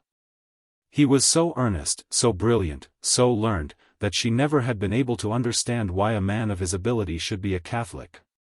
Of course that was when she herself had been in outer darkness. Now that she was in the inner light, she perfectly could see why. Mrs. Crowe was voted to be a very charming person, and became a great success. Sant approved of her procedure. Neither he nor she could see their way to another direct approach to Hadrian. They must bide a wee. Meanwhile, no harm was done and much good might be done by cultivating the English quarter. And, perhaps it would be as well to keep socialism in the background for the present. Jerry would stay where he was. And she had better set up for herself elsewhere. They occasionally could meet to compare notes, and, if anything particular happed, why they could write. So Mrs. Crowe took a little flat on Baboon Street, and displayed herself at the Spain Square tea shop and the English Sisterhood. At the back of her brain there was a well-defined desire. She kept it there to gloat over in private and at intervals, for she was far too clever a woman to let her passion master her at this stage. It was the mainspring of her acts, the goal of her thoughts, the ultimate of her existence, but she kept it well concealed and controlled. Now and then, in the lonely depth of night, it surged to her oppression, but dawn and the respectability of her temper brought it within bounds. She played a careful game, adding to her counters as opportunity occurred. She had the Liblabs and their £4 a week to support her. She had, what she called, the secret history of the Pope in her possession. She was capturing the pious English. And then, one evening she acquired quite a priceless item of scandal which, sooner or later, she would use for the procuration of her Georgie. She had been wandering about alone in some of those new streets on the Viminal Hill. which modern Rome built in imitation of the suburban residences of British merchants, streets where comfortable red brick detached mansions stand each in a railed garden. As she was passing one of these fine but homely residences, the electric light sprang up in the drawing room, and she was aware of 3 figures seated in the bay window. An afternoon tea table was between them. They were 2 gorgeous white women with fair hair, evidently mother and daughter. Those she did not know, but the third was George Arthur Rose. She peered between the gilded bronze bars of the gate. It was dusk. No one but herself was in the street. And there, not 20 yards away, behind a pane of glass, was the man she worshipped. She gave up herself to her emotions during 1 minute. Then he and the women retired to the back of the room, and a decorous black-coated lackey closed the curtains. For a moment, she felt like battering at the gate. Her heart violently palpitated. The connotation of the experience suddenly struck her. What was the Pope doing here? She knew that he went about everywhere, but they said that he never ate or drank in company, and she had seen him finish a cup of tea. How dainty the elevation of that left little finger was. Ah! Why was he not dressed in white as usual? Disguised, taking tea in a private house, with 2 nameless women. Ah, why indeed? She focused her fury. The number on the gate, yes. She ran to the end of the street and read Via Marino. She crossed the road and returned, and found a niche where she could hide in the shadow of a pillared wall. Here, she watched and waited as a terrier waits on and watches a kitten demure in a tree, yapping and yelping almost inaudibly, well-nigh bursting with suppressed impulse to pounce. Perhaps she waited half an hour. Then a couple of lackeys came down to the gate, opened it, and obsequiously bowed to an ecclesiastic who passed out into the street flinging the right fold of his cloak over his left shoulder. He swiftly walked towards Via Nationale, and she followed him. As he came into the more brilliant light, he drew the fold of his cloak closer across his mouth. That act decided her. She knew that her Georgie abhorred from every kind of muffling. That he should muffle now was natural enough. He did not wish to be recognized. He was incognito, for an evil purpose. That he should have chosen openly to walk through the biggest street in Rome, when he might have sneaked down byways, or might have taken a cab, only added to the evidence. Her Georgie was the most frantically daring of men, she knew. Precaution on the one hand, nullified by extreme audacity on the other, she had noted in him before. She nearly lost him as he made his way by the Austrian embassy and the Gesù into Corso Vittorio Emanuele. At the oratory he crossed and went by the little piazza into Banchi, where he left a card with the porter of the Palazzo Attendolo. Again, he muffled his face and went on, crossing the temporary bridge, and going by Borgo Vecchio straight to the gate of the Vatican. Here, he was admitted, and Mrs. Crowe was left alone in agony and in hilarity. She turned out of the colonnade into the square cursing herself for not speaking to him, writhing because she had caught her loved one secretly visiting another woman. Then she laughed at the thought that she had found His Holiness the Pope engaged in vulgar intrigue. The barb of the one emotion lacerated her. The barb of the other she would save to delacerate him. Chapter 13. On the night of the 2nd of October, the German Emperor sat in the imperial box at the Berlin Schauspielhaus. They were playing Wilhelm Tell. William II looked on at the mummer portraying the audacious genius who, by skill and courage, delivered a people from tyranny. He looked on the presented incident with a humorous sense of its coincidence with his present intention, for in the imperial mind, that agile predominant mind at which inferior minds, led by the Pall Mall Gazette, were used to mock, was stored certain knowledge of another scene yet to be enacted in which he himself would play the part of the deliverer. An aide-de-camp entered during the interval, while the house gave itself up to conversation, apples, nuts, Pfefferkuchen. He handed a locked portfolio to the Kaiser. "The papers are all here?" "Yes, sire." "The manager attends?"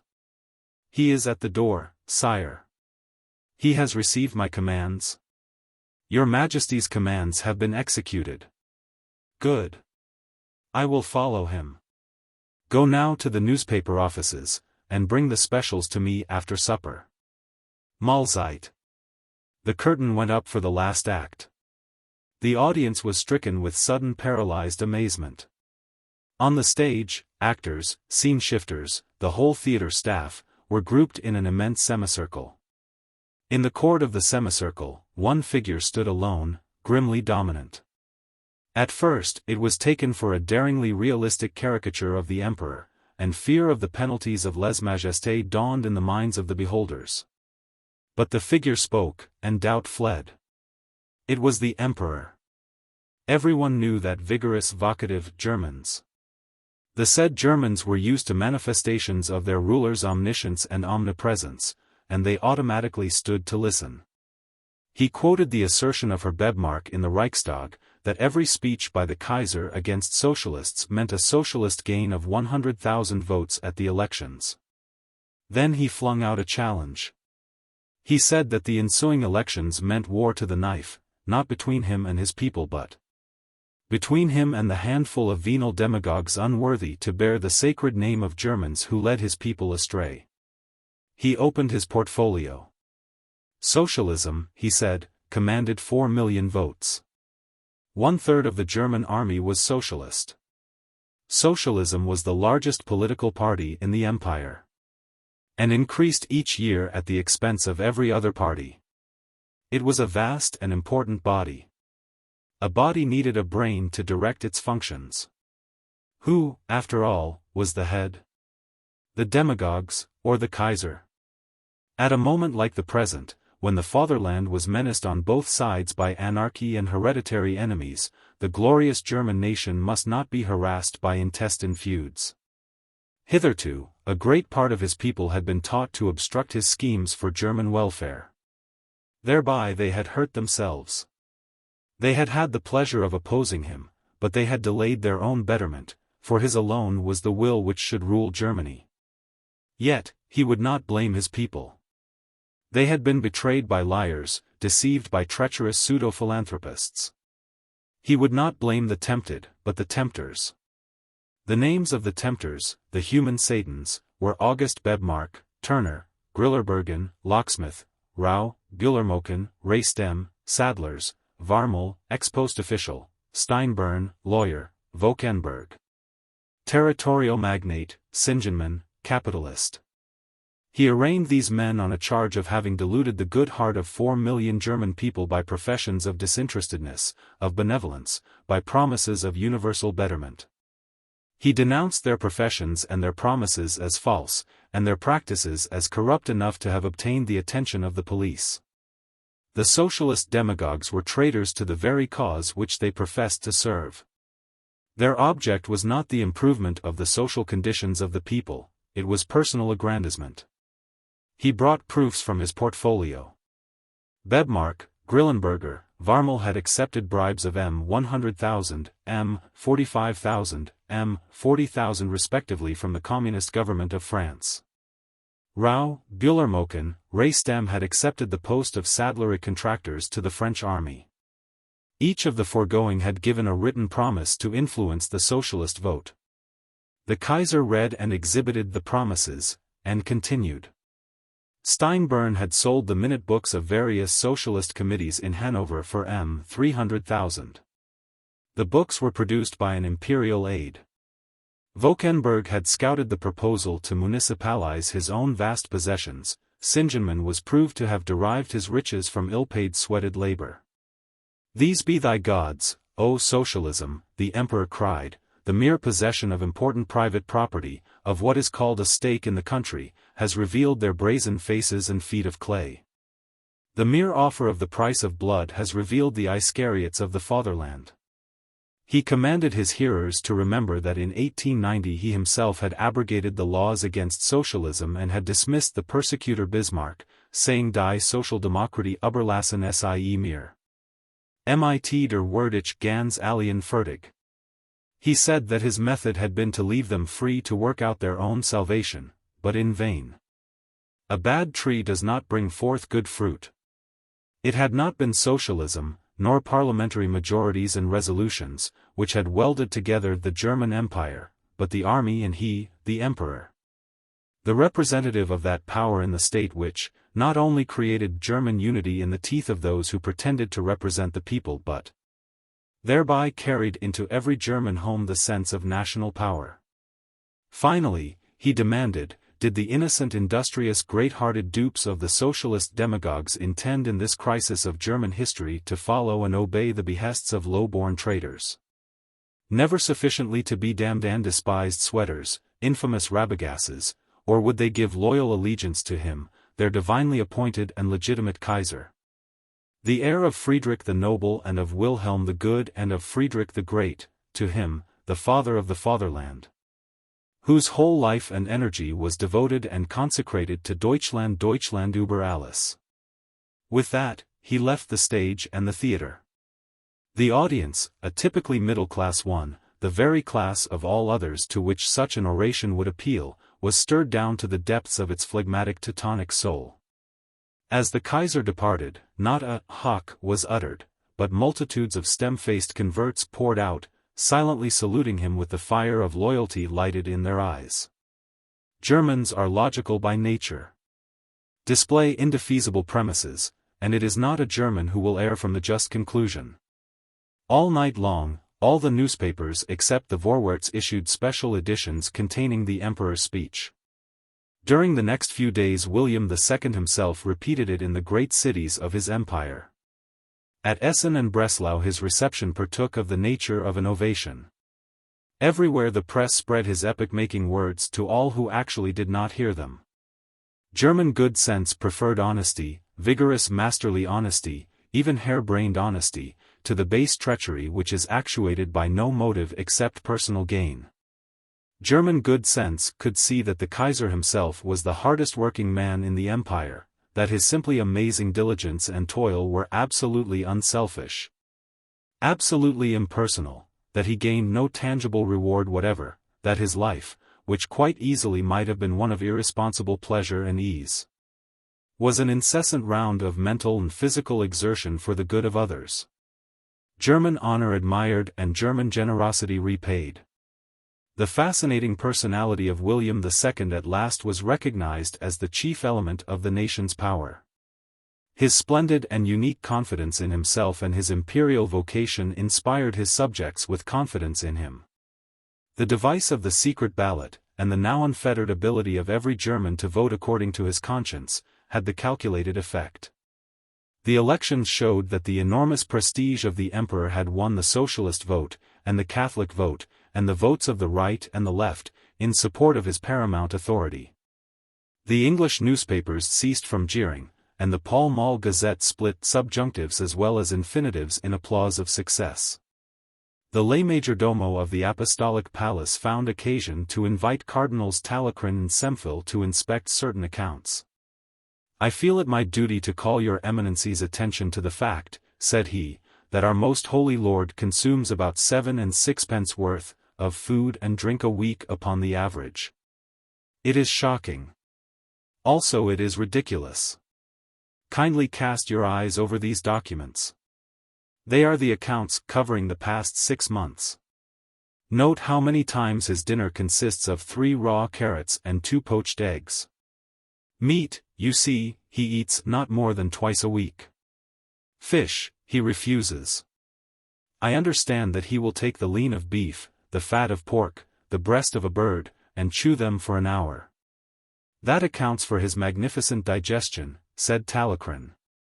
"And I know that he eats raw carrots for the sake of his white skin. But fat pork. Semfil, could you digest fat pork when you were his age? I can't even now. Condescend to consider the wine," Count Pacino added. "His Holiness quite fails to appreciate fine wine. All I can say is I can remember seeing him thoroughly enjoy a teaspoonful of my peach brandy sometimes after dinner." "That was 20 years ago though," said Semfil. "He used to enjoy peach brandy. Eminency, 1,000 thanks. He shall have a bottle. I never thought of it. Until now, he has taken what we give him, but he has no palate whatever for superior brands. He's quite content with a plain red wine from Citta Lavinia or Cynthianum. And he drinks about as much of it in a week as another man would drink at a meal. But cream and goat's milk, I believe he bathes in those. No, no, said Semphil. He drinks them day and night, that's all. He's got the digestion of a baby for milk. Shall I ever forget seeing him drink a pint of thick cream, a whole pint, at a farmhouse once when we were out walking? I thought he'd die there. I begged him to take some of my pills. I offered to make him free of my collection. No. He laughed at me, and goes on rejoicing. But, Eminencies, do you think His Holiness can live on this meager diet? Chi lo sa. I couldn't. He may. He's a most incomprehensible creature whatever, Talleyrand concluded. Armed with the allegiance of an united empire, the Kaiser scoured away across the continent to Rome. He traveled incognito as the Duke of Königsberg and put up at the Palazzo Caffarelli. The world looked on and wondered. No news of his intentions were vouchsafed. And, as a rule, journalists had the decency to refrain themselves from suppositions. The exception to the rule was French, of course. Religion is the great preoccupation of William II. Beneath the spangled uniform of this emperor there is the soul of a clergyman, or rather the visionary soul of an initiate of even vaguer mysteries.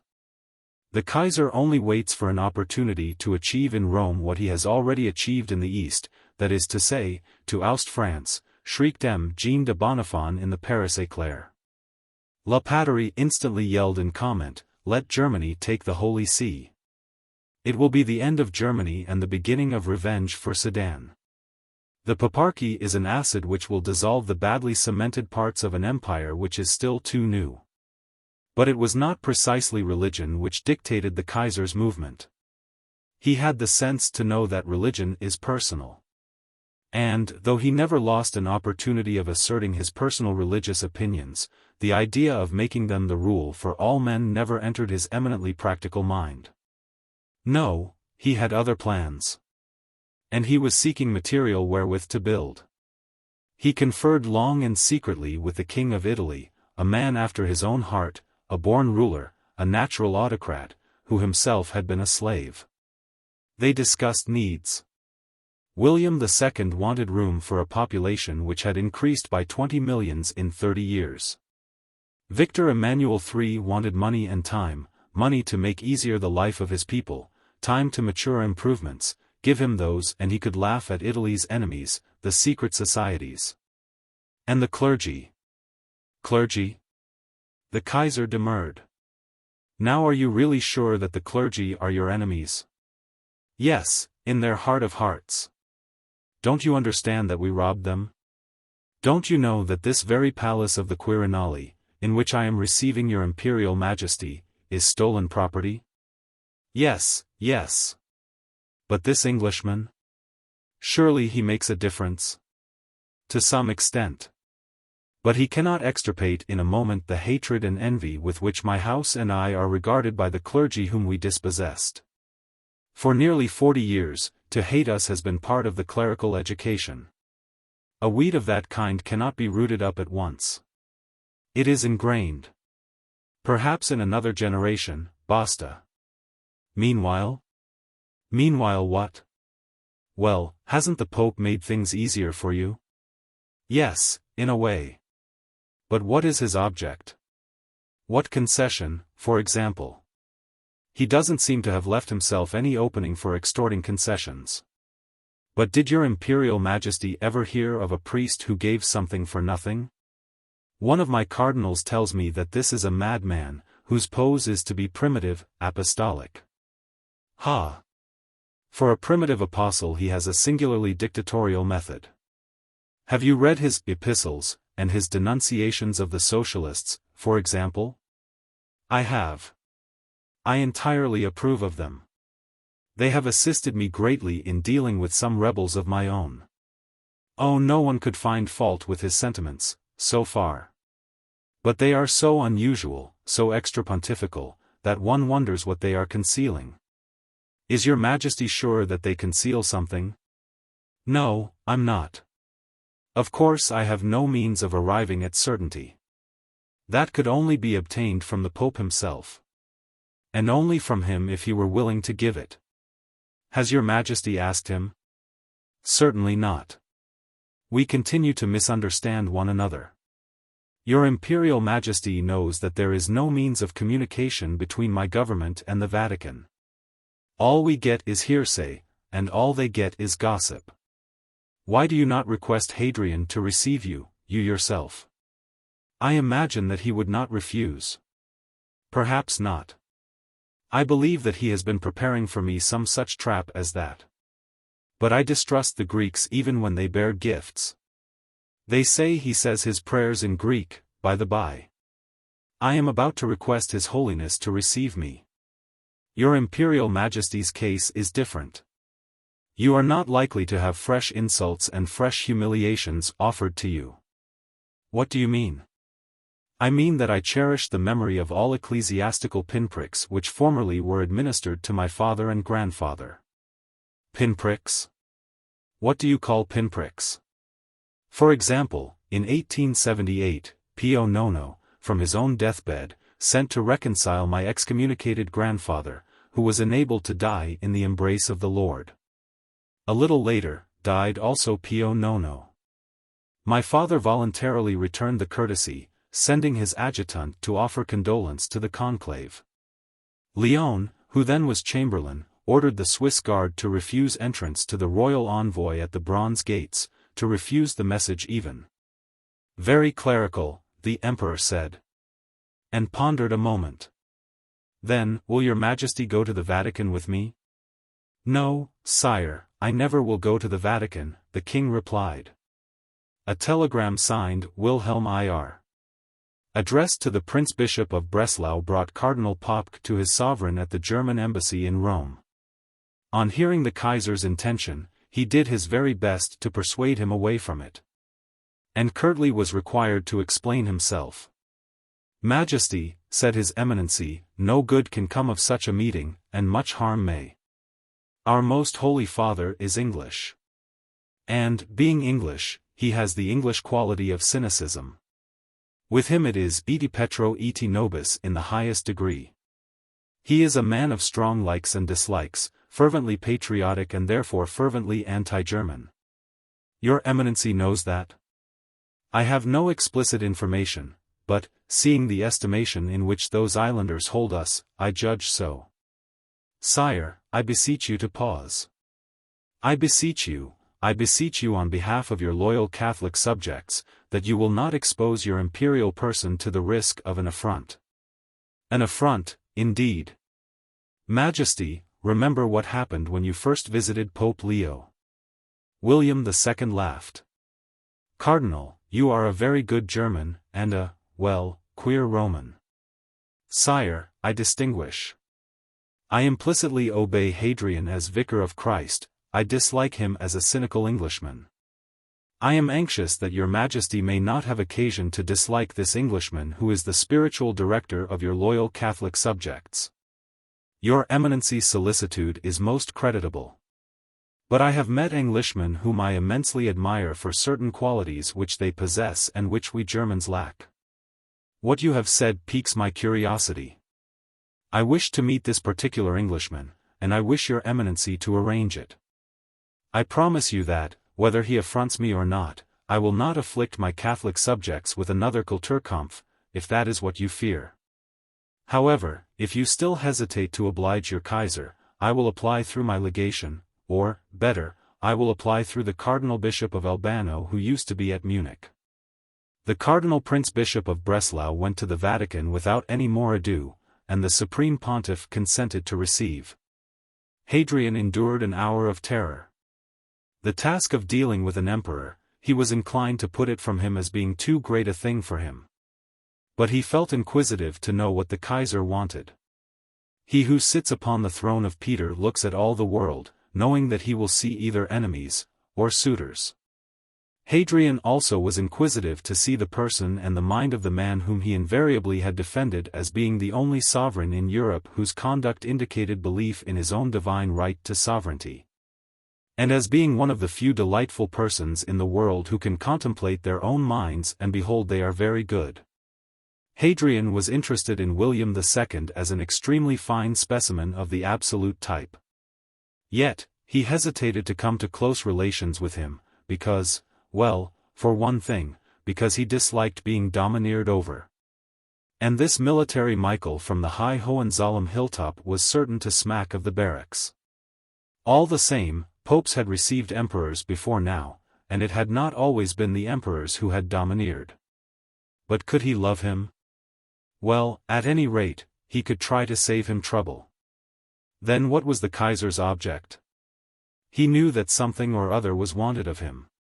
And he feared lest he should say, as usual, more than he meant to say, and give, as usual, more than he need give. That, though, could be prevented. He would make this rule for the occasion: listen little, inquire less, affirm least, and concede nothing now. Good. It should be done.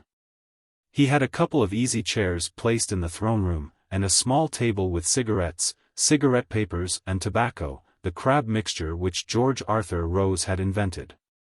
He sat down in one of the chairs by the window, took out the little gold pyx from his bosom, and held it in his hands while he awaited the emperor's arrival.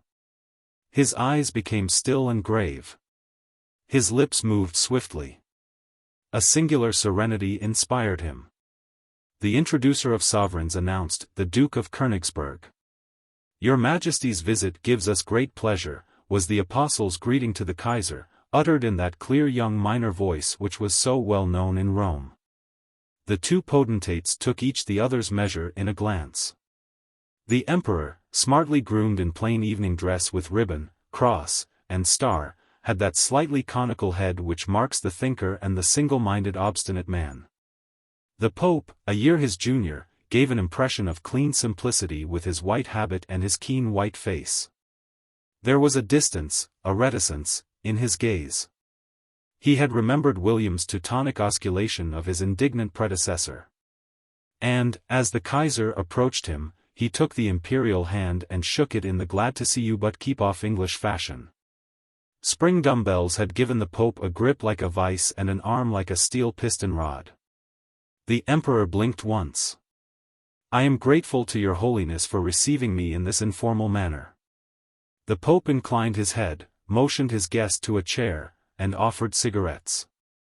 He himself rolled one, lighted it, and sat down. "I have the pleasure of personally congratulating your holiness on your election, and I trust that God will grant you many years in which to rule your section of his people wisely and well. It is our sincere hope that our endeavor to feed Christ's flock may be acceptable. I have many Catholics in my empire, and I may say that their virtues merit my fullest approbation." The Pope again inclined his head. "I understand that your holiness has never been in Germany?" "No. Our life hitherto has been an unimportant one. We are almost ignorant of the world and of men, except perhaps from the viewpoint of the outside observer and student. My sainted mother used to quote an English proverb which says that onlookers see most of the game. All English proverbs, which are positive, have their correspondent negative: absence makes the heart grow fonder, out of sight out of mind. Your Majesty's proverb is contradicted by, only the toad under the harrow has counted the spikes. We mean that we have learned much of what is done, but very little of the details of the doing. Ah, that of course comes by heredity or by practice. Or by accession. I fear that I do not quite follow." The Pope suddenly was afraid that he had been guilty of a sort of appeal for this mighty emperor's pity and consideration toward his plebeian origin and inexperience. Was this keeping his troubles to himself? He hastened to divert the conversation from himself. "Our predecessor St. Peter was an illiterate plebeian of no importance, but, by the accession of divine grace, his holiness was enabled to wield the keys of the kingdom of heaven, and to win the unfading palm down there by the obelisk." "Ah yes. And I trust that your holiness may be similarly enabled. I have very little doubt but that you will be. The favor of the Almighty seems to be with men of our nation in a preeminent degree. Our nation? Yes. Surely your holiness remembers that, by birth, I am half English? Oh, indeed, yes. But, Majesty, in England you are thought of as being wholly German. I am much misunderstood in England. Again the head inclined in silence led the emperor on. And also I have been much misunderstood in Germany. The English suspect me of plotting mischief against England. And my empire has been suspecting me of such leanings toward England as to interfere with my proper duty of attending to the interests of Germany. And both suspicions are equally gratuitous. Both. As a matter of duty, I think first of the interests of Germany, but, for the sake of those very interests, I am anxious to cultivate the friendship of England. Personally I have a great appreciation of many English qualities, as my many English friends know. And of course, although she was a somewhat terrible person, I had an immense and genuine admiration for my never sufficiently to be lauded grandmother, your great Queen Victoria. Now there was a woman, a queen. In that matter your Majesty's behavior was magnificent. We ourselves saw you at her exequies, we noted the signs of your countenance and your comportment. And we honored your splendid piety. There only was one feeling in England toward your Majesty then. The Kaiser was moved, his left arm twitched once or twice. Your Holiness's words, he shook his ferocious eyes, are very grateful to me. But what have I done since, to lose? Majesty, in the English mind, you are incarnate Germany. I am Germany. It is not your Majesty whom England distrusts, but the Germans. But why, but why? Englishmen say, it is all very well to dissemble your love, but why did you kick me downstairs? They don't believe in your Majesty's friendliness because they commit the common error of confounding the particular with the universal. Your Majesty is the scapegoat. They lay upon you the sins of execrable taste on the part of your journalists and of shady diplomacy on the part of your statesmen, and they drive you out into the wilderness. Is your Holiness cognizant of the difficulties which I have to contend with? We are perfectly astounded at the inertia, the stolidity, the volatility, the inconstancy of the material which rulers have to direct, to curb, to shape. We entirely sympathize with your Majesty in the matter of the difficulties which fill your life. Also, to descend to particulars, we know and approve of your masterly method of dealing with demagogues. I am very glad to hear this. I am pleased to know that there is one point on which I can agree with your Holiness. We trust that there are many points on which we cannot agree with your Majesty. The Kaiser was taken aback. I do not understand, he said. Complete agreement signifies complete stagnation. Disagreement at least postulates activity, and only by activity is the best made manifest and approved. Holiness, I beg your pardon. I see the point. That is a very grand and at all times to be remembered doctrine. I must try to remember your beautiful words, for it is the best which I am seeking for Germany. And Germany never will find it in the socialism which aims at that ridiculous impossibility called equality, meaning the acquisition by lazy B of that which active A has won. All history shows that aristos only emerges from conflict. That is a truth which must be insisted on. At the same time, we rejoice to see that your Majesty has been inspired to distinguish between the charlatans and their dupes. Much unrighteousness is done to suffering humanity by those who will not take the trouble to remember that, when the natural man is hurt, he howls and seizes the salve which is nearest. The wise ruler works to benefit his subjects by going directly to the root of the matter, removing the cause of injury. But we are not to preach to your Majesty. You, no doubt, had some definite object in coming to us. Yes, I certainly had a definite object, but I had no idea that I was to discuss it with a pontiff who had so complete an intuition of my own imperial sentiments. Our office is to become in sympathy with all who strive for the best. The kindness with which your Holiness has received me, and the never-to-be-forgotten truths which you so nobly have enunciated make my task much easier. I desired to consult your holiness, to obtain knowledge of your feelings, in certain matters. At the present moment, you are aware, my eastern frontier is menaced by Russia, my western frontier by France, and, on my southern frontier there is a third and a more miscellaneous difficulty. The Germans of Austria have petitioned for admission to the Germanic Empire. Can you annex them? Will it be well for you to do that? Holiness, I must, as German Emperor, I must protect Germans. While Francis Joseph lived, his German subjects were content to live in Austria as Austrians. Now that Bohemia and Hungary are separating themselves from Austria, they no longer are content. Austria is no more. The fragments which composed her are forever disunited, and Poland? Holiness, in my empire there is no Poland. No? Your Majesty believes that the German Austrians would be happier under your rule. Are you likely to meet with opposition if you annex them? With tremendous opposition. France and Russia instantly will declare war. With what chance of success? With no chance of success. My glorious German navy and army will conquer France and Russia. Majesty. Majesty. And yet, you have endeared yourself to hundreds of thousands of French refugees. Thanks to your Holiness's gracious initiative, you may take it that all Christian France is willing to become German, or English, out of sheer gratitude.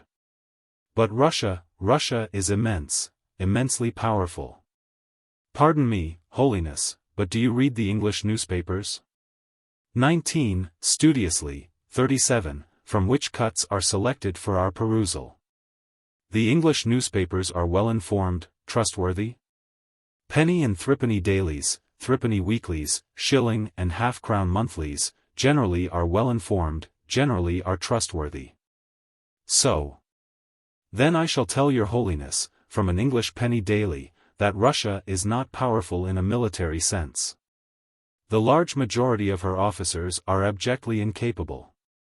The ranks are recruited entirely from the peasantry, and are, on the admission of their own generals, entirely unreliable. They have neither intelligence nor initiative. And they no more know how to obey than their officers know how to command. Russia's defeat by Japan taught her nothing. Also there has been for years among patriotic Russians, north, south, east, and west, a singular yearning for an overwhelming defeat by a European power. That way only, they say, can they be delivered from the crushing anarchic tyranny under which the whole country labors. Even supposing Russia to be united, which she is not, I say that she has no chance of ultimate success against the German navy and army. I say that her numbers have inspired a wholly unfounded and exaggerated apprehension of her military power. I say that bounce, if your Holiness will permit me to say it, bounce alone has served her purpose well. She will continue to use bounce until she is opposed by a resolute determination which there is no possibility of mistaking. Fear of Russia resembles the fear of a child at an ugly mask. If Russia were to cross my frontiers, she would march to her final overthrow. And, best of all, the Russians know that as well as I do. Your Majesty appears to have made out a case. Well, you will conquer France and Russia. And then? I shall annex them to my empire. Are you likely to meet with any opposition then? I do not know. I am about to proceed to discuss the point with my uncle. Meanwhile my ambassadors are consulting Mr. Chamberlain and Mr. Roosevelt, and I myself am consulting my royal cousin the King of Italy. Ah, the King of Italy, and what does your Majesty desire from us? I should be glad to know the attitude which your Holiness will prescribe for the Catholics of my empire, as well as for other Catholics, in the event of my engaging in these schemes. Why? Because at present my Catholic subjects are loyal. I should not permit any of my subjects to be disloyal. I wish to give them all freedom in religious matters, but I should not tolerate opposition to my state policy. Touching the matter of Poland. There is no Poland. The Pope put his hand on the table, pontifically. Will your Majesty, for the purposes of argument, consent to imagine a place called Poland, partly Russian, partly German, inhabited by a race which is neither German nor Russian? A race very tenacious of its traditions. In the event of your annexation of France, and Russia, for example, and Austria, which is composed of 16 distinct races speaking 32 distinct languages. The various Slavonic nationalities of Parthians, Medes, and Elamites. Parthians, Medes, and Elamites? Well, Croats, Slovenes, Dalmatians, and the dwellers in Bosnia and Herzegovina, to say nothing of the Czechs and the Magyars, in the event of your annexation of all these. You would be obliged to have regard unto the racial characteristics of your new subjects. Now, at the same time, would you not be well advised to regard the racial characteristics of Poland? In what way? For example, would you concede to Poland, the Polish language, and a Polish king and constitution under your imperial suzerainty? Your Holiness means something of the nature of federation, such as your own country so successfully has adopted? Concisely. I had not thought of it. It merits my profound consideration. And what would happen to the other fragments of Austria, and to the Balkan states? I do not know. The Sultan would have something to say. And what will he say? I must tell your Holiness that I am much disappointed in Turkey. I looked upon it as the military power, whose ability to hold back Russia, and to prevent the political strangulation of Germany in Europe by keeping open the gates of the East, must be strengthened at all costs. Hence I practically rearmed the Sultan's forces, and passed numbers of young Turkish officers through my military schools. You may say that I made the Turkish army. All to no purpose. The new Sultan has played me false. I am afraid now that Turkey will be more influenced by England and by Italy than by me. Is that king blind? My uncle? No. Italy. Not that I am aware of. Why does your Holiness ask? The Supreme Pontiff stood up. We thank your Majesty for the sincerity of your conversation, and assure you of our goodwill. We will ponder the matters which you have laid before us. I hope to have had, but there was no mistaking the sealed face. And William II was one of the cleverest men in the world. And he also was half an Englishman. I should be greatly obliged if your Holiness would write down that doctrine of Aristos. I should prize it greatly. The Pope went to a writing table and produced a couple of lines in his wonderful 15th-century script. I will make this one of the heirlooms of Hohenzollern, said the Kaiser. May God guide you, well-beloved son. Hadrian walked that afternoon with Cardinal Semfil on Nomentana, as far as St. Agnes beyond the walls. It was one of those deliberately lovely Roman autumn afternoons, when walking is a climax of crisp joy with the thought of a cup of tea as the fine finial. They talked of books, especially of novels. And His Eminency asserted that the novels of Anthony Trollope gave him on the whole the keenest satisfaction. There was a great deal more in them than generally was supposed, he said. The Pope agreed that they were very pleasant easy reading, deliciously anodinic. His own preference was for Thackeray's Esmond. He, however, would not commit himself to approval of all the works of any one writer, simply because no man was capable of being always at his best. As they passed through Porta Pia into Ventisetember, Hadrian pointed to the palace on the left of the gate, saying, "Have you ever been there?" "No, Holiness. At least, not since I've been wearing this." He indicated his vermilion ferraiuola. "Don't you think if we asked them very nicely they would give us a cup of tea?" The Cardinal mischievously chuckled. "I am of opinion that the English ambassador would be very pleased to make your Holiness's acquaintance over a cup of tea." Hadrian rang the bell. "Semfil," he said as they waited at the gate, "if there be any ladies about, will you kindly talk to them and leave the ambassador to us?" Sir Francis was at home. And much honored. So were 2 secretaries. And no ladies. And there was tea. Cardinal Semfil devoted himself to the secretaries, and told them funny stories about clergymen. They laughed hugely at the tales, which were witty, and at the wittier clergymen who told them. The Pope mentioned to the ambassador that he had had a call from the Duke of Königsberg that morning, and drifted off into an inquiry as to where reliable maps were to be procured. Sir Francis named Stanford of Longacre, and was much interested. Was there any map in particular which His Holiness desired to consult? They were fairly well off for maps at the embassy. Perhaps the Holy Father would condescend. No thank you, Sir Francis. They would ask questions about you in Parliament if we were to borrow your maps.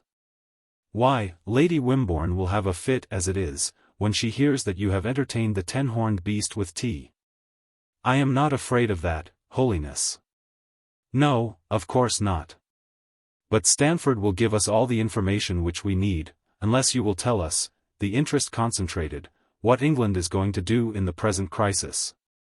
I can tell your Holiness one thing which she has done, and which will appear in tomorrow morning's Times. England and Turkey, the two great Mohammedan powers, have entered into an offensive and defensive alliance today. Which means that England's interests lie in Asia and Africa, and not in Europe. The ambassador slightly started. May I know why your Holiness thinks that? Hadrian rose and shook hands. Because of England's previous alliance with Japan, because of her conscious sympathy with the barbaric. Read success for sympathy in the last sentence, if you prefer it. And please remember that this is not an infallible utterance.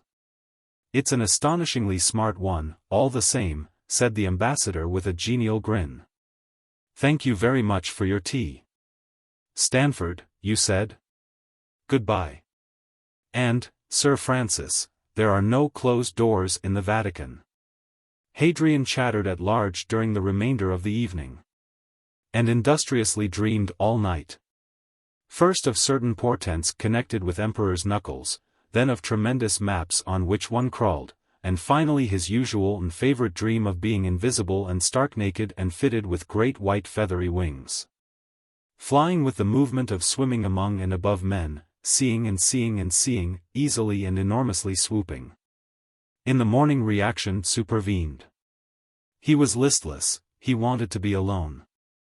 They left him alone, and during several days he was inaccessible, writing, and burning much writing. The palace, with its 50 separate buildings, its 11,000 rooms, its 14 courtyards hummed with the life of a population of a small town. Up in the series of small chambers under the eaves, in the large and lovely pleasaunce on the slopes of the Vatican Hill, he found quiet and peace.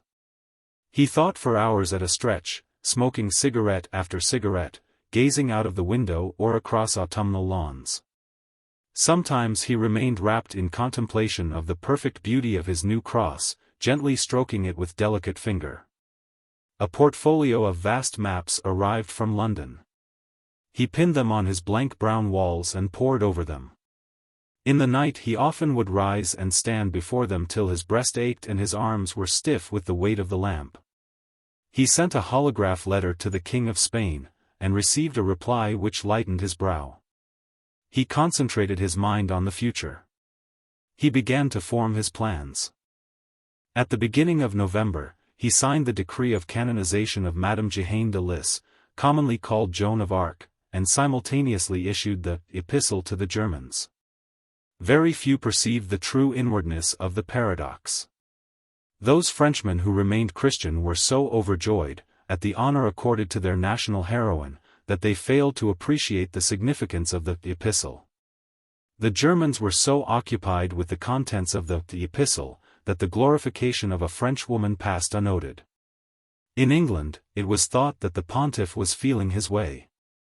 The worldly Christian asked what you would expect of a Jesuit, and the Daily Anagraph compared him to Machiavelli. Certainly the Epistle to the Germans was remarkable not so much for its matter as for its suggestion. It was a masterpiece of what Walt Whitman calls revelation by faint indirections. The Kaiser did not know whether to be satisfied or dissatisfied with it. Hadrian praised the Teutonic race for its poetic, in the Greek sense of creative, and diligent habits.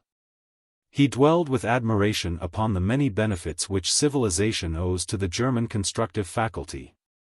But he indicated the want of the open air and fresh water element in all departments, physical and intellectual, of German life.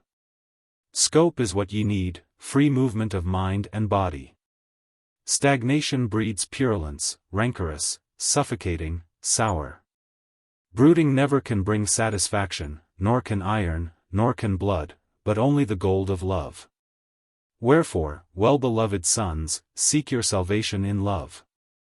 Love one another first, be patient, knowing that love is manifest in obedience, and hath exceeding great reward. Chapter 14. Jerry Sant saw Mrs. Crowe driving in Victorias with people who wore smartish bonnets. Professional experience enables him to recognize real ospreys. 3 or 4 times he met her in her mauve, going to an evening party. From this he deduced that she was enjoying herself. And, it being quite contrary to the principles of socialism that anyone should enjoy themselves except under socialist supervision, he put on a red necktie and paid her a visit. It was a wet day, she had nothing particular to do, and she was not unwilling to chat about herself. Looking at his florid sweaty vulgarity, it soothed her vanity to tell this plebeian of the patricians whom she had captured, the Honourable Mrs. This, the Baroness von that, and Lady Watchemaim of the other. They were so kind. Their kettledrums and bridge routes were so chic. You met such thoroughly nice people, you know. And the American millionairesses were so amusing. They had such shocking manners. Mrs. Crowe actually had seen one drinking soup out of a plate. Jerry had been getting more and more morose while she chattered, and now he burst out. I know better than to sup my soup out of the plate. I sup them with a spoon. Of course you do, Mr. Sant. But these American women have no manners whatever. Ah, well now, we've had enough of that. Look ye now, I've been letting ye go your own way a bit. And I think the time's come when ye might introduce me to some of your grand friends. I am none too gay at the hotel, and besides that, it's me do. She found the man a sudden and accented nuisance, but she couldn't possibly quarrel with the keeper of the purse. I'm sure, if you think it advisable, I don't want to keep you back. I don't quite see though how I can take you with me, as you say. You see you don't know any of these people. Well, and fat of that? Why, you silly man, of course you've got to be introduced. How did you get introduced yourself? Oh, why, I was converted, you see. Well, I'll let ye know I'm not for being converted, as ye call it. No, I suppose not. I think it rather a pity, you know, because I'm sure you'd have no difficulty afterwards. A Wilna. Perhaps if I were to hint that you were thinking about it. Ah, weel, ye might do that now. Look here, ma woman. Why can't ye introduce me yourself? Oh, I couldn't. People would want to know what you were to me. I'm your paymaster. Oh, how can you say such things? Because I am. Yes, I know you are, but you needn't say it out so bluntly. I'll tell you what I might do.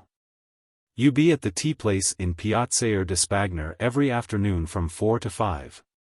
I'm sure to come in tomorrow or the next day with a few friends, and, if you were to bow to me, I might recognize you and ask you to our table. Woman ale date.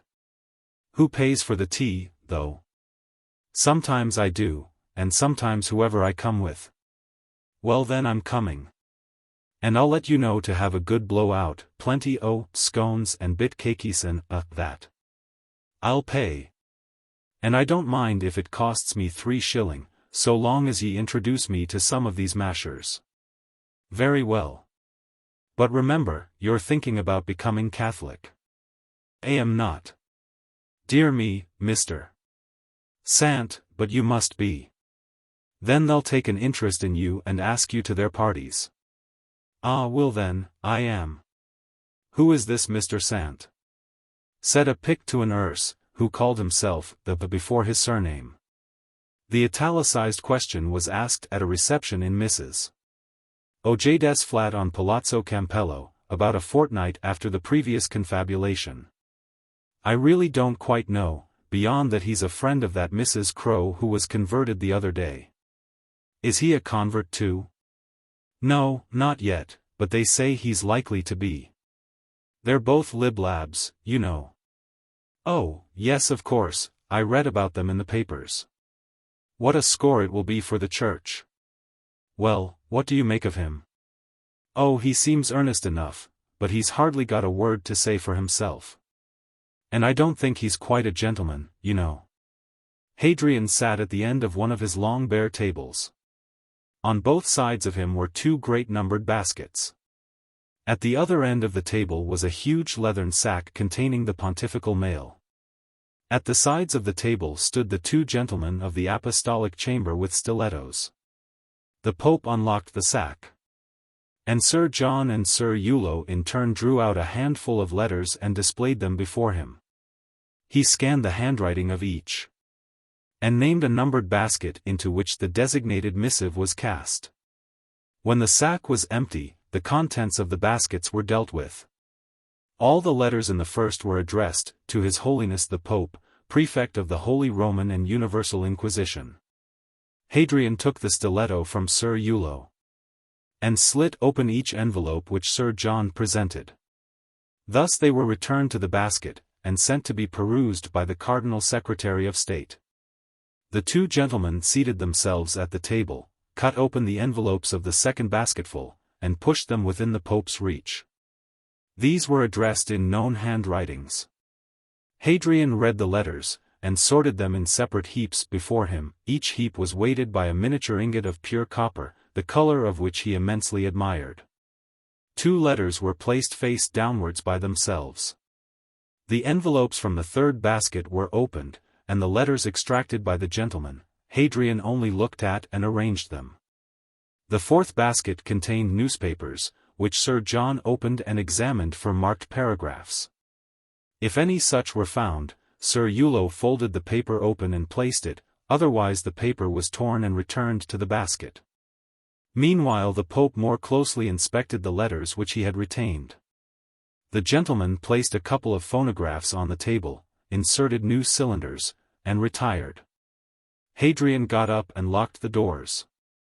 He took the little heaps of letters from under the ingots, and spoke into the machine formal acknowledgments of receipt and a short blessing, or definite instructions for detailed responses. Until all had received attention except the 2 letters which lay by themselves, and 3 others. He unlocked the door. The gentleman entered, and carried the instruments with the articulate cylinders to Cardinals Stirling, Whitehead, Leighton, Della Volta, and Fiamma, who acted as pontifical secretaries in the 9th antechamber. Hadrian himself wrote to his well-beloved son William, to his beloved son Edmund Earl Marshal of England, and to his beloved son A. Ponchira. These being enclosed and addressed, he was left alone. He took the 2 remaining letters to the easy-chair by the window, rolled and lighted a cigarette, and considered them. Reverend and dear Sir, since our late esteemed interview when I had the pleasure of addressing your lordship on the subject of socialism, I have been anxiously awaiting the favor of an acknowledgment of same. In case the subject has slipped your memory, I should remind you that I informed you previously on behalf of the Lib Lab Fellowship that we were not averse to give our careful consideration to any proposal that you may see fit to make, with a view to cooperation with us against the horde of cosmopolitan gold pigs who monopolized the means of existence, production, distribution and exchange in order to procure a complete change in the entire social organism. I am quite at a loss to understand on what grounds you have not favored me with a direct reply, unless there is anything on which you would like farther explanations.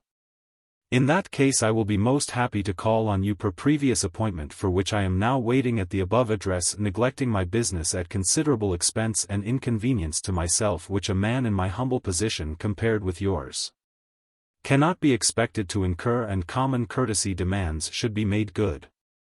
I therefore trust that in view of the not altogether pleasant facts that are in my possession, your lordship shall see fit to send me a private interview at your earliest convenience, hoping that I will not have occasion to feel myself compelled to proceed farther in this matter if you leave me no option but to do so. and assuring your lordship that your valued instructions as to time and place of meeting will have my fullest and promptest attention. I remain, sir, yours truly, Comrade Jeremiah Sant. L.F. P.S. Perhaps I may mention by way of hint that we might be able to come to some arrangement for our mutual advantage not altogether on the above lines.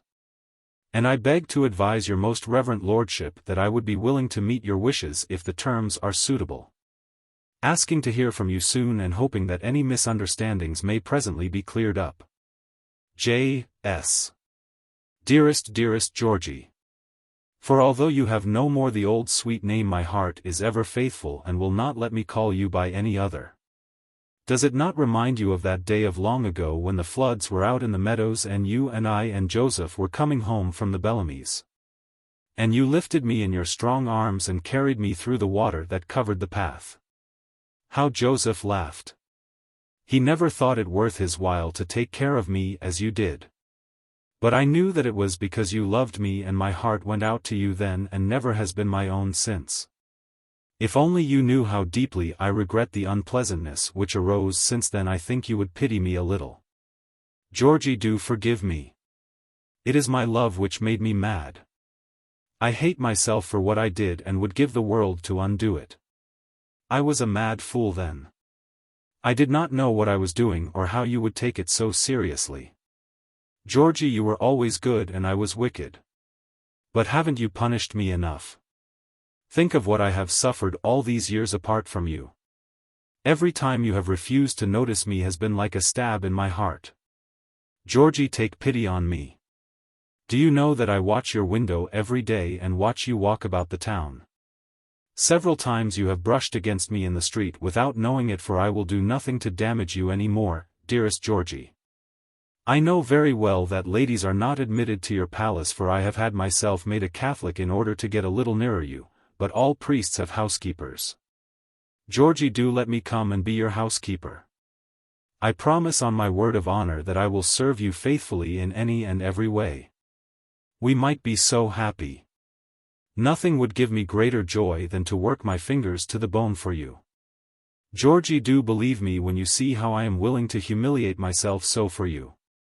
Of course I never speak of our former relations except that I say I knew you slightly when Joe was alive.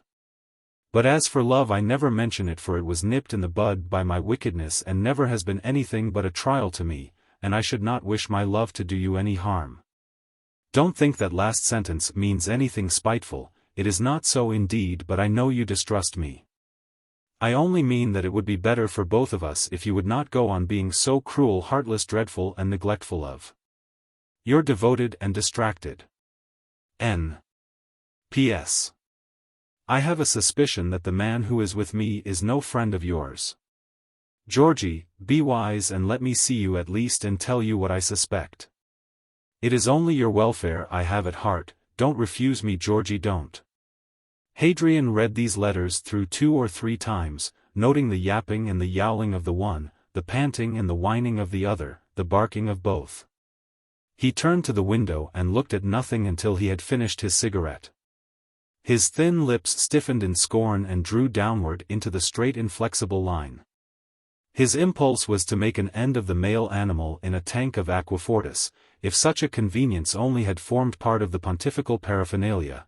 As for the female, he remembered George Meredith's sentence, and would have liked to squeeze all the acid out of her at one grip and toss her to the divinities who collect exhausted lemons. The next minute, the dogs, the dirty, abject, obscene dogs. He spat suddenly, and carried the letters to the safe in the bedroom where he locked them up. He prohibited himself from taking further note of them.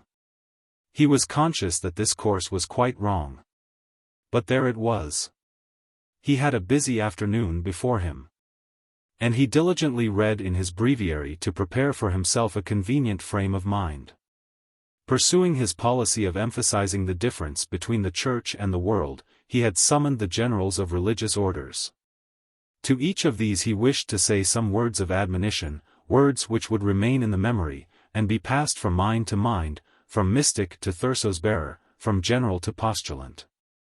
He rather enjoyed the sticking of labels on people and things now, because he could do it to some purpose. On the other hand, he had a feeling that he only was touching surfaces. Still, here and there the surface might be soft and capable of receiving impression, or here and there might be a crevice or a gap which he could fill with a cartridge. Somehow, anyhow, his words and acts must be made to penetrate to the roots of things, to influence fundamentals. At 15 o'clock he mounted the small throne. One by one the generals passed into the presence, heard apostolic words, and passed out again: Servites, Premonstratensians, Augustinians, Cistercians, Carthusians, Oblates, Marists, Passionists, Carmelites, Dominicans. To the general of Trinitarians, he commended Africa, and ordained that 20 friars should preach as of old in the marketplaces of England, Canada, and Australasia, for African missions. To the general of the Order of Charity, he would not say anything at present concerning the condemned 40 propositions, but he would say, love your enemies the Jesuits, and turn not away thine eye from the needy, and give none occasion to curse thee. To the general of Benedictines, he gave command to keep his monks in their monasteries, and to prohibit them from appearing in the correspondence columns of newspapers, either under their religious names or their renounced secular styles. He reminded the Minister General of Capuchins of the second Minister General, the apostate Ochino, who had preferred worldly things and had preached polygamy, and also of the fact that playing fast and loose with worldly things continued to produce apostate Capuchins. To the Minister General of Franciscans, he commended Asia, and ordained that 50 friars should preach as of old in the marketplaces of England, Canada, and Australasia, for Asiatic missions. Then he showed the grey scapular and cord which he was wearing next to his skin, and asked that the brotherhood should name him to Blessed Brother Francis as a little brother who was not gay but sad, not lively but weary, and who had but little love. Hadrian, as Brother Serafino of the Third Order, kissed the Minister General's naked feet, and begged a blessing. Returning to the throne, the Supreme Pontiff imparted apostolic benediction, and Brother Peter Baptist went out into the noisy antechambers with his clean bright face all glorious, and light in his serene blue eyes. The Propositor General of Jesuits entered with ostentation of the knowledge that, if Hadrian the Seventh was the English White Pope, he himself was the English Black Pope.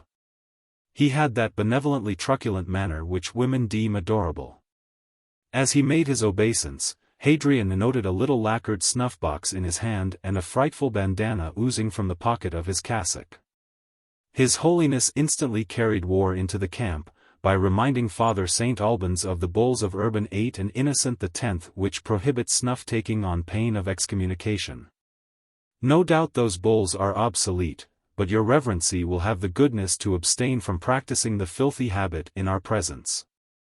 The sallow general pocketed his snuff-box, and produced the stony mild smile which is used upon eccentricity.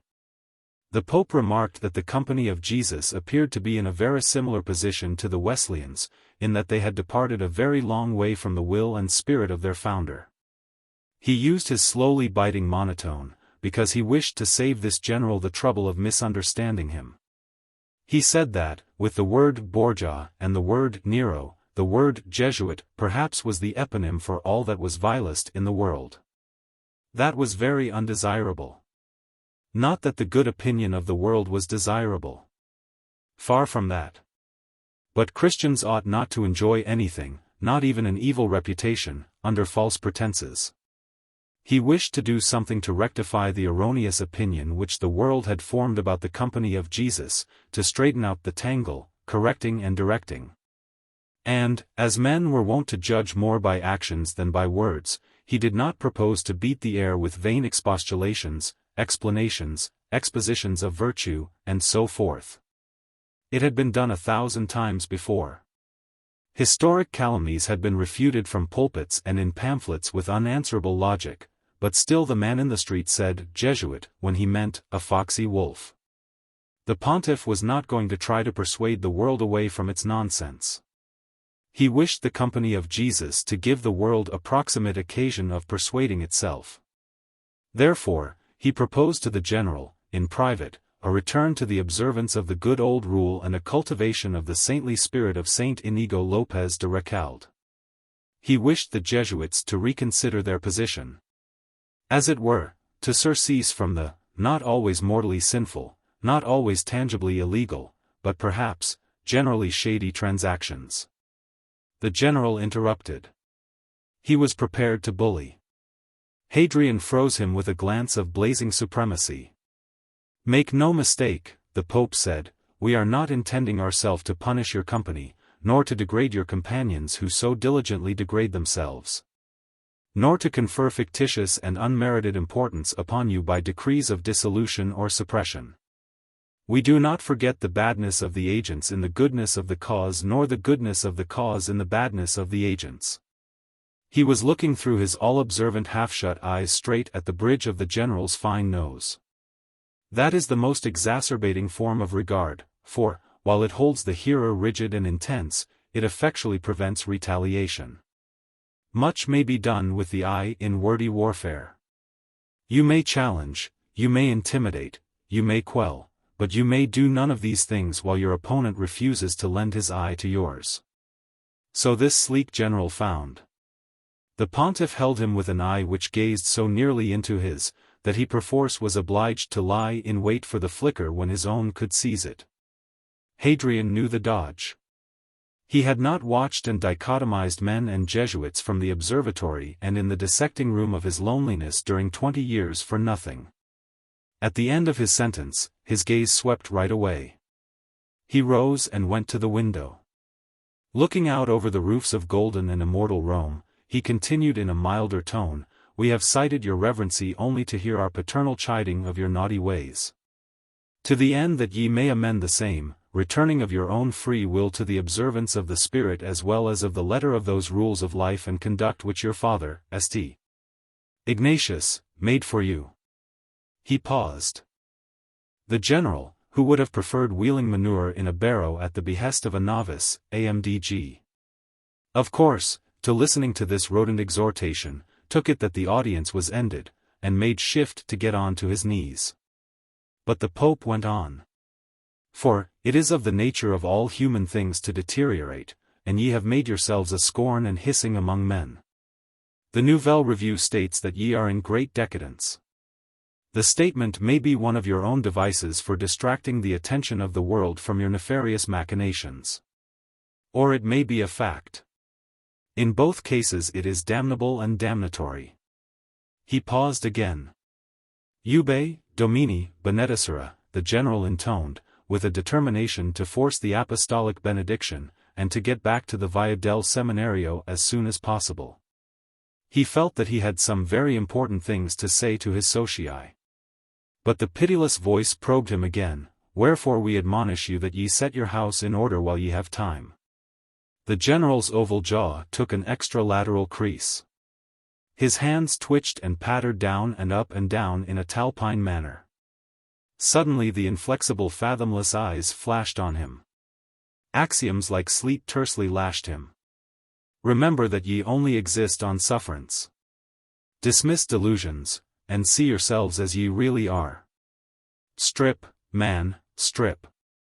Search out your own weaknesses, lest, not the Father but, the enemy discover the sores, and the diamonds, which ye are hiding. For ye do not merit the reputation, which is associated with your name, on the strength of which ye trade." The glossy black priest jerked to his feet, genuflected, and was backing from the white presence.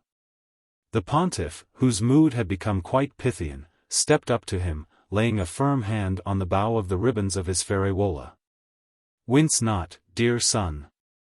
3/4 of you trade upon the reputation of your company for cunning and learning. 1/4 of you is the Christians of the world. At least be frank with yourselves.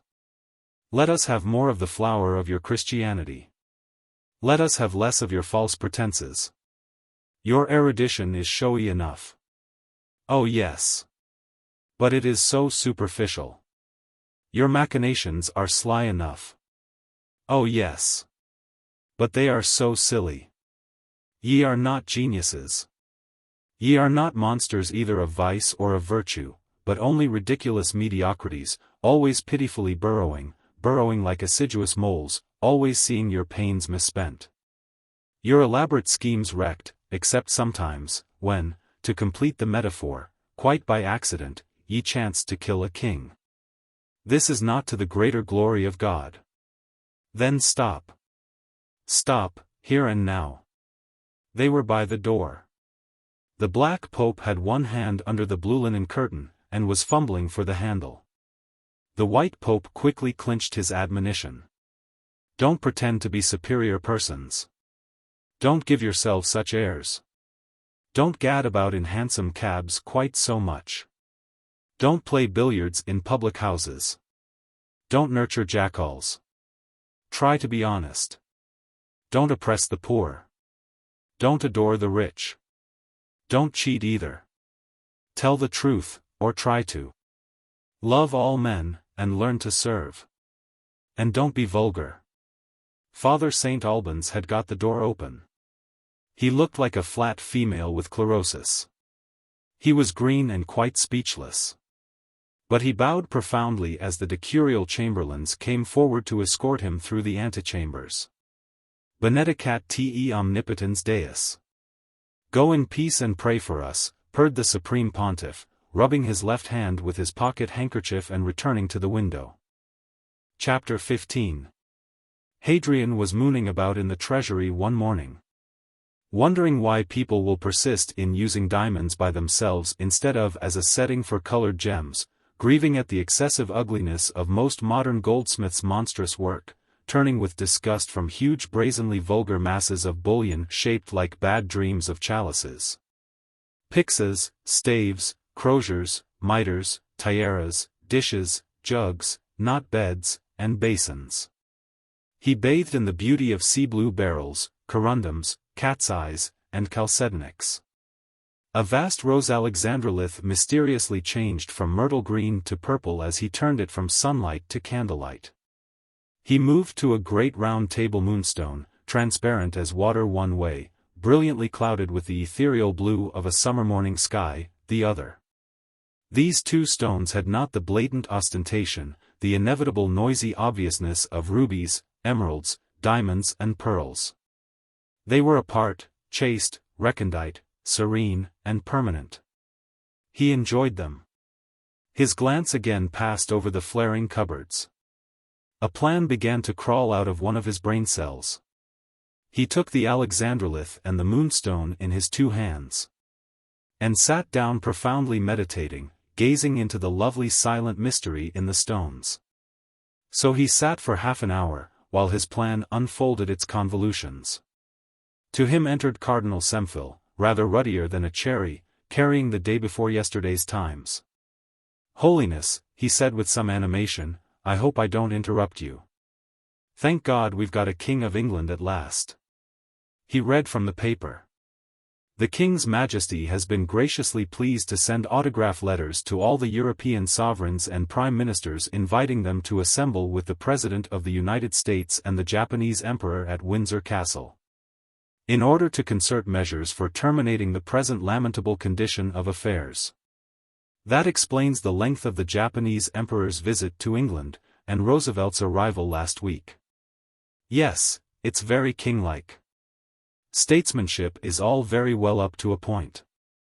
Then, its force seems to fade, and kingship's chance comes. Lucky England to have a real king. I thought your holiness would be pleased. And now what will be the outcome? Who knows? Hadrian thought for a minute, and then mounted an imaginary pulpit, and preached like a purposeful literary man. First, they'll quarrel terribly for certain, because 5 of them are distinct entities, and the others, the non-entities, out of sheer terror will make themselves a nuisance. Secondly, when the non-entities have been reassured, or squashed, the 5 entities will have to reach a common ground. If they do that, we shall be very much surprised. Thirdly, supposing an agreement to have been reached, their Majesties and the President will have to get it constitutionally confirmed. Autocracy is supposed to be dead. And the usual constitutional farce will have to be performed. Why do you say, autocracy is supposed to be dead, Holy Father? Oh, because the euphuism constitutional monarchy has taken its place.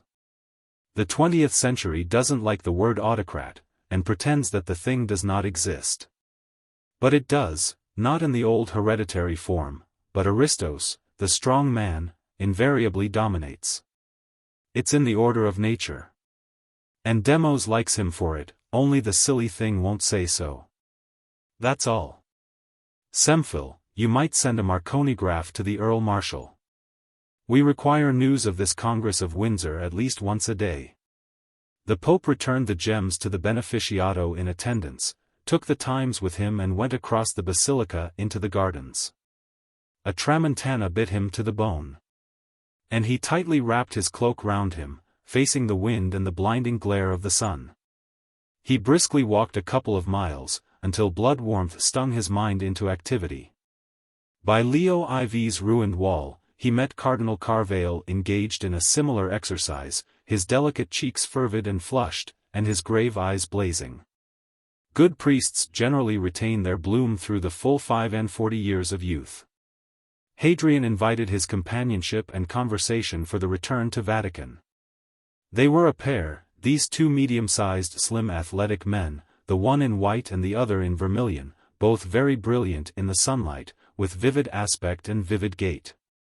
They looked like men who really were alive. Their discourse was just the vigorous rather epigrammatic talk of wholesome well-bred men. As they turned into the court of the Belvedere, His Eminency said, "Oh, by the by, Holy Father, perhaps I ought to tell you that they cannot understand at St. Andrew's College why you never have been to see them." "But you understand," Hadrian promptly put in. "Well, yes," the Cardinal responded. In his candid gaze there was intuition, sympathy, and something else. The Pontiff read it. "When did they tell you that?" "Yesterday." "Oh. Do you often go there?" "About once a fortnight, Holiness." "Carvale, do you like going there?" "Yes, on the whole I do. The youngsters are glad to see me." And the older men, a radiant smile disclosed his exquisite teeth as he spread an arm, "they like vermilion to take note of them. And I think it does my soul good," he spoke gravely, "to visit the old place.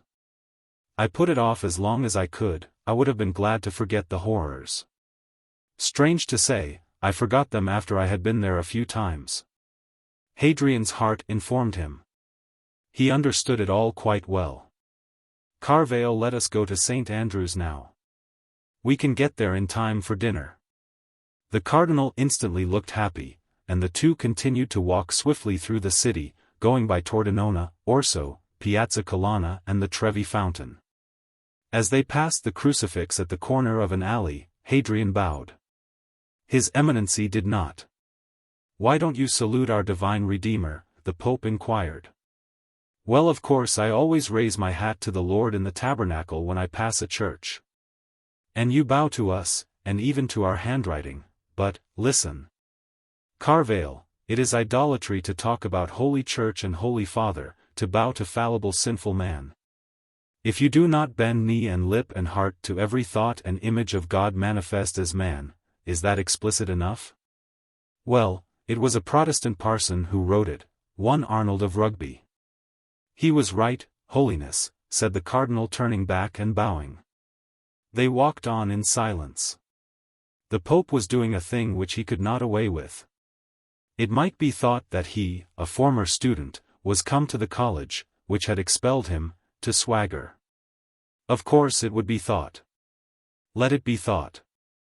Then the hateful memory of every nook and corner, in which, as a student, he had been so fearfully unhappy, surged in his mind, the gaudy chapel where he had received this snub.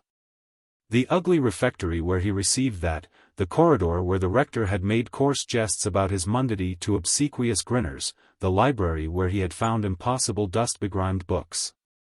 The stairs up which he had staggered in lonely weakness, the dreadful gaunt room which had been his homeless home.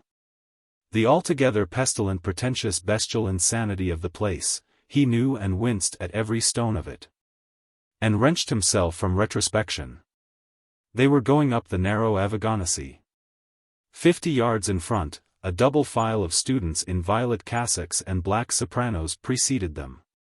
A little group of ragamuffins shouted cativi verbi at the file, and one caught hold of the conventional sleeve of a student soprano which was streaming in the wind. Cheap cloth rent at a tug. The ragamuffin rushed off with his spoils. But the bereft one furiously followed, retrieved his streamer, and clout a head which howled, resuming his place in the camerata, all unconscious that his act had been observed. History repeats itself, the Pope said, and laughed. Carvale smiled in reply. Fancy remembering that. We forget no one thing of those days, said Hadrian, also. The rape of your eminency's streamer was effected on one of the only 2 days when we were permitted to accompany the others to the university. Naturally we remember that. Besides, Carvale, you were in such a blind and naked rage, and we had deemed you such a virtuous little mouse. Was I? The cardinal said. One had to lie low, as a rule, but sometimes the old Adam. We owe our one moment of mirth in St. Andrew's College to that old Adam.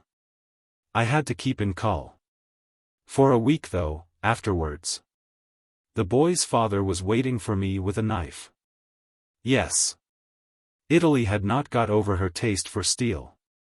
Will she ever get over it, Holiness? Of course she will, when she has killed you, or us. Nothing but a tragedy will break a habit of centuries, the Pope said, as he rang the bell at the door of the college.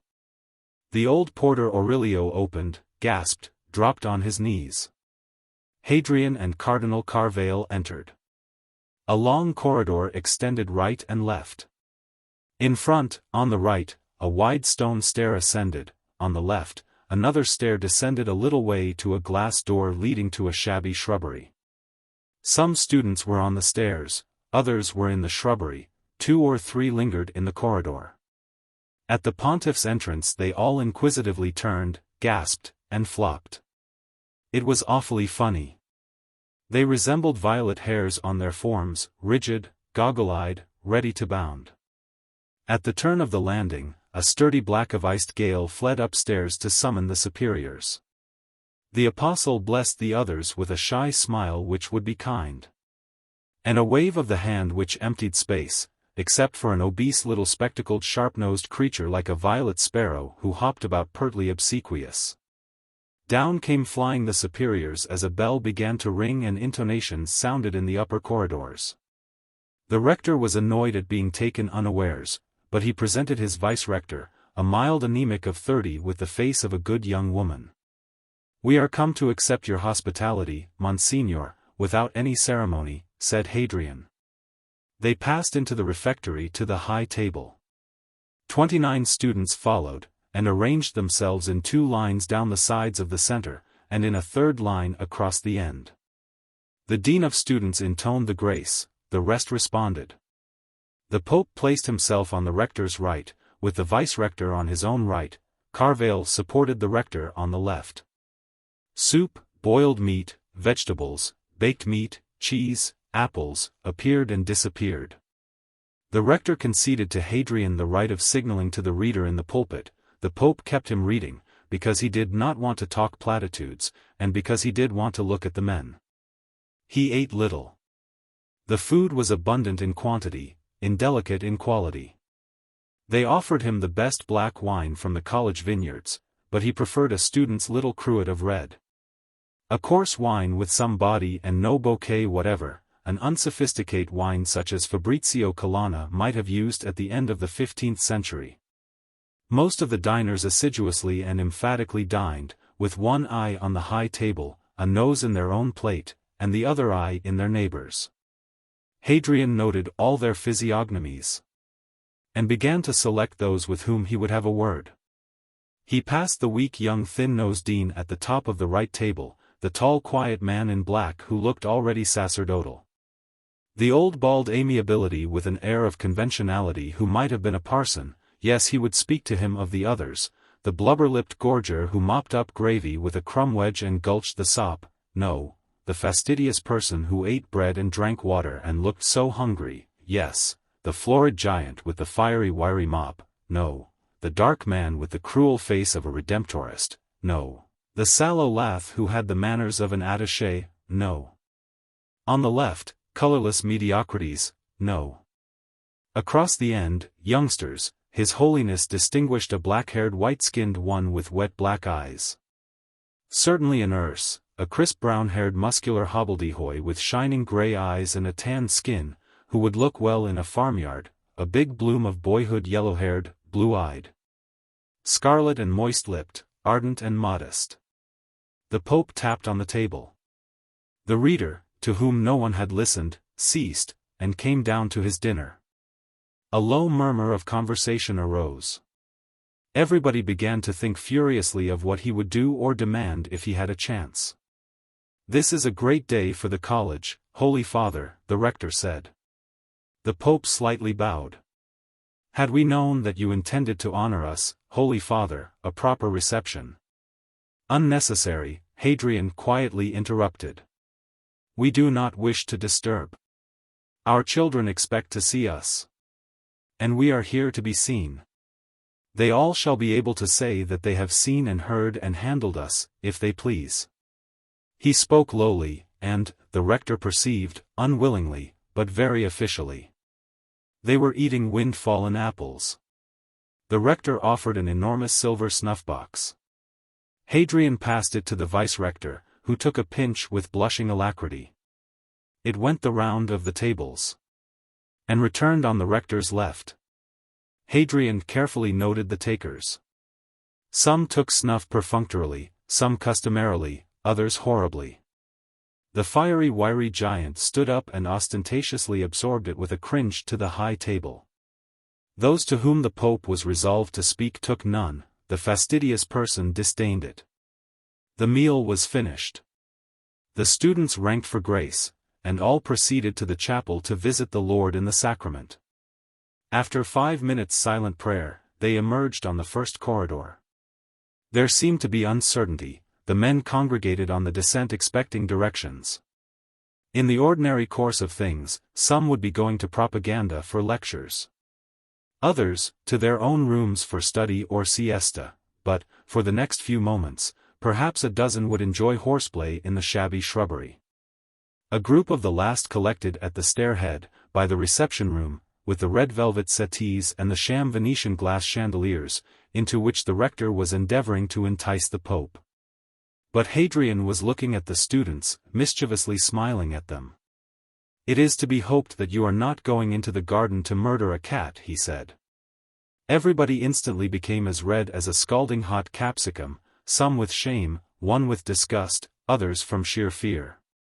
Church students easily are frightened, because there generally is less grace than nature in them. And you only have to disclose a knowledge of the latter for them to desire, as frenetically as possible, the predominance of the former. This makes for uneasiness, often for hypocrisy, in both cases, for mental and corporeal effort and a sudden flux of blood to the extremities. "To murder a cat, Holy Father?" the vice-rector ejaculated. He was responsible for discipline. "Yes. They used to murder stray cats here, just to pass the time. We have seen it. The one thing, which we remember in connection with your shrubbery, is a rush of ramping infuriated boys with spades and pitchforks, chasing and smashing a poor stray cat. We can see the horror now, with its broken back, and one eye hanging out on its whiskers. We can hear its dreadful heartrending yells. Boys, don't do such things, to cats of all creatures." He spoke with fervence. Some savages wondered what the blazes he was driving at. There was a little silence. No one seemed to know how to break it. Then the sparrow-like student appeared with a red chair which he had taken the liberty of extracting from the reception room, and dragged it behind the pontiff at the stairhead. It was a welcome interruption. Hadrian sat down, and dismissed Cardinal Carvale with the superiors. He was going to have the college to himself for half an hour. The improvised throne stood alone in the bare corridor, the students clustered up the stairs below it. Hadrian perceived the inevitable odor of hot boy. He produced a sentence wherewith to address them. "Dear children," he said, feeling as old as Methuselah for the moment, "Do learn to love, don't be hard, don't be cruel to any living creature." And that was all. He beckoned the dean, who came and kneeled before him, laid his hand on the young man's head, and blessed him. The others followed in rotation. In a secret voice, he invited each one to ask a favor. Most asked him to pray for them and held up their beads for a blessing. Some asked for the apostolic benediction in the hour of death for themselves and their relations. The fastidious person asked for nothing. "Nothing," the Pope whispered. "Nothing. Nothing?" Very tenderly. "Everything, O sanctity," the Stoic responded with a sob and a stony glare. Hadrian inquired for the number of his room, and put a similar question to the other four whom he had noted. When he had blessed all, he sent them away, and sat alone for a minute or two. Then he went to visit the big boy, who looked at him bravely, with tearful innocent eyes. To Hadrian, it was wonderful to see this great virile virgin of 19. He elicited a not unusual and simple tale: a little Gaelic farm, always Catholic through all persecutions, the third of 8 sons, the vocation at 12 years of age. The mother wanted to confess to her own son. It was idyllic. It would come exquisitely in the objective bucolic manner of Theocritos. The long shapely limbs trembled before him, the grand shoulders bowed. He gave the boy his own white sash as a present for his mother, bade him be a good priest, and left him wallowing in happiness. Hadrian stopped in the corridor, disappointed because the lad came from a farm. He had placed him beside the sea, and had conceived a mental image of him, bare-legged, in a blue guernsey, at the rudder of a fishing smack. But the next, the muscular hobbledehoy, really did come from a farm. His skin had the unmistakable tan of the sun on a wheat field, and his front was bovine. So was his manner. He was so frightened by the importance of his visitor that he spoke with surliness, and in the voice of a child of 13. Hadrian was astonished at the discrepancy between the voice and the speaker. He made him less uncomfortable by substituting an official manner for his friendly one, which the hobbledehoy could not understand, asking his name and ordinary questions about his status and addressing him as Mr. MacLeod. It was a magnificent animal, incapable of the finer sentimental emotions, likely to conceal fat in a cassock, or in corduroy, if on a farm, before the age of 30. Privately the Pope wondered what in the world was the sign of this one's vocation. He himself could perceive none, but then he was inexperienced, and the youth was secretive. Hadrian tried to draw him out. Was he happy? Oh yes. Did he want anything? Oh no. To what diocese did he belong? To Devana. When did he expect the priesthood? A look of wild terror came into the grey eyes. Hadrian perceived a clue, and pressed on, repeating his inquiry. "I never will be," the creature shrilled. "Why not?" No answer, but a rush to the bedside and a face hidden. Hadrian took him by the shoulders, and made an act of will. "Why not?" "I cannot," and then the fountains of the great deep were discovered. His veneer of English peeled off. He spoke with the sibilate dental, the clipped deliberation of the Gael. No one ever had told him. He did not know till a month ago. No one knew. He had not mentioned it to his confessor, because it was not a sin. He read of it in Lemkel and Tagny. He would be obliged to go back and work on his uncle's farm where he had been brought up. They belonged to the Free Kirk there. He was an orphan. It was his uncle by marriage. Hadrian looked steadily into his eyes. "Is this the truth, as though you were speaking before kings?" It was the truth as though she was speaking before kings. The response came in the strongest form of asseveration known to a Gael, deliberately selected and offered by him who knew so little. And so much of so many little things. Hadrian comforted him, and bade him pack his bag. His secret was safe. Vatican was the place for him, until some sort of useful happy life could be planned for him. The Pope very slowly went up the last 2 flights of stairs to the top corridor. No man can come into a human tragedy without some vibrance of sentiment. And Hadrian's senses, keen by nature, were intensified by art. He entered the room of the black-haired Erse, who most certainly had kissed the Blarney Stone. Och! Blessings on the Holy Fourthers' blessed head, and might the Holy Saints receive him into glory. The Pope wrote a blessing in a garish birthday book, and got out of the room as quickly as possible. That such a lovely bit of color and litheness should be so abject on the floor. His Holiness shut down the lid on memory, and knocked at another door. Come. He entered a large bare square room with a window which displayed the city from the Quirinal to St. Peter's. He noted the bed, the chest of drawers whose top was arranged as a dressing table, the writing table, bookcase, and 2 chairs. A bath stood under the bed. And there were 2 large tin cans of water against the wall. The fastidious inmate offered a chair, and remained standing in the presence. Hadrian signed to him to be seated also. "Dear son, you are one of the unhappy ones. Will you tell us your grief?" "Sanctity, I have not complained." "No. But, complain." "I will not complain." The Pope liked him for that. And for an air of distinction which was not breeding. Dialectic should be tried. "How old are you?" 29. "In which month were you born?" "In July." "In England?" "In England." A rapid horoscopical calculation let Hadrian know the lines on which to proceed. "You find your environment disagreeable?" "All environments are more or less disagreeable to me." "All which you have tried up to the present, perhaps." "Perhaps the future may be more propitious." "Sanctity, I earnestly hope so, but I do not expect it." "Why not?" "I do not know."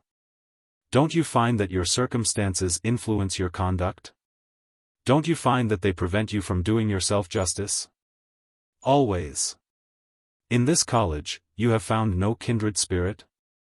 "That may be my fault." "More likely your misfortune, and misfortunes are not faults, no matter what fools say.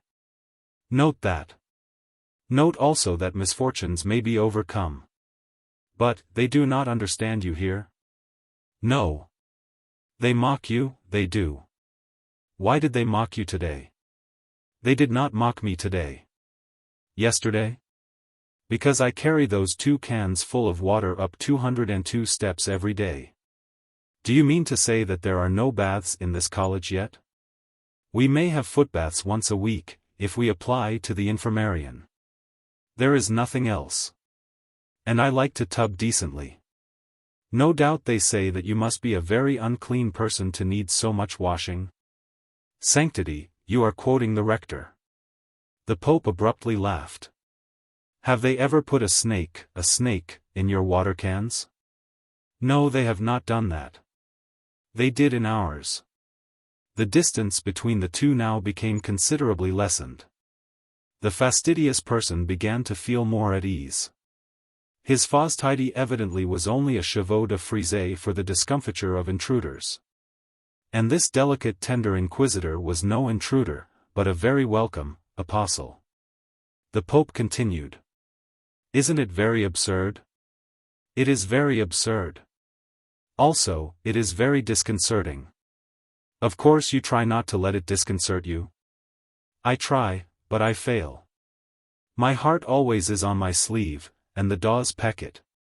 At present, I am trying to contain myself and to use myself in isolation." "That they call sulkiness?" "Yes." "How much longer must you remain here?" "Perhaps 1 year, perhaps 2.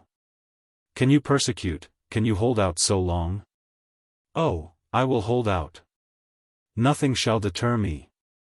"Sanctity, it is not that which makes me afraid." "Dear son, what makes you afraid?"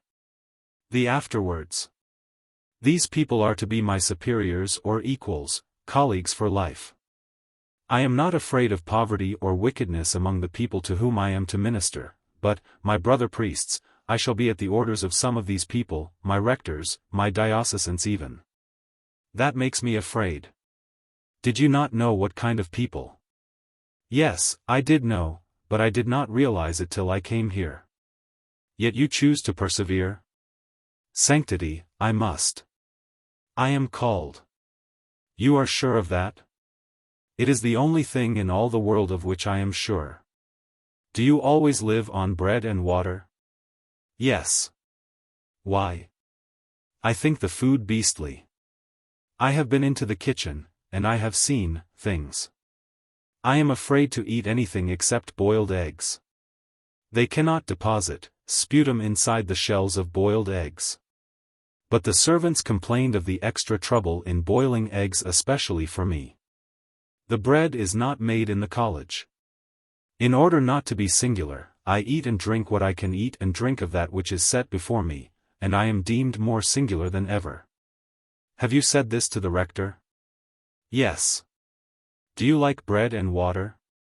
I think them both exceedingly nasty. Does it affect your health? Not in the least. It makes my head ache. But I am as strong as a panther. Why panther? I really don't know. It seemed to be the just word. And you believe that you are able to go on? I intend to go on. You know that this college is not the place for you? I suppose not, but my diocesan sent me here, and I intend to serve my sentence. Dear son, what is your ambition? Priesthood. With a small patrimony, you would be on a more satisfactory footing here, and afterward you need not take the mission oath. The mere fact of the possession of a patrimony would purchase courtesy and consideration for you during your college life, and would give you an opportunity of cultivating your individuality independently when you reach the priesthood.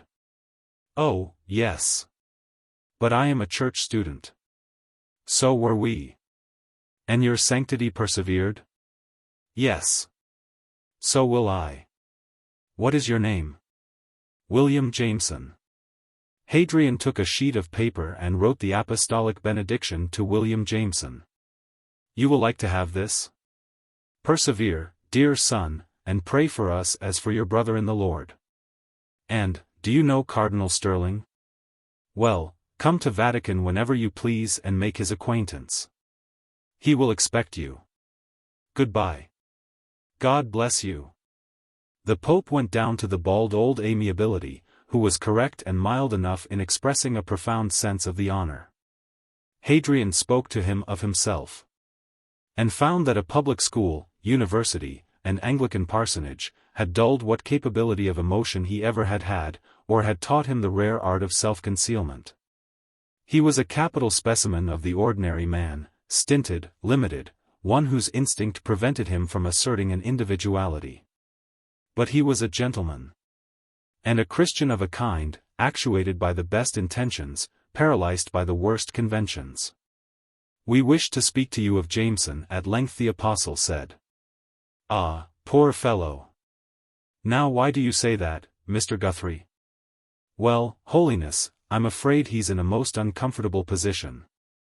I'm sure this is not the place for him. You see, he doesn't get on with the men. Does he quarrel with them? Oh, dear me, no. But he avoids them. Perhaps he has his reasons. Well, I'm afraid he has. But then it doesn't do to show them.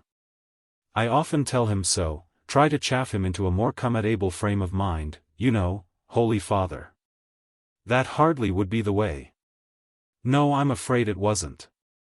He's so very sensitive, you see. Why, he actually got quite angry with me. What did he say?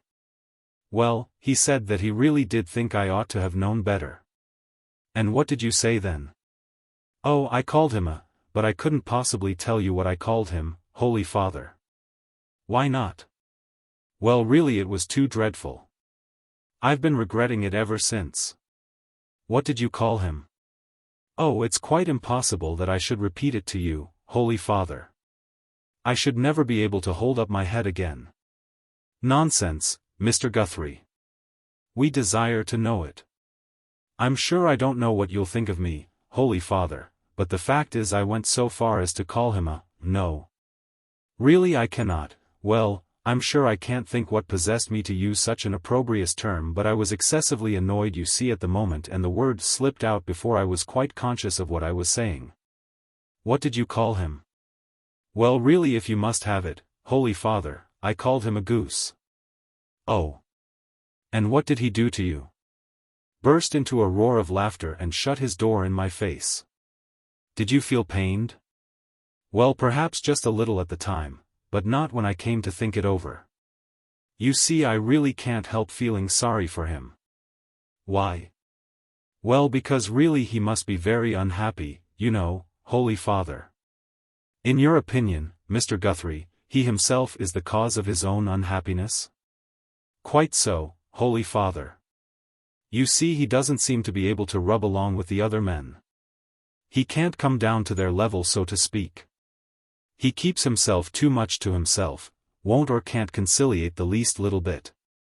Of course they all think it's pride on his part. And they pay him out with practical jokes of a rather doubtful kind, I'm afraid. He's good and kind and clever and all that sort of thing, but he hasn't the slightest idea of making himself popular as a church student should be among church students. You see, he's what I may call, if I may be quite frank about him, such a beastly fool. The rector doesn't like it, I'm sure. Then perhaps it would be more accurate to say that the fault is not so much in the man as in his environment? That's what I've always said, Holy Father. His present environment is quite unsuitable for a man of that kind. He must find it extremely unpleasant. Mr. Guthrie, won't you try to make it more pleasant for him? Bear with him, defend him, don't seem to form a party with him against the others, but don't give the others the idea that you approve of their attitude to him. Will you do as much as that? I'm sure I'll do anything in my power, Holy Father. That at least is in your power, God bless you. The Pope went on to the reception room to fetch Cardinal Carvale. Not to neglect the superiors, although he was very tired, he allowed them to show him rather dubious and very ugly treasures, and tolerated half an hour of vapid conversation. They thought him so nice. He was bored to death. After conferring the usual favors, he obtained a whole playday for the college, notified the rector that he was carrying off a student, arranged for Mr. Jameson to visit Cardinal Sterling, and took his departure. He put his acquisition into a victoria, and bade him drive to the obelisk in St. Peter's Square. Dreadful place! Hadrian ejaculated to Carvale as they turned down Tritone. Do you think you could make it decent if you were rector? I would try, Holiness. Well, we do not see how we can make you rector, because of Monsignor what's-his-name. But you might do something as protector. Gentillato is protector, Holiness. St. Andrew's is subject to the Cardinal Prefect of Propaganda. Only for the present, Carvale. You will find that dear old Gentillato is quite willing. And you yourself are a Celt. Yes, that's right. A Celtic college should have a Celtic protector. Carvale, you are protector of St. Andrew's College from this moment, and you shall have your breve directly we get back to Vatican. Now, first of all, go to Oxford and ask Dr. Strong to put you up for a week in Cull. And keep your eyes open. Do that with your first spare fortnight. Then come back and turn your rivers Panios and Alpheos through that Aegean stable. Give them baths and sanity, for goodness sake, and try to get them into cleanly habits. You might make that shrubbery into a gymnasium and swimming bath with a lovely terrace on the top. And, oh Carvale, do make friends with them, and see what you can do to take that horrible secretive suppressed look out of their young eyes. Understand? I think so, Holiness. We give you a year. If we live as long as this day 12-month, we will go again to mark your progress. Remember, you have a free hand. Now here's something else. Tell Sterling that but no, we ourself will tell him. At the obelisk they picked up Hamish MacLeod. Hadrian marched him straight up to the quarters of the gentlemen of the secret chamber. Sir John and Sir Eulo, stripped to the buff, were punching a bag. John, said the Pope, Mr. MacLeod will be your guest for the present.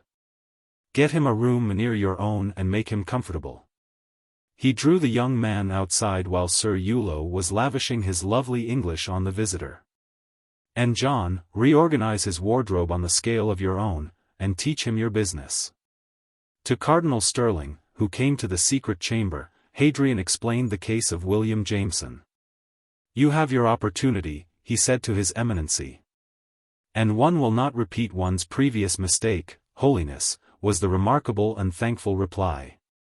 "No, for mercy's sake, don't. And now listen. The treasurer will pay you on this order the sum of £10,500. You will invest it in the Bank of England on these terms. The transaction is to be secret. The interest on £10,000 is to be paid quarterly to William Jameson as long as he lives. On his death the capital is to revert to the treasurer for the time being of the Apostolic See. Instruct the bank instantly to send £500 and the vouchers to Jameson, with a statement that it is his patrimony, and to give him no further information." Then Hadrian shut up himself and rested, smoking and reading the reviews of unwritten books, in some old numbers of the Monthly Review. One of them caused him to think. It was called Thucydides' Report of Pericles' Oration at the Incoronation of King Edward VII. Chapter 16. Jerry Sant gnawed his rag of a mustache for a fortnight or so, till it was dripping and jagged. He began to have a notion that Mrs. Crowe would like to have him elsewhere. That did not disturb him, for he knew that he always could compel her services, when he wanted them, by means of a pull on the purse strings. The mildly elegant exiguity of the circle in which she moved, had no attraction for him. There were not many saxpences there. And he felt out of his depth in a company which he could not lead by the nose. In the kingdom of the blind, the one-eyed man is king. He knew himself to be a one-eyed man. And, in the kingdom of the liblabs, he naturally had been one of the kings. Here, among the English and Celtic Catholics in Rome, he was no more than tolerated, and awfully worried by people who offered him tracts, of which, for the life of him, he could make neither head nor tail. Further, he really seriously was annoyed that the Pope had not accepted his handsome offer, had not even answered his letter. He thought it most rude. It is a fatal and futile thing to leave letters unanswered, especially impertinent letters. Silence does not choke off. In 99 cases out of 100, it breeds bile which is bound to be spurted sooner or later. It is a poor kind of a man who cannot indite a letter which is a guillotine, a closure about which there can be no possible mistake. By this means, uncertainty and its vile consequences are prevented. Hadrian perfectly knew how to deliver himself. His faculty for finding out other people's thumbscrews had provided him with blasting powder, if he had desired to be dynamic. And he possessed Bishop Bagshaw's celebrated three-line formula, which never has been known to fail of throttling an importunate correspondent. But he no more could have touched Sant, even with a letter, than he could have touched tripe with tongs. His feeling for the man was ultimate antipathy, which led him to commit the common error of ignoring what ought to have been annihilated. Hence Sant's sense of spleen. Finally Jerry had the liblabs to keep quiet. Those extraordinary persons were asking for something definite in the shape of news, and he had no news at all to give them. That was the worst of it. Soon, some treachery or other would be hatched against him behind his back, in the most approved liblab manner. He would be asked for explanations. For a statement of accounts, he would be hauled over the coals, and so on. Oh, he obviously could not let it come to that. He must make a fresh effort. The time had come for playing his next card. And for 3 days he sat at the Hotel Nike, writing press copy. It was the Cardinal Secretary of State who did himself the pleasure of acquainting the Holy Father with the result of Jerry Sant's maneuver. His Eminency, on the whole, never had had a more congenial duty to perform in all his life. He swirled into the presence one evening at dusk when Hadrian was waiting for the lamps. Sitting by the undraped window watching the dark figures passing over the grey square and the specks of yellow light springing in the houses of the Borgo. Ragna brought a newspaper which he thrust into the Pope's hands. "See what a scoundrel you are," he truculently snarled. "Fly. All is discovered. The Catholic hour is exposing you finely." "Oh," said Hadrian, unimpassionately turning from the window, and speaking with extreme frigidity. "Light some candles, please." He took the paper, put up his left hand to shade his eyes, and looked at the sheet. As he read his pontifical name and his secular name, his blood began to tingle, for he still loathed publicity. As he read on, his blood began to boil. It was a frightful tale which he was reading, frightful, because he saw at a glance that it was quite unanswerable. It was unanswerable because there are some things of which the merest whisper suffices to destroy, whose effect does not depend on truthfulness. It was unanswerable because it was anonymous. It was unanswerable because he never could bring himself to condescend. Who could have attacked him with such malignant ingenuity? The names of half a dozen filthy hounds occurred to him in as many seconds, but he was not able to recognize any particular paw. He read on. He was conscious that his face was aflame with indignation, but it was in shadow. Coming to a clear chronological error, he chuckled. That taught him that his voice was under control. And he remembered that the invidious eyes of Ragna were upon him. From time to time thereafter, he produced a short contemptuous word or laugh by way of commentary as he came to excessive absurdities, and, so, gradually he possessed himself again. Thus, he skimmed the article. At the end he looked up at the cardinal. "Yes," he said, "we appear to be a very disreputable character. Now we will go through the thing again, and note the actual errors of fact." He returned to the top of the first column, and began to read more analytically. In progress, he counted aloud 1, 2, up to 33 absolute and deliberate lies, exclusive of gratuitous or ignorant mispresentations of fact, in a column and 3/4 of print.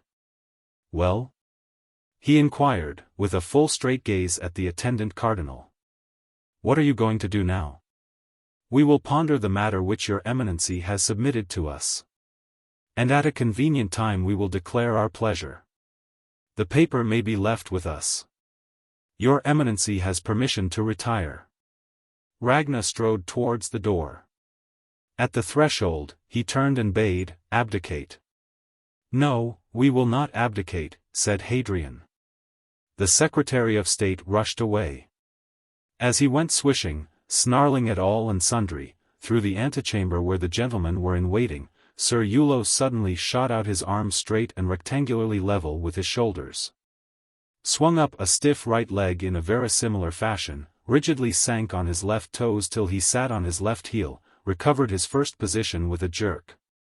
Changed legs and repeated the performance with the right. It was done in a second of time, and his white teeth glittered in a grin as his muscles relaxed. There are few more nerve-shattering spectacles than this of a lithe and graceful young gentleman in scarlet behaving, without any warning whatever, exactly like a monkey on a stick. Manifesting the same startling descendant and ascendant angularity, the same imperturbable, inevitable, intolerable agility. Cardinal Ragna denounced him as a devil where he stood, and swirled away in a vermilion billow of watered silk. As soon as he was left alone, Hadrian made the very firmest possible act of will, determining neither to bend nor to break. This done, he ate his supper with careful deliberation, sent away the tray, and ordered a large pot full of black coffee. Then he locked all doors and allowed himself a period of disintegration preparatory to redintegration, a period of slackness preparatory to intensification. Now he severely suffered. He read the article on the strange career of the Pope again and again, till his head swam with the horror of it. This was the worst thing which ever had happened to him. His previous experience of newspaper libels was as nothing in comparison. All through the bitter years of his struggle for life, he had known himself for a fighter. As a fighter, he had expected blows in return for those which he gave.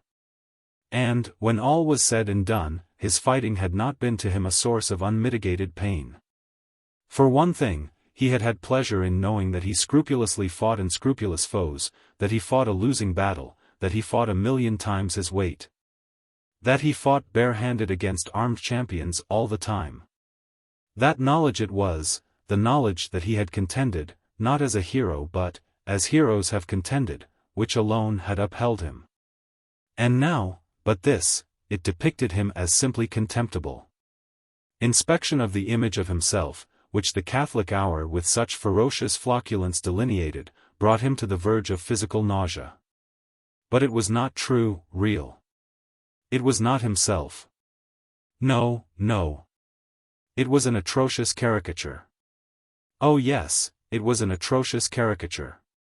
Everybody would know it for that, would they? How many had known the previous libels for libels? How many had dared to proclaim the previous libels for libels? 1, out of hundreds. Oh how beastly, how beastly. He read the thing again, and dashed the paper to the ground.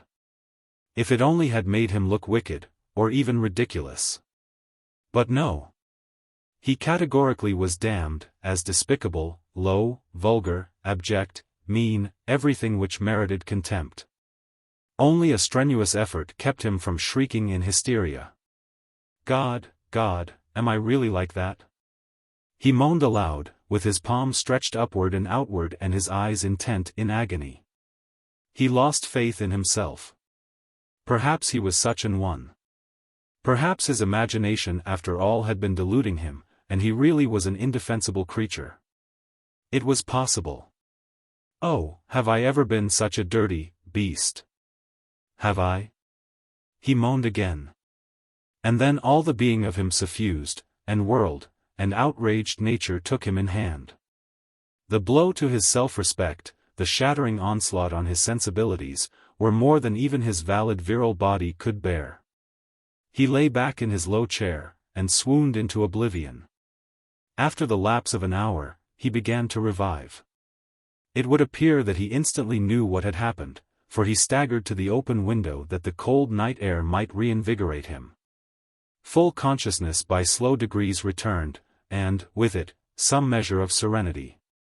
He took up the argument at the point where he had left it. No, he was not like that.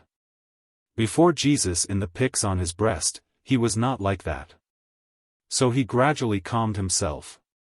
He had done desperate deeds and foolish deeds, but never ignoble deeds, once, that had nothing whatever to do with the present matter, nor was that one ignoble deed ignoble in the esteem of anyone except himself. It was smart, or clever, in mundane phraseology. No one had been injured by it, it had been atoned for, but according to the ideal code which he had made for his own guidance, it was ignoble. However, it was not known, except to himself, and God, and his angel guardian. It was not even known to his confessor, for it was not even a venial sin. Well then, no. No. He had not merited the gibbet of the world's contempt. Who had gibbeted him? He very carefully read the paper again.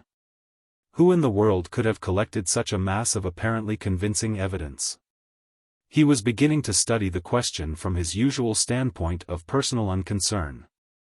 His own written words were cited in proof of the allegations here made against him.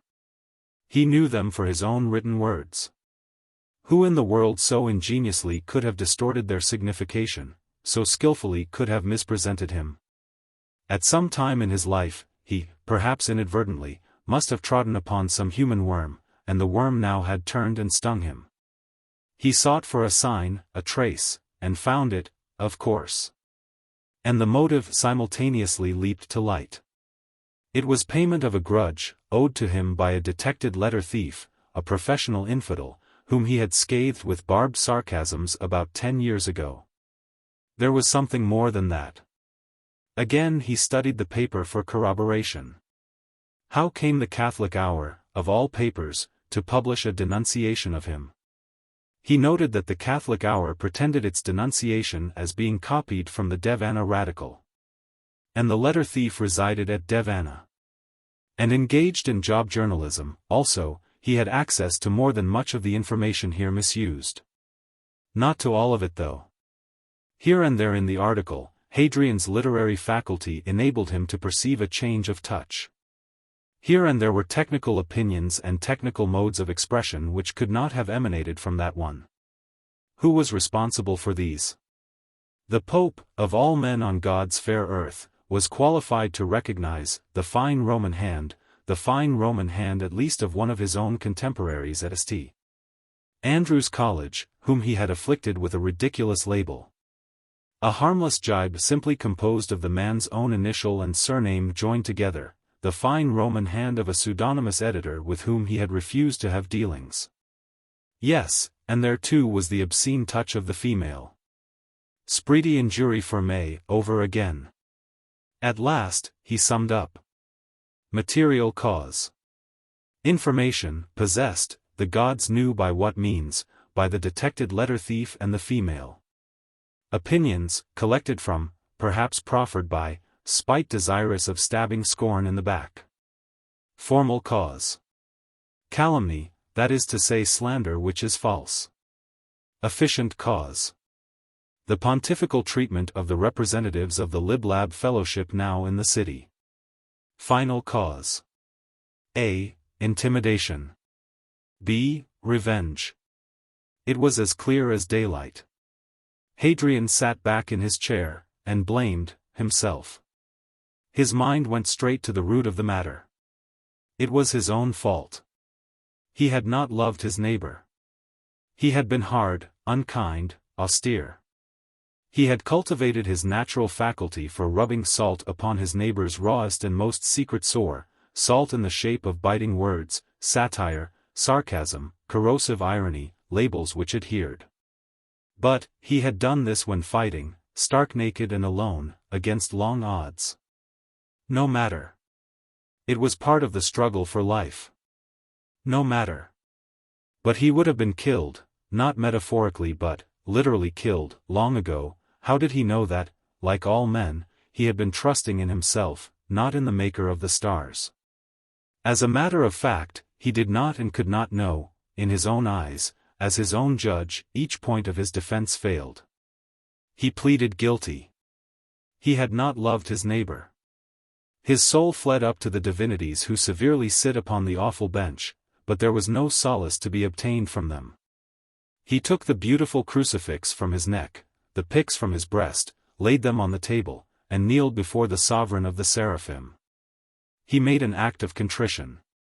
He acknowledged his sin, acknowledged that he had merited condign punishment. He very humbly thanked God for giving him his punishment in this world. Oh, that my lot might lead me in the path of holy innocence of thought and deed, the path which august laws ordain, laws which had their birth in the highest heaven. Neither did the race of mortal man beget them, nor shall oblivion ever put them to sleep, for the power of God is mighty in them, he prayed, in the verses of Sophocles. He sent for his confessor. It had been a dreadful experience. He was conscious of having been shaken seriously. He felt quite old. His youth and strength, his nerve, seemed to have been torn out of him.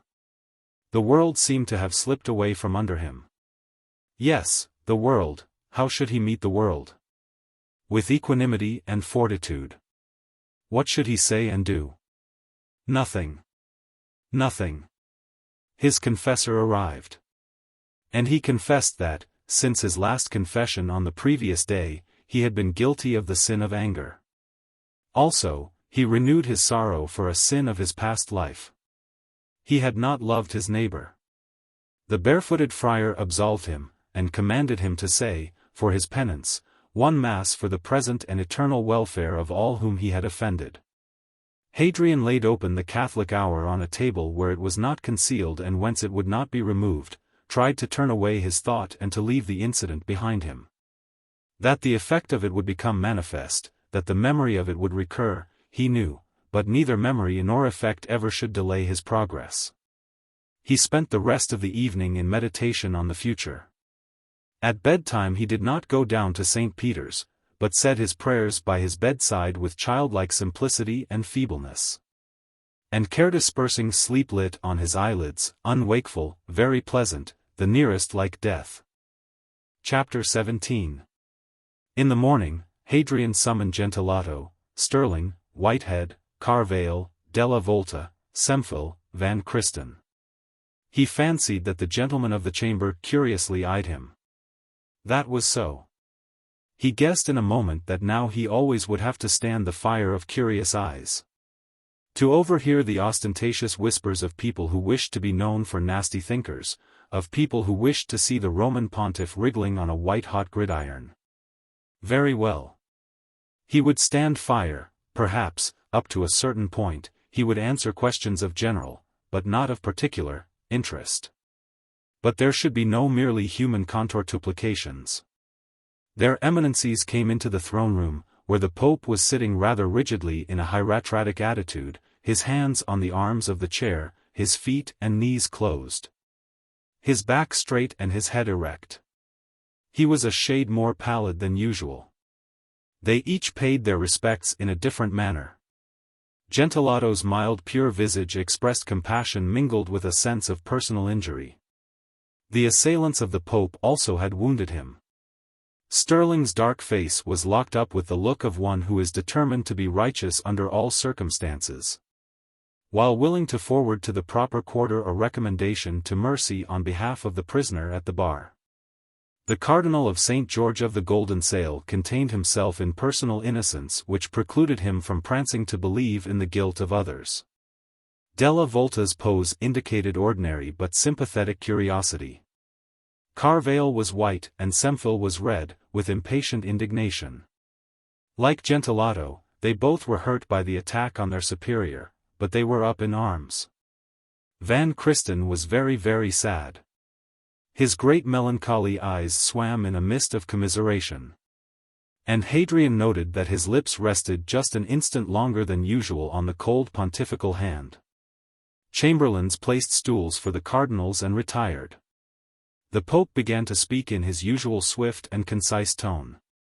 By way of emphasizing the essential difference between the Church, a purely missionary association, and the world, he had determined to disperse the Vatican treasures. This was not at all what their eminences had expected to hear, and they were rather taken aback. Hadrian gave them a moment, and then went on. Does anyone know whether dear old Cabelli is Minister of Public Instruction now? Della Volta gave a negative. So much the better, because he will be at leisure to do us a favor. And now, His Holiness directly addressed the last speaker, we place this matter in your eminency's hands.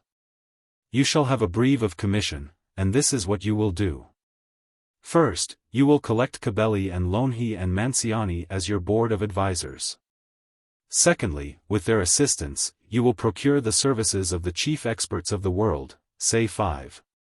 Thirdly, you will cause these 5 experts to estimate the maximum and minimum values of each separate piece in the treasury.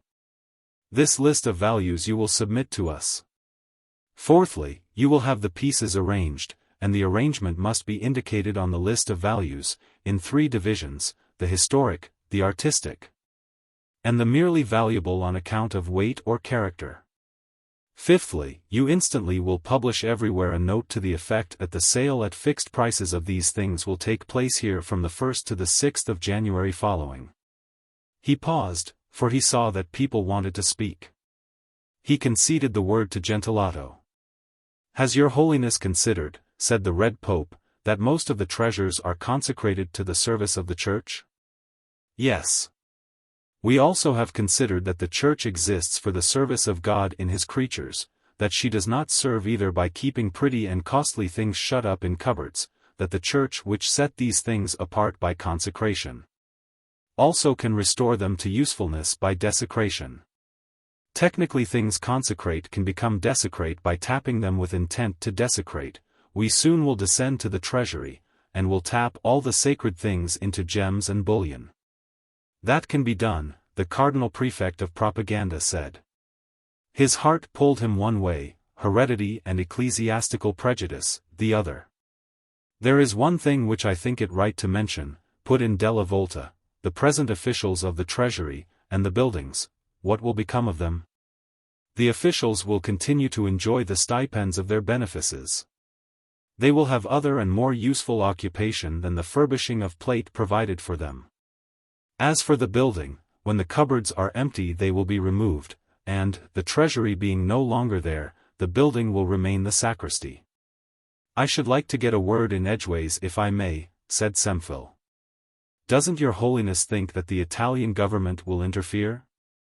Isn't there some law which prevents works of art from going out of Italy? We should like to see the Italian government interfere with us, Hadrian responded with a strong and illuminating smile. The Italian government is neither a Fenian nor a fool. No, but, the cardinal pursued. Your eminency need fear no opposition from that quarter. Is nothing to be exempted from this sale? Sterling thoughtfully asked. There will be some exemptions. The Pope turned to Cardinal della Volta. You will reserve 1 silver gilt chalice and paten for every priest in the palace, 1 silver gilt pyx for every tabernacle, and 1 plain set of pontifical regalia which we will indicate to you. Nothing more. Hereafter, the court can use ornaments which are the private possessions of individuals. I must say that I think the pontifical regalia deserves a better fate than conversion into bullion and gems, said Gentilato. Nonsense, the Pope sharply retorted. The pontifical regalia is not sacrosanct like the Carthaginian zamph.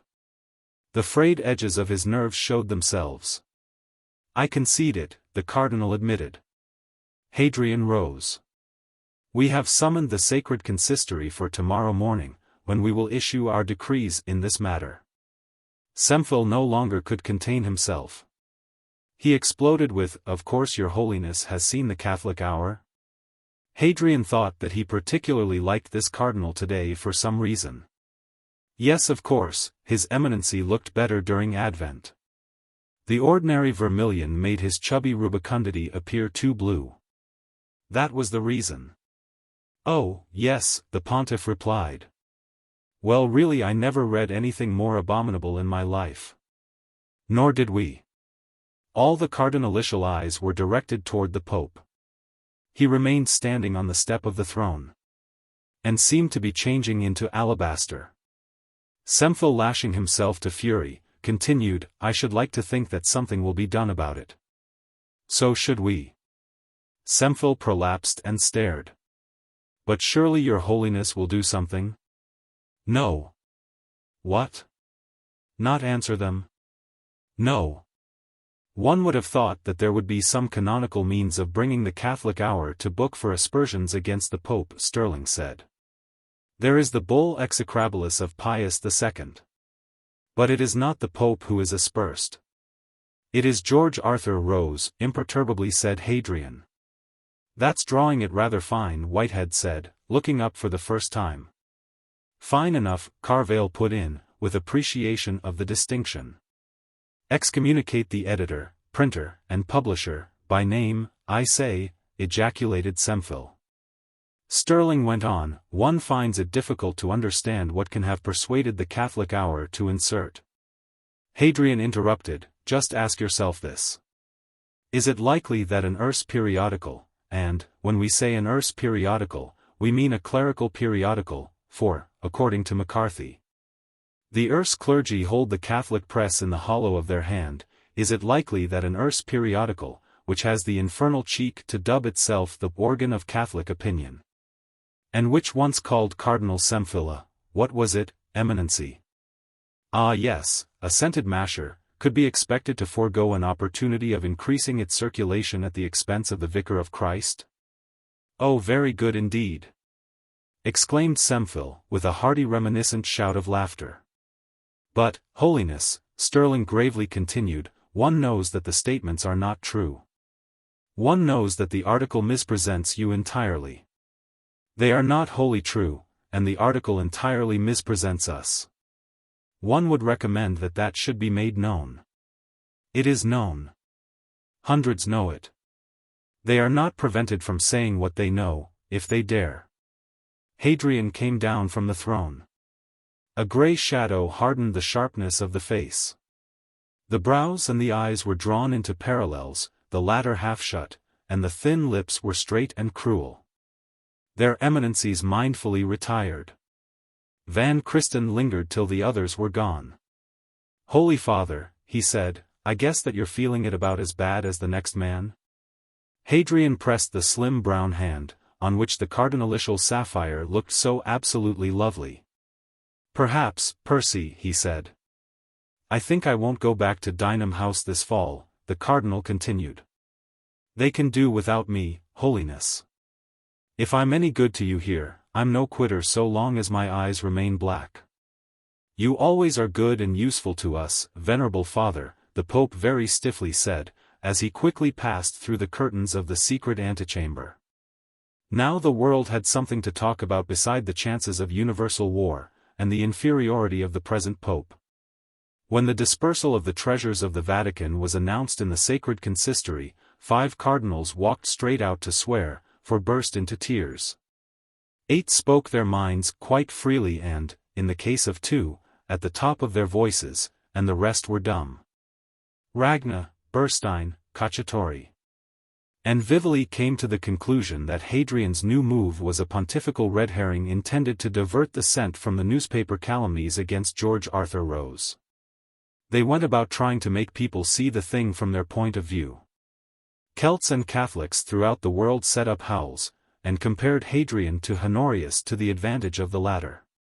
"From a Catholic point of view," wrote one clerical gentleman, who in youth, as an attaché in Paris, had been known as La Belle Anthropophage, "it is impossible to blame Hadrian too severely. He was ruined," they said with unctuous rectitude, and he was going to sell the Vatican treasures in order to provide an iniquitous provision for a disreputable and private old age. Naturally they judged by their own standard. All Catholics do. The Lib Lab Fellowship congratulated itself on the possession of such a fellowshipper as Sant. His diplomacy was thought cute. Socialists hourly expected to hear that the Scarlet Unutterable, in sheer despair, had asked to be allowed to seek a refuge in their ranks. Jerry Sant sat up all night at the Hotel Nike, in case the Pope should be moved to escape from a throne which had been made too hot for him. In the event of such an escape, of course, his most reverend lordship would come and try and make peace with them as he had put to so much unnecessary trouble and expense. So the Lib Lab cut and dried his plans. He would administer the oaths to God's vicegerent, take his entrance fee and annual subscription in advance, and admit him as a fellowshipper. Then, as his senior comrade, he would order him back to Vatican to use his popery for carrying out the schemes of labor against capital. Incidentally, he would take the opportunity of transferring some of the pontifical capital from a man as didn't to a man as did deserve it. However, Jerry gave himself 2 sleepless nights for nothing. He would have been better, though perhaps not quite so comely, in bed. And then, on the 3rd day, Mrs. Crow rushed in, displaying a tantrum which was a blend of joy and hate and fear. "I suppose this is your work, Mr. Sant," she said, bringing a cutting from the Catholic Hour out of her chain bag. "Imphm," Jerry grinned like an oblong gargoyle. "Oh, how could you say such things about him? I do think it shocking of you. Woman, hey ye nat telled me mayst they things yourself?" "Yes, of course. But I never thought you'd put it all in the papers. A havina pit them There's a plenty more, if he hasna had his pakes yet." "Oh, but I'm sure he has, I expect you've simply stunned him." "Maybe I have. Haven't you heard from him yet?" "A havina. I am expecting to hear the now. Mr. Sant, if you've killed my George I don't know what I'll do, but I'll never forgive you." "Heck woman, that won't kill him, but it may make him a bit sore and I'll let you know that he'll come here for his plaster." "I don't mind him being sore. He deserves it after the way he's behaved to me. But now just you tack yourself away. I can't have you messing about here when Rose comes. When I'm through with him I'll forward him to you. So you be off with you." "Clumsy beast," said Mrs. Crow to herself when she stood in 2 Shambles Street again. "You'd much better have left it to me to arrange. I shouldn't be surprised if Georgie did something desperate now. It'll be just like him. And I believe I could have coaxed him." She hailed a Victoria, and drove to St. Peter's Square to have another look at the window. The Pope gave the Holy Order of Priesthood to Cardinal van Christen on Innocents' Day. His Holiness felt that the sacerdotal prayer of so innocent a one would benefit all. The English and American invasion of Rome beat the record for the winter season.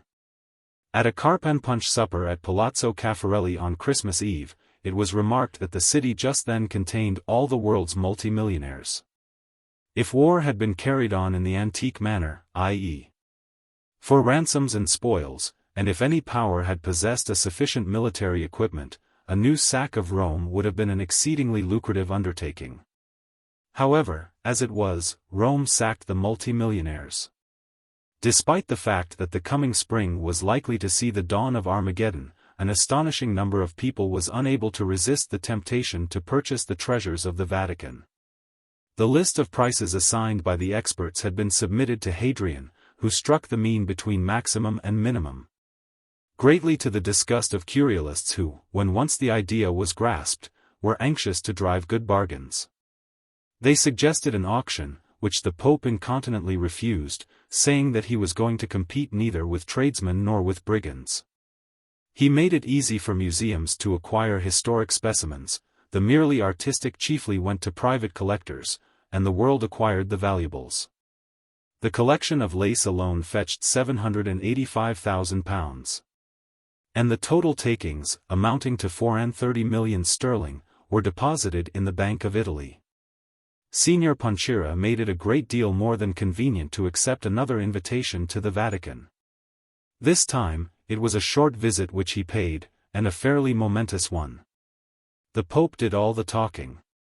His Holiness spoke dryly and concisely from a sheet of manuscript which he afterwards handed to the ambassador, and seemed to be consumed by some internal fire, the signs of which appeared in his white pain-drawn face. He said that he had noted with approbation the scheme of Signor Gigliotti, by which inoculated convicts were employed in the reclamation of malarious Apulia and Calabria. He wished Italy to establish and endow farm colonies in eucalyptus groves on the Roman Campagna, where a wholesome and industrious life could be found for inoculated boys and girls. He wished Italy to establish and endow almshouses for old people, and free schools where handicrafts would be taught to children.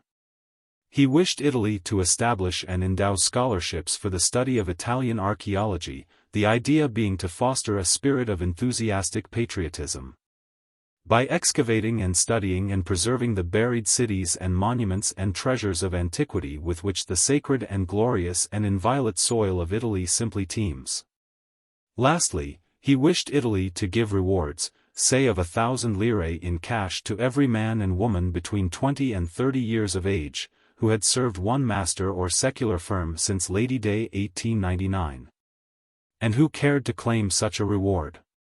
To give effect to his four wishes, he handed to Signor Ponchira an order on the Bank of Italy payable to the Prime Minister of Italy for the time being.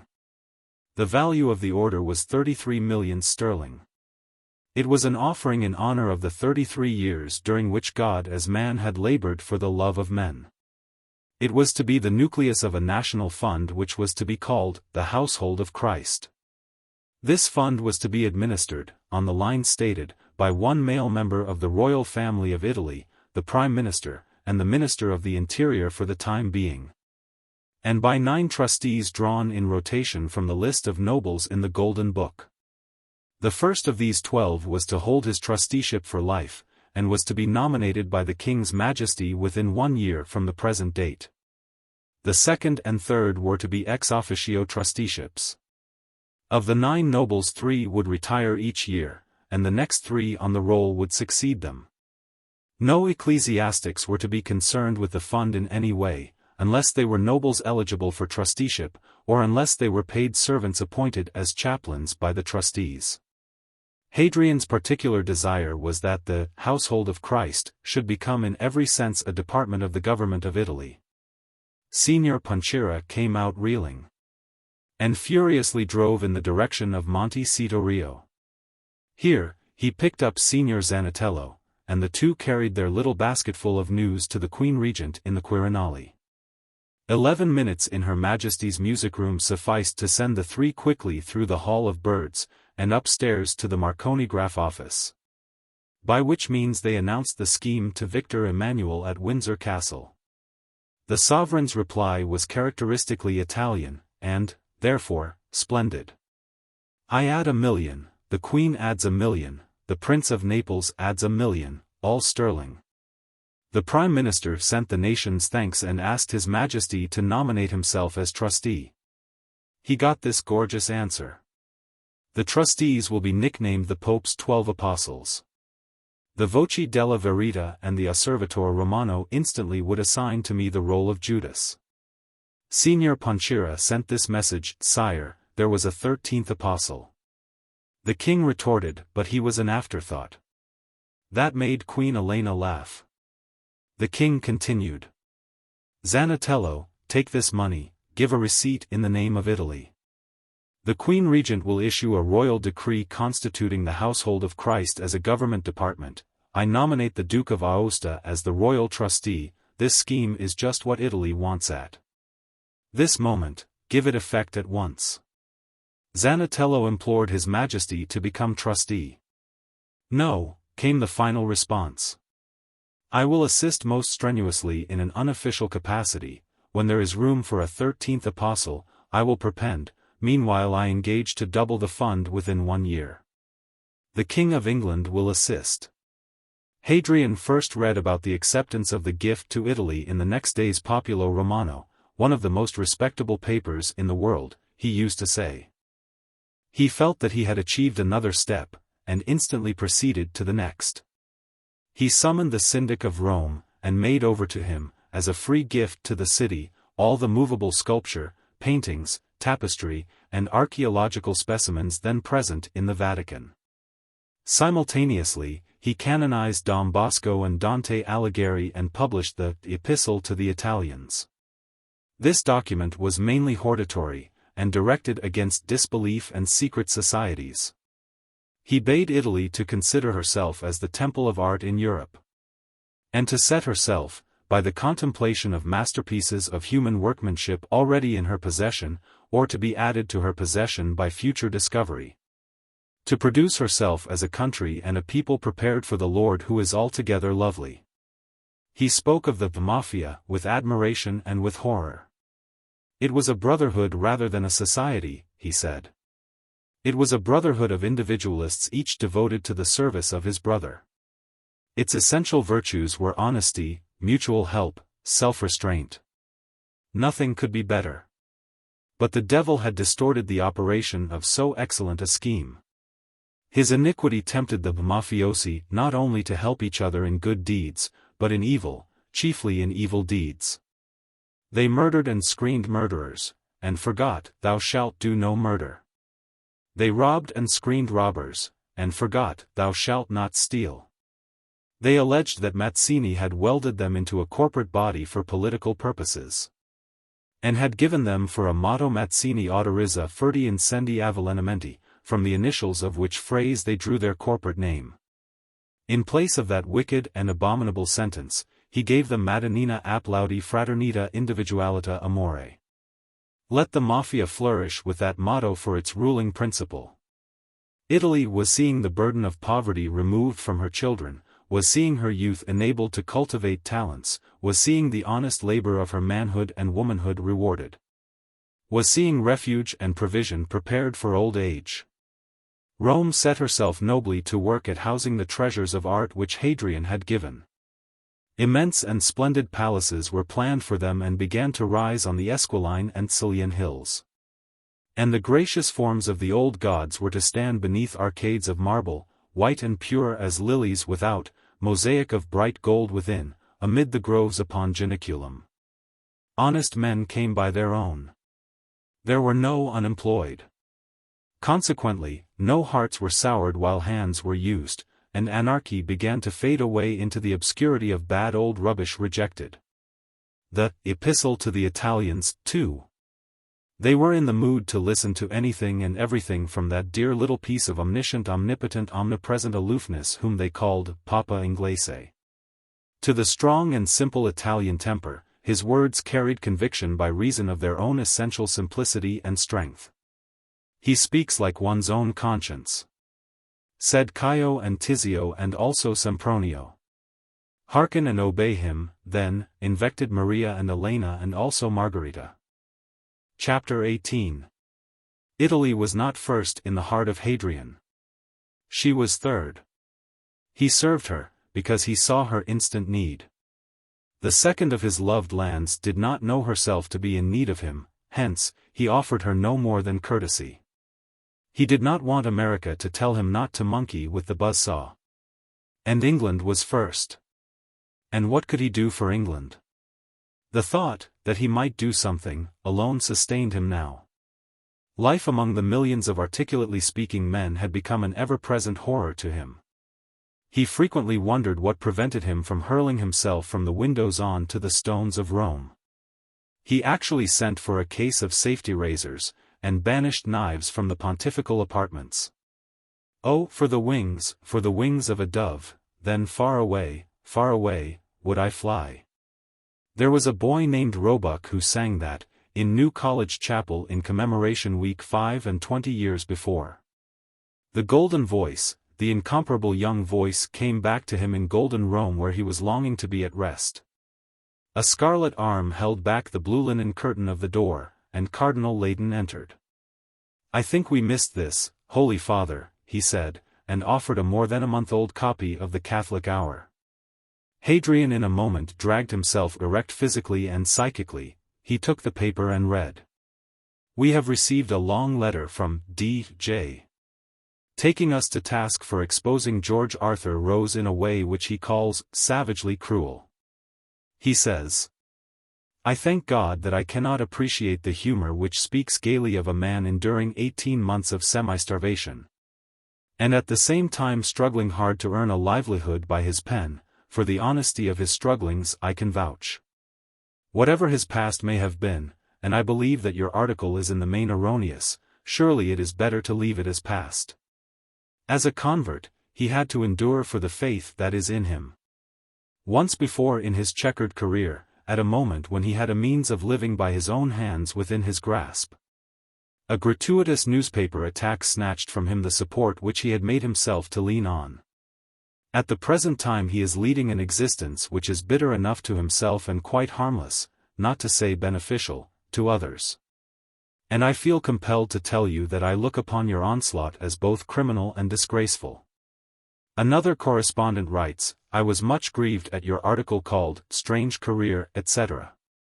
in your issue of November 18th because I am a great admirer of some books which George Arthur Rose published before he was made Pope. Those books did more to convert me to Catholicism than any others, and I am very sorry to read the account that you have printed of their author.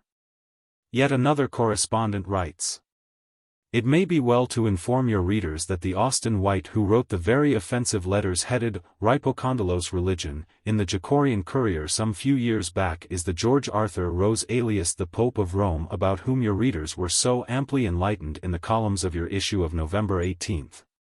In reply to D.J., we may say that we hold in our hand a letter which Rose addressed to an excellent priest in 1898. It concludes, I regret for your sake the exposure which inevitably must take place when her brother-in-law, the bishop, becomes cognizant of the undue influence which you use in order to embezzle these sums from Lady Mostingham. I beg you to make amends and to withdraw from such degrading transactions before it is too late. If our correspondent, D.J., still thinks it was not advisable for us to savagely and cruelly denounce the author of that last letter, we can only say we differ from him. Hadrian read the screed with indignant scorn. It was the beastly English of the vulgar thing, more than the vile sentiments expressed, which put him into such a violent rictus of contempt. He looked out of the window at nothing for a moment, to conceal his disgust. Finding that Cardinal Archbishop waited, he controlled himself, and turned round with a gaze of frigid inquiry. Yes? He said. Would to heaven that you would grant me a trifling favor, His Eminency quoted in Greek. It was a most artful and invariably successful dodge to approach the pontiff in his favorite tongue. He recognized the quotation, and capped it with the succeeding verse. Tell me as quickly as you can, and I at once shall know. May I ask a question? Did you write that letter, Holy Father? Which? The last? Yes. What did you know? Everything. May I say that the amount of knowledge of men which you seem always to possess is quite extraordinary, said the cardinal, blinking. No, it is not. To those who indeed suffer, righteousness bringeth knowledge, the pontiff quoted from Aeschylus again. The greater the detachment from the world, over worldly things the greater power is gained, some true poet sings. We never were a man among men. We had 5 senses and we used them. And all the men whom we ever met habitually and voluntarily came and told us their secrets. We never sought them. They were laid bare before us. And our senses perceived them. That is all. The pontifical voice was hard and cruel, the face was harder and more cruel and also more terrible. The very presence was like a candent flame. Good honest innocent Leighton looked at him as at something inhuman, but he persevered. Holiness, I want to go on. Do you know who wrote the other letters? Oh yes. D.J. was another excellent priest. He was in philosophy when we were in theology at Maryvale. Why, you know him too, Leighton, he took his B.A. with Ambrose. What, John? Yes, of course I knew him. That's the man. We have not heard from him for years, but he evidently thought it right to defend us. Poor chap. A snub rewards him. The Catholic Hour differs from him. A tipsy publican wrote the second. And the third was written by a Jesuit jackal, in return for the custom of, and most likely at the dictation of, the very detestable scoundrel to whom we wrote the last. What became of him? The bad priest, I mean. He ruined himself, as we predicted. He persisted in his career of crime till his bishop found him out. Then he was broken, and disappeared, maison de santé or something of that sort for a time. He's in one of the colonies now, and he might have been, Lord Cardinal, we have said too much. It is not our will and pleasure to move in this matter. But the advantage I derive from hearing your holiness, if it is not impertinent, holiness, I venture to assure you of my eternal fidelity, Leighton stammered with emotion. Hadrian showed him no face, turned to the window which displayed the panorama of intangible Rome, and presently was alone. God! God! He exclaimed, shaking the paper with terrific violence. Do you see this brutal cynical unrighteousness, prejudged, condemned, the mere suggestion of defense derided and fleered at, in England? Fair-minded England, England the land of the free. No, it was not England, but just a handful of the vicious vermin which infest her. England, the word summoned him to his apostolature again. What was the mind of England now? That question occupied him. He wished that England would declare her mind to him through ambassadors, the mind of the statesmen of England. He had no official acquaintance with any one of them. He could not ask for England's confidence, for, being English, he knew that asking slams the door. Humanly speaking, he had nothing to guide him in the cosmic crisis of the present, the crisis in which he was certain to be consulted, as a last resort, but certain to be consulted. Of that, he was convinced. A short calculation displayed Jupiter passing through Aries, which signified immense benefit to England. Oh, very good. Then what should be his course of action? He got up and went round the room, looking at the maps and noting them, until it seemed that his mental horizon expanded and enlarged, and he had the whole of the orb of the earth within his vision. What should he say, or do, for England, when she was too shy, too proud, to give him a sign as to what she wanted him to say, or do? England, England!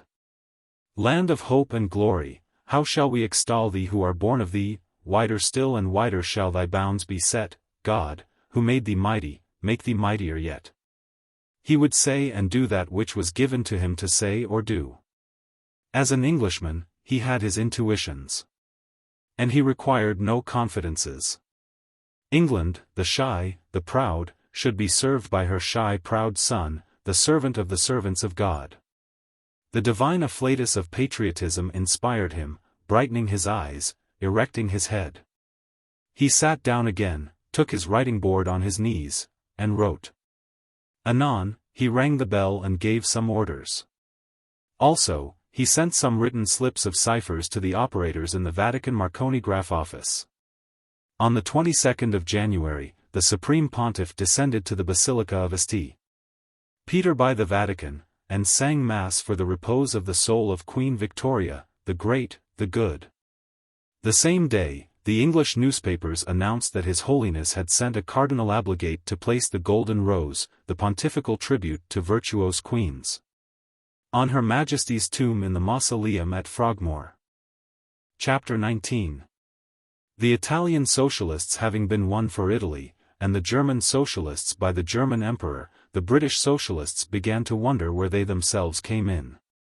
The predilection for forming societies which is to be met with among all the degenerate and hysterical, may assume different forms. Criminals unite in bands, as Lombroso expressly establishes. Hence the British socialists, in their quandary, held fatuous meetings hoping to generate a policy in an atmosphere of hot envious man. They really did want to know their exact position, for, in some indefinable way, they were beginning to feel that they were by no means as necessary to the universe as they had imagined themselves to be. It seemed as though this planet, for one, were moving quite easily without them, and, what was more annoying, on a path which was quite strange to them, a comfortable path and a desirable. They felt that they were being left out in the cold, and, as their nature was, they looked about for some safe person on whom to void their spleen.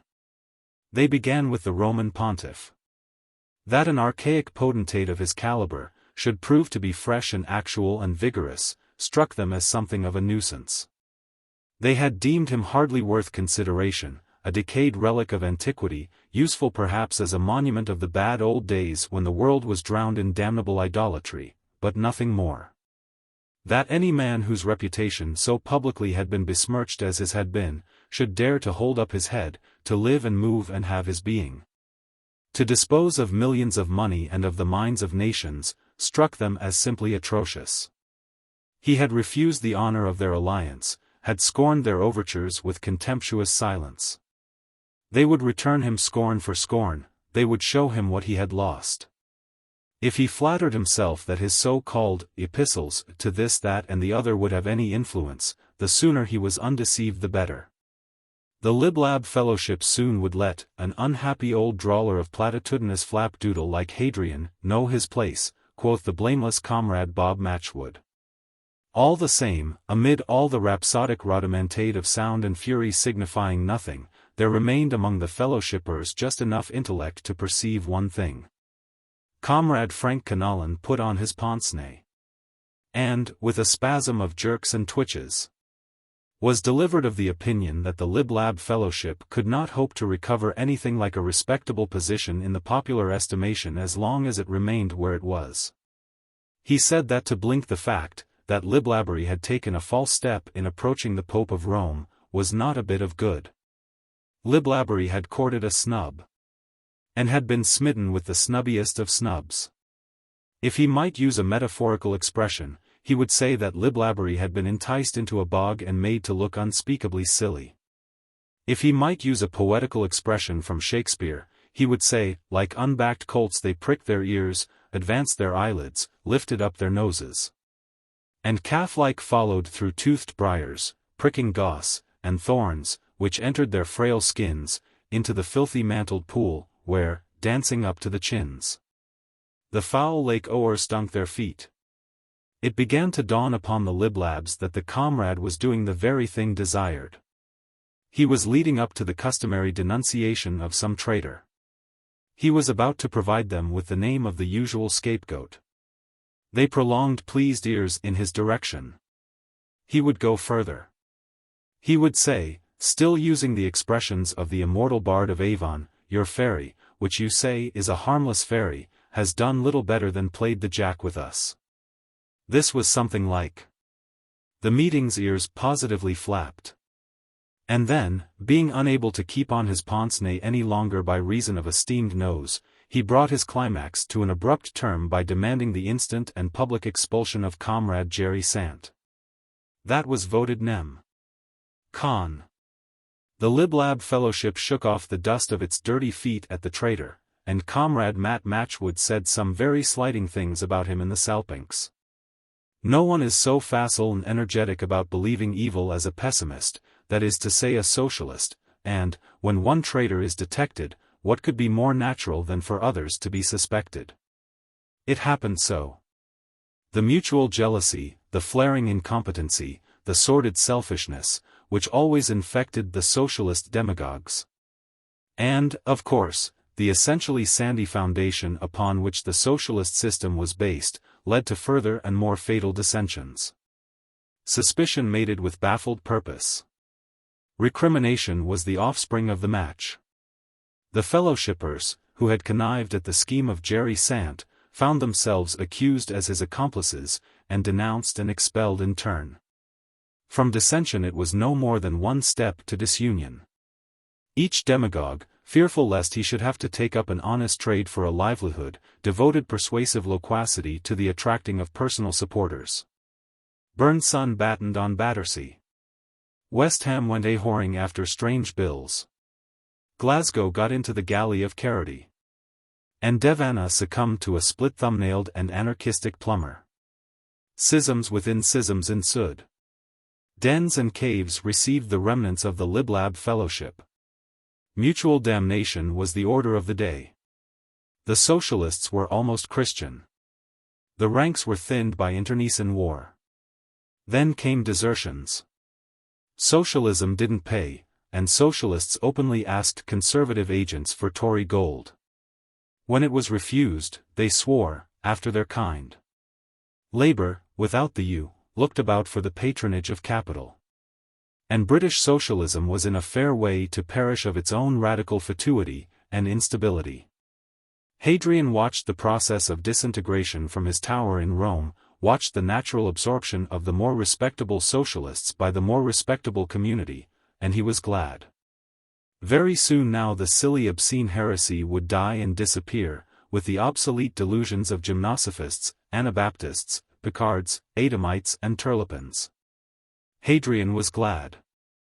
Then came the Times, announcing that Australia, Canada, and South Africa had armed all healthy males between the ages of 17 and 50. And that England was mobilizing the sea and land forces of her empire. Now the whole world was in battle array. He took out his picks again, and prayed the prayer of the Danaides, O King of Kings, most blessed of the blessed, most perfect mighty one of the perfect. Be persuaded and let this come to pass, avert from thy race the insolence of men who, for a reason, hate it.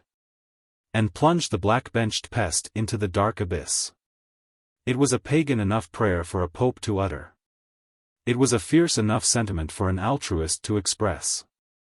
It was an entirely comprehensible suggestion of a misanthrope and misogynist, tired by, impatient of, armed against, the tiresome divarication of little silly people. The thing which troubled him most was the irreconcilability of the King of Italy. He had tried hard to give Victor Emmanuel to understand that, not rebuff but, welcome waited for him.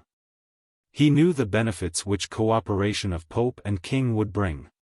Yet the expression of the Persian fatalist in Herodotus, chi theta iota sigma tau eta delta upsilon nu eta pi omicron lambda lambda alpha phi rho omicron nu epsilon omicron nu tau alpha mu eta delta epsilon nu omicron kappa rho alpha tau epsilon epsilon iota nu, the bitterest of all griefs, to see clearly and yet to be unable to do anything, might have stood as the motto of his whole mind, as often before in his life, so most emphatically now.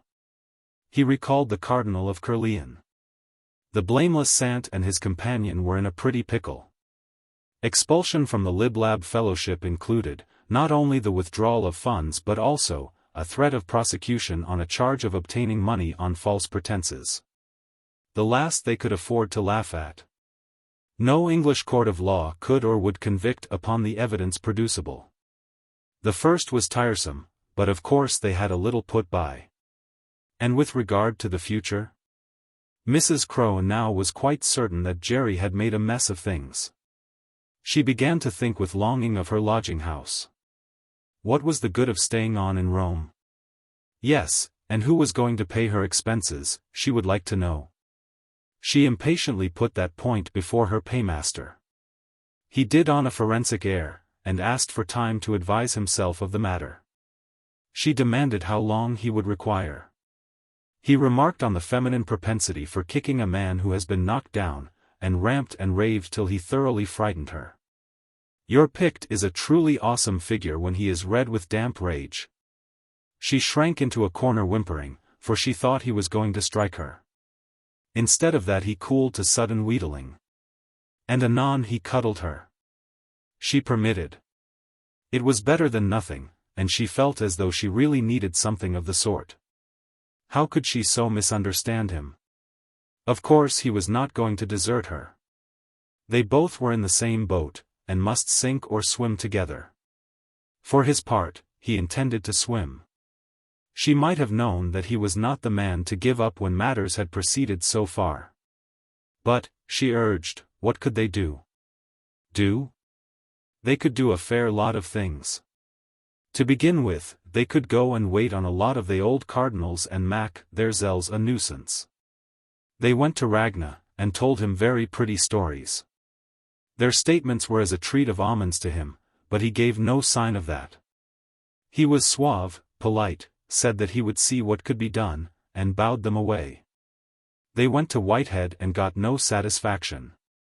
Prooimion thought that they had better let matters rest. Carvale denied himself to them.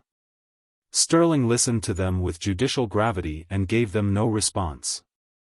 Semphil blazed at them, and dismissed them shattered as to their nerves. They returned to the Hotel Nike to wait for Ragna. The cardinals discussed them with the Pope. The Secretary of State was insinuatory. He spoke of the terrible scandal. And let it be understood that, in his opinion, payments should be made to stop it. He hinted at the impossibility of defending the indefensible. Better to use that million, the balance of the sale of the Vatican treasure. That million had paid the expenses of the sale and of the restoration of the sacristy, and had endowed St. George's College of Historical Researchers under the presidency of Dr. Richard Barnett. It was accounted for in Della Volta's balance sheet, Hadrian put in. Carvale added that payment never stopped scandal. Prooimion earnestly hoped that nothing would be done, it would rake up the past and involve so many people. Semphil yearned for the good old days, faggots, tongue-tearing, hand-chopping, ear-cropping, head-cutting, eye-gouging, maiming, and stoning.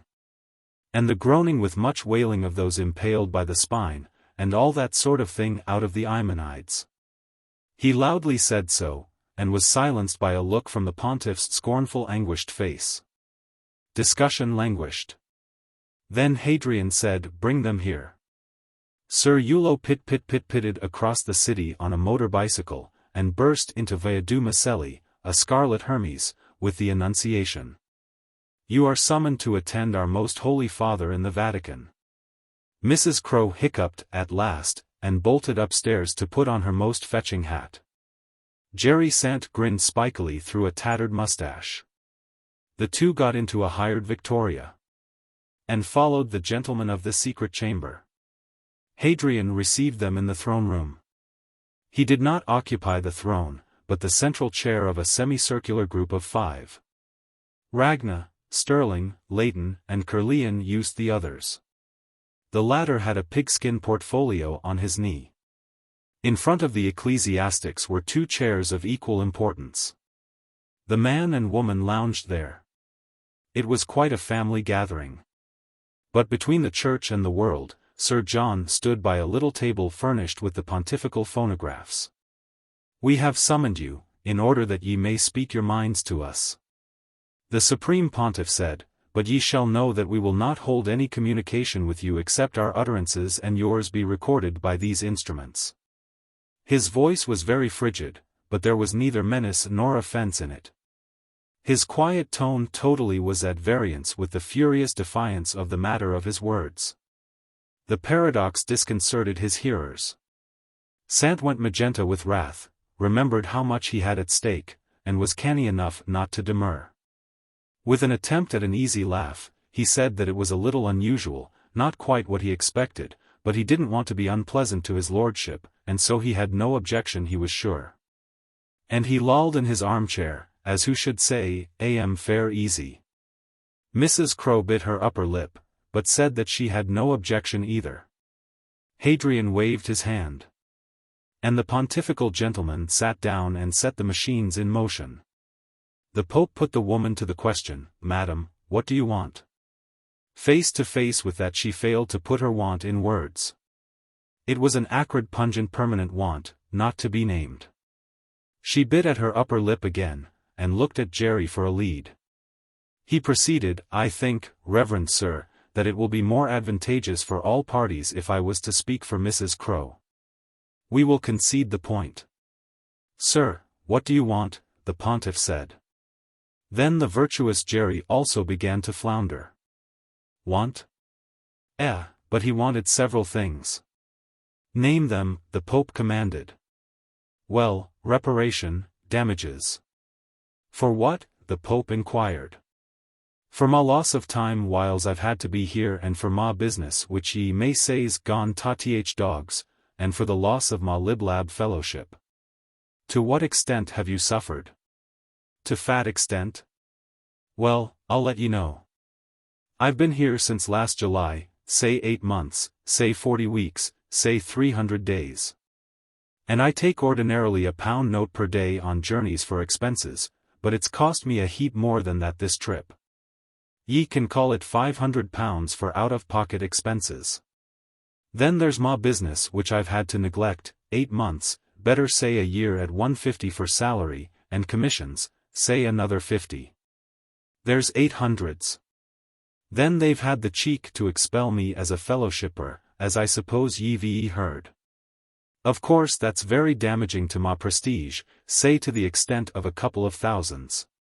Fats that come to 2,800s, may as well call it 3,000s. And of course there's fat old Kruger named moral and intellectual damage. I don't know fat te pit that at, I'm sure, but ye might tot it all up together and call it 20,000s. And your companion? A wheel, ye'd better double it and we'll both see quits. 40,000s cash. The Pope cast a slight look round upon his cardinals. They returned it. "You are demanding that we should pay you £40,000, he said to the expectant Jerry. "That's correct." "Why do you demand this sum of us?" "Why? Why, because we've run into all these expenses on your account. If ye hadna have been here, neither would we have come and have had all this fuss and bother. Who's to indemnify us for that but yoursel, I'm asking ye? I'll let ye know we've fair ruined ourselves." The bald she interrupted. "If I could have a private word with your holiness." The motive did not escape Hadrian's notice.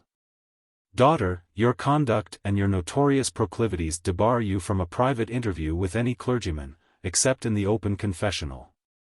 Then in the confessional. The Pope rose and beckoned her to follow. He beckoned Sir John to stop the machines and remain, the others to follow. They descended into St. Peter's. There, he turned out the English confessor, and took his place, while the woman kneeled at the left side. Just out of earshot, the 4 cardinals stayed with Sant, who fumed in his inward parts. Fat blathers was this going on under their very noses? The half-door and the window both were open, only the lateral partition divided the priest from the penitent. The grating was between their faces, and, though they were perfectly visible, they were visible apart and separate.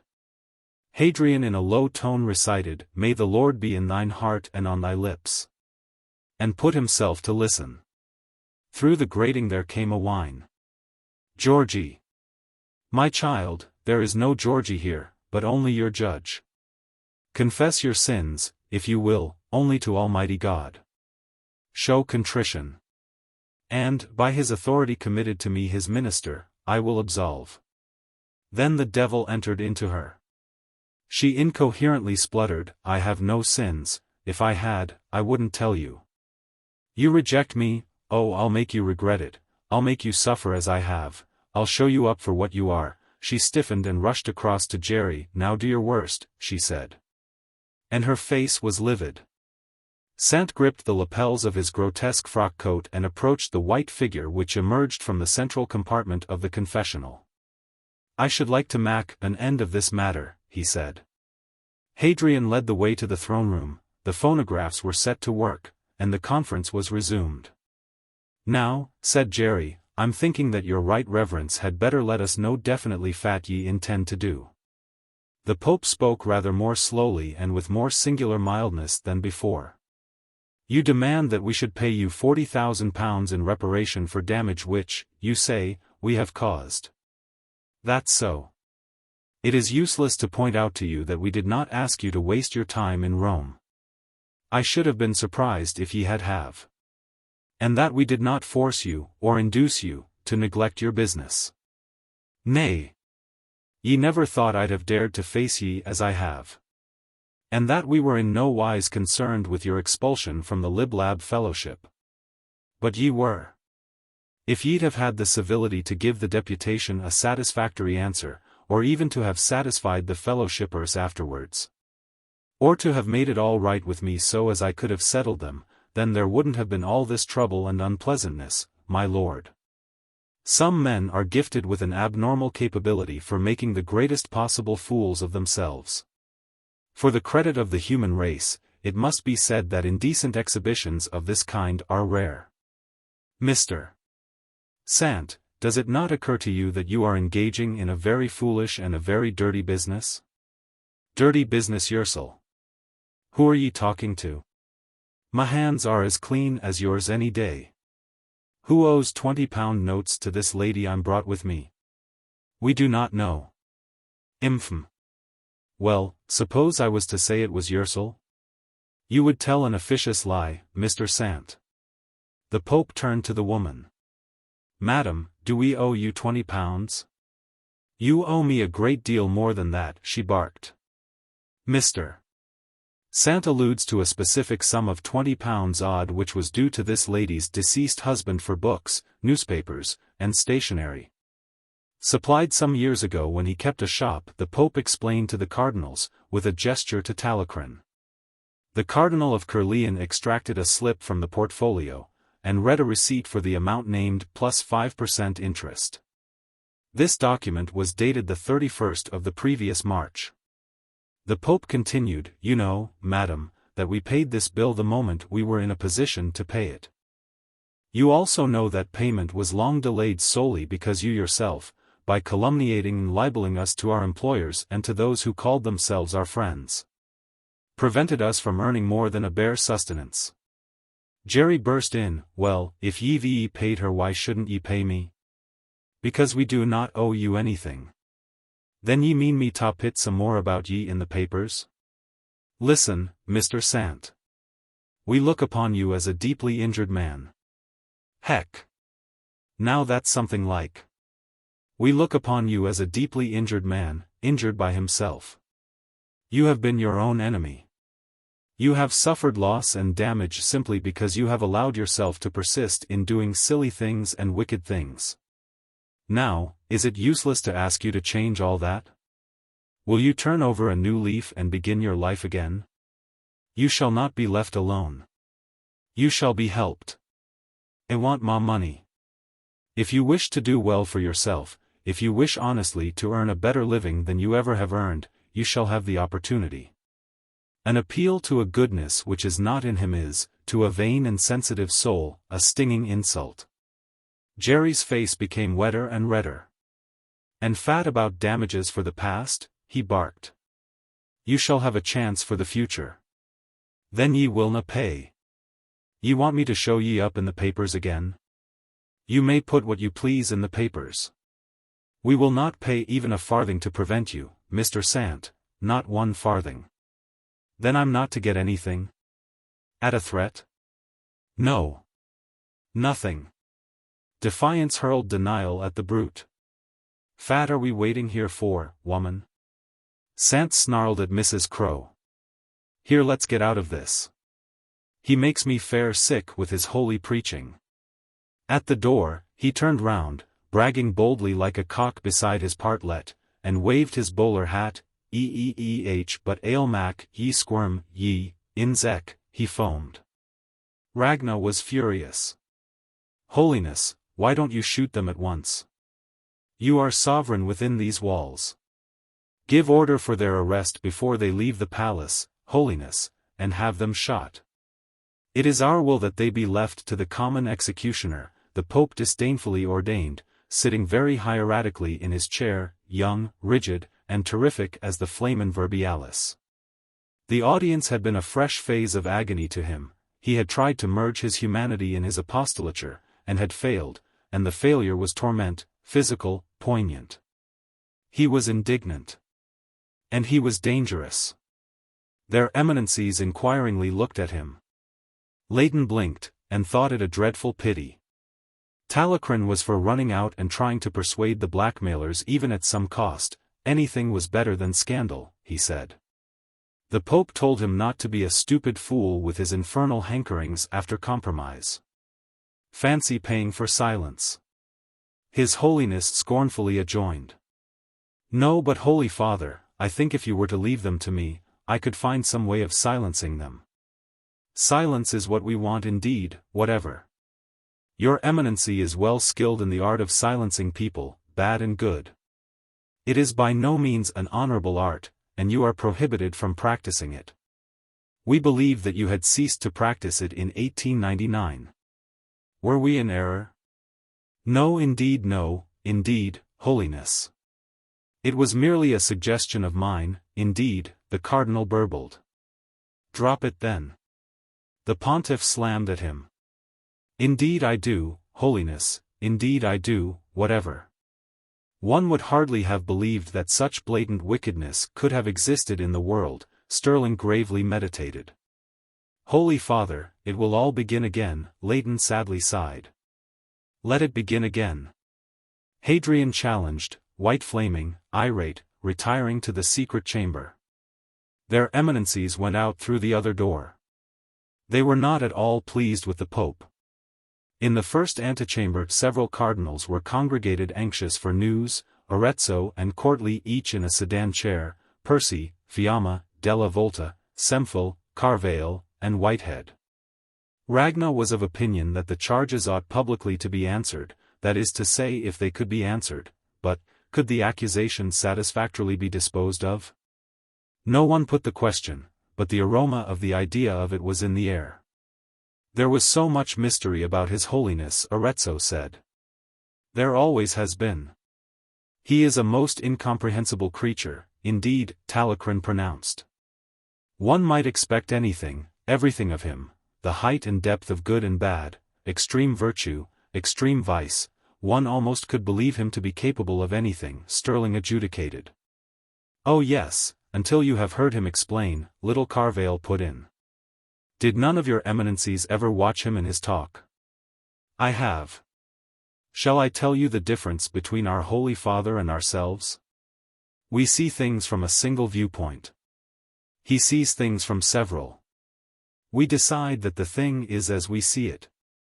But he has seen it otherwise, and he presents it as a more or less complete coaction of its qualities. See this sapphire. Well, you see the face of it, underneath. If I take it off my finger, there are a number of facets to be seen and a number more which are hidden by the gold of the setting. Now my meaning is that our Holy Father has seen all the facets as well as the table of the sapphire, or the thing. Consequently he knows a great deal more about the sapphire, or the thing, than we do. You must have noted that in him. You must have noted how that every now and then, when he deigns to explain, he makes mysteries appear most wonderfully lucid. But, if one might venture to ask, how often does he condescend to explain, except to his cat? Sterling interjected. I'm bound to admit that he opened my eyes considerably during that fortnight we spent together in town just before his election. Courtly threw out of his chair. Ragnar went to him and spoke of the desirability of capital punishment. Well, anyhow, I believe in him, Whitehead murmured. Yes, Leighton energetically blinked. You'll excuse me if I'm shoppy, but I say with Street Anselm, nec enim quaero intelligere ut credum, sed credo ut intelligam. Nam edi hoc credo quia nisi credidero non intelligam. The gong in the secret chamber loudly and suddenly sounded. The scarlet limbs of Sir John and Sir Eulo darted towards it. Talleyrand was shaking an unwilling dubious head. Van Christen gave him a tall look of disgust. "Well, I guess your eminency will feel pretty small some day if you don't believe in him too." There are no flies on Hadrian, and he stalked away with the dignity of a grand boy honorably enraged. "No, no, Percy," said Talleyrand, running after him. "Of course I believe in him, but just for that reason I don't want him to defend himself. I want to keep him quiet. I think it unwise to rake up the past. There would be so many frightful scandals, whatever." "Have you told him that?" "Have I not indeed? And what did he say?" Talleyrand once more shook his head. "Well then I advise your eminency to go way back and sit down, as we say in the States." Newspaper tirades did begin again.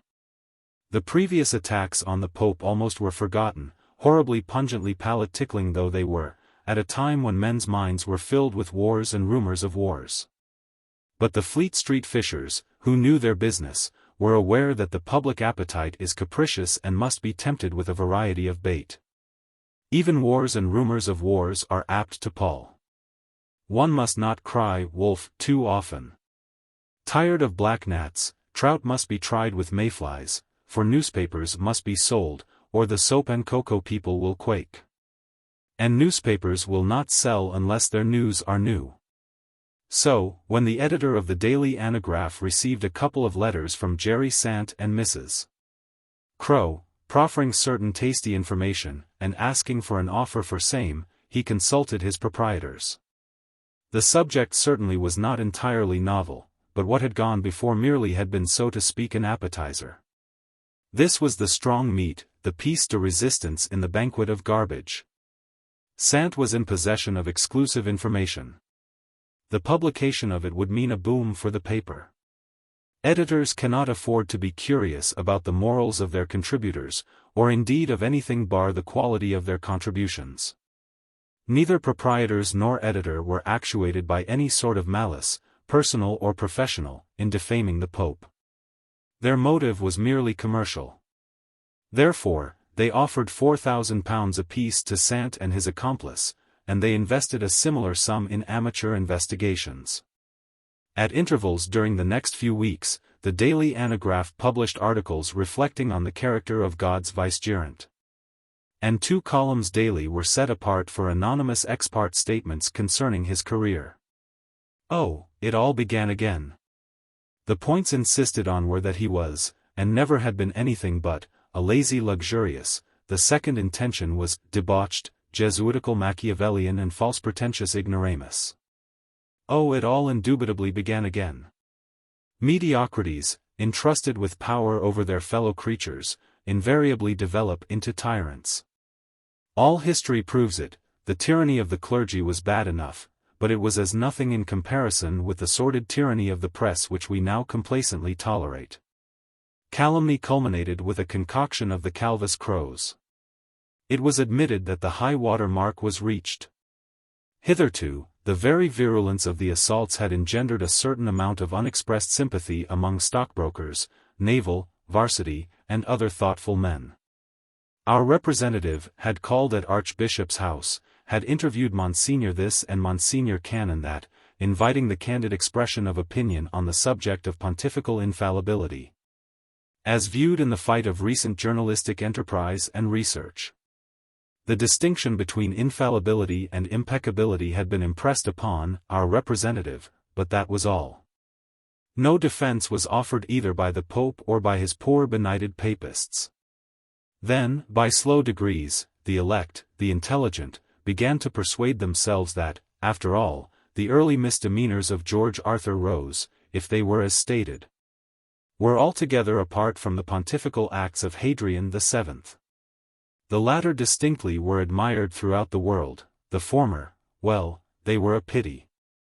So, public opinion was. And then came Mrs. Crow. She had a song to sing, of secret debauchery on the part of Hadrian VII. She was concise in the matter of names and dates and places. She alleged that, at dusk on a certain evening in September, the 29th, she herself had seen the Pope, disguised in black like an ordinary priest, taking tea, he who never ate in public, with two nameless women, far too beautiful to be respectable in her opinion, in a house on Via Marino. She was in the street. His so-called holiness and his female companions were by the lighted window. Presently the blinds were closed, and she knew not what went on behind them. She watched the house for an hour and a half. And then the Pope came out muffling his face, a thing he never at any other time had been known to do, but necessary on this occasion to complete his disguise. He walked away. And she followed him, saw him stop at the Attendolo Palace, and, finally, enter the Vatican saluted by the guards at the bronze gates. She related the incident with such particularity and in such a manner, that a great many people fancied that they thoroughly understood. In a sort of way the good lady did more than most people have done towards effecting the reunion of Christendom, for the cliff deliriously discoursed, from Revelations, of a great red dragon and 7 heads and 10 horns and 7 crowns upon his heads. And of a beast rising out of the sea and 7 heads and 10 horns and 10 crowns on his horns. And the Catholic hour simultaneously washed its hands in innocency, advertising unctuous rectitude in a leading article entitled The Third Borgia. Chapter 20. While the dwarves were diverting themselves as aforesaid, their rulers were in council together. And one day Sir Francis Bertram found no closed doors at the Vatican. He was granted an audience which was friendly and unofficial and secret, so secret in fact that no news of it transpired. It was treated as the return visit of an Englishman to an Englishman. He came in an electric brougham, quite unattended. No one noted that he brought a small dispatch box with him, or that he did not carry it away with him, but some of the senior cardinals, who kindly came to discuss the latest effusions of the Daily Anagraph with Hadrian in the evening, found His Holiness brimful of gaiety. They remarked that the visit of the ambassador had done him no end of good. His bearing was vivid, serene, and youthful, his conversation was witty, limpid, facile, no one would have taken him for the person described in the newspapers. He read those which obligingly were handed to him, but showed no emotion whatever, although very eager expert eyes searched for some trace from which to lead theories and hypotheses. Nor did he utter any comment. He read, he laid down the paper, and resumed the conversation. Before their eminencies withdrew, he summoned the sacred consistory to meet at noon on the morrow. And that was the only noteworthy event of the evening. Hadrian mounted the throne, and the Vermilion College displayed itself before him. A pigskin kit-bag, which a gentleman of the secret chamber had placed by the pontifical footstool before the doors were locked, did not escape the notice of the more observant. The pontiff himself was in singularly good form, and this was incomprehensible, for he carried in his hand a copy of the very newspaper which everyone had read and retched over. That he should be so aggressively cheerful, so vividly dominant, with that in his hand, was considered hardly decorous. Even among those who firmly were determined to force themselves to believe in him, that he should not bend his neck to the smiter now, did not tally at all with conceptions of propriety. With these sentiments, their eminencies composed themselves to listen. After the formal opening of the session, a consistorial advocate, in garments of a violet color and furred with ermine about the neck, was commanded to read aloud, from the Daily Anagraph, the account of the Pope's visit in disguise to the house on Via Marino. He was to read it, first, in English, then, in Latin. It was not a long lection, for journalistic instinct had perceived that the facts stated would be more damnatory in their nakedness. With that inscrutable, incomprehensible, vivid gleam of hilarity irradiating his face, Hadrian checked the consistorial advocate from time to time, preventing him from drifting into the monotonous gabble, which is used for the formal reading of documents whose contents already are known informally. And, if his object was to cause each deadly detail of the charge against himself to come out clearly, with all the contours definite and all the tints brilliantly varnished. It must be admitted that his method was pontifically successful.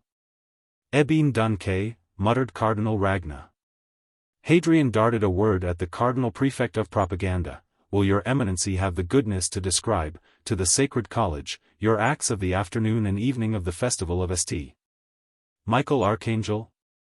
The naming of the festival of Michaelmas was like a touch on the latch of the Red Pope's memory. His pure and gentle face lighted up, for he perceived the connotation. And that inspired him with a joy so delectable that he paused to pick his words, tasting them deliberately, lingering over them. After siesta on the festival of St. Michael Archangel, and that would be about 15.5 hours of the clock, not later, I came to Vatican and was received by your Holiness. I was admitted to the secret chamber. I sat opposite to your Holiness, by the window. I remember that, for a reason. I spoke to your Holiness on the subject of removing England from the control of propaganda. I said that I had pondered your Holiness's proposition. I said that it appeared to me, as it already had appeared to your Holiness, that the necessity for treating England as a barbarous uncivilized savage country, in which the faith is preached by missionaries, no longer existed. I added my own opinion, that to continue to treat England as a savage uncivilized barbarous country, now, amounted to perennial insult. I received your Holiness's thanks. I am giving only the heads of this conversation, which was prolonged until the 17th hour. Then, the pontifical pages brought in a tray containing fruit and triscuits and some English tea. I told your Holiness that tea stirred my nerves, remarking on the difference between English nerves and Italian. I was permitted to make a few jokes. In the midst of these very diverting burlesques, I ate a little fruit, perhaps a fig and a half, and I drank a little wine of Cynthianum. Afterwards, I proceeded to discuss another case with your Holiness. That case was the removal, from the spiritual rule of propaganda, of the other countries which are under the secular rule of the excellent King of England. It was a complication. And the discussion of it occupied some hours. I said, in sum, that sufficient information as to the nature and character and national history of the natives of those countries, especially Scotland, Ireland, and Wales, officially had not been laid before me. I requested your Holiness to afford me longer time for the collection of information and investigation of the subject. I permitted myself to note that, while we were talking, your Holiness made and smoked 19 cigarettes. I remember that, when at length I rose to pay my respects, your Holiness drew me nearer to the window by which we had been sitting, and deigned to indicate the image of St. Michael Archangel which poises itself on the summit of the mola. The metal of which the said image is formed appeared to be burnished, owing to radiance from the lights of the city. I said that it resembled an angelic apparition in the obscure sky of night. I remember that your Holiness said, "May the Prince, of the angels who do service in heaven, succor and defend us on earth." I responded, "Amen." Your Holiness added some words in the Greek tongue, which you deigned to explain as signifying, "O God of the golden helm, look upon the city which thou once didst hold well beloved." To that prayer, I also responded, "Amen." And I was permitted to retire at the same moment when the pages were bringing in your Holiness's supper, which was at 20.5 hours of the clock. Cardinal Gentilato sat down, and the eyes of the Sacred College twinkled like talc. The Pope, who had receded to his more usual distant reticent gravity, gave them a silent moment for appreciation. And then darted a verisimilar word to Cardinal della Volta. "Will your Eminency have the goodness to describe, to the Sacred College, your acts of the afternoon and evening of the festival of St. Michael Archangel?" The ex-majordomo of the Apostolic Palace hemmed, and prayed for permission to send for his diary. Then he bravely proceeded. 29th September. At 15 o'clock, I drove by the fort of Monte Mario to the Milvian Bridge, and walked a little in the fields. The sky was cloudy. Afterwards I drove by Via Flaminia and Pincio to Countess Demichede's Villino, and sent away my carriage. I obtained news of the German Emperor. Her Excellency's daughter the Princess Neri was there. Tea and very agreeable conversation. The princess expatiated on the virtues of pedestrianism. She and her beautiful mother derided me when I said that I was about to walk to Vatican. I went to Palazzo Attendolo to inquire for Don Umberto. He had bought a new horse, a strawberry roan, and was gone to Cynthianum to try him. That young man always is buying horses, mym. Returned to Vatican at 19 o'clock. Said matins and lauds. Wrote to mym, wrote 4 letters, Holiness. Supper, Capretto ai ferri and zuppa inglese. Gave my news of the German Emperor to our Most Holy Lord. Read chapter 9:1, of Matthew Arnold's Literature and Dogma with Delta, Semphil. Conversed with that deacon about it till bedtime. He says that it is not a book to fear.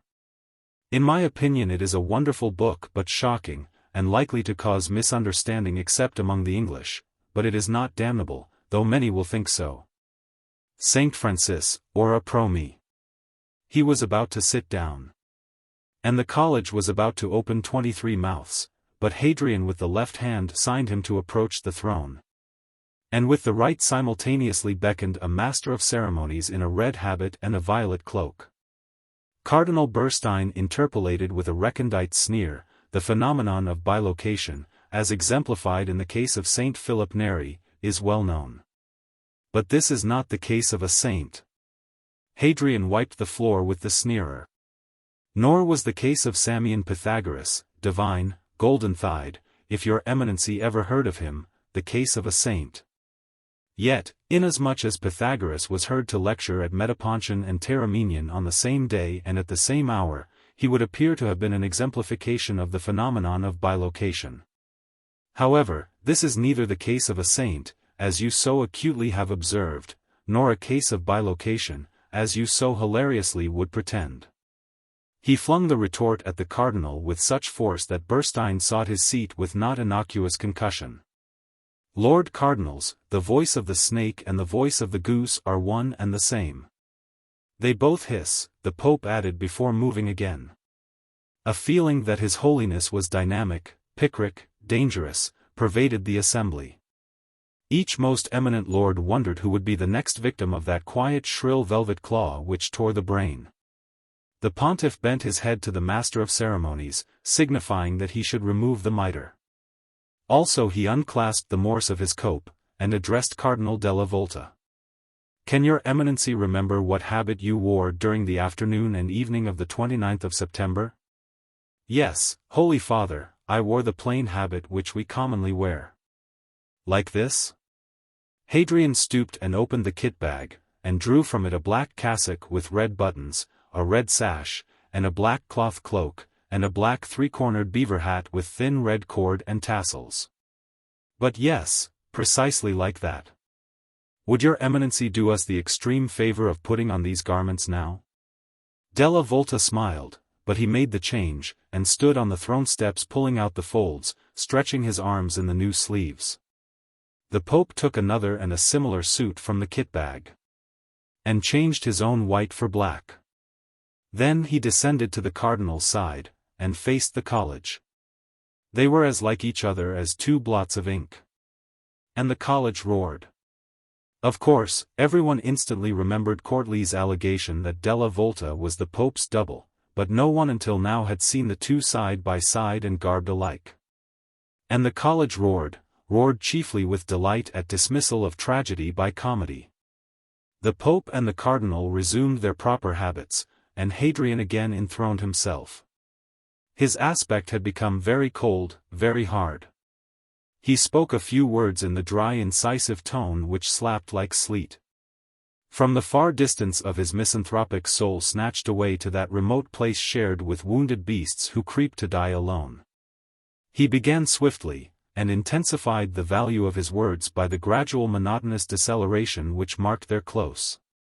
Lord Cardinals, he said, know that, if we desire to intrigue, our experience of the extreme stupidity of intriguers has taught us to avoid their pitifully trite folly.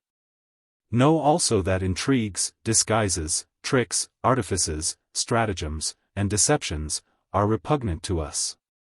And finally know this, that we never will derogate our pontifical paraphernalia or authority to another.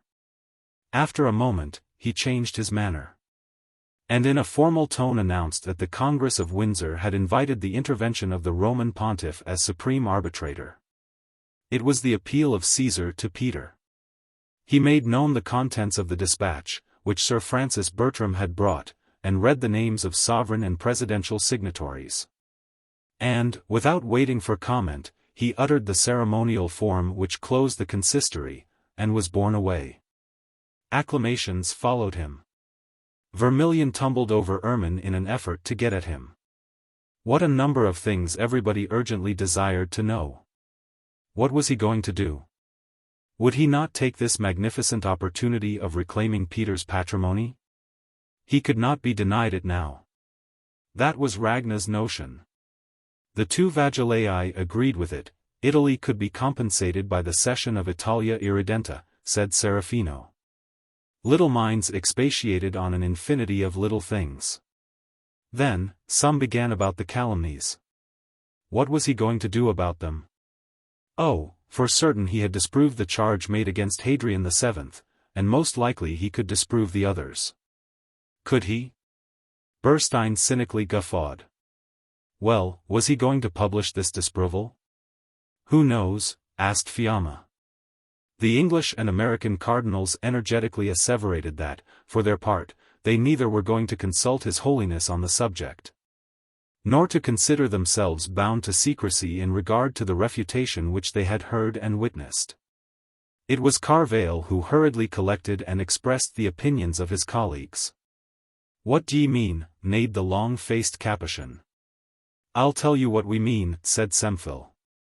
With the help of my friends here, we'll have an authentic copy of the acts of this consistory sent to every newspaper on earth. And, you can bet, right now. Van Christen cried. The Cardinal Archdeacon and 9 Italians vociferated approval of the scheme. Talacrin trumpeted with the others, gambling gaily along.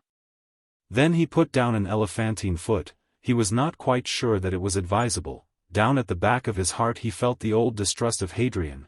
He did not want to be involved by seeming to support. His Holiness was a most difficult man to get rid of. If one wanted to get rid of him, whatever. But, still, the Cardinal of Caerleon trampled along with the others. Their eminencies surged upstairs, chattering like a tigendus of magpies, and flowed along galleries, screeching like a muster of peacocks, until they reached the approach to the pontifical antechambers. The approach was closed, guarded by skewbald harlequins of Swiss with halberds. Before it stood the 2 gentlemen of the apostolic chamber, who formally responded to inquiry, "Our most holy Lord is in secret." They had to make what they could of that. Those with sense went about their business without ado. Some, however, lingered to resent rebuff, or in the hope of obtaining quasi-accidental admission by bribery. Ragna panted up to 4,000 lire in Sir John's ear, and departed cursing. The door was barred by, "Our most holy Lord is in secret." In secret Hadrian was kneeling upright in his chapel. God, I am very worldly. I have enjoyed the triumph. That was the confession which he made, not precisely with sorrow but, with a consuming contempt for himself. He had done such an ordinary deed, he despised himself for doing it. He remained in contemplation of his disgusting humanity for some time. By degrees, his mind detached itself from that, and attached itself to the next subject which he had prepared. He went into his workshop, covered the chairs around his armchair with sheets of MS.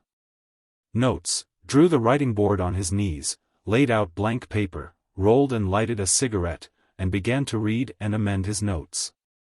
From time to time, he sat back in his chair, gazing out of the window at nothing, working at problems in his brain.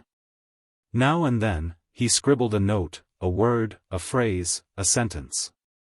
At length he began to cover sheet after sheet.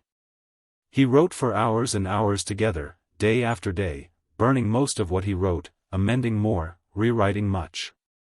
Anon, an acrid torpor asterisked and benumbed his right arm from elbow to fingertip, announcing the advent of Scrivener's palsy. It was evening, about 2 hours after the Angelus.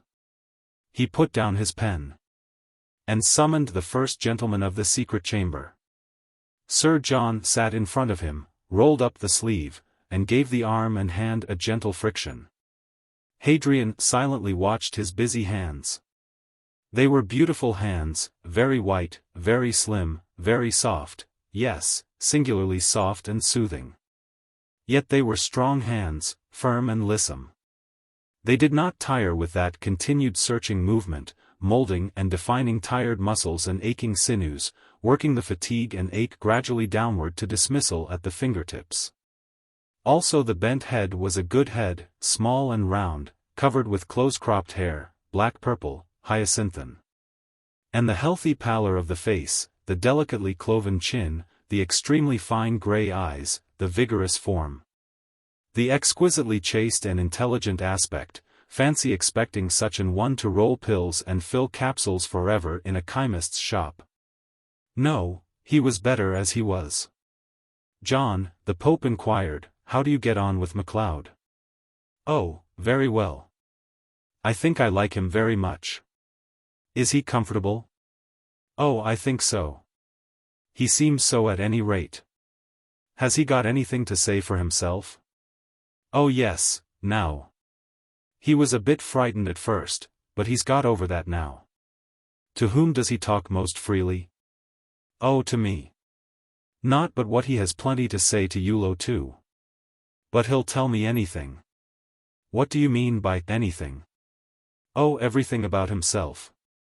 John, look up into these eyes a moment. The shy grey eyes readily soared into the shy brown eyes. How much has he told you about himself? Oh, everything, that's all. Everything? A fine flush tinged the fresh ivory face with coral, but the grey eyes did not waver. Oh yes, everything. Can he sing? Oh no, not a note, thank heaven. Hadrian withdrew his gaze. And you think you like him very much? Oh yes, I don't think, I know. I'm so awfully sorry for him. And pity is akin to. Oh, but it's not pity and it's not love. It's something else altogether. It makes me in such a rage. I don't think I can make you understand, that's all. Try. Oh well, do you remember Max Alvari? The singer-man? Yes. Why? Oh, don't you know what I said when I saw him in Siegfried? You see, first I saw the splendor of his beauty. And then, when it came to the idol, I got into a rage and I said, and that voice too. What did you mean? Oh, it seemed so abominably unrighteous, all that beauty, and all that voice as well. That he should have 2 gifts, and that others, I, for instance, should have not one. What has this to do with MacLeod? Oh, a lot, in a topsy-turvy kind of way. Look what a fine chap he is to look at, just like that lovely figure on your cross. And he's clever too. Well, you'd think him fortunate enough, wouldn't you? Then comes fate and spoils him completely. That's what makes me furious. To have to class him with Mustafa. I wonder he doesn't kill himself. Go gently with that wrist, please. Have you told him that? Oh no, I should hope not. Sorry. I want to do everything in the world to keep him from knowing what I think, to keep him from hitting on that line of thought by accident, by himself, even. It would drive the poor chap mad, that's all. John, you're a brick. Now listen to this. Thoughts, you know, are things. If you think such thoughts, they'll be in the air about you. And it's as likely as not that MacLeod's senses will perceive them.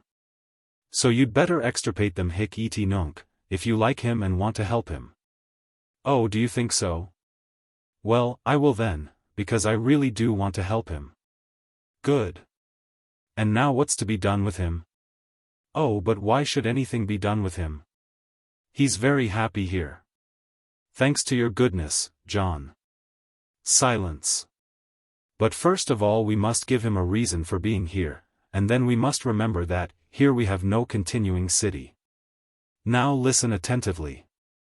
When you have finished that hand, you will go to the Secretary of State, and tell His Eminency to issue a patent to Mr. MacLeod as third gentleman of the chamber, emolument half yours, no knighthood. Will that do? Oh, finely. Good. Well, now let's go back a bit.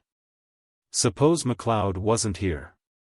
Where, in your opinion, would he be best? Oh, I hardly know what to say to that. You know your Meredith? Well then, favor us with the outline of your ideas. Pour them out pell-mell, intelligibly or not, no matter. We undertake to catch hold of something. Oh well, I think he'd do well in a garden. He's quite learned about flowers. And, if you ever saw him handle one, you'd wonder however a chap with a chest and arms like a blacksmith, as his are, could be so tender. There's a lot more force and there's a lot more gentleness in him than you'd think. Same with trees. He looks at them as we look at other chaps, just as though he could speak to them and make them understand him if he wanted to. He'd do well at anything out of doors, farming perhaps. I did think at first of the sea. Because of his wonderful eyes? Oh yes, I suppose that was the reason. Did ever you see such a blue that makes you want to strip and dive, just the eyes for a sailor, aren't they? That's simply my romance though. But I haven't talked to him much about the sea. Do you know what I should like to do? I should like to go a long sea voyage with him in one of those old sailing ships, and take the Pliny and the Sophocles which you gave me, and a lexicon, and a dictionary, and read them with him. Right away from, of course I don't mean what you think I mean. No, of course you don't. And then, when you come back from your long sea voyage in a sailing ship, you think that MacLeod could be useful and happy on a flower farm, with orchards, and all that sort of rot. While you could sit in the shade of medlar trees and rose bushes, and look after him so that no one should insult him, and read books, write them too perhaps, and dream dreams. And certainly write those, and live happily in a dear old-fashioned farmhouse ever after. Oh, you're laughing at me now. Not at all. The bright brown eyes became grave. John, what are you going to do with yourself when Hadrian is dead? Oh, but you're not going to die. How do you know? Answer the question. Oh, I haven't thought about it. I don't want to think about it, that's all. Nonsense. Think about it, and be done with it. John, when we are dead, if you have a place like that, and means to work it, means to move about and use yourself, will you use yourself? And will you take MacLeod and be a brother, not a real but the ideal brother to him? Oh, of course I would, but... Will you promise? Oh yes, I promise you most faithfully. But I hope to God I'll never have the chance. Well, no one knows when you will have the chance, but you shall have it. Bring the pen here, and the writing board. Hadrian pulled down his sleeve, and stroked the cat for a minute or two, thoughtfully looking out of the window. Then he wrote, putting what he wrote into an envelope which he gave to the shaking sprig of virtue who stood before him. You will take this to Plowden, after you have been to Ragna. You will obtain his formal acknowledgement. See that it is made out in your name, and keep it secretly till the time comes for using it. On our death you will present it. And Plowden will pay you £5,000, and take your receipt for it. With that sum, you will buy, and stock, such a place as we have described. As long as you and MacLeod live, Plowden will pay you a regular income, so that you never can come to want, and always can have something to give away. Every quarter-day he will pay £100 to you, and 50 to MacLeod, and you can make as much more as you like out of your farm. That, remember, is yours. And you may do what you please with it. When you both die, the capital which provides your incomes will return to the pontifical treasury, so if you want to marry, and beget a family, and leave something more than real property, the farm, behind you, you must earn it. We give you a chance, and perfect freedom. Do you follow? Oh, I never shall forget a single word. Holy Father, I can't take it.